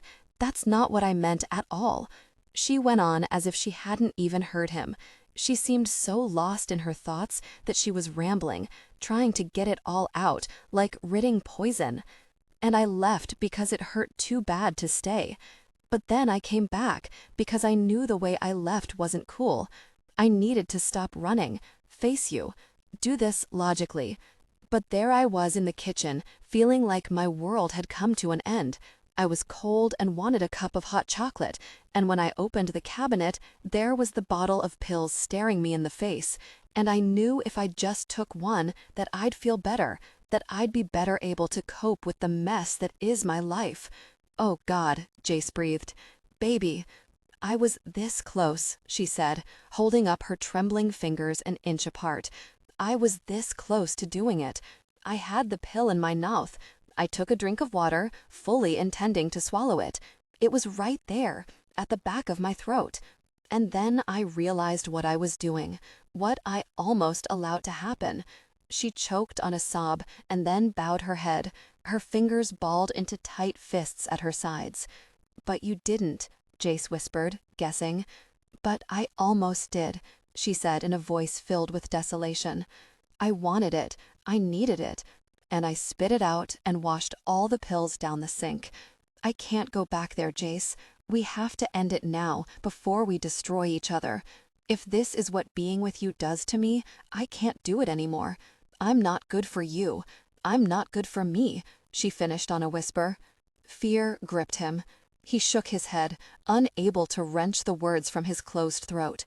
He was devastated by what she'd almost done, had done. "Jace, please, just let me go," she said in a soft voice choked with emotion. "There's no need to prolong this. Just let me go back to my life and you go back to yours." He grasped her face in his palms and stared fiercely into her eyes. "I'm not letting you go, ever. It's not happening. How really am I supposed to get back to my life when you are my life? As if my life would mean a thing if you weren't in it. Now we're getting into the shower and warming up. We're both freezing completely, you more than me. You've been out in the real weather for hours. I'll be lucky if you don't have hypothermia." Her eyes widened, and then he released her face and pulled her to her feet, shedding his own clothes as he shoved her toward the shower. He couldn't control the shaking that had invaded his limbs. He could barely manage to hold on to her in the shower, but he anchored her firmly against his body, using the heat of the water as well as the heat from his own body to warm her. She was like a blot of ice, the cold so deeply ingrained that it had chilled her blood.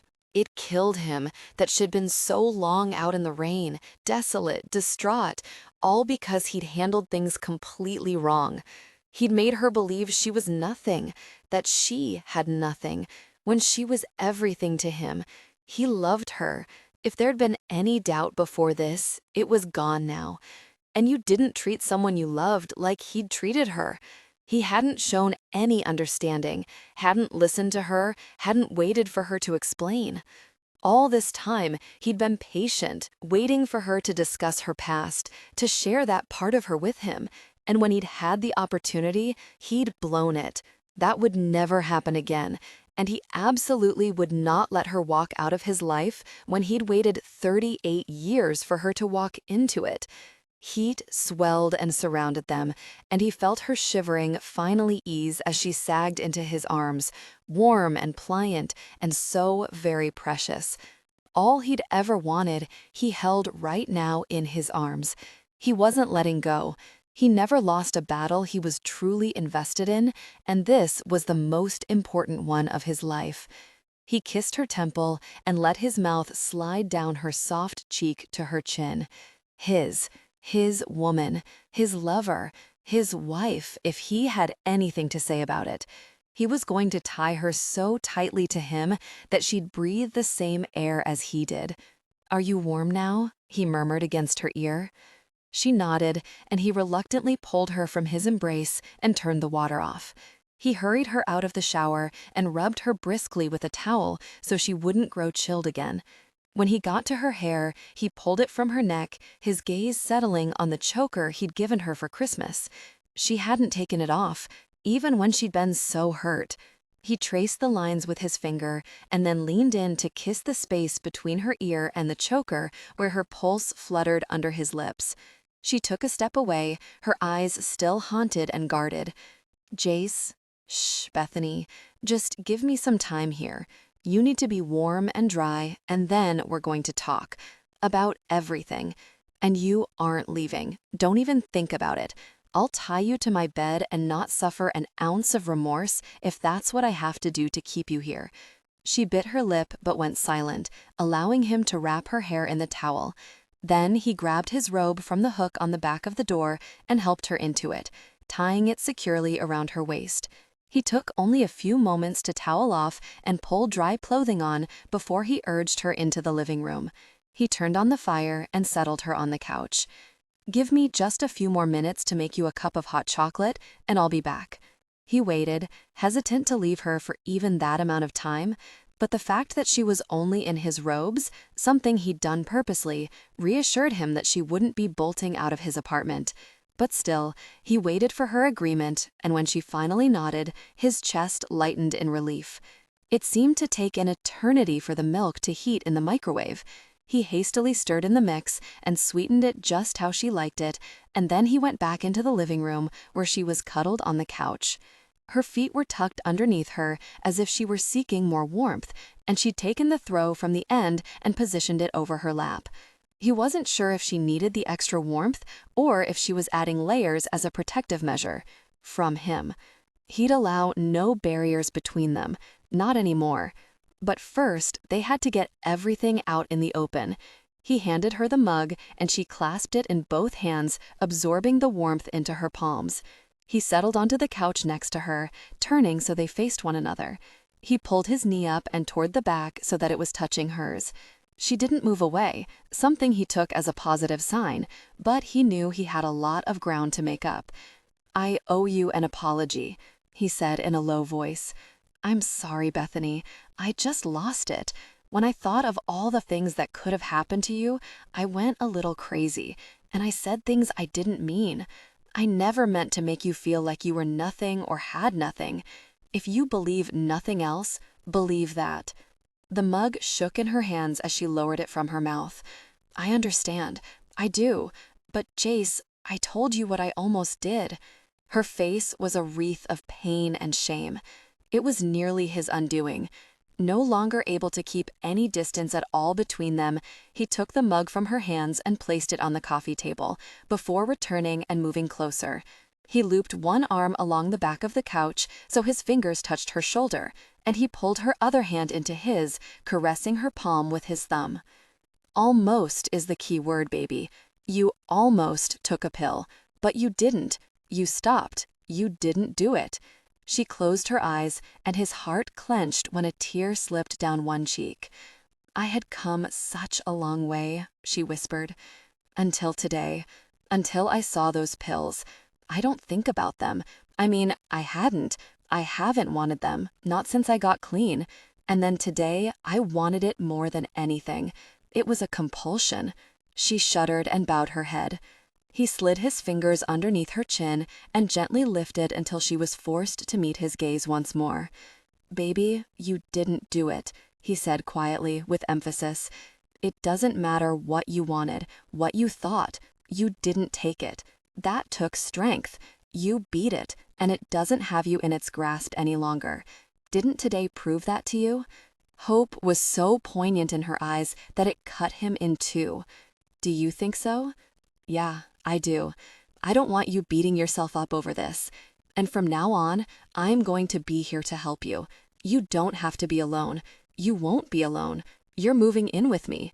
I've waited. I didn't want to push you too soon. That's why I moved you into my sister's old apartment.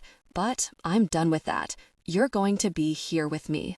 Her eyes widened, her mouth opened to protest, and he silenced her with a kiss. You're mine, Bethany. You belong to me. I belong to you. You belong here. That's not negotiable. But Jack, he drew away, some of his mood deteriorating. We do have to talk about Jack.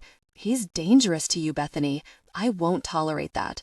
I won't tolerate any threat to you. Her breath stuttered out, and it was obvious she worked to control the tears that threatened. I can't just turn my back on him, Jace. I don't expect you to understand. Make me understand. Tell me why. Tell me what hold he has on you. She closed her eyes, and the tears she'd battled slipped in silent silver streams down her cheeks. He took so much for me. He protected me. You can't imagine what he took for me, Jace. His chest burned, and a knot formed in his throat. He knew with certainty that he wouldn't like what she was about to tell him, but he would sit and listen if it killed him. This was her past, and she was finally giving everything to him, trusting him with the secret she'd kept and the dark pain in her eyes.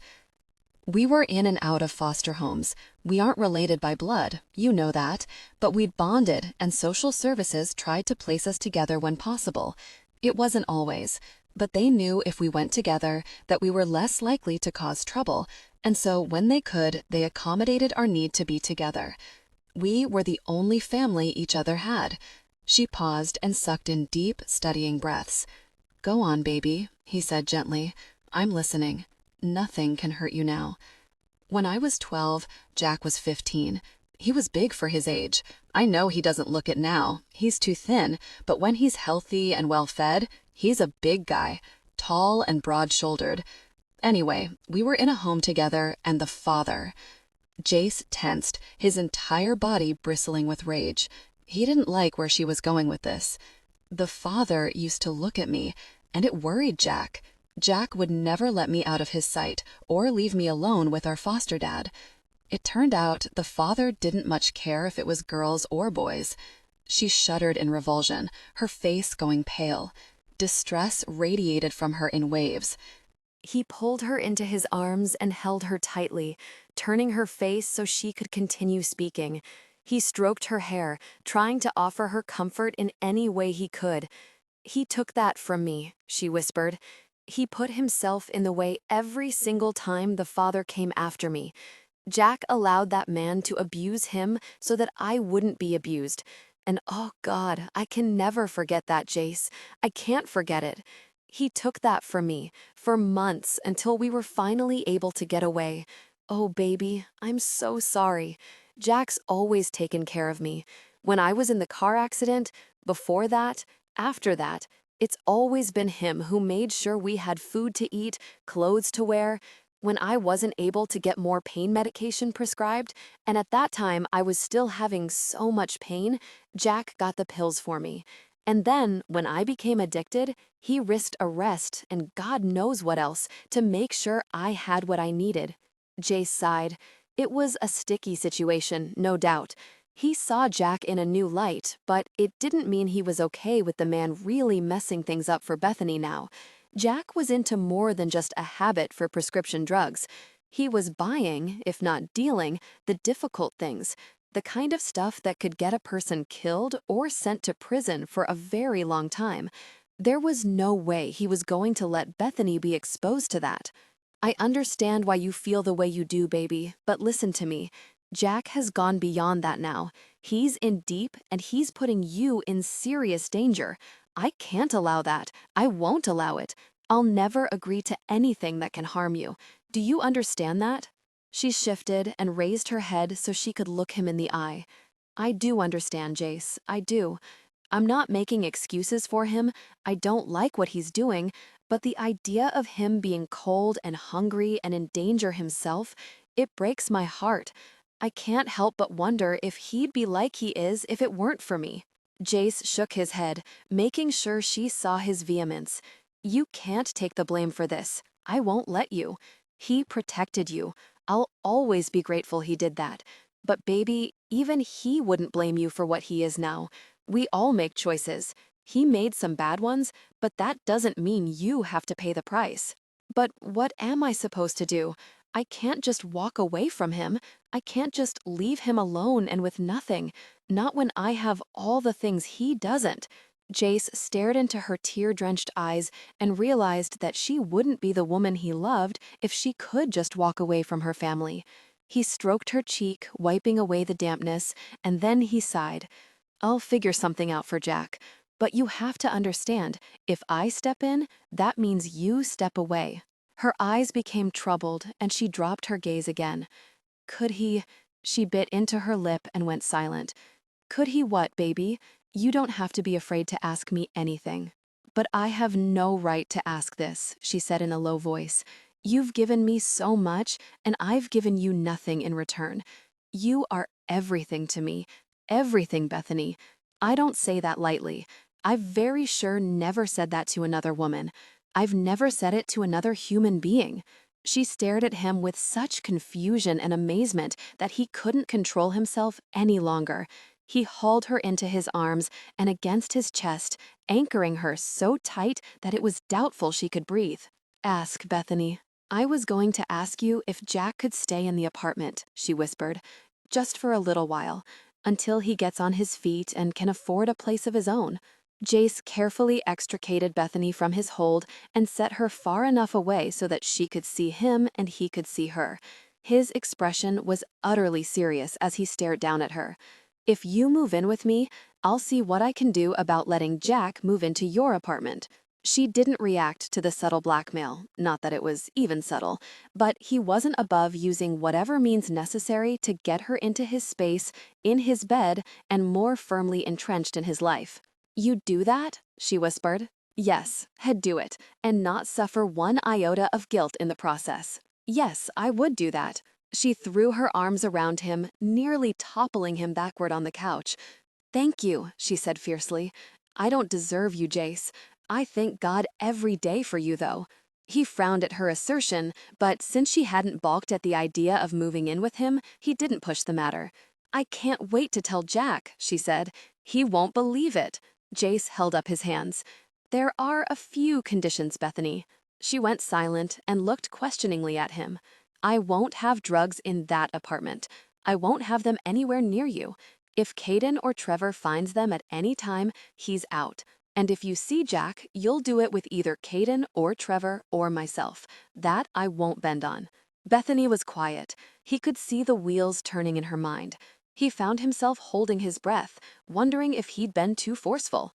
But it was who he was. He couldn't change that, wouldn't change it for something as important as her safety. All right, she said quietly. I'll explain to Jack. No, she lifted her brows and they furrowed in confusion. I'll explain to Jack, Jace said grimly. I won't put you in an uncomfortable situation. Let me be the jerk. I have no problem with that role when it comes to you. You're not a jerk, she said in a fierce voice that made him smile. Does that mean you'll be happy to stay with me and not think me a huge jerk for manipulating you into moving in with me? Her eyes went soft, and then she leaned into his embrace, her body melting like liquid satin over his skin, so smooth and warm, so really perfect. His hands glided down her back, wishing his robe wasn't covering her. I never wanted to leave, she said faintly. I thought it was what you wanted. Shh, baby, no, don't say that. Never that. And I worry, Jace, I do. I worry where this is going to go and how long you're going to be happy with me. The unspoken fear was as evident as if she'd voiced it. She was worried that this was temporary for him, and she worried what would happen to her when, in her mind, he got tired of her and moved on. And I still worry that I'm not good enough for you, she said in a starkly vulnerable voice. Oh, baby, she shook her head and continued on. I don't fit into your world. How could I? I'm afraid that one day you're going to realize that. He stroked her face with his palm, allowing her to keep her head nestled against his shoulder. You are my world, baby. We've been over this. He could feel her squeezing her eyes shut and she trembled. He hugged her tighter and kissed her silky hair. I want to believe that, she whispered. Because you're mine, Jace, and that scares me. You're my entire world. Everything that's wonderful. The best thing that's ever happened to me. I've lost a lot in my life, and I survived. But if I lost you, it would devastate me as nothing else has or ever could. You have so much power over me, and that's frightening. He closed his eyes, inhaling deep as her words washed over him. She hadn't said she loved him, but he was convinced that it was only because for her that was the final bridge to gap, a sign of her ultimate submission. And maybe she wasn't ready for that yet. He could wait, forever, if it took that long. He was more than happy to spend the next 40 years convincing her that he wasn't going anywhere. Eventually, he'd hear those words from her lips, and that day, when it came, would be forever engraved in his memory. Baby, listen to me. She shifted back again, her gaze meeting his. He touched her mouth, tracing the bow. The kind of power you're talking about isn't about control. It isn't about your submission. It isn't about my dominance. It's about emotional power. But baby, you have exactly that same power over me. When it comes to our relationship, you have far more power than I do. Her eyes widened in surprise. It's true, he said before she could put her protest to words. You have more power, more control than you could possibly imagine. My heart is in your hands. That's not true. I'm not saying stuff I think you want to hear in order to manipulate you. I can't be any more honest than this. I'm yours, baby. I'm putting it out there. My heart, my soul, it all belongs to you. Jace. His name exploded in a rush of air as she stared stricken into his eyes. Her mouth rounded in shock, and her hands trembled as she raised them to his face. When she touched him, he nuzzled into her palm and then pressed a kiss to the soft skin. Really? She whispered. He smiled. You can't think I have a habit of saying this stuff to every woman I sleep with. She shook her head. No, I can't imagine that at all. Then believe it, baby. See me. Believe in yourself. In us. This is real as it gets. Nothing has ever been more real in my life. Okay, she said, in a quiet, breathy voice that sent a sweet rush over his skin. You'll move in? She nodded. You'll let me handle things with Jack? She nodded again. Are you prepared to fully submit to me? And not just in the bedroom, baby, in all aspects of our relationship? There was only a brief hesitation before she nodded a third time. Never run out on me again, Bethany. No matter what happens, you stay and fight. Yell at me, argue, throw something at me, whatever you want to do, but never walk away from me. You stay and fight for what we have. You know I have a temper, and you know I'll say stupid things I don't mean. But you can't tuck tail and run when things get rough. Promise me that. She wrapped her arms around his neck and leaned into him, warm and sweet. I promise. Jace, Bethany whispered close to his ear. Yes, baby? Bethany was cuddled into his side, her body limp and sated from their lovemaking. And if Jace had any doubt as to whether it was lovemaking before, that doubt had disappeared. They'd spent endless hours kissing, touching, discovering each other's bodies, and he'd been especially delighted by Bethany's boldness in bed. She was still adorably shy and sometimes hesitant, but she was growing in confidence, and Jace delighted in every initiative she took. There'd been no place for dominance and kink in last night's rediscovery of one another. He'd simply poured every ounce of his emotion into their lovemaking until they were both spent. She levered up on her elbow, her head leaving its place on his shoulder. He wanted to pull her back, not liking the sudden absence of her in his arms, but she was looking at him with furrowed eyebrows. Something was on her mind, and he didn't want to shut her down. She lifted her hand to touch the choker around her neck, her fingers tracing the lines as she seemed to collect her thoughts. "What is this to you?" she asked quietly. "What is it really? You told me in the apartment that as long as I wore your collar, that I was under your protection. What does that mean?" He sighed, hating his inability to control his tongue when he was frustrated. This wasn't the way he wanted to explain the significance of her wearing his jewelry. "It's a symbol of my ownership," he said in a careful tone. "It's a gift a man gives to his submissive, to a woman he cherishes who is in his care. It means that you belong to me, that you're submissive to me." Her brows furrowed harder, and she was silent for a long moment. "Why didn't you tell me when you gave it to me?"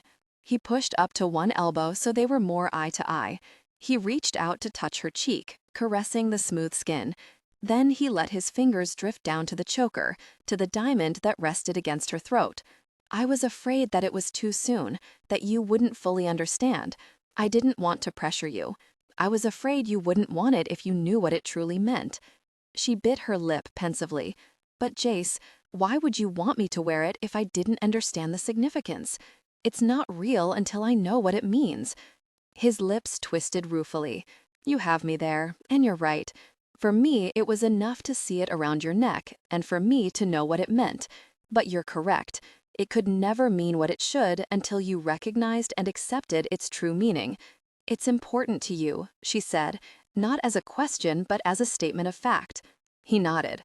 "It is, but perhaps not for the reasons you think. It's not that I'm this jerk who has to mark you as a possession.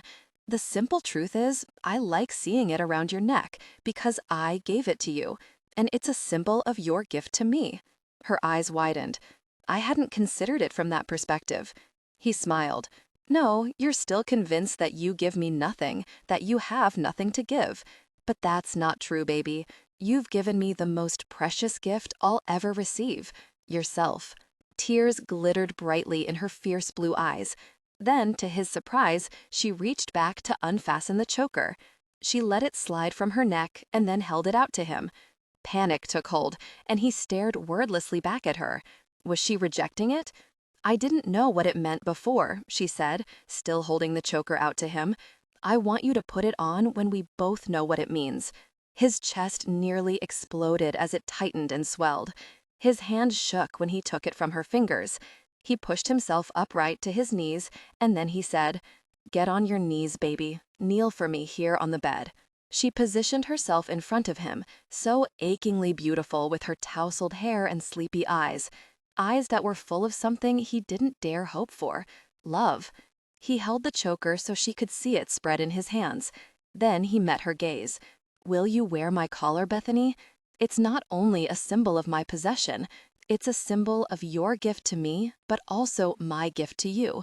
I will absolutely cherish and protect you, see that your every need is met. Your body will be mine, but mine will also be yours. I will love and adore you with everything that is me." "Yes, oh, Jace, yes," she breathed. He slipped the choker once more around her neck. It was all the more sweet this time because, as she'd said, now she knew its significance. She accepted it, and him. Could he possibly ask for more than this?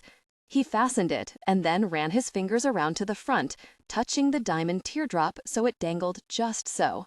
Then he leaned down and claimed her mouth, his tongue finding hers in a heated rush that made him dizzy.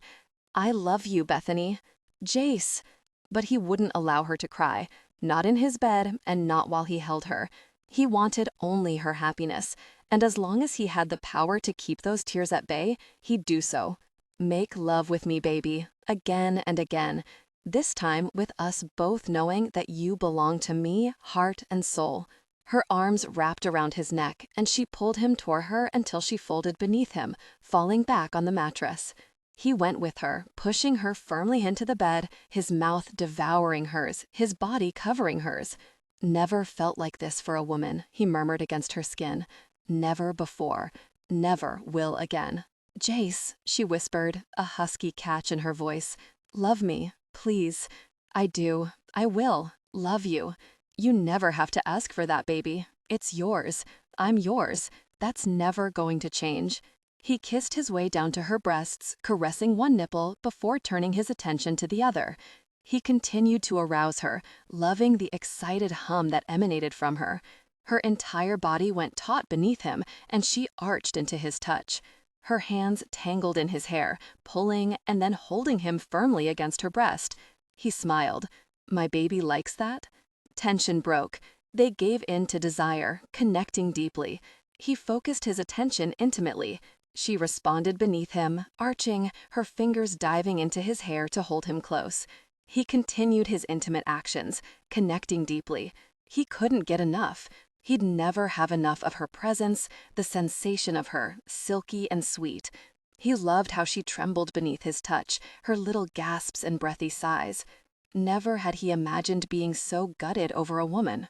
He hadn't lied when he'd told Bethany that she held immense power over him, far greater power than he'd ever wield over her. Because without her, he had nothing. Without her, his money, wealth, prestige, none of it meant a damn thing. She didn't believe herself worthy of him because he had material things she didn't. But what she gave him was sweeter, was without price or measure. Jace, she said on a soft moan, baby, please. It was the first time she'd ever used an endearment, and he liked it. He liked it really a lot. He'd never considered himself a man who wanted his woman to call him cutesy names. He himself had never used them with another woman. But with Bethany, the words came so easily, affectionate terms that slipped from his lips before he even knew they were coming. Say it again, he said huskily. She lifted her head, her eyes soft with love and warmth. Say what? You called me baby. A smile curved her lips, and her eyes shone as her smile broadened. You liked it? Yeah, he said gruffly. I did. Baby, she whispered. He closed his eyes and continued his intimate actions, enjoying the intense shiver his touch forced from her. Tell me how you want it, he said. Do you want to reach your peak with my intimate attention, or do you want me to connect with you deeply? I get a choice? There was amusement in her voice, and he lifted his head to see the teasing glint in her eyes. Gosh, he loved this, the comfortable, easy rapport that had built between them. He could well imagine them laughing and loving this way for the next several decades. Yeah, baby, you get a choice. Either way, you reach your peak, so I figure it's a win-win for you. And it's a win-win for me as well. Either you reach your peak with my intimate attention, definitely no downside to that choice, or you reach your peak with our deep connection, feeling completely joined. Definitely not a downside. She laughed softly, and her head fell back against the pillow, a contented sigh escaping her chest. Well, it is a difficult decision because you have such a wicked, wicked way of showing affection, but I really love it when we are deeply connected. Say no more, he growled as he shifted up her body until their mouths lined up. He kissed her, stroking his tongue deeply over hers, allowing her to experience the lingering intimacy. Help me connect with you, baby. Guide me in. He nearly lost it when her fingers curled around him, and then, with her other hand, she prepared for their connection and positioned him at her opening. She paused a moment, stroking lightly with her fingertips, sliding them up to cup him. She massaged and rolled gently until he was very near panting with need. He was so close to reaching his peak before he ever connected with her. She did that to him, made him crazy with need, made him forget his control, his patience. He closed his eyes and held his weight up off her with his forearms. "You ready?" she whispered. "Little tease," he whispered back. She grinned and then arched up, beginning their connection. Then her hand left him and she wrapped her arms around his shoulders, pulling him down so he was flush against her body. "Take me, make love to me, Jace." He connected with her, slow and gentle, pushing until their bodies were fully joined. She hooked her ankles around his back, moving with him, countering his movements. He kissed her lips, moved to the corner of her mouth, and then kissed a line down her jaw to her ear. He nibbled playfully at the lobe and then sucked it between his lips, continuing his intimate caresses. She responded to his touch, bathing him in instant heat. "My baby likes that too," he murmured. She moaned. "My ears are so sensitive." He licked the lobe and then traced the shell of her ear until she shivered violently beneath him. Her body responded, clenching tightly, drawing him deeper. "She really, really likes that," he said with chuckle. Her teeth sank into his shoulder, and it was his turn to shudder and tighten over her. My baby likes that," she said smugly. "Really, yeah, I do. I like your teeth, your mouth, your tongue. Any part of you I can get, baby. I like it all." In that case, she nipped her way up his neck to his ear and then back down again. His nerve endings sizzled and went haywire.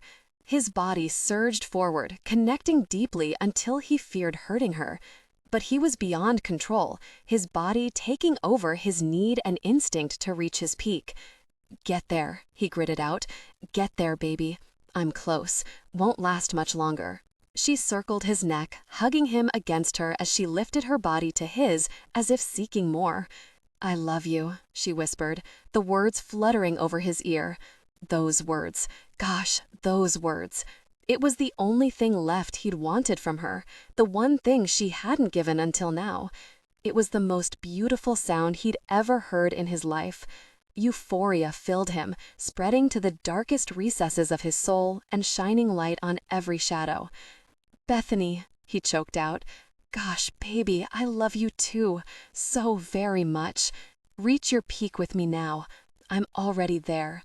The sweet words, her sweetly whispered "I love you" still echoing in his mind, sent him into free fall. He reached his peak, connecting deeply with her, the heat and friction nearly painful in its intensity. And still he continued, his climax an unstoppable force.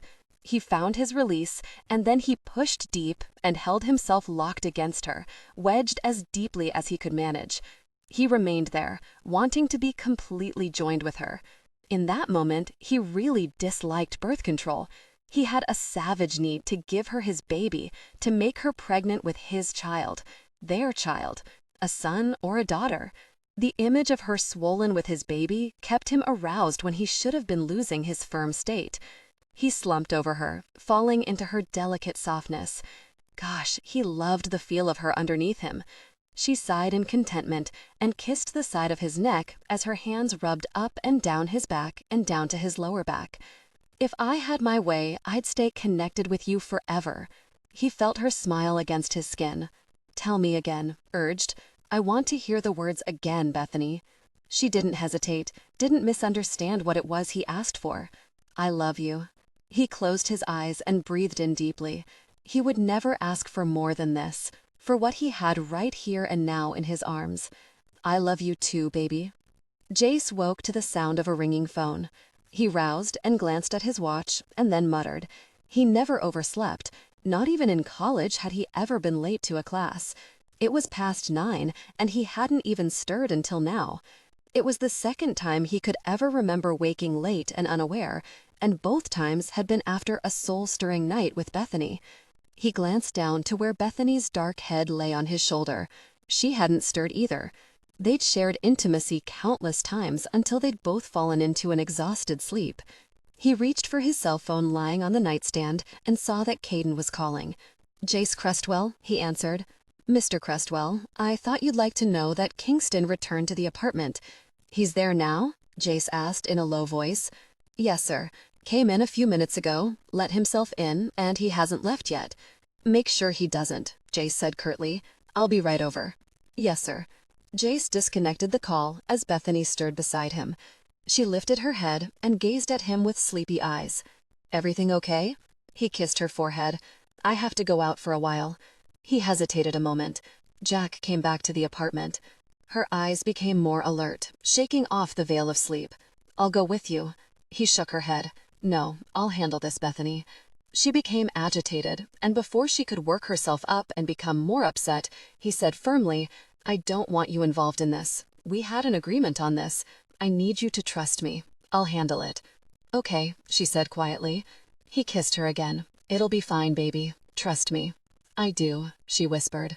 While I'm there, I'll arrange for your stuff to be moved here. She bit her lip. Are you having second thoughts? He asked warily. She shook her head. No, I want this. I want you. And I do trust you, Jace. Please don't think I don't. This is hard for me. Jack is important to me. You both are. I know he's not perfect. I know he's done things that aren't good. But I just want him to be safe and have things most other people take for granted. I know you do, baby. Don't worry. I'll call you when I finish up with Jack, okay? Is your cell charged? She shrugged, and he rolled his eyes. I'll plug it in before I leave. It'll be on the kitchen counter. He pushed aside the sheets and slid out of bed, but then he leaned over, wanting to kiss her again, to savor the feel of her under his lips one last time before he handled the issue of Jack. This wasn't a situation he wanted to be in, but for Bethany, he'd do it. Even if his preference was to tell Jack to really go away and stay very much out of Bethany's life from now on. But Bethany would never forgive him that, and he wasn't going to risk it when helping Jack would make little difference in his life other than the inconvenience of confronting the other man. A part of him relished it. He wanted to see for himself what Jack's position was regarding Bethany. While Bethany considered him a brother, Jace wasn't convinced that Jack's feelings toward her were very brotherly. That he'd keep to himself, because Bethany was naive when it came to a lot of things, Jack included, and she'd never see the situation the way someone with perspective might. But then, Jace had little perspective when it came to her. I don't want you to worry about this, baby. It'll be all right. Jack can call you and you can call him. I don't even mind if you see him, as long as Caden or Trevor is with you when I can't be. Thank you, Jace. Her eyes were bright and earnest. This means so much to me. Love you, he said huskily. Her entire face softened and the worry fled her eyes. He realized then what reassurance those words gave her, and he vowed on the spot not to let a day go by without giving them to her. I love you too. He walked into the bathroom before he said, to heck with Jack. After their intimate time together, he was already going to be very late getting into work, which was unlike him. He'd call Eleanor on his way out to give her a heads up. Despite it being just after the holidays, things were business as usual, and they had multiple projects in the works. Projects that needed his, Gabe's, and Ash's constant attention. And if he were honest, and he was, he knew that it had been weeks since he'd been able to give work his undivided attention. Maybe he'd never make work his #1 priority again. He had Bethany now, and she was the most important thing in his life. Not work, not business, not even his partnership with his 2 best friends. 45 minutes later, he strode into the apartment complex and was met by Caden in the lobby. He's still here? Jace asked shortly.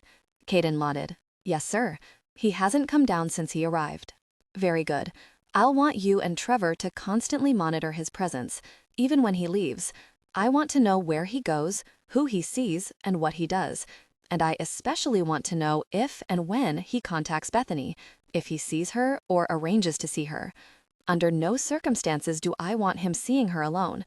I've let her know she isn't to see Jack without you or Trevor or myself, but if Jack attempts to seek her out, she may not know about it until he's there in her face. And I want you in between them. She is to be protected at all costs. Understood, Caden said grimly. Jace walked to the elevator and Caden fell into step beside him. Jace cast an inquisitive glance in his direction and Caden's jaw went firm. Sir, it stands to reason that if he's a potential risk to Bethany's safety and you're going to confront him, that he's a risk to you as well. I'd feel better if I was present for this discussion. I will, of course, maintain a discreet distance and keep in confidence anything I chance to overhear. Jace cracked a grin as they stepped into the elevator. You make good points. They rode up in silence, and when they arrived at the door of the apartment, Jace didn't knock or announce himself. He inserted his key and went in. "Bethy, it's about time," Jack called from where he was sprawled on the couch in the living room. "I was beginning to think I was never going to get that dinner you promised." Then Jack looked up, and his gaze became hooded and wary when he saw Jace and Caden. "Where's Bethany?" Jack demanded. "She's safe," Jace said curtly, "and she's going to stay safe. You and I need to have a discussion, Jack."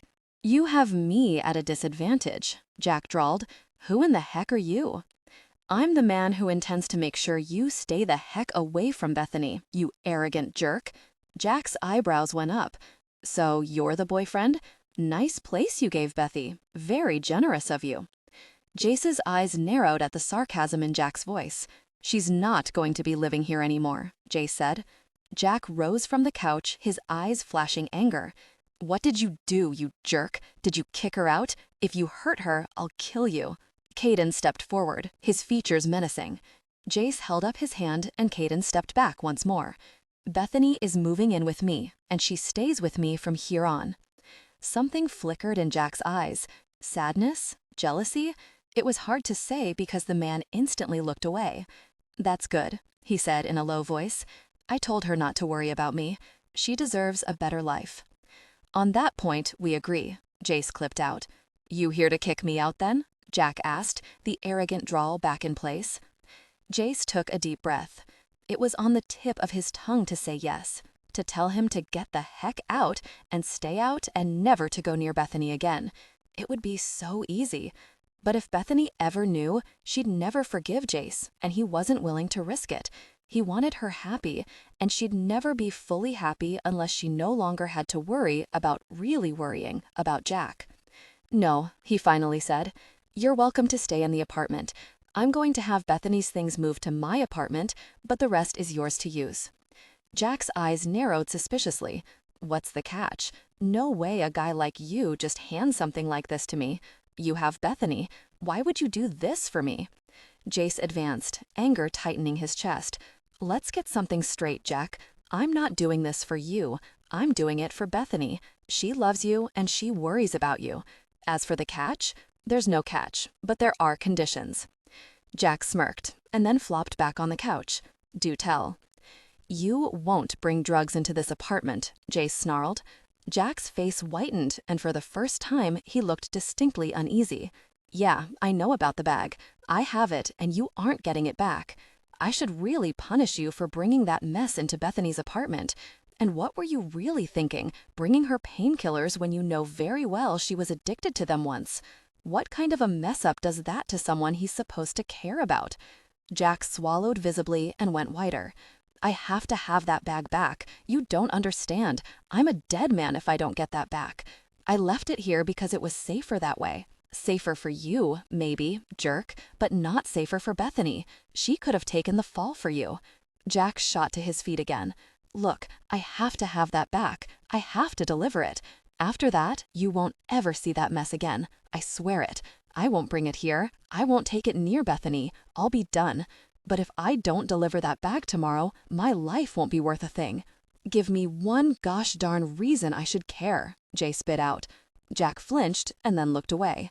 "Because they know about Bethany."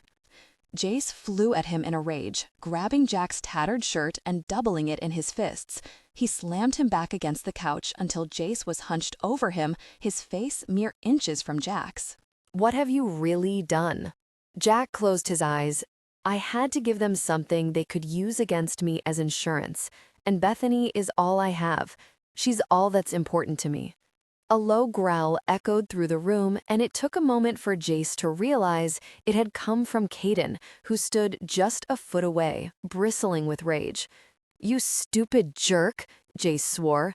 "Look, just give me the bag and I'll be out of her life," Jack said. "You'll never see or hear from me again." Jace shoved him back with enough force that Jack's neck snapped against the couch and his head bobbed.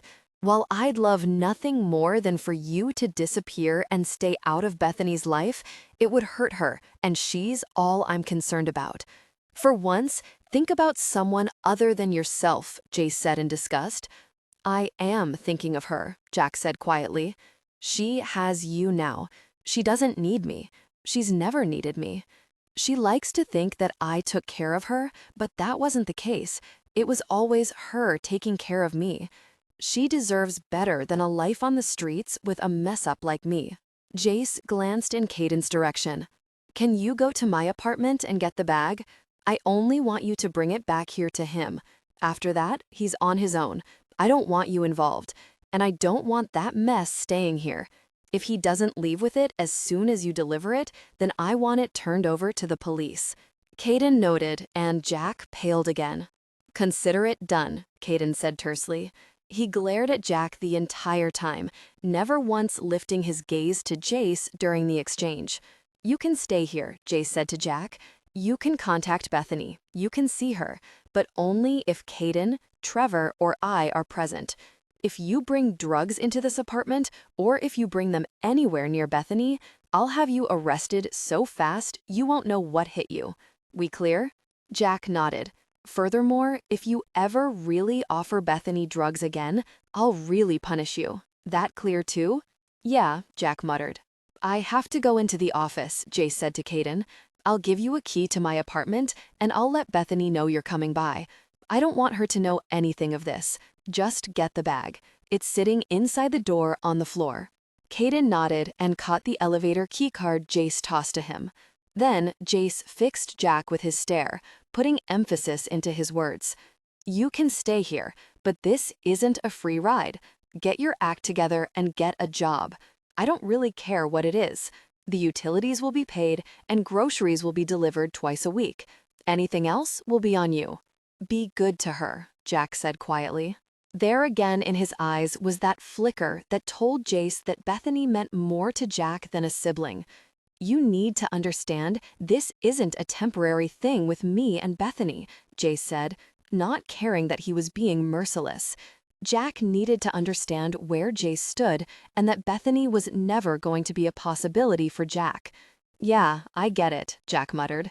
I knew I never had a chance with her, but she's always belonged to me.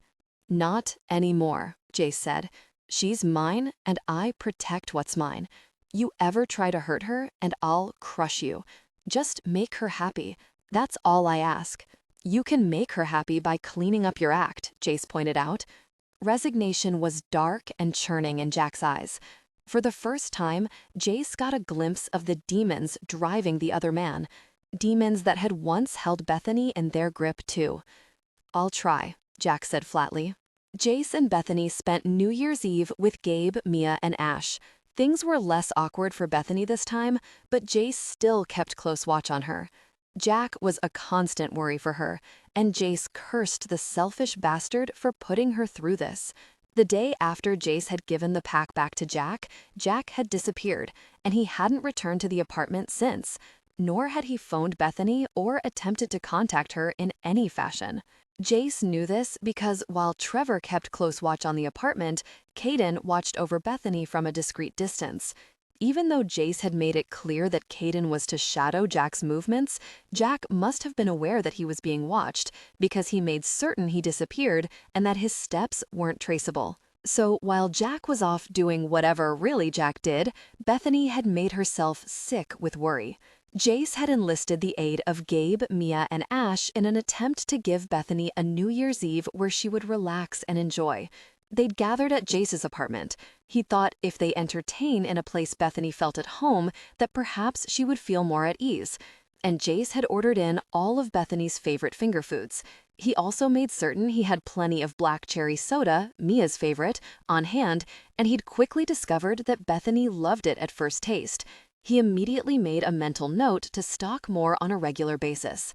I wanted you all to be the first to know this, Gabe said when conversation had quieted down. Jace turned his attention to his future brother-in-law. He and Mia were sitting on the loveseat while Jace and Bethany were cuddled on the couch. Ash occupied the armchair on the other side of Jace and Bethany. They'd eaten themselves silly and then relaxed in the living room with drinks, the television on in preparation to watch the ball drop in Times Square. Mia had suggested they all venture down to the square for the event, but Gabe and Jace had vetoed the suggestion, not wanting to brave the crowds. There was also the fact that since Jace had no idea where Jack was, or if he'd cleared up the matter of the drugs, he wasn't taking any chances with Bethany's safety. Gabe gazed tenderly down at Mia, who returned his smile, her eyes sparkling with excitement. "We've finally set a date," Gabe said after a long pause. "Or rather, Mia has set the date," he added dryly. Mia thumped him on the arm in reprimand, and he chuckled, holding his arm in mock pain. Bethany smiled and leaned forward eagerly. "Oh, that's wonderful, Mia. When?" "She's making me wait until April," Gabe said with a groan. "She wants a spring wedding. I tried to convince her to elope tomorrow so we could marry in Vegas on New Year's Day. I can't think of a better way to start the year than making the woman I love officially mine." Mia's face went absolutely soft as she stared up at Gabe. Jace felt a tightening in his own chest, and he squeezed Bethany back against him, enfolding her more firmly in his embrace.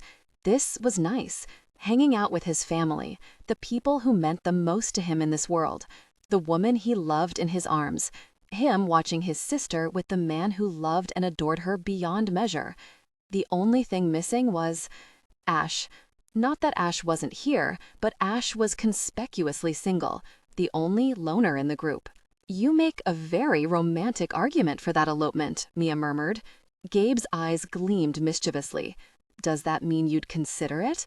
I could have the jet fueled and ready to go in an hour." She whooped him again and rolled her eyes. "Nope. I want a wedding, my brother giving me away, the whole shebang." Her expression grew wistful. "A gorgeous dress, a beautiful cake, and for everyone to see me become Mrs. Gabe Hamilton. And I want you to have whatever you want," Gabe said in a serious tone that dropped all pretense of teasing. "All I want from the deal is you as my wife. Anything else is just icing on that beautiful cake you want." She leaned up and kissed him, and Jace rolled his eyes in Ash's direction. Ash shook his head in response. "This means we'll be subjected to this gauche for the next 4 months, Ash groaned. Gabe laughed, and Mia glowered in both Jace's and Ash's direction. Then she turned her attention to Bethany. "I'd like you to be an attendant in my wedding, Bethany," she said softly. Bethany went tense against Jace, her mouth opening in surprise. She seemed genuinely befuddled and at a loss for words. Jace squeezed her reassuringly. "But you hardly know me," Bethany said. "I don't want you to feel obligated to include me because of me and Jace." Mia smiled. "I don't. I want you there." It's my big day, according to Gabe, and every girl should have things exactly her way on her big day, and I want you with me. Bethany's cheeks went pink, but her eyes glowed with pleasure at Mia's request. Jace wanted to hug his little sister for making Bethany feel important and included. "Then I'd love to," Bethany said quietly. Mia beamed at her. "And while I'm in command mode, my girls and I are going out this week to vibe." Before she could go any further, Gabe broke into a groan, and Jace added his own. "Shush, you two," Mia admonished. Then she looked apologetically at Bethany. "As I was saying, my girls and I are going to the club, and we'd love for you to come." Bethany glanced quickly up at Jace, as if seeking his approval, and he frowned. "Of course you can go," he whispered so the others couldn't hear. "You don't need my permission." She sent him a look that suggested she was adhering to the rules of their relationship, something agreed upon by both of them. And he loved her for that she was so willing to cede power and control to him. But he wasn't going to be a bastard about it either. He'd very near give her the moon if she wanted it. Besides, he already knew Mia had planned to invite Bethany for a night out with the girls. When he'd explained the situation with Jack and how down and worried Bethany had been the last several days, Mia had seized the opportunity and declared that what Bethany needed was a girls' night out. "I'd love to," Bethany said to Mia. Mia's face lit up in delight. "Good. It's settled then. Night after next, we'll hit the club. I'll run by and get you from Jace's apartment, and then we'll swing by to get the other girls on the way. Gabe's providing a driver for the evening." "Very right," Gabe muttered. "Last thing I need is a bunch of drunken girls wobbling all over really Manhattan." Ash chuckled. "No gosh, our apartment, Mia," Jace corrected gently. "It's mine and Bethany's apartment, not mine." Mia flushed, her eyes growing worried. "Of course, I'm so sorry. I'm so used to calling it your apartment. I'm sorry, Bethany, I wasn't thinking." Bethany looked embarrassed and sent Jace a frown of reprimand that had him grinning. He wasn't the least bit repentant for reminding the others of Bethany's place in his life. "It's okay, Mia. I knew what you meant," Bethany said. "Oh, look," Mia exclaimed. "It's almost midnight. The countdown is on." Their gazes jerked to the television just in time to see the clock wind down to midnight. "Happy New Year," Mia cried. "Happy New Year," Ash said, raising his glass in toast. "Happy New Year," Gabe echoed. Jace leaned down, touching his lips to Bethany. "Happy New Year, baby. You too," she whispered as she kissed him back. "Know what I plan to be doing New Year's Day?" he whispered. "What?" she whispered back. "Spending the day with you, connecting deeply. They say whatever you do on New Year's Day, you'll be doing the entire rest of the year." She grinned. "For real? So the saying goes. In that case, I vote we do exactly that," she said before kissing him again. "No arguments from me. And they say we're bad," Mia grumbled, jerking Jace back before he completely lost himself in Bethany's kiss and forgot where they were. He shot his sister a glare. "Oh, please, like anyone is worse than you and Gabe." Gabe looked amused but kept his mouth shut. "Try being me," Ash muttered. "Jesus, it's like a couple's retreat around here." "So find you a woman," Mia said lightly. Ash rolled his eyes and then drained his wine glass. "No hurry there, sweetheart. Besides, who in their right mind would ever marry into my crazy family?" Mia gasped. Did he just insult us? Jace smiled, loving her even more in that moment. Ash looked dumbstruck for a moment, and then a warm smile lit up his entire face, and his eyes gleamed with affection. Mia had effectively reminded him that they were Ash's family, not his father or mother or very crazy siblings. Here in this room was Ash's real family, the ones who supported him unconditionally. "Never that," Ash said, "and thanks for the reminder, sweetness." Bethany was looking at the others with something akin to wonder. Her smile was achingly filled with longing for what the others shared, that unbreakable bond, one that extended to her now, even if she hadn't fully grasped it. "They're your family too," he murmured into her ear. She turned to him, her eyes bright with happiness for the first time in days. They were clear and not clouded with sadness and worry. "Yeah," she breathed. "I guess they are, aren't they?" He kissed her lingeringly, hugging her tightly to his chest. "Feels good, doesn't it?" "It's the best," she said fiercely. "It's something I never imagined having. I still can't believe it. I still wake up and have to tell myself this is really happening and not some crazy dream I've hatched." He smiled gently, his chest aching with the love he felt for her. "Believe it, baby. It's real and it's yours." "I feel so guilty," Bethany said. Mia glanced over from where she sat beside Bethany in the limo, her brow furrowed in question. Bethany sighed. "I have no idea where Jack is. If he's dead or alive, hungry or cold, nothing. And yet I'm going on about my life, going out with girlfriends clubbing. It seems so cold and heartless." Mia reached over and squeezed Bethany's hand. "Oh, honey, you're anything but cold and heartless. Give yourself a break here. Jack is a grown man. He's made his decisions, whether they're good or bad, and you have to accept that. You can't live his life for him. You can't make him do the right thing. But what you can do is live your life, be happy, and make your own choices free of guilt." Bethany blinked at the other woman, astonished by how much sense Mia made. "I'm an idiot." Mia laughed. "First you're cold and heartless, and now you're an idiot?" Bethany breathed a deep sigh. "You're right. I know you're right. Jace has been telling me the same thing, only I haven't been listening. And then you say it, and suddenly it makes so much more sense." "That's because I'm smarter than Jace," Mia said smugly. Bethany grinned, feeling lighter than she had in an entire week. "Thank you for inviting me tonight," she said, reaching over impulsively to hug Mia. Mia hugged her back fiercely. "Thank you for making my brother happy." Bethany drew away, her lips curving ruefully. "I only hope I continue to make him happy. I love him. And he loves you," Mia said matter-of-factly. "It's so plain to see. I've never seen him so gaga over a woman. I have to tell you, it's astonishing to witness." The car pulled to a stop in front of another apartment complex, where 4 women stood waiting. Mia jumped out, pulling Bethany with her. "I'll make this quick. It's freezing," Mia said. "Bethany, I want you to meet my best friends on earth. Caroline, Chessie, Gina, and Trish. Guys, this is Jace's girlfriend, Bethany. Very it, Mia. Break my heart, why don't you? Chessie said dramatically. Bethany looked at the pretty woman in confusion. Mia laughed. She's had the hots for Jace forever. It's slaying her that he's off the market now. Bethany burst into laughter. Sorry. Well, not really. The others laughed with her. I wouldn't be sorry either, Trish said. Jace is one fine specimen of a man. You're a lucky woman, Bethany. What about Ash? Gina asked hopefully. Is he off the market too then? Mia's eyes widened. Oh gosh, no. Bethany is only with Jace. Bethany's cheeks warmed as she blushed furiously. Obviously, they all knew of Jace and Ash's past relationships. Now they thought she was involved with both of them? There was no way in hell she'd ever admit to having been intimate with both men. The other girl's eyes widened. Very, Caroline breathed. Jace is going solo now. Wow, Bethany, you must have really made an impact on him. Okay, enough of tormenting Bethany with my brother's past relationships, Mia groaned. Let's get in the car and go have fun. I'm down with that, Chessie said.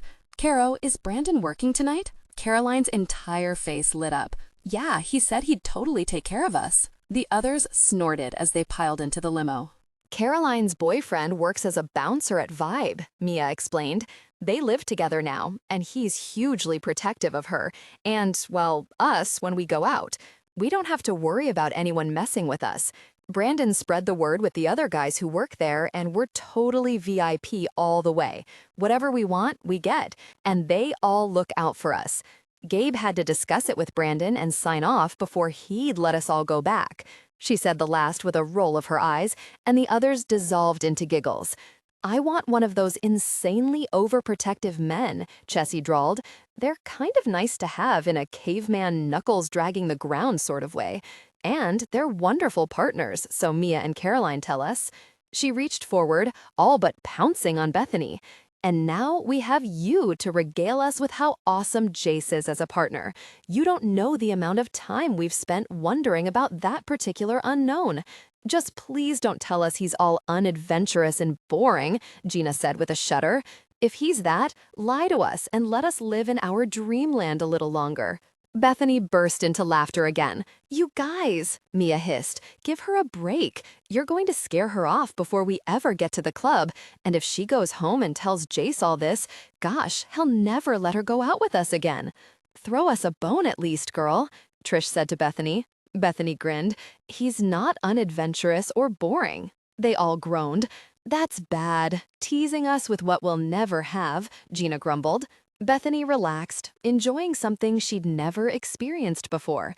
Girlfriends, friendships. It had always been just her and Jack. She'd never gotten close to anyone, and now she wanted this. Camaraderie, a night out with the girls. It was fun. When they pulled to a stop in front of the nightclub, the door opened and a gorgeous, Latino-looking man with a goatee and one earring held out his hand to Caroline to help her. He immediately enfolded her in his muscled arms and laid one on her that had the others sighing and whistling. Very, Chessie muttered. I'm one jealous, difficult person right now. That must be her boyfriend, Bethany murmured to Mia. Mia smiled. Yes, that's Brandon. He's head over heels for Caro, and she's the same for him. Ladies, Brandon said, offering his hand when he'd released Caroline, let's get you inside where it's warm. You have a table waiting and your own waitress for the night. The boys will be looking out for you, and if you have any trouble at all, you see me. Holy gosh, Bethany whispered. He gives me the shivers. Like you don't get that at home, Gina grumbled as she took Brandon's hand. They all piled out and Brandon escorted them inside. Music vibrated the walls and a cascade of neon and flashing lights nearly hurt Bethany's eyes. It wasn't her first time inside a club. She'd met up with a lot of men in her days of meaningless encounters. For a moment, the memory robbed her of breath as hurt and shame crowded into her chest. The clubs she'd visited hadn't been as classy as this one, more like seedy bars and places that women like her went for casual encounters for the night. Hey, what's wrong? Mia yelled close to her ear. Bethany smiled. Nothing at all. She shook the past from her mind, determined not to let it interfere with tonight's fun. She was a different person now. She had Jace. Jace, who knew about her past and accepted her anyway. She didn't have to be that person anymore. She could be who she'd always wanted to be. When they got to the table, a smiling waitress immediately appeared, and Bethany noticed that 2 bouncers took position near their table. Brandon hadn't lied when he said they'd be well taken care of. When the waitress got to Mia and Bethany, Bethany put out her hand to Mia. "Let's have a drink. I know you planned to drink water with me, but why not have fun?" Mia's expression became troubled. "Are you sure? I don't mind having sparkling water with you." "I never had problems with alcohol addiction," Bethany said gently. "I know Jace worries, but he doesn't have to. I'm not that person anymore. I'm so glad you invited me here with your girls. Let's have a good time. You said someone will get us home afterward, right?" Mia grinned. "Oh, absolutely. Look for Gabe to make an appearance in a few hours. The man is still upset about the one time I went out with the girls and took a cab home alone, very drunk. He's cool with me drinking, he just makes sure he's around to get me home afterward." "Then let's do it," Bethany said. Mia turned to the waitress. "I want a Cosmo. What do you want, Bethany?" "Amaretto sour, please." A few minutes later, the waitress returned with a tray of drinks, and Mia held up her glass in a toast. "Drink up, girls. Tonight we're going to have fun. And get plastered," Chessie interjected. "I'll drink to that," Gina said, holding up her glass. Bethany joined in the fun, holding her glass to clink with the others. They all laughed and chugged down their first drink. The sweet drink hit Bethany's tongue and blazed a warm trail into her belly. She put the empty down, surprised when the waitress immediately passed out another round. Mia laughed. "She always gets our table when we're here, and she knows we always toast and down the first one immediately, so she double orders for us. She knows us now." "Works for me," Bethany said. "Let's dance," Chessie yelled. "The night is young and there are men waiting." "You can be my dance partner," Mia yelled to Bethany over the music. "Well, you, me, and Kara will split off. Brandon would have a kitten if she danced with another guy. The others are on their own." "Sounds good," Bethany returned. They hit the dance floor, and Bethany allowed the music to take over. For the space of a few hours, she could forget Jack and her worries. She embraced the newness of having girlfriends and fun and having a wonderful, loving man to go home to at the end of the night. She, Mia, and Caroline danced in a tight circle, laughing and letting loose. They moved rhythmically, teasing the crowd as they swayed and moved in time with the frenetic beat of the music. After dancing 4 songs, they returned to their table where new drinks were waiting. Brandon was standing there, amusement twinkling in his dark eyes. He put his arm around Caroline, pulling her in close to his side. "Babe, I gotta tell you, if you and your girls don't stop that sexy gosh, me and the boys are going to have a hard time pulling the guys off you." Caroline laughed and turned her face up for his kiss. "I have rounds to make. I'll be back later to check in on you." After that, he kissed her, and it wasn't just a simple peck. It was a sexy as sin, tongue-kissing mark of possession. Bethany wasn't fooled. He'd done it to let anyone watching know that Caroline was his and to keep their hands off. It also helped that the man was built. No one in their right mind would take him on in a bar fight. Caroline sighed, and her eyes were slightly glazed, the alcohol having nothing to do with the slightly drunk look. "He's amazing," she yelled to Mia and Bethany. "We see that," Mia teased. "Drink up," Caroline said. "Tina is coming back with more. No alcohol goes to waste here." Mia and Bethany laughed and quickly downed their drinks. By the time 2 hours passed, Bethany was buzzing on alcohol and laughing ridiculously at everything the girls said. They danced more, getting bolder in their shenanigans, and occasionally returning to the table to down more drinks. The 3rd time they went onto the dance floor, Bethany was definitely drunk. Mia wasn't in any better shape from what Bethany could ascertain, and they were giggling madly as they bumped and swayed, getting more provocative in their movements. "I'm so glad Jace isn't here to see this," Bethany hollered over the music. "I think he'd kill me." Mia giggled, and then her eyes rounded. "Oh gosh, what?" "I was about to say that I was glad Gabe hadn't made it yet either, but, he's here." Bethany whirled around and nearly toppled over when the room kept moving after she'd stopped the heels she'd worn, which at the time seemed a good idea because they were totally sexy, with enough lift to make her legs look very good. Suddenly didn't seem like such a good idea because she very near tripped and broke her ankle. It had felt good to dress up even though she wasn't going anywhere with Jace. She'd chosen a really sparkly cocktail dress that fit her like a dream and actually gave her the appearance of curves. She was still slim, too slim from too many missed meals and the life she'd led, but ever since she'd met Jace, she'd put on at least 10 pounds, 5 of which had to have been on her chest. Not that Jace was complaining about the new plumpness to her chest. She'd carefully done her makeup, pulled her hair into a loose knot so tendrils floated down her neck, and worn huge, dangly earrings that she thought looked pretty, very hot. It was a far cry from the tattered jeans and threadbare shirts she'd worn for so long. She felt pretty. Actually, she felt gorgeous, like someone worthy of attention from a man like Jace. Whoops, Mia said, catching her arm so she didn't faceplant on the floor. Then they both dissolved into giggles when Gabe's eyes narrowed as he took in just how tipsy they were. I vote we don't go over there just yet, Bethany said. He looks kind of intense. No, Mia said belligerently. Let's give him a show instead. Bethany's eyes widened as they turned away from Gabe. Do you think that's a good idea? Mia laughed. Oh, yeah, because after, when he drags us home, he'll be so hot for me that we won't even make it inside the door of his apartment. He loves me in these heels.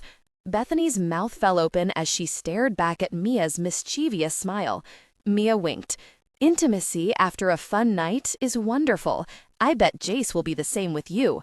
A tipsy, sexy woman in the heels you're wearing and in that dress, he'll be very attentive the minute you step back into his apartment.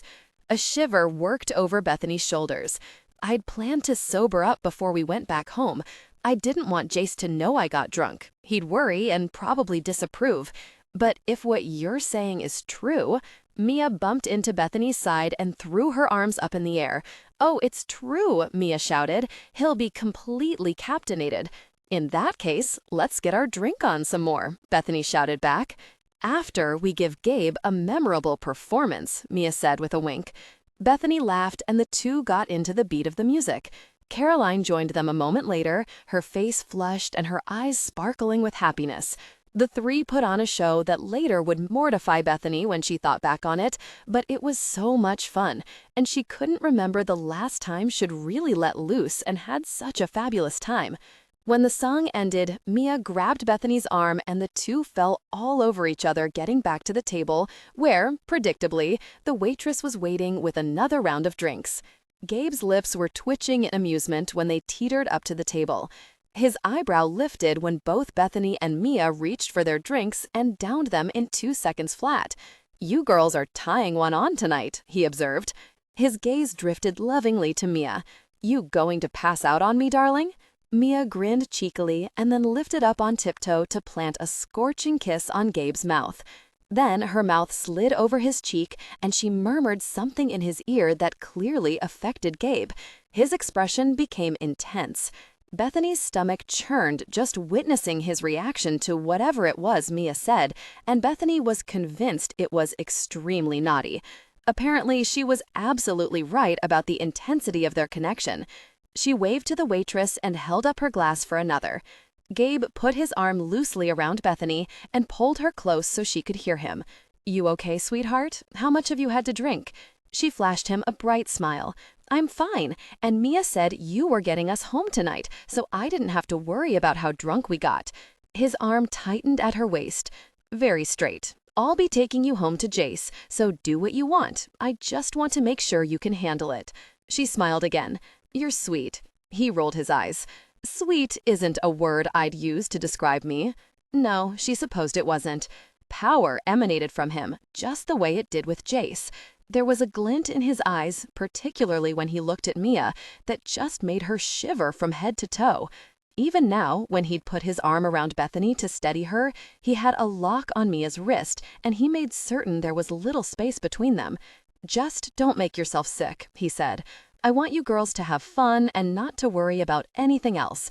When you're ready to go, I'll get you all home. Thanks, let's dance again, Bethany yelled. Gabe groaned. Gotta tell you, baby, that dancing you're doing should be illegal. I'm going to have to confront every man who's staring at you. Mia grinned and then snagged Bethany's hand, dragging her toward the dance floor again. For the next hour, they danced, drank, and then danced some more. And then drank again. The last time they left the dance floor and got to the table, Bethany knew she couldn't tolerate another drink. She was fuzzy and completely enveloped in a warm haze. She laughed at everything, whether it was funny or not. Gabe wore a perpetually amused look, and Brandon grinned when he checked in on them again. "I think I'm done," Bethany said breathlessly, "but I don't want to ruin the night for the rest of you." She stared up at Gabe, who was holding Mia upright. She had her own tight grip on the table, worried that if she let go, she'd hit the floor with a resounding thud. "No, I'm ready too," Mia said. "You ready, baby?" she asked Gabe. "Ben, ready," he growled. She giggled. "We have to get Bethany home first. I imagine Jace is fit to be tied by now." "I texted him," Gabe said dryly. "He knows what to expect." "Let me go grab the others," Mia said. "Caro is hanging out until Brandon gets off work." "I'll call for the car," Gabe said. "You're not walking out of here without me. You'll fall on your faces." Bethany grinned and waited, still holding on to the table, while Mia rounded up the rest of the group. "Tonight was fun," she hollered at Gabe. "Thanks for getting me home. Mia is great." Gabe smiled, his eyes warm and affectionate. "Glad you had fun, Bethany. And yeah, Mia is the best. No problem on getting you home. No way I'd let you go home by yourself. Jace wouldn't allow it either. If I hadn't come to get you, he would have." Mia returned a moment later with Chessie, Trish, and Gina. They were all as drunk as Mia and Bethany were and giggling like lunatics. Gabe rolled his eyes and then motioned for Brandon. Brandon appeared with one of the other bouncers, and they guided Chessie, Trish, and Gina toward the exit, while Gabe put an arm around both Bethany and Bethany. Bethany teetered and then giggled when Gabe's arm tightened around her. "Jesus, how much did you two drink anyway?" Mia looked innocent and then held up her hand, trying to count. After 3 attempts of staring at her fingers in confusion, she threw up her hand and said, "A lot." "I'm getting that," Gabe said with a chuckle. He guided them out to the waiting car and stood patiently while Brandon and another bouncer got the other 3 girls inside. Then Brandon flashed Gabe a sympathetic grin. "Good luck, man. Looks like you have your hands full." "No, gosh," Gabe muttered. He got Bethany and Mia seated and then slid in to sit beside Mia. "You're aces," Chessie said, flashing a grin in Gabe's direction. "Absolutely," Trish and Gina both chimed in. "We told Mia if she ever lets you get away, she's an idiot," Trish said solemnly. Chessie nodded, just as solemnly.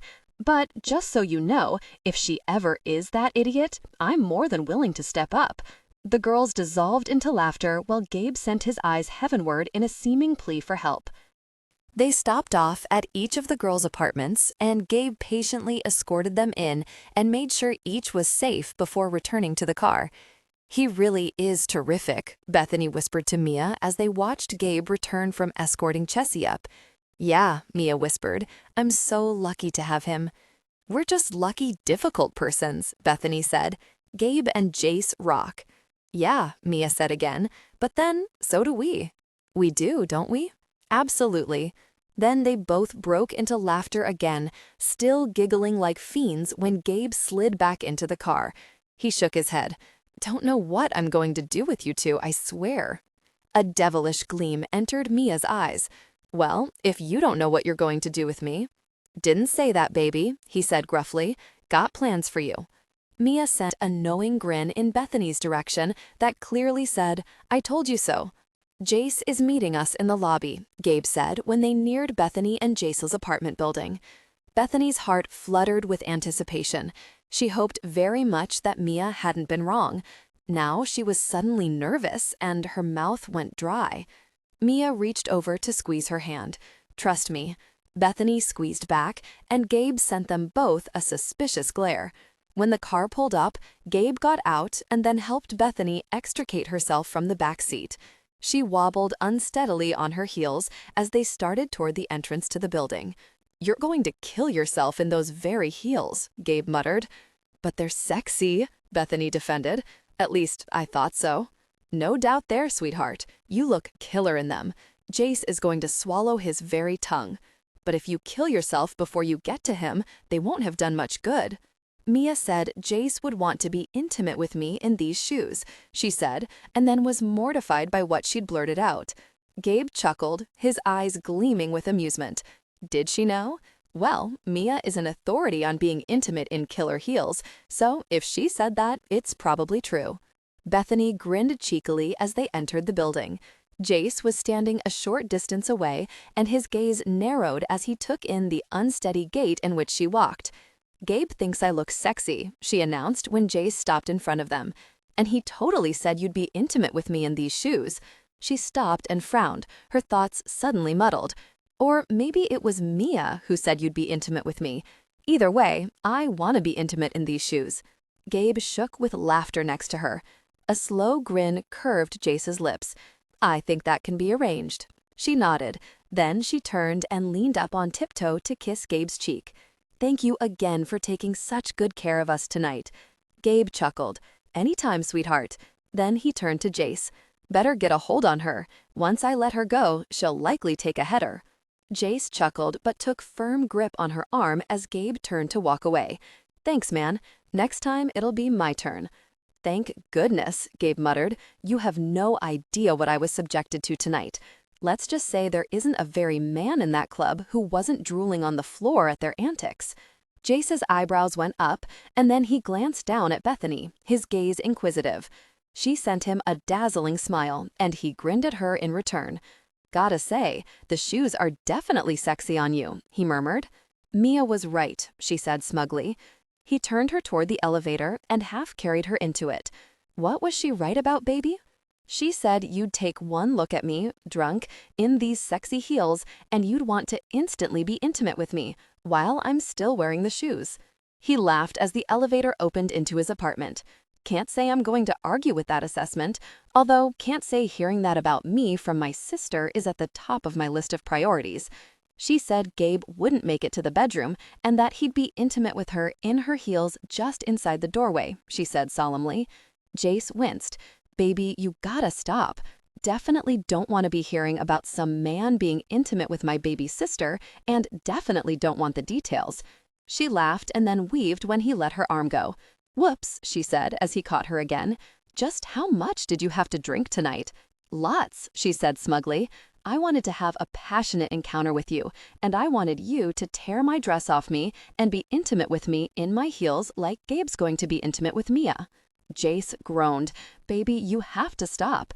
I'm more than happy to be intimate with you any way you want, but can we please leave Gabe and Mia out of this?" She nodded. "Or maybe I'll be intimate with you." She brightened at that idea, and then her eyes narrowed fuzzily on Jace. "Can I do that?"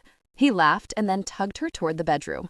"Oh gosh, yes. Baby, you can do whatever your sweet little drunk self wants to. I'm more than willing to let you take advantage of me in your drunken state." She wobbled after him into the bedroom and shivered at the sultry look he sent her way as soon as the door closed behind them. His eyes were dark with lust and amusement, the good kind that told her everything Mia had predicted was absolutely true. Her hands went to unfasten her dress, but she couldn't quite get the hang of the zipper, and she nearly fell over when she angled her arms higher. "Oh, let me," Jace murmured. "You don't have to do a single thing, baby. I'm going to take full advantage of your inebriated state, and since you've planned this the entire evening, I'm not going to spare an ounce of guilt for all the things I'm going to do to you. But you better very well remember it in the morning." She shivered again when his hands slid up her back and then eased the zipper down, loosening the dress. "I'm not that drunk," she said, defending herself. He chuckled, his breath sizzling over her bare neck just before he pressed his mouth to her nape, sending chill bumps racing down her spine. Tension broke. They gave in to desire, connecting deeply. They came together in passion. Afterwards, breathless and deeply connected, he was seeing another side of her. He was seeing her happy. It made him ache because here and now he was getting a glimpse of the future, of how things would be between them, and he loved every very minute. It made him hungry for more, and he was a greedy jerk where Bethany was concerned.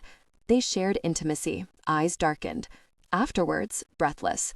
"Can I pass out now?" she moaned. He chuckled against her body and then lifted his head so he could meet her gaze. She looked even drunker than before, her eyes glazed over, cheeks flushed, and her words slurring past stiff lips. "I'm still going to be with you, baby, whether you're conscious or not. I'd prefer you be awake for the event." Me too." "Jace?" "Yeah, baby." "I'm drunk." He laughed. "I would have never guessed, but it was worth it to have you be with me in these shoes." Haven't been with you yet, baby. I'm getting to that part. She let out another dreamy sigh. I like these shoes. He grinned. I like them on you while I'm being with you. You gonna be with me now? He laughed at the pouty impatience in her tone. Then he moved up and over her, her breath quickening as she stared up at him, the flirty lightness gone, replaced by lust. I'm going to kiss that pretty mouth of yours just as soon as I get rid of my clothes. Passion peaked. They came together intimately, deeply connected. Then he stopped, his breaths tearing raggedly from his chest. She made a low murmur of protest when his hands left her face, and he smiled down before leaning in to drop a kiss on her upturned lips. Want to connect with your body, baby. She sent him a goofy grin, her eyes lighting up. I want that too. How do you want me? The simple request sent a dark thrill through him, so submissive, so willing to please. They gave in to desire, connecting deeply. Like that, huh? He said with a low chuckle. Mm-hmm.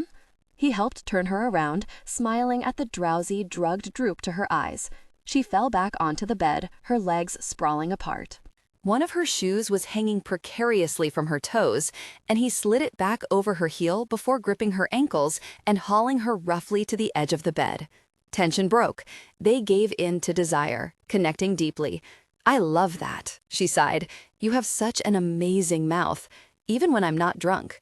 He laughed and shook against her body. Thank really for that, baby. I'd hate to know I was only good intimately when you were 3 sheets to the wind. She pushed impatiently at him, and he bit back another grin. He was supposed to be in control here, but she was determined to have her way, and she wanted it now. Far be it from him to ever hold back a lusty, gorgeous drunk woman who wanted to have her evil way with him. He lifted himself off her and then reached for the lubricant in the nightstand.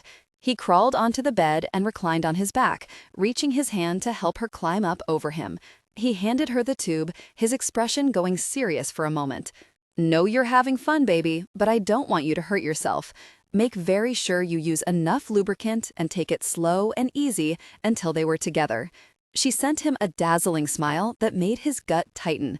Love you, she said, slurring the L and drawing out the U until it became 2 words. He went soft all over. Love you too, baby. Now have your fun and take your man. I'm just going to lie here and let you do your thing. Oh, I like the sound of that, she purred. She concentrated intensely on applying the lubricant to him. She covered every inch until he was about to lose his mind. If she didn't hurry, they'd never connect. When she seemed satisfied with her effort, she tossed the tube aside and then planted her palms on his chest, her unfocused stare finding him, gravely serious. I'm not at all sure what I'm doing, she said, as if imparting something of great importance. I might need your help. He suppressed a chuckle and then reached down to grasp his arousal. Just hold on to me like you're doing. When I tell you, start to ease down and take it slow. I'll guide you. She sighed and sent another dazzling, heart-stopping smile his way. I know you will. You take such good care of me. They came together in passion. Afterwards, breathless, gonna have to do this again, she slurred, her words barely audible. I like when you are intimate with me in my sexy shoes. His body shook and his grip tightened around her, holding her close, hugging her to him, never wanting to let him go. Baby, I like being intimate with you any way I can, but the shoes are definitely a plus. I'll buy you a different pair for every day of the week if this is what I have to look forward to. Still no sign of Kingston? Jace asked grimly. No, sir, came Caden's brisk reply. I've had Trevor poking around down where he and Bethany used to hang when she was on the streets. Haven't seen any sign of him, and he hasn't been back to the apartment. Jace sighed. Okay, keep me posted. He disconnected the call and leaned back in his chair. As he lifted his gaze, he saw that Ash stood in the doorway, a frown marring his face. Trouble? Ash asked as he sauntered in to take a seat. Jace shook his head. Well, yes and no. He studied Ash closely, looking for the usual anger in his eyes he wore around the holidays. Though Ash's family typically only bugged him through New Year's, this year they'd been persistent even after the holidays, and it had only made Ash's mood blacker. Anything you want to talk about? Ash asked. Not much to discuss, Jace muttered. Kingston is still a no-show, which is good, don't get me wrong. I'd be happy if he disappeared from Bethany's life permanently. But Bethany is sick with worry, and it's starting to wear on her. Didn't she go out and hang with Mia and her gaggle of girls? Jace couldn't help the smile that attacked his lips at the memory of Bethany drunk and cute as gosh and thoroughly bent on seduction. His body still came to life remembering the passionate way she'd made love to him that night. Yeah, she went out with them a week ago, had a good time, got drunk as gosh, and wanted me to be intimate with her in her heels, Jace said with a grin. Ash shook his head. Not cool, man. I get that I'm not even allowed to think about her anymore, but you giving me images of her drunk off her mind and teetering around on seductive shoes? Not cool. Jace held his hands up, grateful they could now joke about the fact Ash had slept with her. Problem is, after she slept off the hangover, and we were intimate again, he added, just to needle Ash, he was rewarded with another glare, and he chuckled. Anyway, problem is, while she was out with Mia and her girls, she wasn't thinking about Jack. When she was being intimate with me, she wasn't thinking about Jack. And when she realized she hadn't been thinking about him, she felt guilty. And now she's more worried than ever because he's disappeared. That sucks, Ash muttered. What a jerk. Maybe he's trying to do the right thing. Between you and me, his feelings for her were not brotherly. She doesn't know that, but then she's so naive about stuff like that. She saw him as a brother. I know that absolutely. She didn't have feelings for him beyond that. But he, on the other hand, saw her as a woman he wanted, and he didn't like it too much that she hooked up with me because that took her away from him. So I figure he's either sulking and doesn't want to see her knowing he can't have her, or he's actually trying to do the right thing and bow out of her life so she can move forward and be happy. Problem with that is, she's worried and she misses him. Sucks for you, man, Ash said. Yeah, I want her happy, and in order for that to happen, she needs to know that Jack is safe and taken care of. So what are you going to do? Jace shrugged. Gosh, if I know. I have Caden and Trevor keeping an eye on things. What I don't want is him showing up to see Bethany when none of us are around. I don't trust him. Not after that stuff he pulled. Ash's brows furrowed. What stuff? Are you talking something specific or just his normal nonsense of popping in and out? I didn't tell you, Jace murmured. I'd forgotten you didn't know all the mess that went down that day. It all went to pieces, and I thought I lost her for good. Gosh, talk about a total mess. What the heck? Jace sighed and leaned back in his chair. Jack showed up at her apartment when I'd taken her back there that morning on my way to work. I got a call from Caden that Jack was there, so I go over there, only she's no longer there, and I find his backpack in her apartment, and it's full of drugs. We're talking several G's worth of stuff. What the heck? Yeah, that was my reaction too. So then Bethany comes home, and I was a jerk, lost my temper, said a bunch of mess I didn't mean, made her feel like she had nothing. She took off before I could stop her. So I spent the rest of the afternoon losing my mind because I couldn't find her. Then I got a call that she was back at the apartment, only when I get there, she'd already bolted again. Then the doorman at my building calls to say that she's at my place, but she wouldn't come in and she was standing in the frickin' rain freezing herself. Holy gosh, Ash murmured. Oh, it gets worse. Ash lifted an eyebrow. Yeah, apparently, when I decide to be a jerk, I go all the way. Uh-oh. Yeah, I get to my place relieved as heck that she's still there, only she's standing in the rain, crying her eyes out, and she tells me it's over and that I'm bad for her. Jace had to break off and collect himself because the memory of that day still burned too bright in his mind, of what he'd almost driven her to. It still had the power to knock him to his knees. He could have so easily lost her, all because he was so really obsessed with her that he lost all reason around her. His instinct was to hold too tight, to lay down the law, and to completely take over.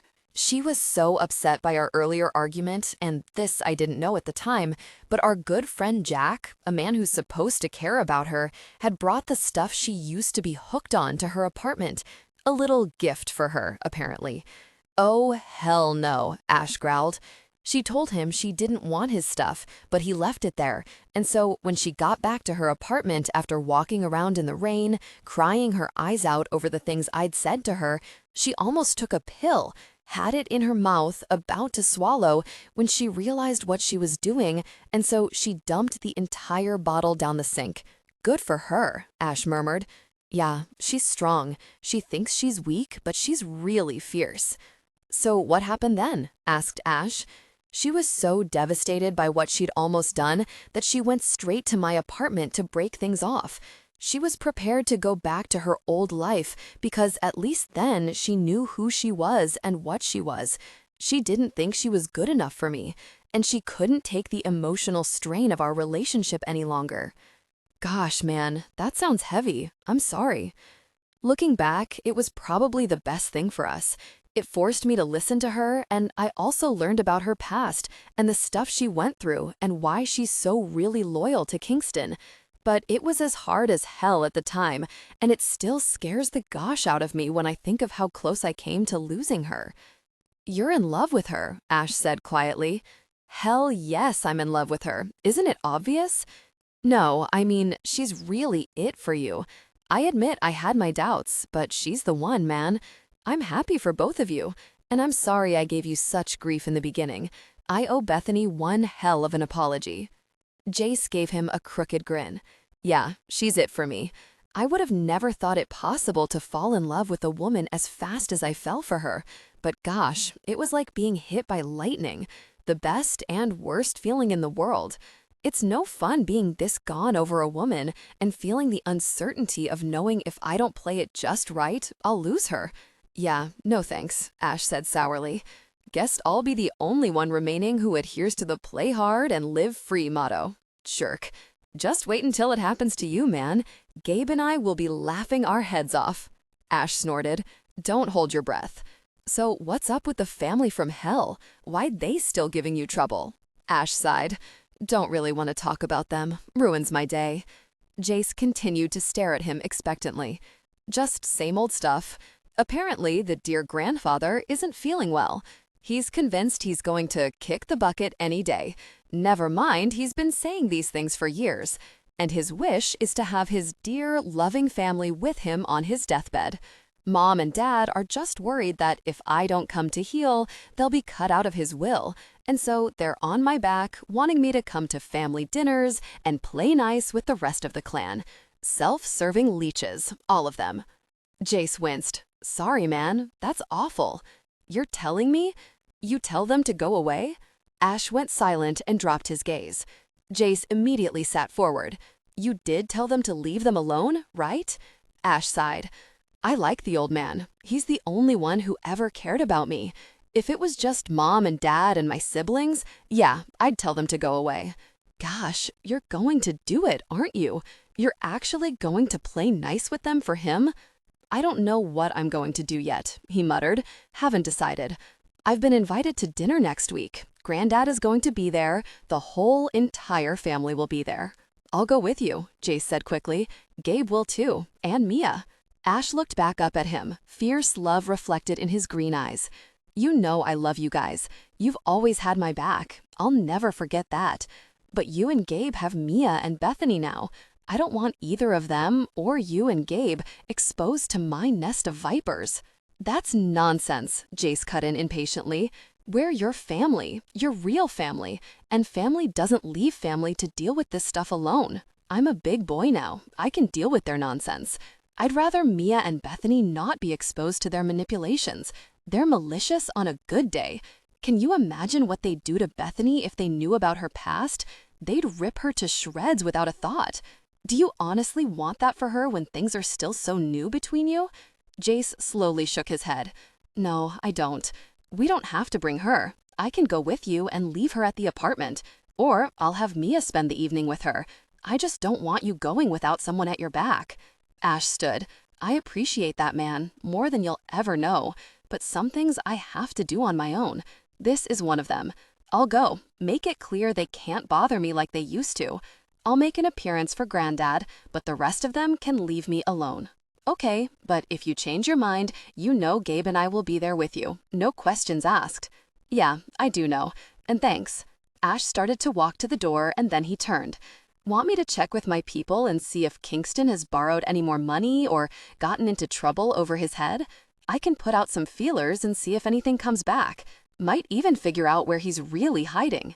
Jace hesitated and then finally shook his head. No, Sometimes ignorance is bliss. I don't want to ever be in a position where I lie to Bethany, and if I knew Jack was in trouble, I'd definitely lie to her. I wouldn't want her involved in any way. It's better if neither of us knows. Ash nodded. Okay, let me know if you change your mind. Will do. And Ash, let me know how things go, okay? We'll get together after your dinner with the family from hell. You, me, Gabe, Mia, and Bethany. We'll have dinner. Sounds good. See you around. Jace watched as Ash walked out, his chest heavy. He didn't miss any part of their past shared experiences, but he did miss that connection with Ash. It was twisted, but they'd been friends who shared very near everything for a lot of years, and now suddenly things were very different. Gosh, he hadn't even seen much of Ash since meeting Bethany. He and Gabe both had been focused on the women they loved, which meant Ash had solidly been pushed from the tight circle he used to occupy a huge part of. His office line rang, and he picked it up. A few minutes later, he was swearing and striding into Gabe's office. "What the gosh is up with the Paris deal?" he demanded. "I just got a call that 2 of our biggest investors have pulled out." Bethany picked up the phone when it rang and uttered a hesitant hello. "Miss Willis, Mr. McIntyre is here. Shall I send him up?" Her pulse sped up. Jace wasn't home yet, and it was past his usual time. Maybe Ash thought he'd be here already. Sure," she replied. She wiped her hands nervously down her jeans and then castigated herself. Ash had been the epitome of polite and nice ever since their night of shared intimacy. There was no reason for her to work herself into knots every time she had to face him. A few moments later, the elevator opened and Ash stepped out. "Hello, Bethany," he said, offering her a warm smile. "Hi, Ash. Jace isn't home yet." Ash frowned. "Gosh, thought he'd be here. I needed to give him a folder. Deal's going south on us. He may have been tied up at the office longer than I thought, trying to straighten this mess out." Her brow crinkled. "It sounds bad, is it?" He smiled. "Nothing we can't handle. Stuff like this happens all the time. Just another day at the office. Come in. Don't just stand there. My manners are horrible. Why don't you sit in the living room? I'm sure he'll be here shortly. Would you like some hot chocolate? I was just making some."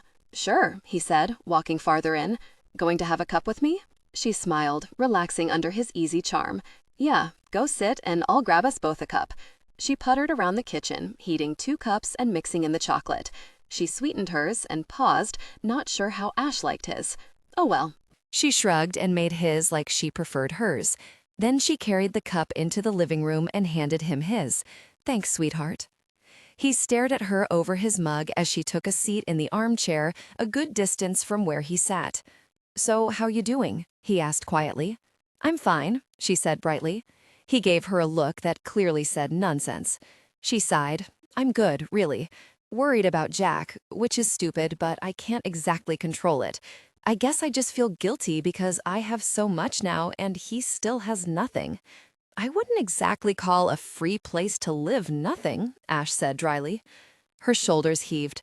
"You're right, and I think that's what annoys me. Jace really went out on a limb for him, and he did it for me. I know Jace hates it. He has every right to. But he did that for me, and he did it for Jack because he knew it would make me happy. And it annoys me that Jack is being so stupid about it." She scowled, realizing she really was angry. She'd been so buried in worry and anxiety that she hadn't really delved into the fact that she was mad at Jack for being so dismissive of all Jace was doing for him. "He could at least let me know how he's doing, you know," she continued, becoming more annoyed by the minute. "Yeah, he could," Ash agreed. "But honey, listen to me. You have to stop wasting so much emotional energy on this guy. He's a big boy. You can't make his decisions for him, and furthermore, you very sure shouldn't feel guilty because you straightened out your life and he refuses to do the same." "You're right," she murmured. "I know you're right. But it's hard, really hard to just do a complete 180 when for the last several years he's all I've known. It's natural for me to worry about Jack because I've always worried about him." Ash cleared his throat. "There's actually something else I wanted to talk to you about. Now is as good a time as any since we're alone. You and I have only seen each other a couple of times since that first night, and it's not exactly a topic I wanted to get into around other people." Heat suffused her cheeks. Oh God, he was going to bring up that night. Mortification seized her and she couldn't meet his gaze. "Honey, look at me," Ash said gently. She shot to her feet, leaving her mug on the coffee table, and turned away to stare out the window over the city. Outside, lights twinkled as day faded to night. Bethany.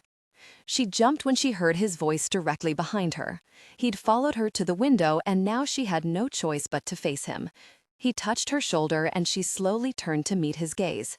There was warmth and understanding in his eyes. "I know you probably don't think I'm good enough for him either," she said in a low voice, "especially with how we met that night." He put his fingers to her lips. "That's nonsense," he said bluntly.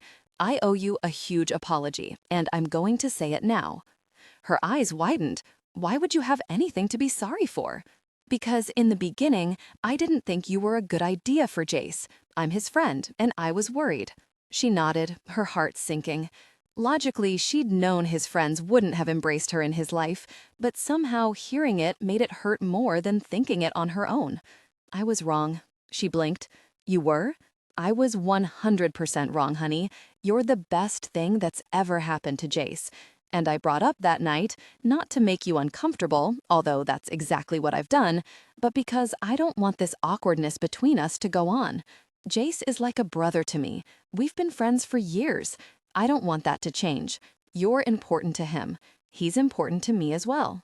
"Really?" she whispered. He smiled. "Yeah, really. I won't say I didn't enjoy that night. That's a fact. You're a beautiful, desirable woman. Can't change it. Don't really want to. You're special, Bethany. But I also know Jace loves you a great deal, and I can see that you love him too. What I'd like is for us to be able to put that night behind us and move forward. I'd like us to be friends." She smiled, her entire face widening with joy. "I'd like that too." He reached out and touched her cheek, caressing a line down her cheekbone with his thumb. "There you have it then." "What the heck is going on here?" Jace's voice exploded into the living room, and Bethany jumped, Ash's hand sliding from her face as both she and Ash whirled in the direction of Jace's voice. Bethany's eyes widened in alarm, while Ash's darkened with anger. Jace looked furious. Jace punched the button for the elevator and seethed with impatience as he rode up to his apartment. The day had gone very wrong fast, with the departure of 2 investors for their Paris hotel project. Gosh, he'd worked long and hard on getting them committed, and now they'd waffled at the 11th hour. He and Gabe had spent most of the afternoon on the phone trying to find out what was really going on, and had left far later than he'd planned. All he wanted to do was see Bethany, take her for a nice dinner, and then make love the rest of the night. Tomorrow morning would be difficult, because with the withdrawal of the 2 largest investors, it was entirely possible others would follow suit. They had to repair the problem and fast, even if it meant sinking more of their own capital into the venture. The doors opened and he was greeted by the sight of Bethany and Ash standing across the living room in front of the window. And she was smiling. Her entire face was lit up like a brightly lit Christmas tree. It was the first time he'd seen her really smile with that much enthusiasm in a week. She was looking at Ash like he'd just hung the very moon. And then Ash touched her face. It wasn't a casual gesture at all, and it sent alarm bells clanging in his head. There was an intimacy to that touch, and the look on Ash's face, tender, affectionate. What the heck was going on? His temper exploded, a result of a bad day gone even worse by finding Ash in his apartment, touching his woman, and her smiling at Ash in a way she hadn't smiled for him in days. All he could think about was that night. The memory of their shared intimacy, of the pleasure Ash had brought her, made him crazy. "What the heck is going on here?" he asked icily. Ash and Bethany both whirled around to look at him, Ash's hand sliding from Bethany's face. Bethany's eyes widened in alarm, while Ash immediately looked annoyed. "Forget that. Ash came by to see you," Bethany said in a low voice. "Yeah, I can see that," Jace growled. "You know what? I'm really upset with you, man," Ash snapped. "Can't believe you'd come in here like this, especially after all we had to say in the office today. Moreover, can't believe you'd disrespect Bethany this way." "The way I see it, I'm the one being disrespected in my own apartment," Jace bit back. "I'm out of here," Ash snarled. He paused and sent Bethany a look of apology. "I'm sorry, honey. Really sorry. If you need anything, call me, okay? And that just set Jace off even more. That Ash was actually suggesting that Bethany would need him as a result of whatever was really going on here and now? I'm sorry, too, Bethany whispered. Her face was a wreath of mortification, red suffusing her cheeks. As Ash stalked by Jace, he muttered, "What a jerk," and then got into the elevator. When Jace glanced back up at Bethany, prepared to demand an explanation, tears glittered in her eyes and her shoulders were slumped in defeat. She wouldn't even look at him. His stomach knotted, and he immediately regretted the conclusions he'd jumped to. He couldn't even call them conclusions. He'd lashed out because he was already angry, frustrated, and tired. All he'd wanted was a quiet evening alone with Bethany, and he'd arrived here to see Ash up close and personal with Bethany. Gosh, but he'd done it again, spoke without thinking, and now Bethany was next to tears. He'd embarrassed her, and he'd annoyed his best friend. He was beginning to make a regular practice out of being a first-class jerk. Bethany, he said in a quiet voice as he closed the distance between them. She flinched away the moment he tried to touch her. She turned her head, clearly trying to hide her tears from him, and that annoyed him even more. Not at her, at himself, because he'd made a mess. "You still don't trust me," she whispered brokenly. "I don't know why we're doing this. I can't do this, Jace. I won't be with a man who continues to think the worst of me when I've done nothing to deserve it. I've given you everything, my trust, my heart. You may have given me material things, but you've given me nothing that truly matters." "My love doesn't matter?" he demanded. This time she met his gaze with her liquid eyes. They were fiercely determined, her mouth drawn into a tight line. "You cannot stand there and tell me you love me when you think so poorly of me. You may be in lust with me, you may be infatuated, but you do not love me. Don't tell me I don't love you."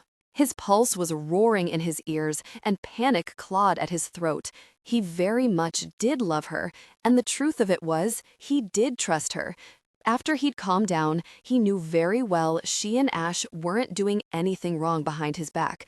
He trusted her, and he very sure trusted his best friend. Neither of them would ever do anything to betray him.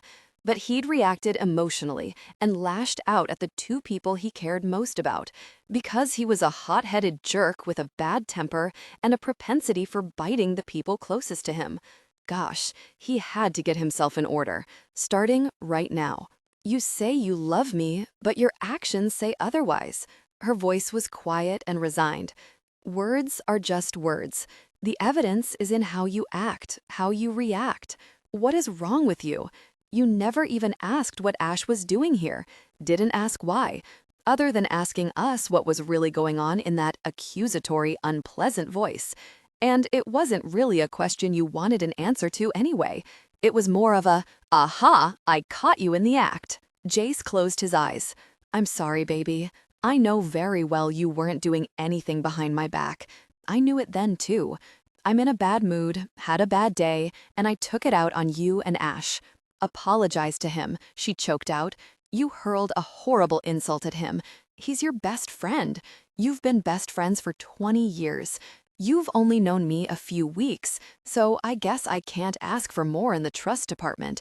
But what you thought of him was just awful. I know, baby, and yeah, I'll absolutely apologize to him. But first, I have to make it right with you." "You can't make this right," she said sadly. "No amount of saying I love you and I trust you makes it true when it isn't." "What are you saying?" he whispered, fear paralyzing him.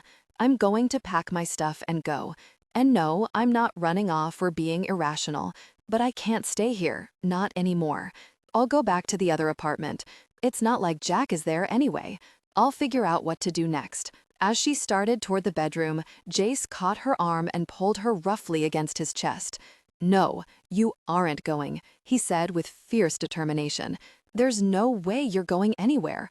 We've been over this, baby. You stay and fight. Throw something at me, yell at me, do whatever you have to do. But you stay and fight for what we have." Her gaze was heavy and dull when she looked directly in his eyes. What good does it do for me to fight when you won't? He sucked in his breath. Then he tightened his grips on her shoulders, curling his fingers inward to keep him from shaking.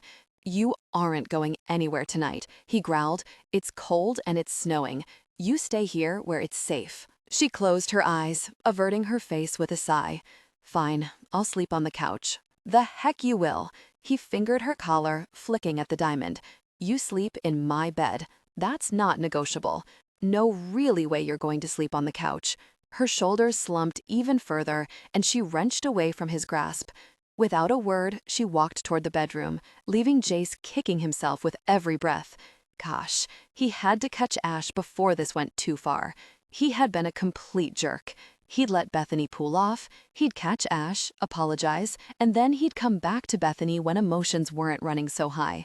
And then he was going to grovel like anything and swear on all that was holy that he'd hold his really tongue in the future. He pulled out his cell and punched Ash's number in. What the really do you want? Ash demanded. Jace winced at the fury in his friend's voice. You very far? I'm getting into the car now. Don't. Have him circle. I'll be right down. Meet me in front. Really you? Just do it, Ash, Jace said softly. You and I both know I was a jerk. I'm not letting you leave pissed off. Too late for that, Ash snapped. I'll be down in 2 minutes. He disconnected the call and hoped like anything Ash wasn't so pissed off that he wouldn't come back inside. He already felt like the biggest jackass on the planet. Jace hurried into the elevator and rode down. When he got off, he made certain he positioned himself where he'd see if Bethany tried to bolt. When he glanced toward the entrance, he was hugely relieved to see Ash stalking back through the doors. When Ash saw Jace, his features twisted into a glower and he strode to where Jace stood. What the really is your problem, man? Ash demanded. I cannot believe the gosh you just pulled. Apart from the fact that you insulted the gosh out of me, you made a mess all over Bethany, a woman who has done nothing but love you and put up with your difficult behavior from the start. You want to talk about being a jerk the other day? What the really was that gosh you pulled just now? Jace held up his hands. I'm sorry, man. I know there wasn't anything going on. I do. I don't even question it. Don't need to know what was up because I know whatever it was is cool. I've had a difficult day, and all I wanted was to get home to be with Bethany. And when I walked in and saw you touching her and saw her really smile, gosh, she hasn't smiled like that for me in days. She was lit up like a really Christmas tree. It was so bright and breathtaking that it very hurt to look at her. And I just snapped. It was stupid. Neither of you deserved it. But I took out my anger and frustration on you both. Ash just stared at him for a long moment. This gosh has to stop. This is twice you've bit at me. I'm not taking it a third time. I get it, Jace said quietly. What the really, man? Did you honestly think she would cheat on you? Or is this some messed up response to me sleeping with her that first time we were all together? Because she doesn't deserve that from you. She accepted something we offered, and you've been punishing her for that ever since. If you want to blame someone, take a look at yourself. If you'd been honest from the start, that night would have never happened, and you would never have to look at her and remember our intimacy. Jace flinched at the blunt assessment. But Ash was right, 100% right. It was twisted, but he realized Ash had hit on something Jace hadn't even realized. He was, in a small way, punishing Bethany for something she hadn't even orchestrated. He couldn't stand to see her and Ash together because he was reminded of that night. And even though he'd been able to joke with Ash about it in the office earlier, it was because Bethany hadn't been there. No, I don't think she'd cheat on me, Jace said quietly. And you're right, she doesn't deserve this. You don't deserve this. I couldn't let you walk away without apologizing. I don't want this between us anymore. If you don't want it between us, then you need to deal, Jace, because Bethany and I are cool. We're okay with what happened, and we're okay moving forward. She's still embarrassed as anything over it, which makes what you just did even worse. We'd worked it out. That's what we were discussing when you barged in acting like a jerk. Jace's brows drew together. What do you mean, worked it out? It means I told her I didn't want her to be uncomfortable around me and that I wanted us to be friends. I see the way she looks at me when we're together and how awkward things are. If you and she are going to be together, I thought it was important that we bury the hatchet and that I try to make things as comfortable and as easy between us as possible. That's what you saw, Jace. Certainly not me making moves on your woman. Jace rubbed his temples. I'm sorry, I messed up again. Swear to gosh, it's all I do. And why are you down here apologizing to me when it's Bethany you need to be begging forgiveness from? Ash demanded. Jace blew out his breath. She's upset, understandably so. Yeah, absolutely. So then why aren't you up there with her? Ash persisted. Tell me you aren't giving her up, because I'm telling you right now, you do that and I'll move in and I won't be the jerk you're being. Jace's nostrils flared. What the, really? So you do have feelings for her? Ash shook his head. All I know is that she's a beautiful, desirable, sweet as anything woman that already places her miles above the women we typically are intimate with. I'd be perfectly happy to see where a relationship would take us. I already know we have good chemistry. Really? You? Jace snarled. Ash smirked. Then maybe you should get yourself up the elevator and make sure she's not going to leave you. Jace averted his gaze. There was something different this time. She wasn't so much pissed as she was defeated. It was scary as anything. She got teary-eyed, but she tried to hide that from me, so it wasn't like she was manipulating me with tears. And she was just so resigned and matter-of-fact. I went too far this time, Ash. Trust has been an issue with us before. My mouth has gotten ahead of my brain more than once, and I've bit at her, said gosh I didn't mean, and it hurt her, just like I hurt her a while ago. Not sure she's going to be so quick to forgive this time. Well, you won't know until you get yourself up there, Ash said calmly. Are we good? Jace asked in a quiet voice. Ash's shoulders went up and down as he blew out a deep breath. Yeah, man, we're good. But swear to gosh, you won't get a third time to pull that gosh with me. Jace snarled and then held up his fist.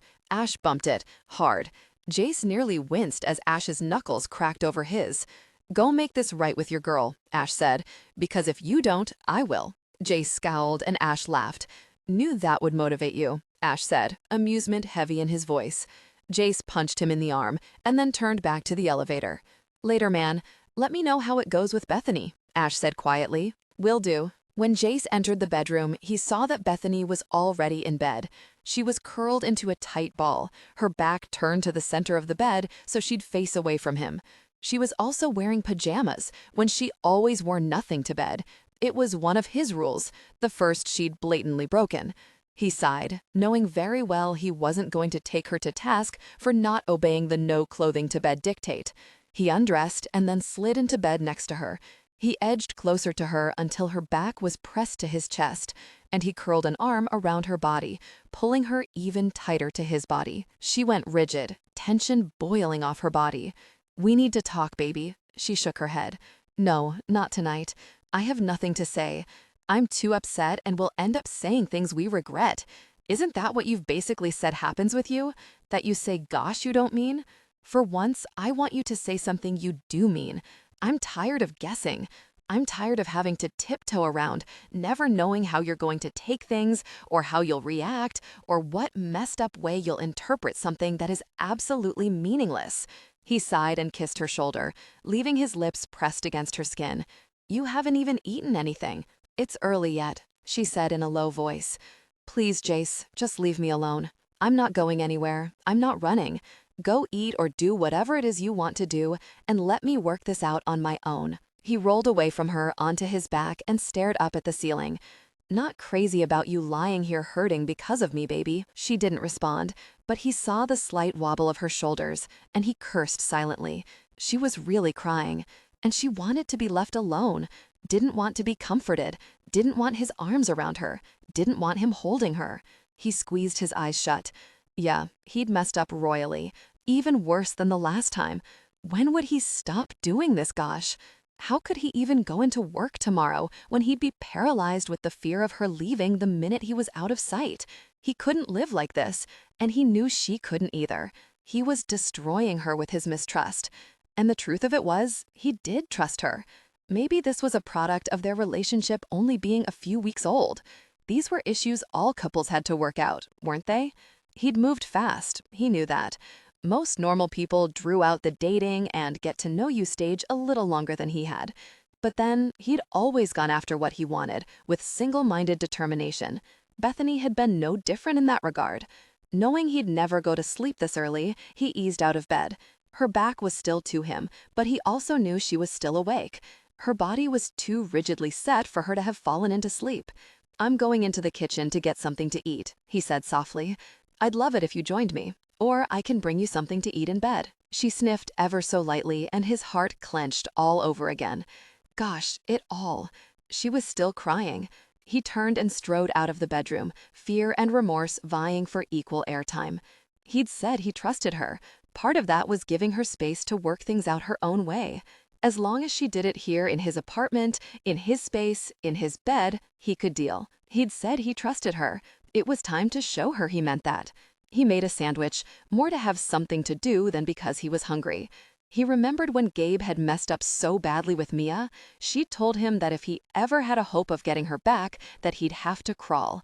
And Gabe had crawled. He'd humbled himself in front of half of New York City in order to get Mia back. Jace hadn't really gotten it at the time. He thought Gabe was being a bit too dramatic, but now he realized the desperation Gabe must have been feeling. Jace would crawl. He'd do whatever it took to get Bethany to stay. After hours of churning over every word he wanted to say, he went back into the bedroom only to find the lights out. She'd gotten up long enough to darken the room. When he climbed into bed, he could hear her soft breathing. But what pained him more was the fact that even in sleep, she softly hiccuped, a sign that she'd cry for quite some time. He turned into her, inhaling her sweet scent. He buried his face in her hair and curled his arm around her middle, anchoring her against his body. Sleep was a long time coming, and when it finally did, it was filled with haunting dreams of a world without Bethany. 38. Bethany came awake to soft lips brushing over her shoulder. She winced when her eyes opened and pain instantly stabbed through her head. Her eyes were puffy and swollen. Her throat was scratchy and achy from the tears she'd shed the night before. "Baby, wake up for me, please." Jace's soft voice drifted over her ears, and she closed her eyes again as a flood of pain rocketed through her all over again. "Bethany, I need you to look at me." Grudgingly, she turned halfway to her back so she could meet Jace's gaze. He winced when he saw her face. She must really look bad based on his reaction. He stroked his fingers over her face, and then he leaned in to kiss her. "Baby, I know what I did was wrong. It wasn't fair to you or to Ash. I've made things right with Ash, but I have to make them right with you. Baby, I know what I did was wrong. It wasn't fair to you or to Ash. I've made things right with Ash, but I have to make them right with you." He went silent a moment, as if allowing her to digest his words. Then he continued on. "I have to go into the office this morning, unless you want me to stay and talk now. Nothing is more important than you. But if you need more time, I'm going to go into the office, make a few calls, get caught up with Gabe and Ash, and then I'm coming home, so we can work this out." She nodded, her throat too raw to speak. "I want you to rest. Take it easy today," he said gently. "When I get home, we'll talk. Then we'll go get something to eat. Spend the evening together, just you and I." "Okay," she said hoarsely.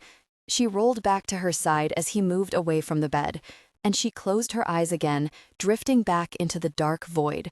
Her thoughts were chaotic. She'd thought about the situation all night. Only in the hour before dawn had she been able to drift off fully.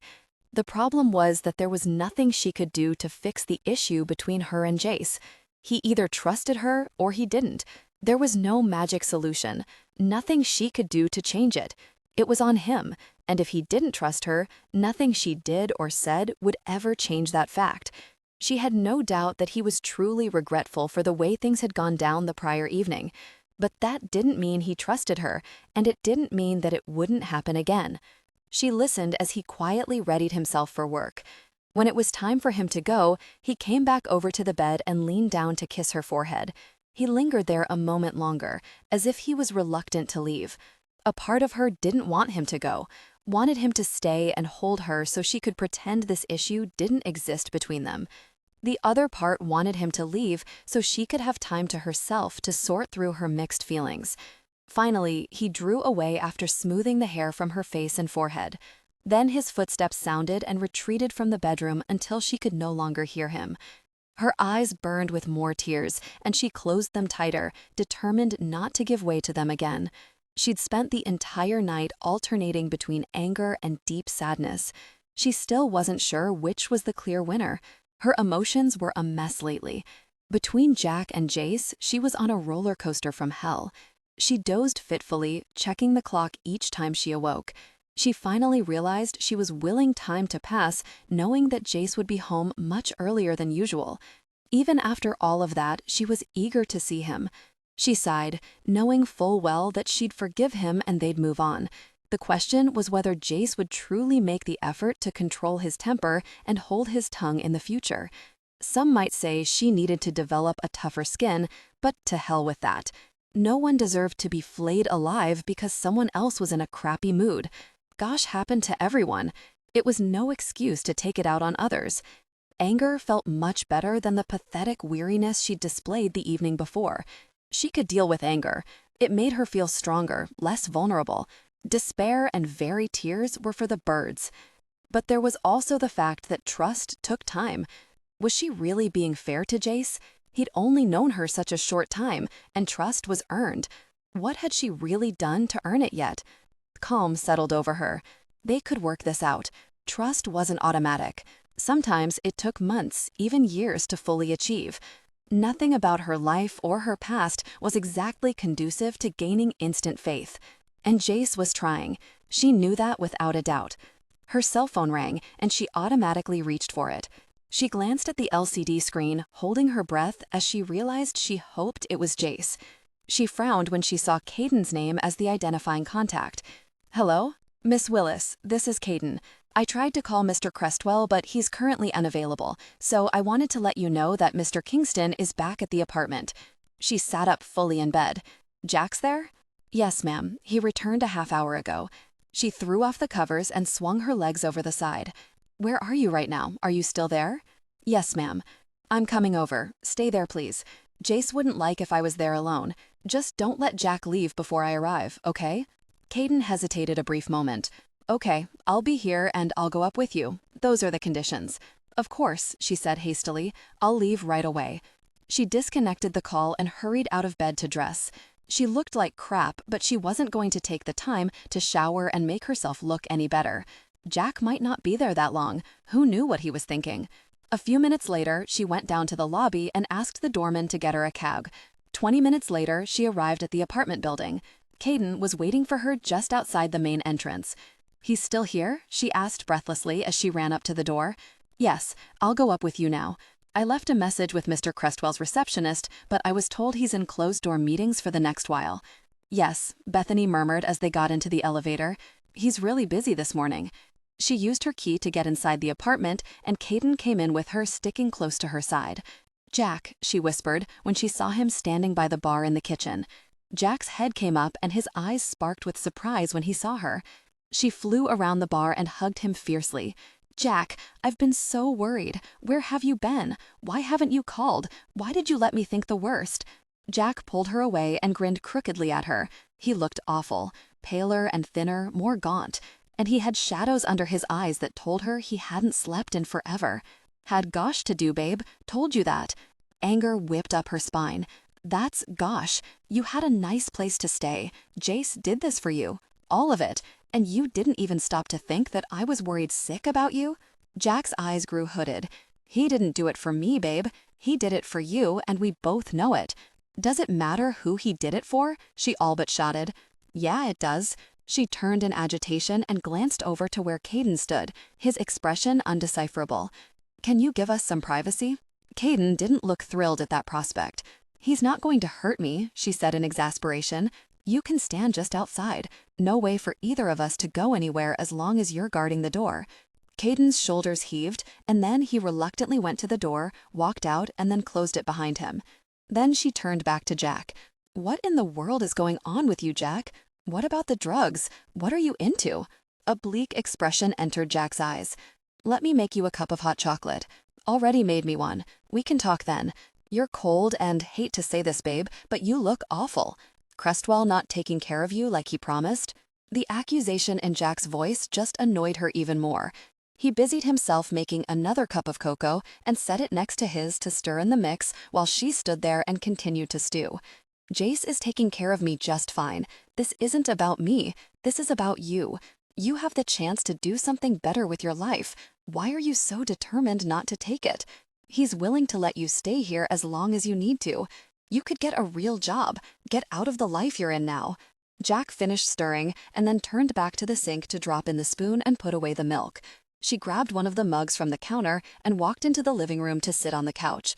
She was angry, and she needed to get it under control. But it ate at her. This wasn't the Jack she knew. He seemed like he didn't give a gosh about himself one way or another. It infuriated her that he had a chance to be better now, and he was just wasting it away. She sipped at the chocolate, allowing it to burn a warm trail into her belly. Jack came in and sat across from her in the armchair, his own mug in his hands. But he didn't drink. He just watched her with sad eyes. You can't worry about me now, Bethy. You have a life. You have a man who cares about you. You need to focus on that and quit worrying about me.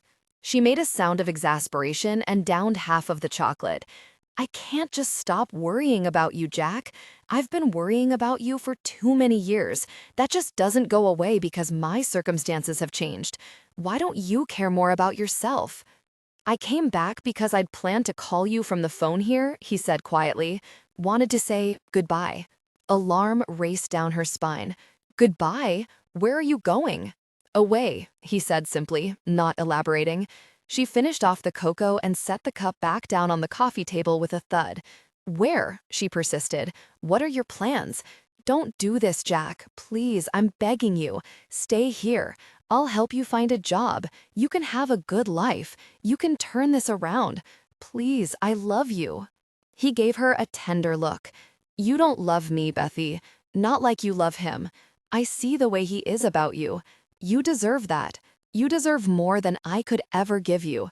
You being happy is enough for me. That's all I ever wanted.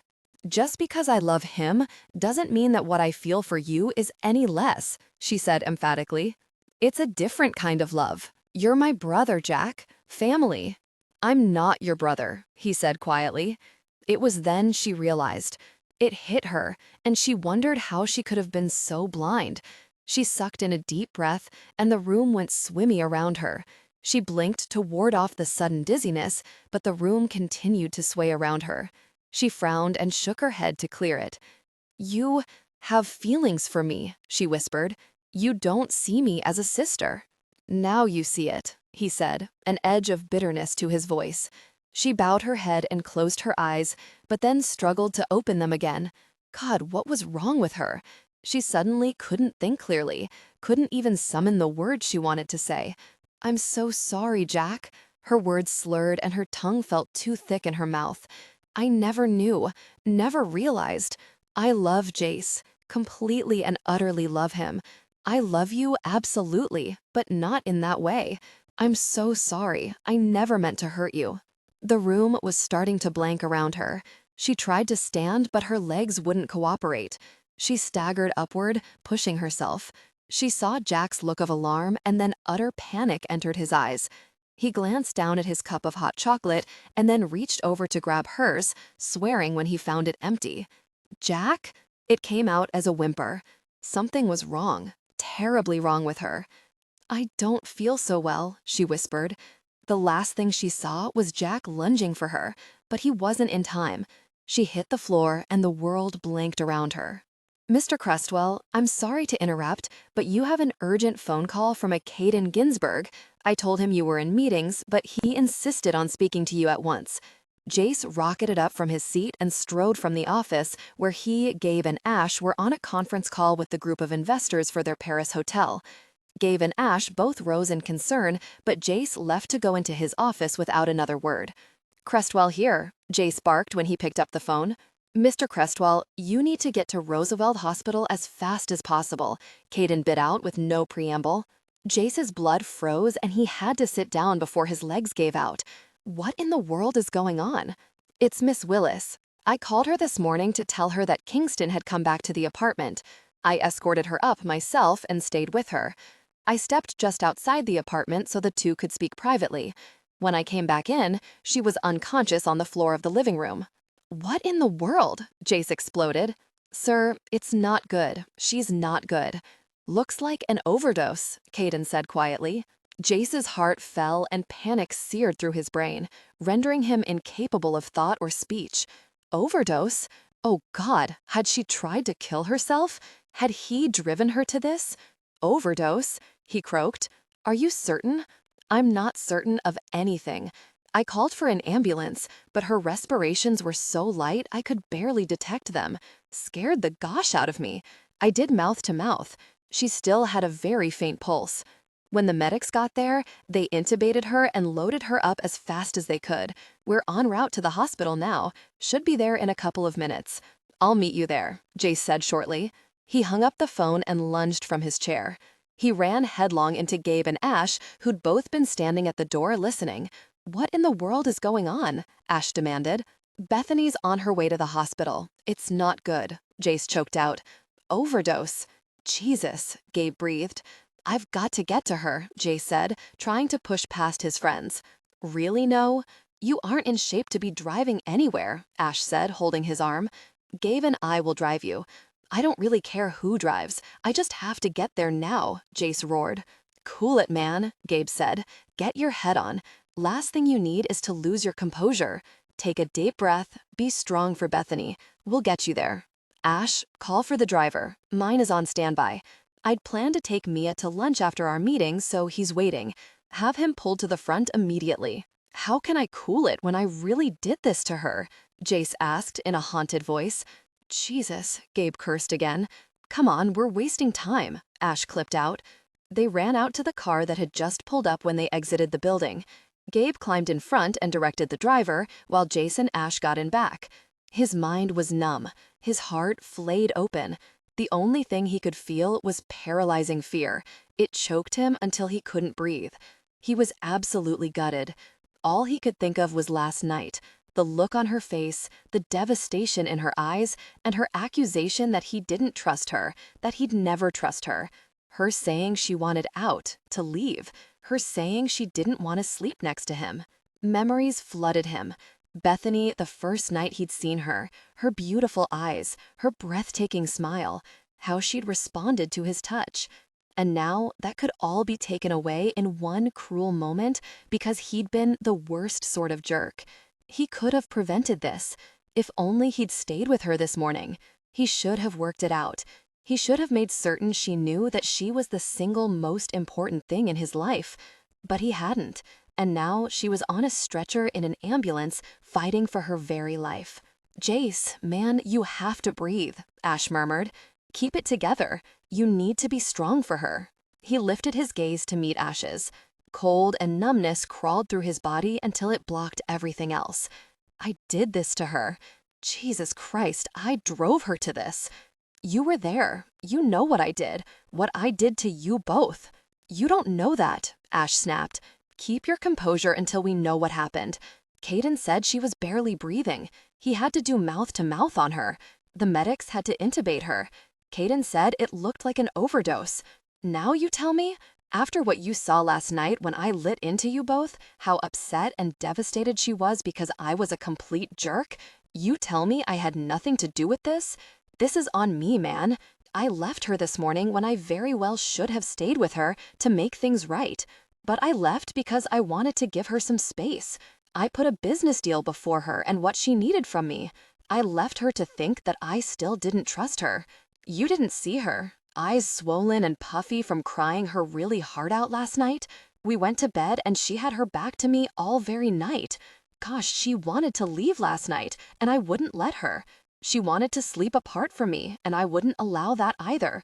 So she laid in that bed next to me last night and she cried because I'm an arrogant jerk who lost his composure over nothing.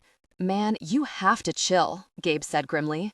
He turned in the front seat so he could look at Jace, and his eyes were hard. You don't know what happened. None of us do. Until you get there and she explains it, you can't jump to conclusions. You can't do that to her. She was barely breathing, Jace spit out. She may not even be alive when I get there. God, I can't lose her. Not like this. Hell, I'm not even good for her. She tried to tell me. I knew what our relationship was doing to her. It almost happened before. She almost took a pill when I upset her last time. But I hung on because I was too selfish to do anything else. I was only looking at my wants and needs, and I need her more than I need to breathe. Pump the brakes, Ash ordered. Until we get the story, you can't be making stupid, rash decisions.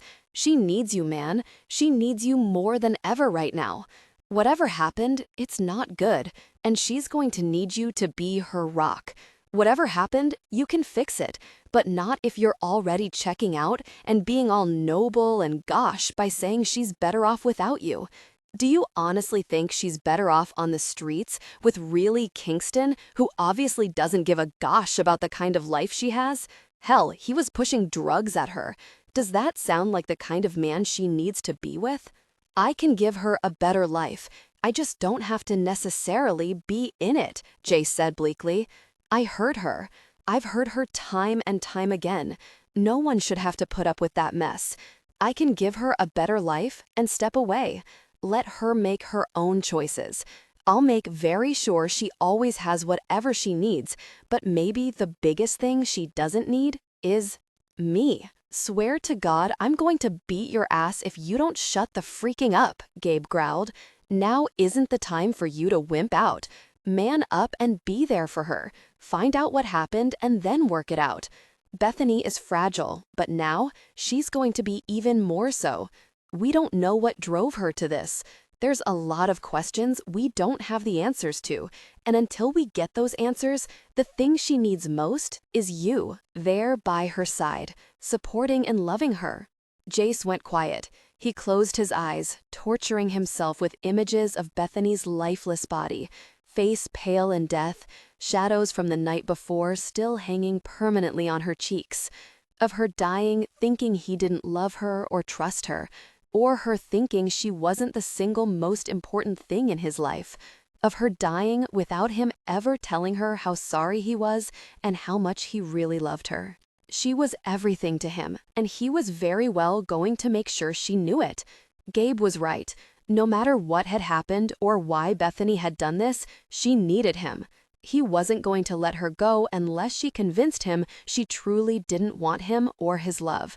And even then, he'd make very sure she was always provided for, even if it ripped his heart and soul right out of him not to be a part of her life. Going to marry her as soon as possible, Jace said hoarsely. Swear to God if she survives this, I'm going to marry her and spend every very day making sure she knows where my heart is at. Now that's more like it, Ash said. Jace lifted his haunted gaze to Ash. I'm sorry, man. More sorry than you'll ever know. I didn't even think you did anything. Was just a gosh day and I went off without thinking. Just wanted to bite at someone, and you and Bethany happened to be there at the wrong really time. Ash made a sound of impatience. We already went over this mess. You said what you needed to say last night. It's done. Won't say I'll ever tolerate that nonsense again, but it's done. You just have to make it up to Bethany now. Yeah, Jace whispered. If I only get the chance. God, don't let her die. She has to live. We have to get through this. Please don't let her die. Grief was choking, cutting off his air. It was a weight pressing down on every part of his chest until it was unbearable. He couldn't lose her. Not like this. Never like this. He'd never survive this if she died. She'll need help, Gabe said in a low voice. Counseling. If she tried to kill herself, she's going to need professional help. She'll have whatever it is she needs, Jace said, however long it takes, but I'll be there with her every step of the way. She's never going to be alone again. The driver roared to a stop outside the emergency room entrance, and Jace jumped out, running inside, where he was immediately met by Caden. Jace grabbed the much larger man by his shirt, pulling their faces close together. Where is she? They're working on her now, Caden said grimly. Doc came out briefly to ask about family. I told him you were on your way. Said it was definitely an overdose, but they can't rouse her enough to ask what she took or how much. Freaking! Jace exploded. He dropped his hold on Caden and then stalked toward the desk and the wary-eyed receptionist. Bethany Willis, he bit out. I want to see her now. She rose and walked around the desk as Gabe and Ash came up behind Jace. "Sir, they're working with her now. You'll have to wait out here." "The hell I will. Take me back to her now. I have to see her." She looked helplessly at Gabe and Ash as if asking for their help in calming him. Thankfully, neither did or said a word and stared the woman down to show her that Jace had their full support. "Belinda, let him come back," an older doctor said from a few feet away. Jace immediately turned to the physician. "Is she okay?" His heart hammered, and he staggered, struggling to remain upright. Icy fear gripped him. What if the doctor had come out to tell him she was gone? "Come with me," the doctor said in a quiet voice. Jace followed behind, every step filled with overwhelming dread. He was led into a room where Bethany lay pale and quiet on a bed. Surrounding her was a bevy of doctors and nurses. There was a tube down her throat and one down her nose. They were injecting some nasty-looking stuff into the tube in her nose. Is she still alive?" Jace choked out. "We've managed to stabilize her, but she still hasn't regained consciousness," the doctor said. "We don't know what she ingested or how much, so we're treating her blind. We've tried to get her to rouse so she can tell us what happened, but so far we've had no luck. Maybe you can try to get a response from her." Jace surged toward the bed, and one of the nurses stepped out of his way so he could get to Bethany's side. He picked up her limp hand and curled both of his hands around it. He brought it to his lips, pressing his mouth against it. Tears burned his eyes, and he swallowed, sucking in deep breaths so he didn't lose his composure. "Bethany, baby, you need to wake up," he said in a low voice. "You need to speak louder," the doctor advised. "I know your instinct is to be gentle, but she needs to regain consciousness." Jace leaned over and kissed her forehead as he swept one hand through her bedraggled hair. "Bethany, baby, can you hear me? You need to wake up and talk to us. We're worried sick, honey. Come back to me. Please, just come back to me." He broke off as a sob welled in his throat. She lay unmoving, all those very tubes running everywhere. "What about the tube in her throat?" demanded. "If she wakes up, she's going to panic. She can't cock around that very thing." "Right now, it's the only way she's breathing," the nurse said gently. "If she starts to come around, we can remove it, but we need to find out what she took and how much." Jace closed his eyes as tears ran freely down his cheeks. "Baby, please," he choked out. "Wake up and talk to me. You have to come back to me, Bethany. I'm lost without you." He pressed his forehead to hers, and his tears seeped onto her skin. "Please, come back to me. I love you. We can work this out, baby. Just please open your eyes for me. I'm begging you. Don't leave me. For God's sake, don't leave me." As he pulled back, her eyelids fluttered sluggishly. He could tell how hard it was for her to even open her eyes. And then he saw the brilliant blue and the constricted, pinpoint pupils. She was clearly disoriented, and then panic surged into her eyes. Joy flooded into Jace, and he turned excitedly to tell the nurse, but they were already moving in, monitoring her vitals before taking the tube out. Bethany struggled, panicking and gagging. Jace gripped her hand and squeezed until he was sure he was hurting her. "Don't fight it, baby. Just give them a few minutes.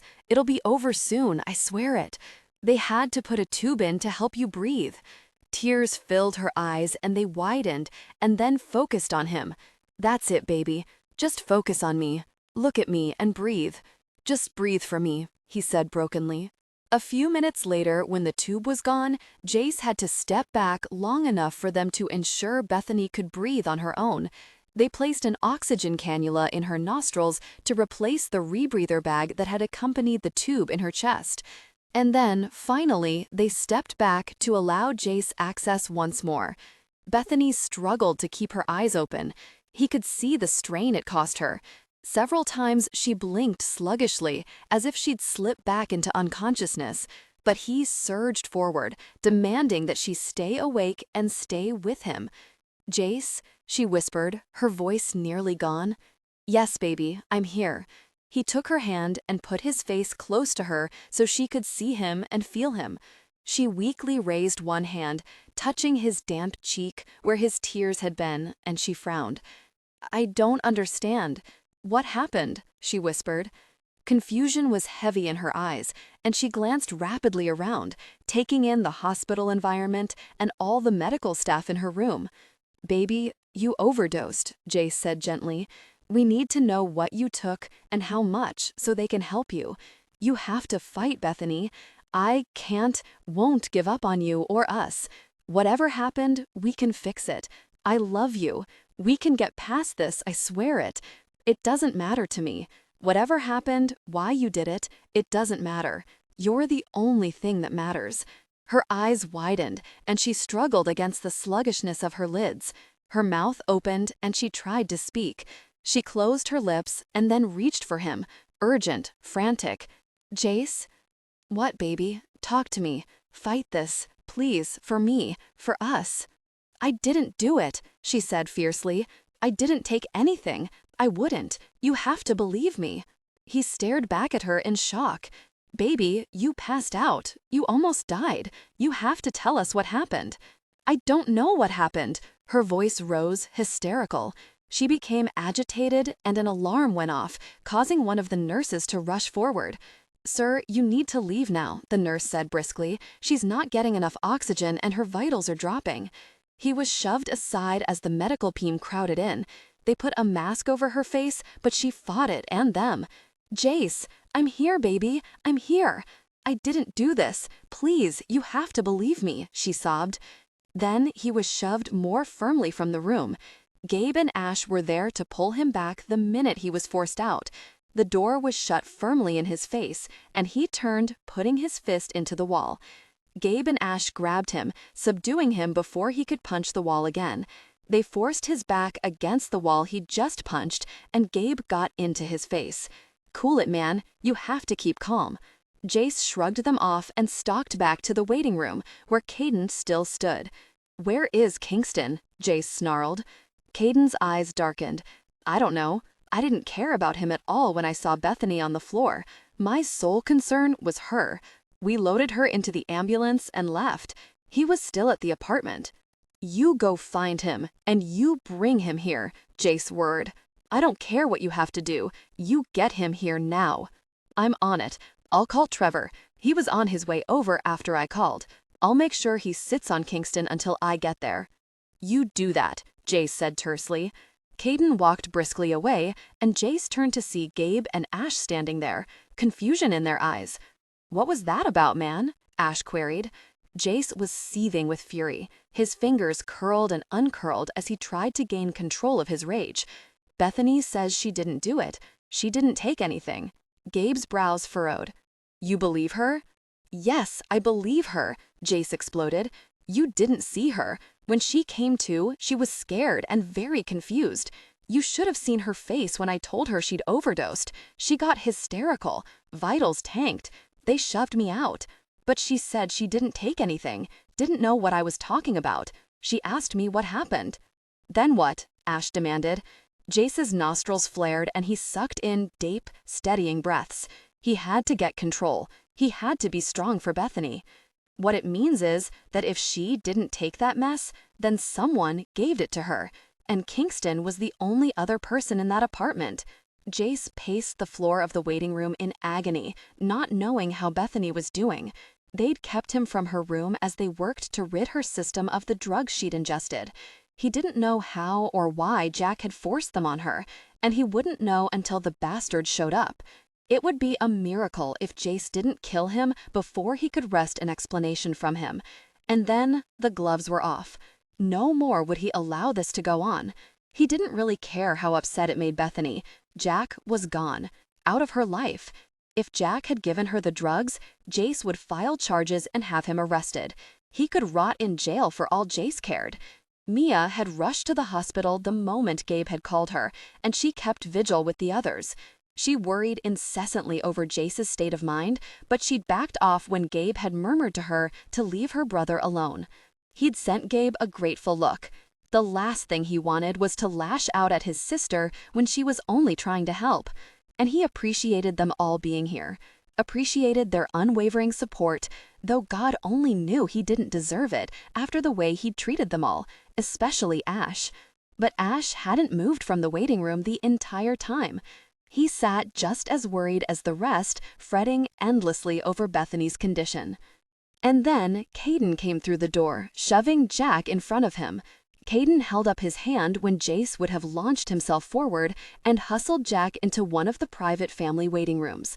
Jace followed behind with Ash and Gabe on his heels. They likely wanted to make sure he wasn't going to commit murder in a public facility. As soon as the door closed behind them, Jace slammed Jack into the wall and got into his face. "What did you do to her, you bastard?" Jack's face was twisted with grief. He looked haggard, completely wrung out. His eyes were bloodshot, and he didn't even attempt to defend himself. "What did you give her?" Jace snarled. "She's in there fighting for her life, and we need to know what she ingested so they can help her." "Narcos," Jack said in a shaky voice. "An entire bottle. I think there were 40 or so. I don't know exactly." "I'll go let them know," Gabe said in the low voice. "Why did you give them to her? How did you give them to her without her knowing? She would have never taken that mess." "It wasn't supposed to be her," choked out. "Never supposed to be her. She took the wrong cup. It was hot chocolate. She drank the wrong one." "What?" Jace snarled. "It was supposed to be me," Jack said in a resigned voice. "I didn't expect her to show up. She wasn't supposed to. Had no idea you were having the place watched." "What are you saying? That you were going to commit suicide?" "Yeah, that's what I'm saying. I put the pills in the hot chocolate. I was going to leave her a note, and then I was going to do it quietly." "You stupid jerk. You claimed to care about her, and you'd put her through that mess? Do you think it wouldn't have destroyed her if you took the coward's way out and killed yourself? That is so unbelievably selfish. Did you even stop to think what it would do to her for you to go down like that?" "Look, I was doing you a favor," Jack said angrily. "You should be glad that I'm out of the picture." You disgust me, Jace seethed. Unbelievable. This isn't about me. I don't have to like you, but Bethany loves you and I love her. I want her happy. That's all I care about. And you, dead, would not make her happy. Pain and regret filled Jack's eyes. I didn't mean for it to happen. You have to know I'd never do anything to hurt her. You really offered her drugs before? That was different. She wouldn't overdose on them. She never did. She only took them when she needed them. I just wanted to make sure she had what she needed. She doesn't need that mess. Ever, Jace snapped. Is she going to make it? Jack asked fearfully. Jace, man, you need to come, Gabe said from the door. She coded, man. They're trying to get her back now. Jace fell to his knees, grief crushing through his heart. No, he roared. No, I can't lose her. Gosh, no. Ash looked stricken and pale. Mia was suddenly there, her arms around Jace, but he was numb. Couldn't feel anything but overwhelming devastation. Jack stumbled back, Caden shoving him into a nearby chair with a harsh command not to move. Gabe moved forward, his face a mask of regret and sympathy. No, Jace whispered, his voice choking off in a sob. Then he lurched to his feet, only knowing that he had to get to her. He wouldn't let her go this way. She had to fight. For her, for him, for the both of them. He pushed away from Mia's restraining hold. When he got to the door, both Ash and Gabe tried to hold him back. He threw them forcibly out of his way, desperate to get to Bethany. She couldn't die, wouldn't die, alone surrounded by medical staff, around people who didn't love her the way he loved her. He ran toward her room and pushed inside the door, ignoring the urgent commands of the nurses for him to leave. "Bethany!" he cried, the blood leaving his face when he saw them trying to resuscitate her. "Don't you give up," he said fiercely. "Don't you dare give up, baby. You fight. Gosh, you fight." His gaze was locked on the tube they'd reinserted into her lungs, the doctor doing chest compressions, the oxygen being pumped into her body, the medication being inserted into his IV line. But the one thing he focused on to the exclusion of all else was the flat line running across the heart monitor, only jumping with the compressions being performed. "Don't leave me," he said brokenly. "Baby, please don't leave me." "Sir, you have to leave," one of the nurses said in a low voice filled with sympathy and understanding. "I know you want to be with her, but you have to let us get her back. You're in the way here." "I'm not leaving her alone," Jace said fiercely. I need to be with her so she understands, so she knows how much I love her. I won't let her die alone. I won't let her die, period. If you want her to live, then get out so we can get her back, one of the doctors snapped. That's what you can do for her. Let us do our jobs. Man, come on, let them work, Ash said quietly. They'll get her back. You have to believe that. Best thing you can do is to get out of their way. Both Ash and Gabe grabbed Jace and forcibly pushed him out of the room. Bethany, Jace roared just as the door was closing. Don't you really give up? I love you. Gosh, fight. The tension in the small waiting area was through the roof. Jace sat, head in his hands, his shoulders slumped. He'd replayed every single memory of Bethany in his mind, from the time he'd seen her across the room at Mia's engagement party, every smile, every laugh, every time they'd made love, when he'd put the choker around her neck the second time, the night she'd been drunk and so very cute, and the way they'd connected passionately, and the pain and sorrow in her eyes the night before when he'd hurt her unforgivably. Jace. He glanced up to see Mia sitting beside him. She wrapped her arms around him and hugged tightly. She'll be okay. She's strong. She's defeated insurmountable odds. No way she'll go down over this. Jace crushed her to him, holding on just as tightly. He buried his face in her hair and just held on. He was losing his grip on his sanity. He was slowly breaking. With every minute that passed with no word, he died a little more himself. I can't lose her, Mia. I can't lose her. You won't, Mia said fiercely. She's stronger than that, Jace. She'll make it. Jace lifted his head, and over Mia's shoulder, his gaze locked onto Jack, who sat in the corner, face buried in his hands. Anger crushed through him all over again. It took all his restraint not to go over and take him apart with his bare hands. He was furious that Jack could have been so careless with Bethany. It didn't matter that Jack hadn't intended to hurt her. It had happened, and now he could lose her. If that happened, Jace wouldn't rest until Jack paid for what he'd done. Love you, baby girl, Jace whispered against Mia's hair. Thank you for being here and for believing in Bethany. I love you too, Jace. Her voice was filled with sorrow. I love Bethany. She's perfect for you, and you're perfect for her. Not perfect for her, he said in a muffled voice. I've done so much wrong, Mia. I'm gutted by all I've done wrong with her. If she pulls through this, I just pray she'll forgive me. Honey, listen to me, Mia said, pulling away.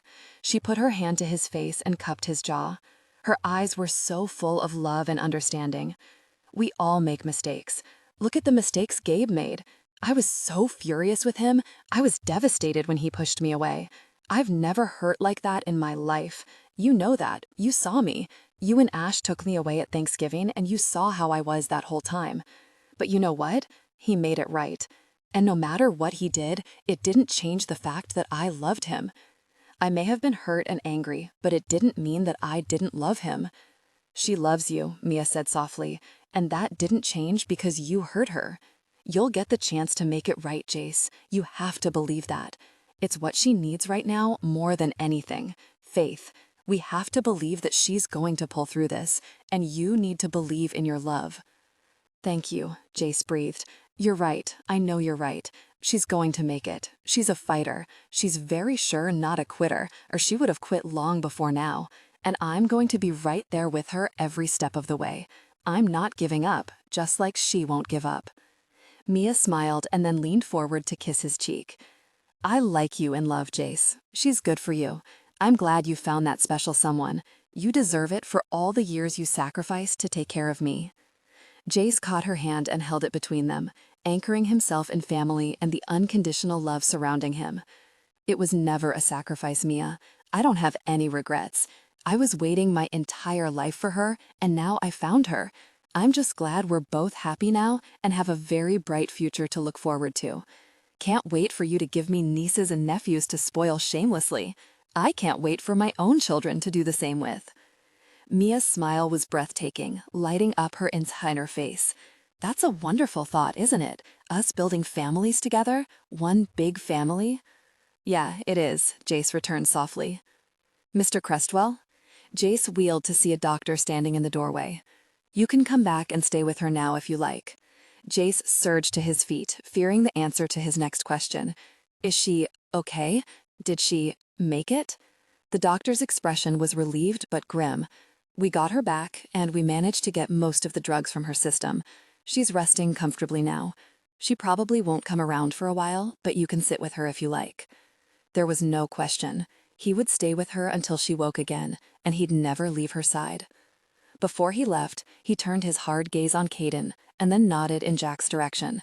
You make sure he doesn't go anywhere. I haven't yet decided what's to be done about him. Yes, sir. Jace hurried back to Bethany's room. It was much quieter than before. His breath caught in his throat when he walked through the door and saw her on the bed, lying so pale and still. He took his seat by her bedside, pulling the chair so he was right next to her head. She looked extremely fragile, like a porcelain doll, so still and quiet.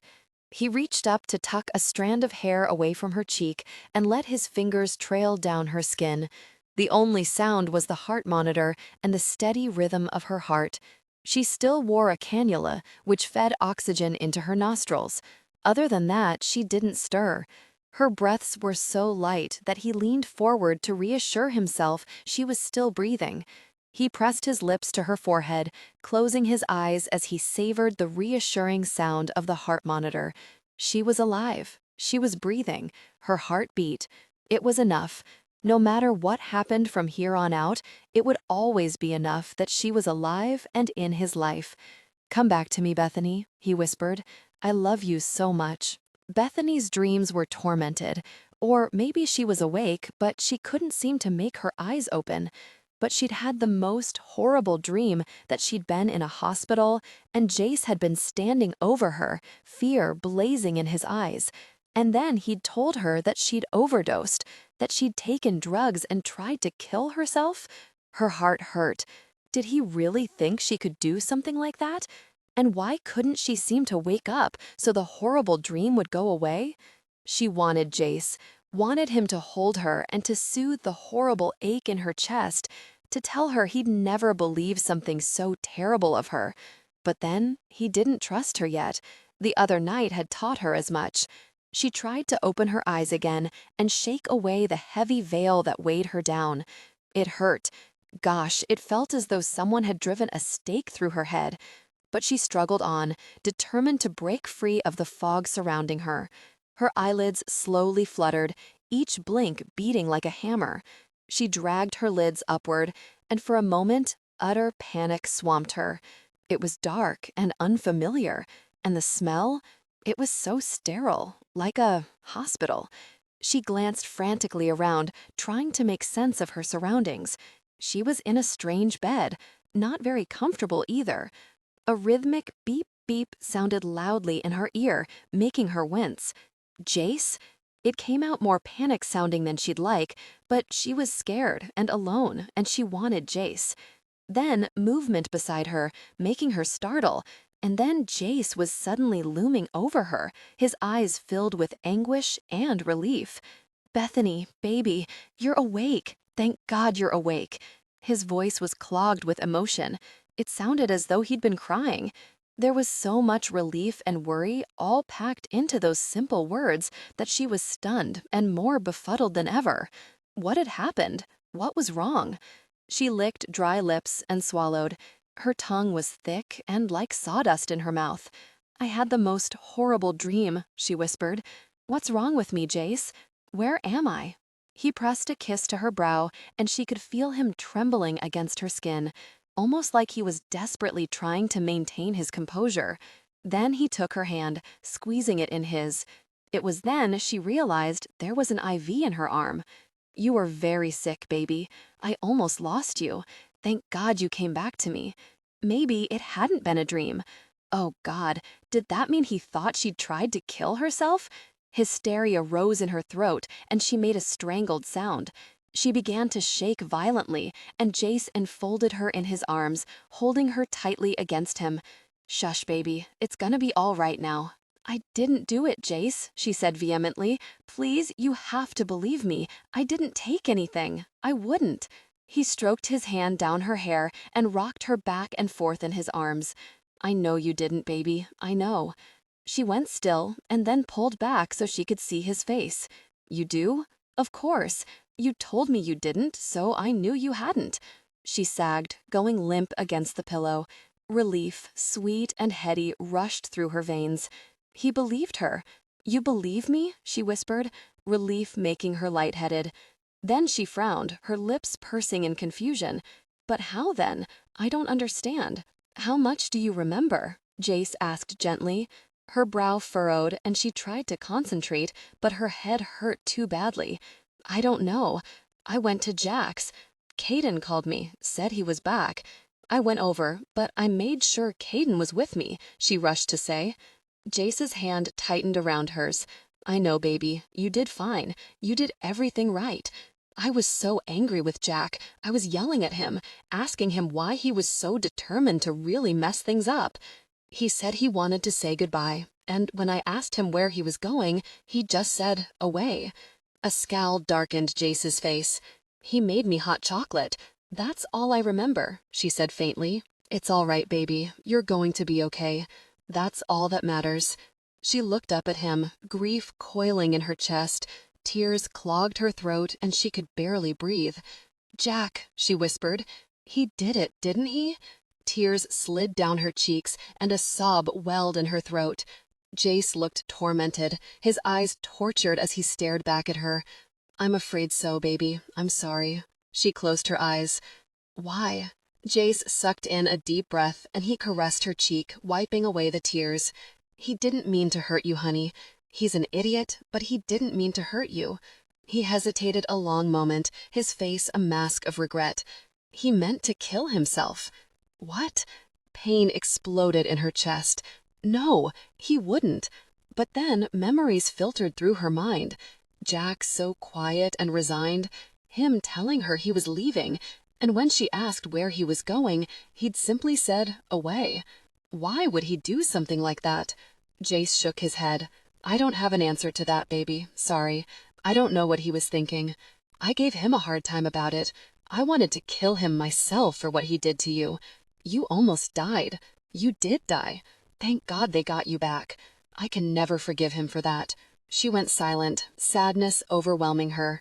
This time, Jack had gone too far. He'd done something he could never make amends for. Jace would never forgive him, and she wasn't sure she could either. He'd crossed a line he could never go back from.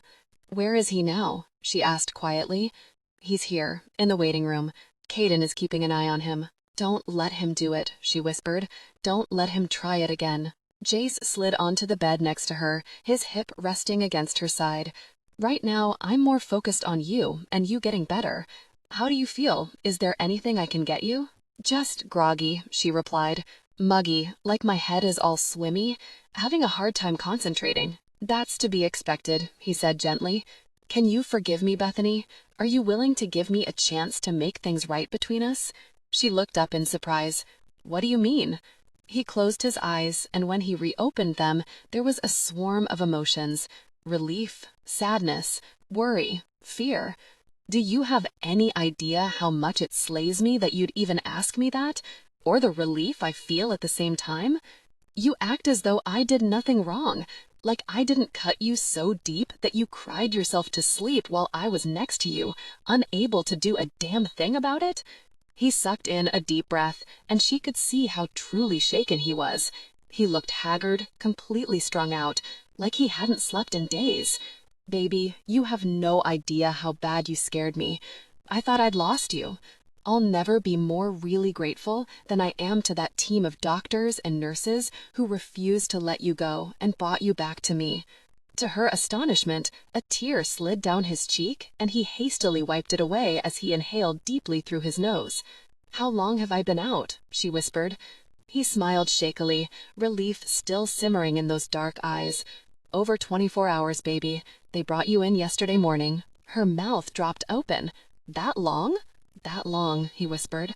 The longest 24 hours of my life. I'm sorry, she said hoarsely, still stunned that she'd been unconscious for that long. Sorry? He broke off in a garbled laugh. Baby, you have nothing to apologize for. I'm sorry you were so worried, though, she said anxiously. It was worth it because I have you back. Never leave me, Bethany. Stay with me, be with me, love me. I do love you, Jace. I'm sorry. He held up his fingers to her mouth, silencing her gently with his touch. Don't apologize for another very thing. You're going to lie there and listen to my apology. He turned, positioning himself on the narrow bed so he could lie next to her. It was crowded and cramped, the two of them barely fitting, but he made it work by sliding his arms around her and anchoring her firmly to his body. He put one arm underneath her head so it was pillowed against his shoulder. Then he let out a long breath, his body relaxing. For a moment, he was silent, but he still trembled against her. He touched her, his hand sliding up and down her body, stopping over her heart, his fingers splayed wide, as if reassuring himself of her steady heartbeat. Then he slipped his fingers higher, to her neck, feeling the thud of her pulse. "Never felt a sweeter thing, baby," he whispered. "Your heart beating, you breathing. I'll never take that for granted. Going to wake up every day knowing it'll be the best very ever because you're still here, in my life, loving me, waking up next to me." Tears gathered in her eyes and spilled down her cheeks. Her chest rose with a quiet sob, and she turned her face into his neck, her breaths hiccuping over his skin. "I'm sorry, baby. So very sorry for that night. I had no right to say those things. You didn't deserve it. Ash didn't deserve it. I lashed out at you both when you're the last people on earth I'd ever want to hurt." "It's okay," she said, her words muffled against his neck. "No, it's not okay, baby. It's not. But I can guarantee you it'll never happen again. Not that. I'm sure I'll say, 'Gosh, that hurts.' I won't even swear that it'll never happen. But I'll never make you feel like you did that night again. You'll never go another day without my trust. I trust you absolutely." "I know," she said quietly. "I know, Jace." He went still. "How could you possibly know that? I've certainly given you no proof. You believed me when I said I didn't take those pills." His grip tightened around her. "No, baby. At first I did because that was what I was told. But you told me before, when you were so out of it, the one time you briefly regained consciousness. You told me then, and I knew you hadn't." A fresh surge of tears welled in her eyes and spilled onto his neck. "Thank you for that. You don't know what that means to me." "I do," he said quietly. "And I'm sorry it took me so long to give you that. I'll never hold that back from you again." He turned so he could press a kiss to her forehead, and he left his lips there, warm and sweet against her skin. She closed her eyes and savored the rightness of being in his arms. She was alive.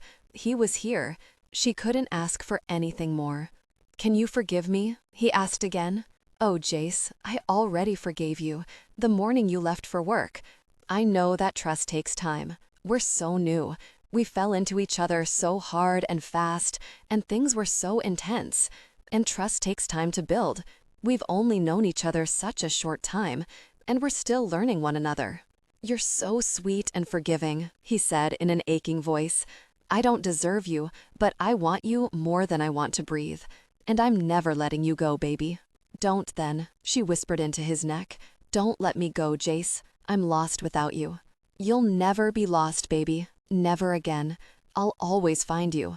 No matter where you go, I'll always be there to bring you home." "I'm hungry," she murmured. "Will they let me eat anything yet? When will I be able to go home? Is there anything wrong with me? Will I be okay from this?" She couldn't keep the anxiety from creeping into her voice. "Not sure when you'll be able to go home. The doctor said you'll make a full recovery. They'll be running tests to make sure there isn't any liver damage, but he didn't expect there'd be any permanent ramifications. As for food, I'll go check with the nurse right now. If they say you can eat, I'll order in the most fantastic meal ever. No hospital food for you." She smiled, relief swelling in her chest. "I need to let the others know you're awake and okay," he said. "Mia, Gabe, and Ash have camped out in the waiting room the entire time you've been here. They've been worried sick about you.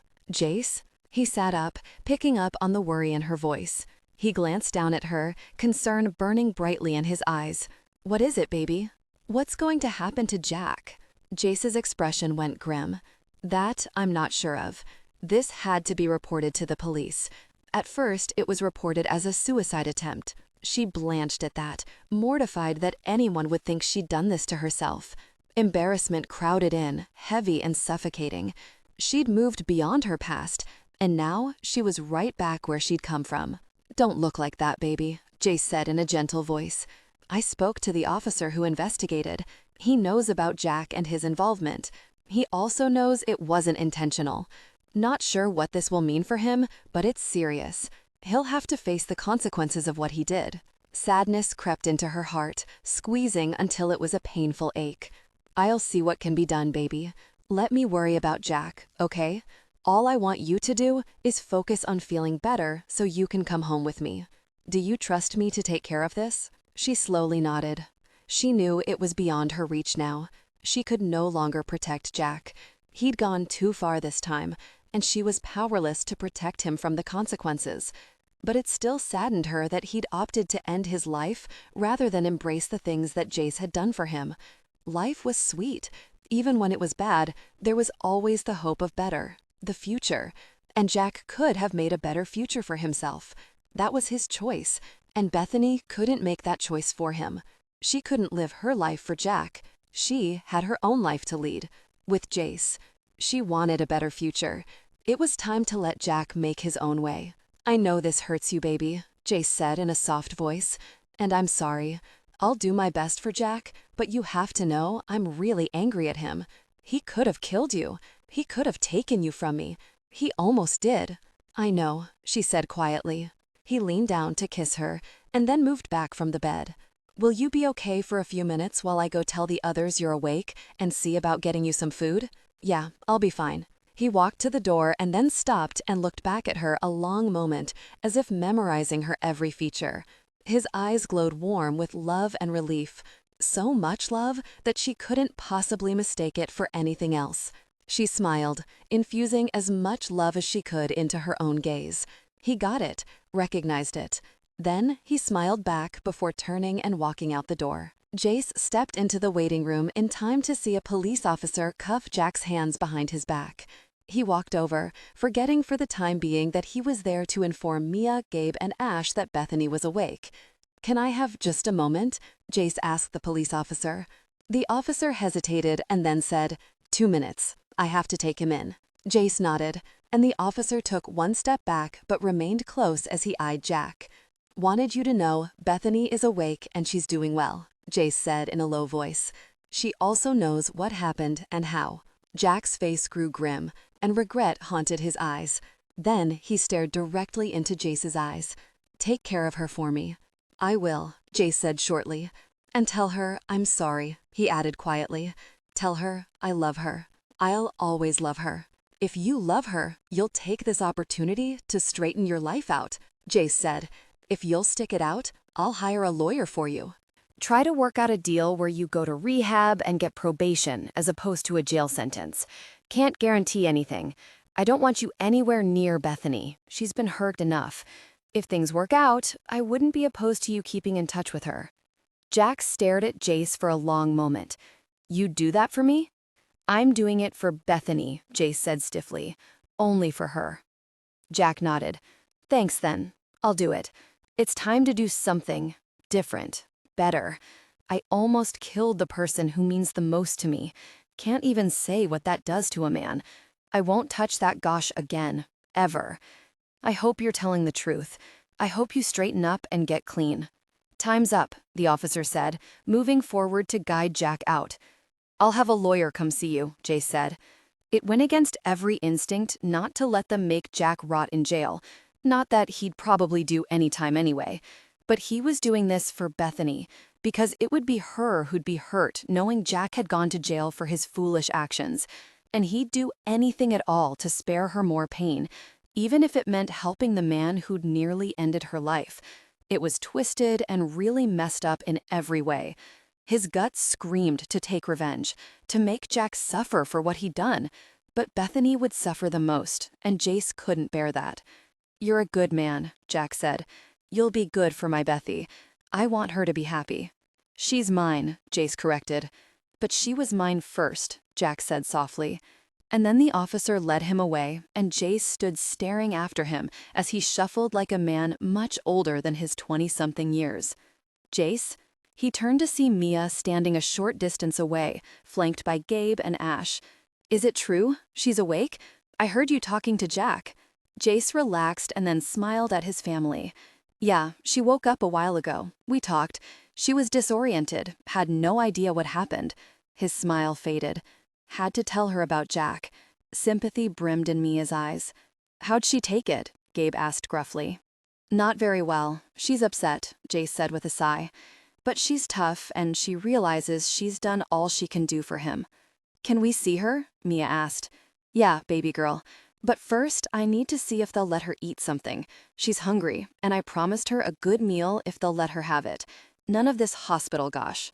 I'll run out and get us all something, Ash offered. That would be great, thanks.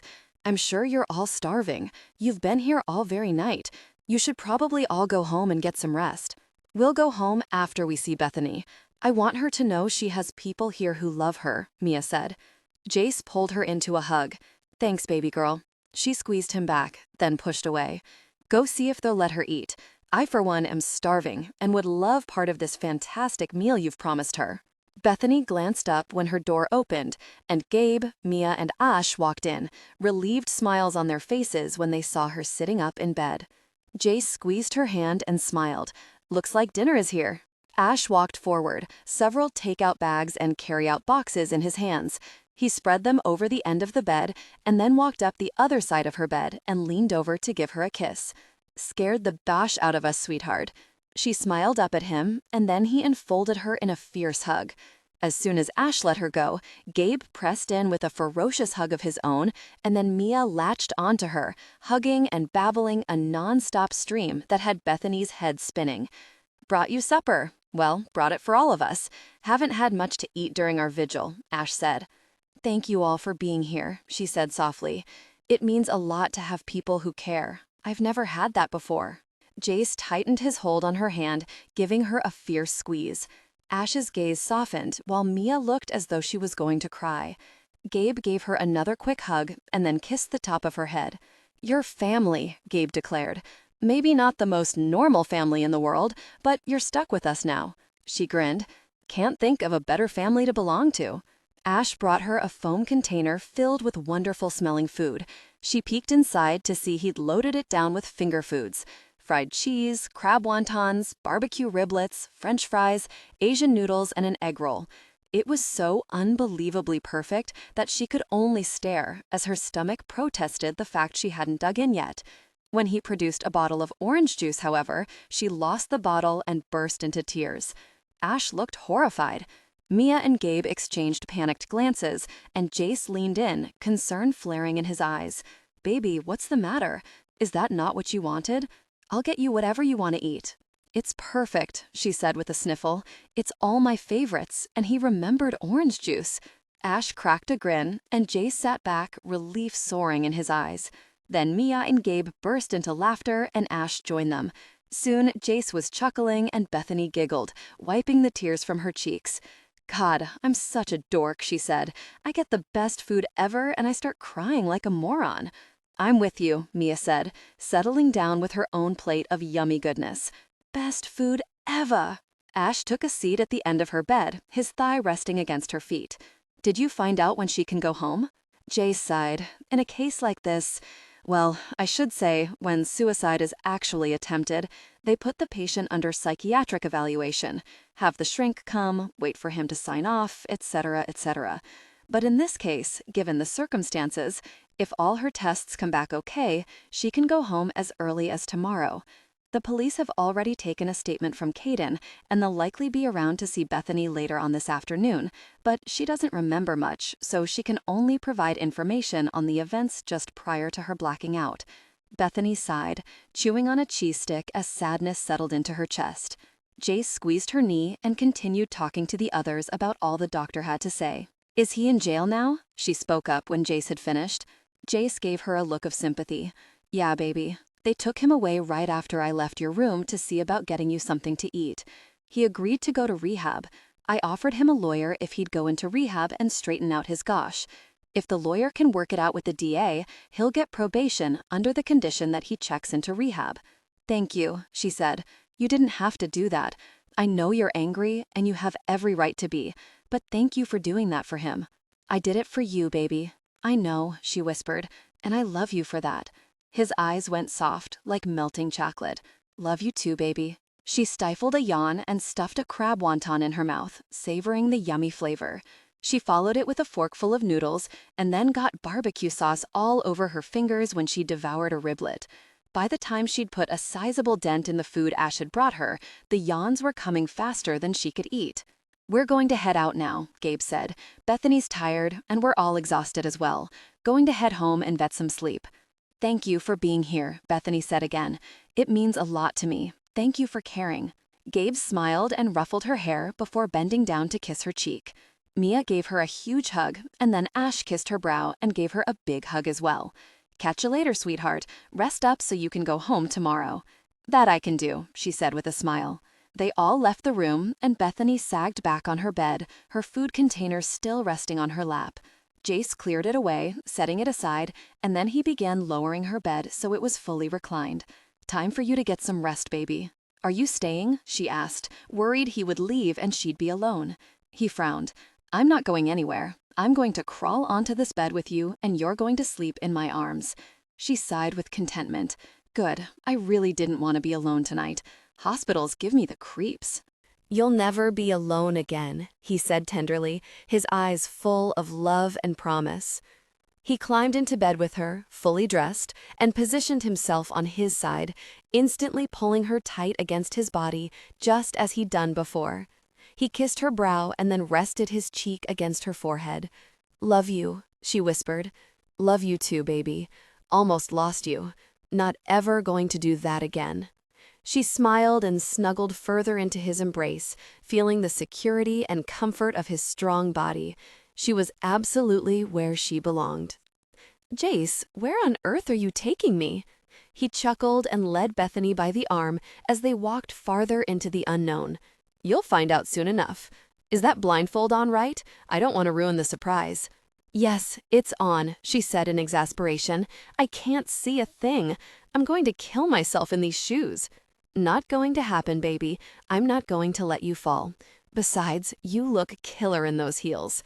Later, we're going to share intimacy in those shoes and nothing else. A hot flush traveled from head to toe. Her body responded, her senses heightened in anticipation.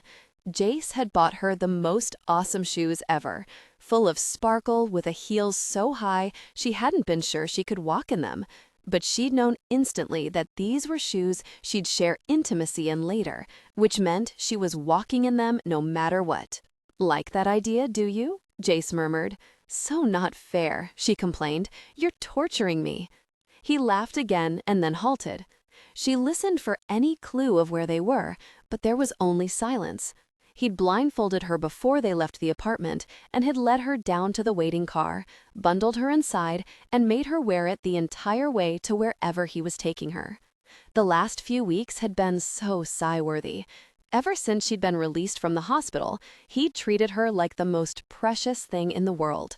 He'd taken a solid week off from work, leaving Gabe and Ash to clean up the Paris deal, which fortunately they'd salvaged thanks to an investor Gabe had located. And he'd spent every minute of every single day pampering her endlessly. Feeding her, they connected intimately, spoiling her absolutely rotten. She wasn't complaining a bit. The weeks had been a slice of heaven. The only downer to the entire time was Jack, but even that had its positives. True to his word, Jace had secured a lawyer for Jack and had worked out a plea agreement with the DA, 90-day rehab program, and then probation. Jace had secured a job for Jack when he got out, and it would be up to Jack to turn his life around. Bethany had no idea if Jack would follow through, but he was the only one who could change his life. No one else could do it for him. Ready to see your surprise? Jace asked. Yes. He reached up to remove her blindfold, and the minute it was gone, she was greeted by the sight of Mia, Chessie, Trish, Gina, Caroline, Brandon, Gabe, and Ash, all standing around a table that held a ginormous 4-tiered cake. Surprise! They all shouted. Happy birthday, Bethany! Her mouth fell open and she stared at them in absolute shock.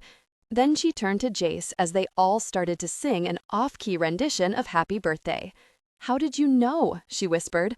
"I didn't even remember it was my birthday." "I have my ways," he said smugly. "Couldn't let your birthday go uncelebrated, baby." Then he leaned down and pulled her into a scorching, toe-curling kiss, complete with tongue and hoots and hollers from the others. When he finally released her, she was dazed and wore a stupid grin. She turned to the others with that goofy smile, joy filling every part of her heart. "You guys, I can't believe this," she exclaimed. "Happy birthday, sweetheart," Ash said, coming forward to hug her. One by one, all the others came to wish her a happy birthday, hugging and kissing her until she was aglow with happiness. Jace caught her hand and tugged her toward the table.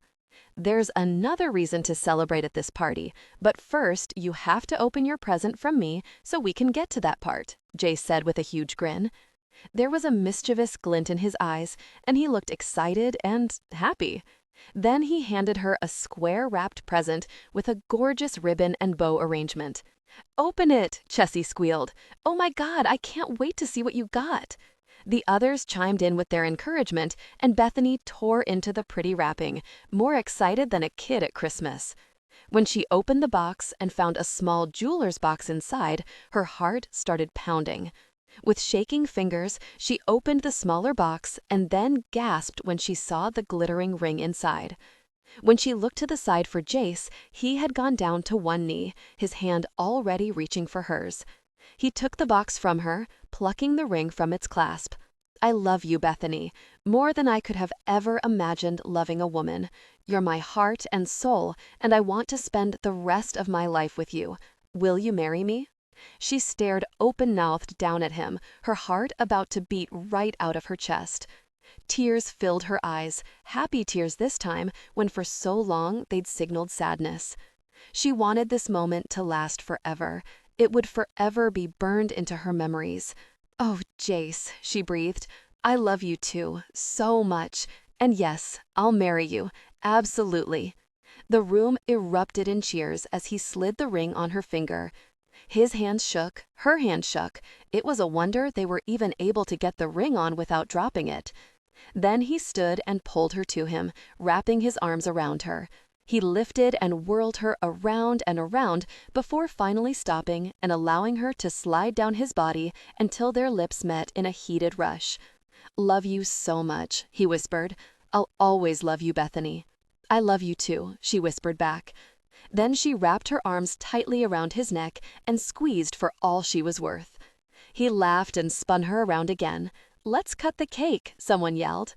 There, surrounded by her friends and newfound family, Bethany celebrated her 24th birthday, the very best birthday she'd ever had. As soon as the cake was cut and devoured, the bar in the ballroom of the Bentley Hotel opened up, and a hired band began to play music. 2 hours into the festivities, Bethany was buzzing on amaretto sours and was smiling so much her cheeks ached. She danced with everyone: Gabe, Ash, Mia, Chessie, Brandon, Gina, Trish, and Caroline. Even Caden and Trevor arrived to wish her a happy birthday and to claim their dances as well. But then Jace claimed his dance and swept her into his arms as the music slowed and became sultry. They swayed in the middle, uncaring of the others around them as they stared into each other's eyes. "Can I ask for one more birthday present?" she asked hesitantly. Jace looked curiously at her. "Baby, you can ask for anything you want. If it's within my power to give it to you, consider it yours."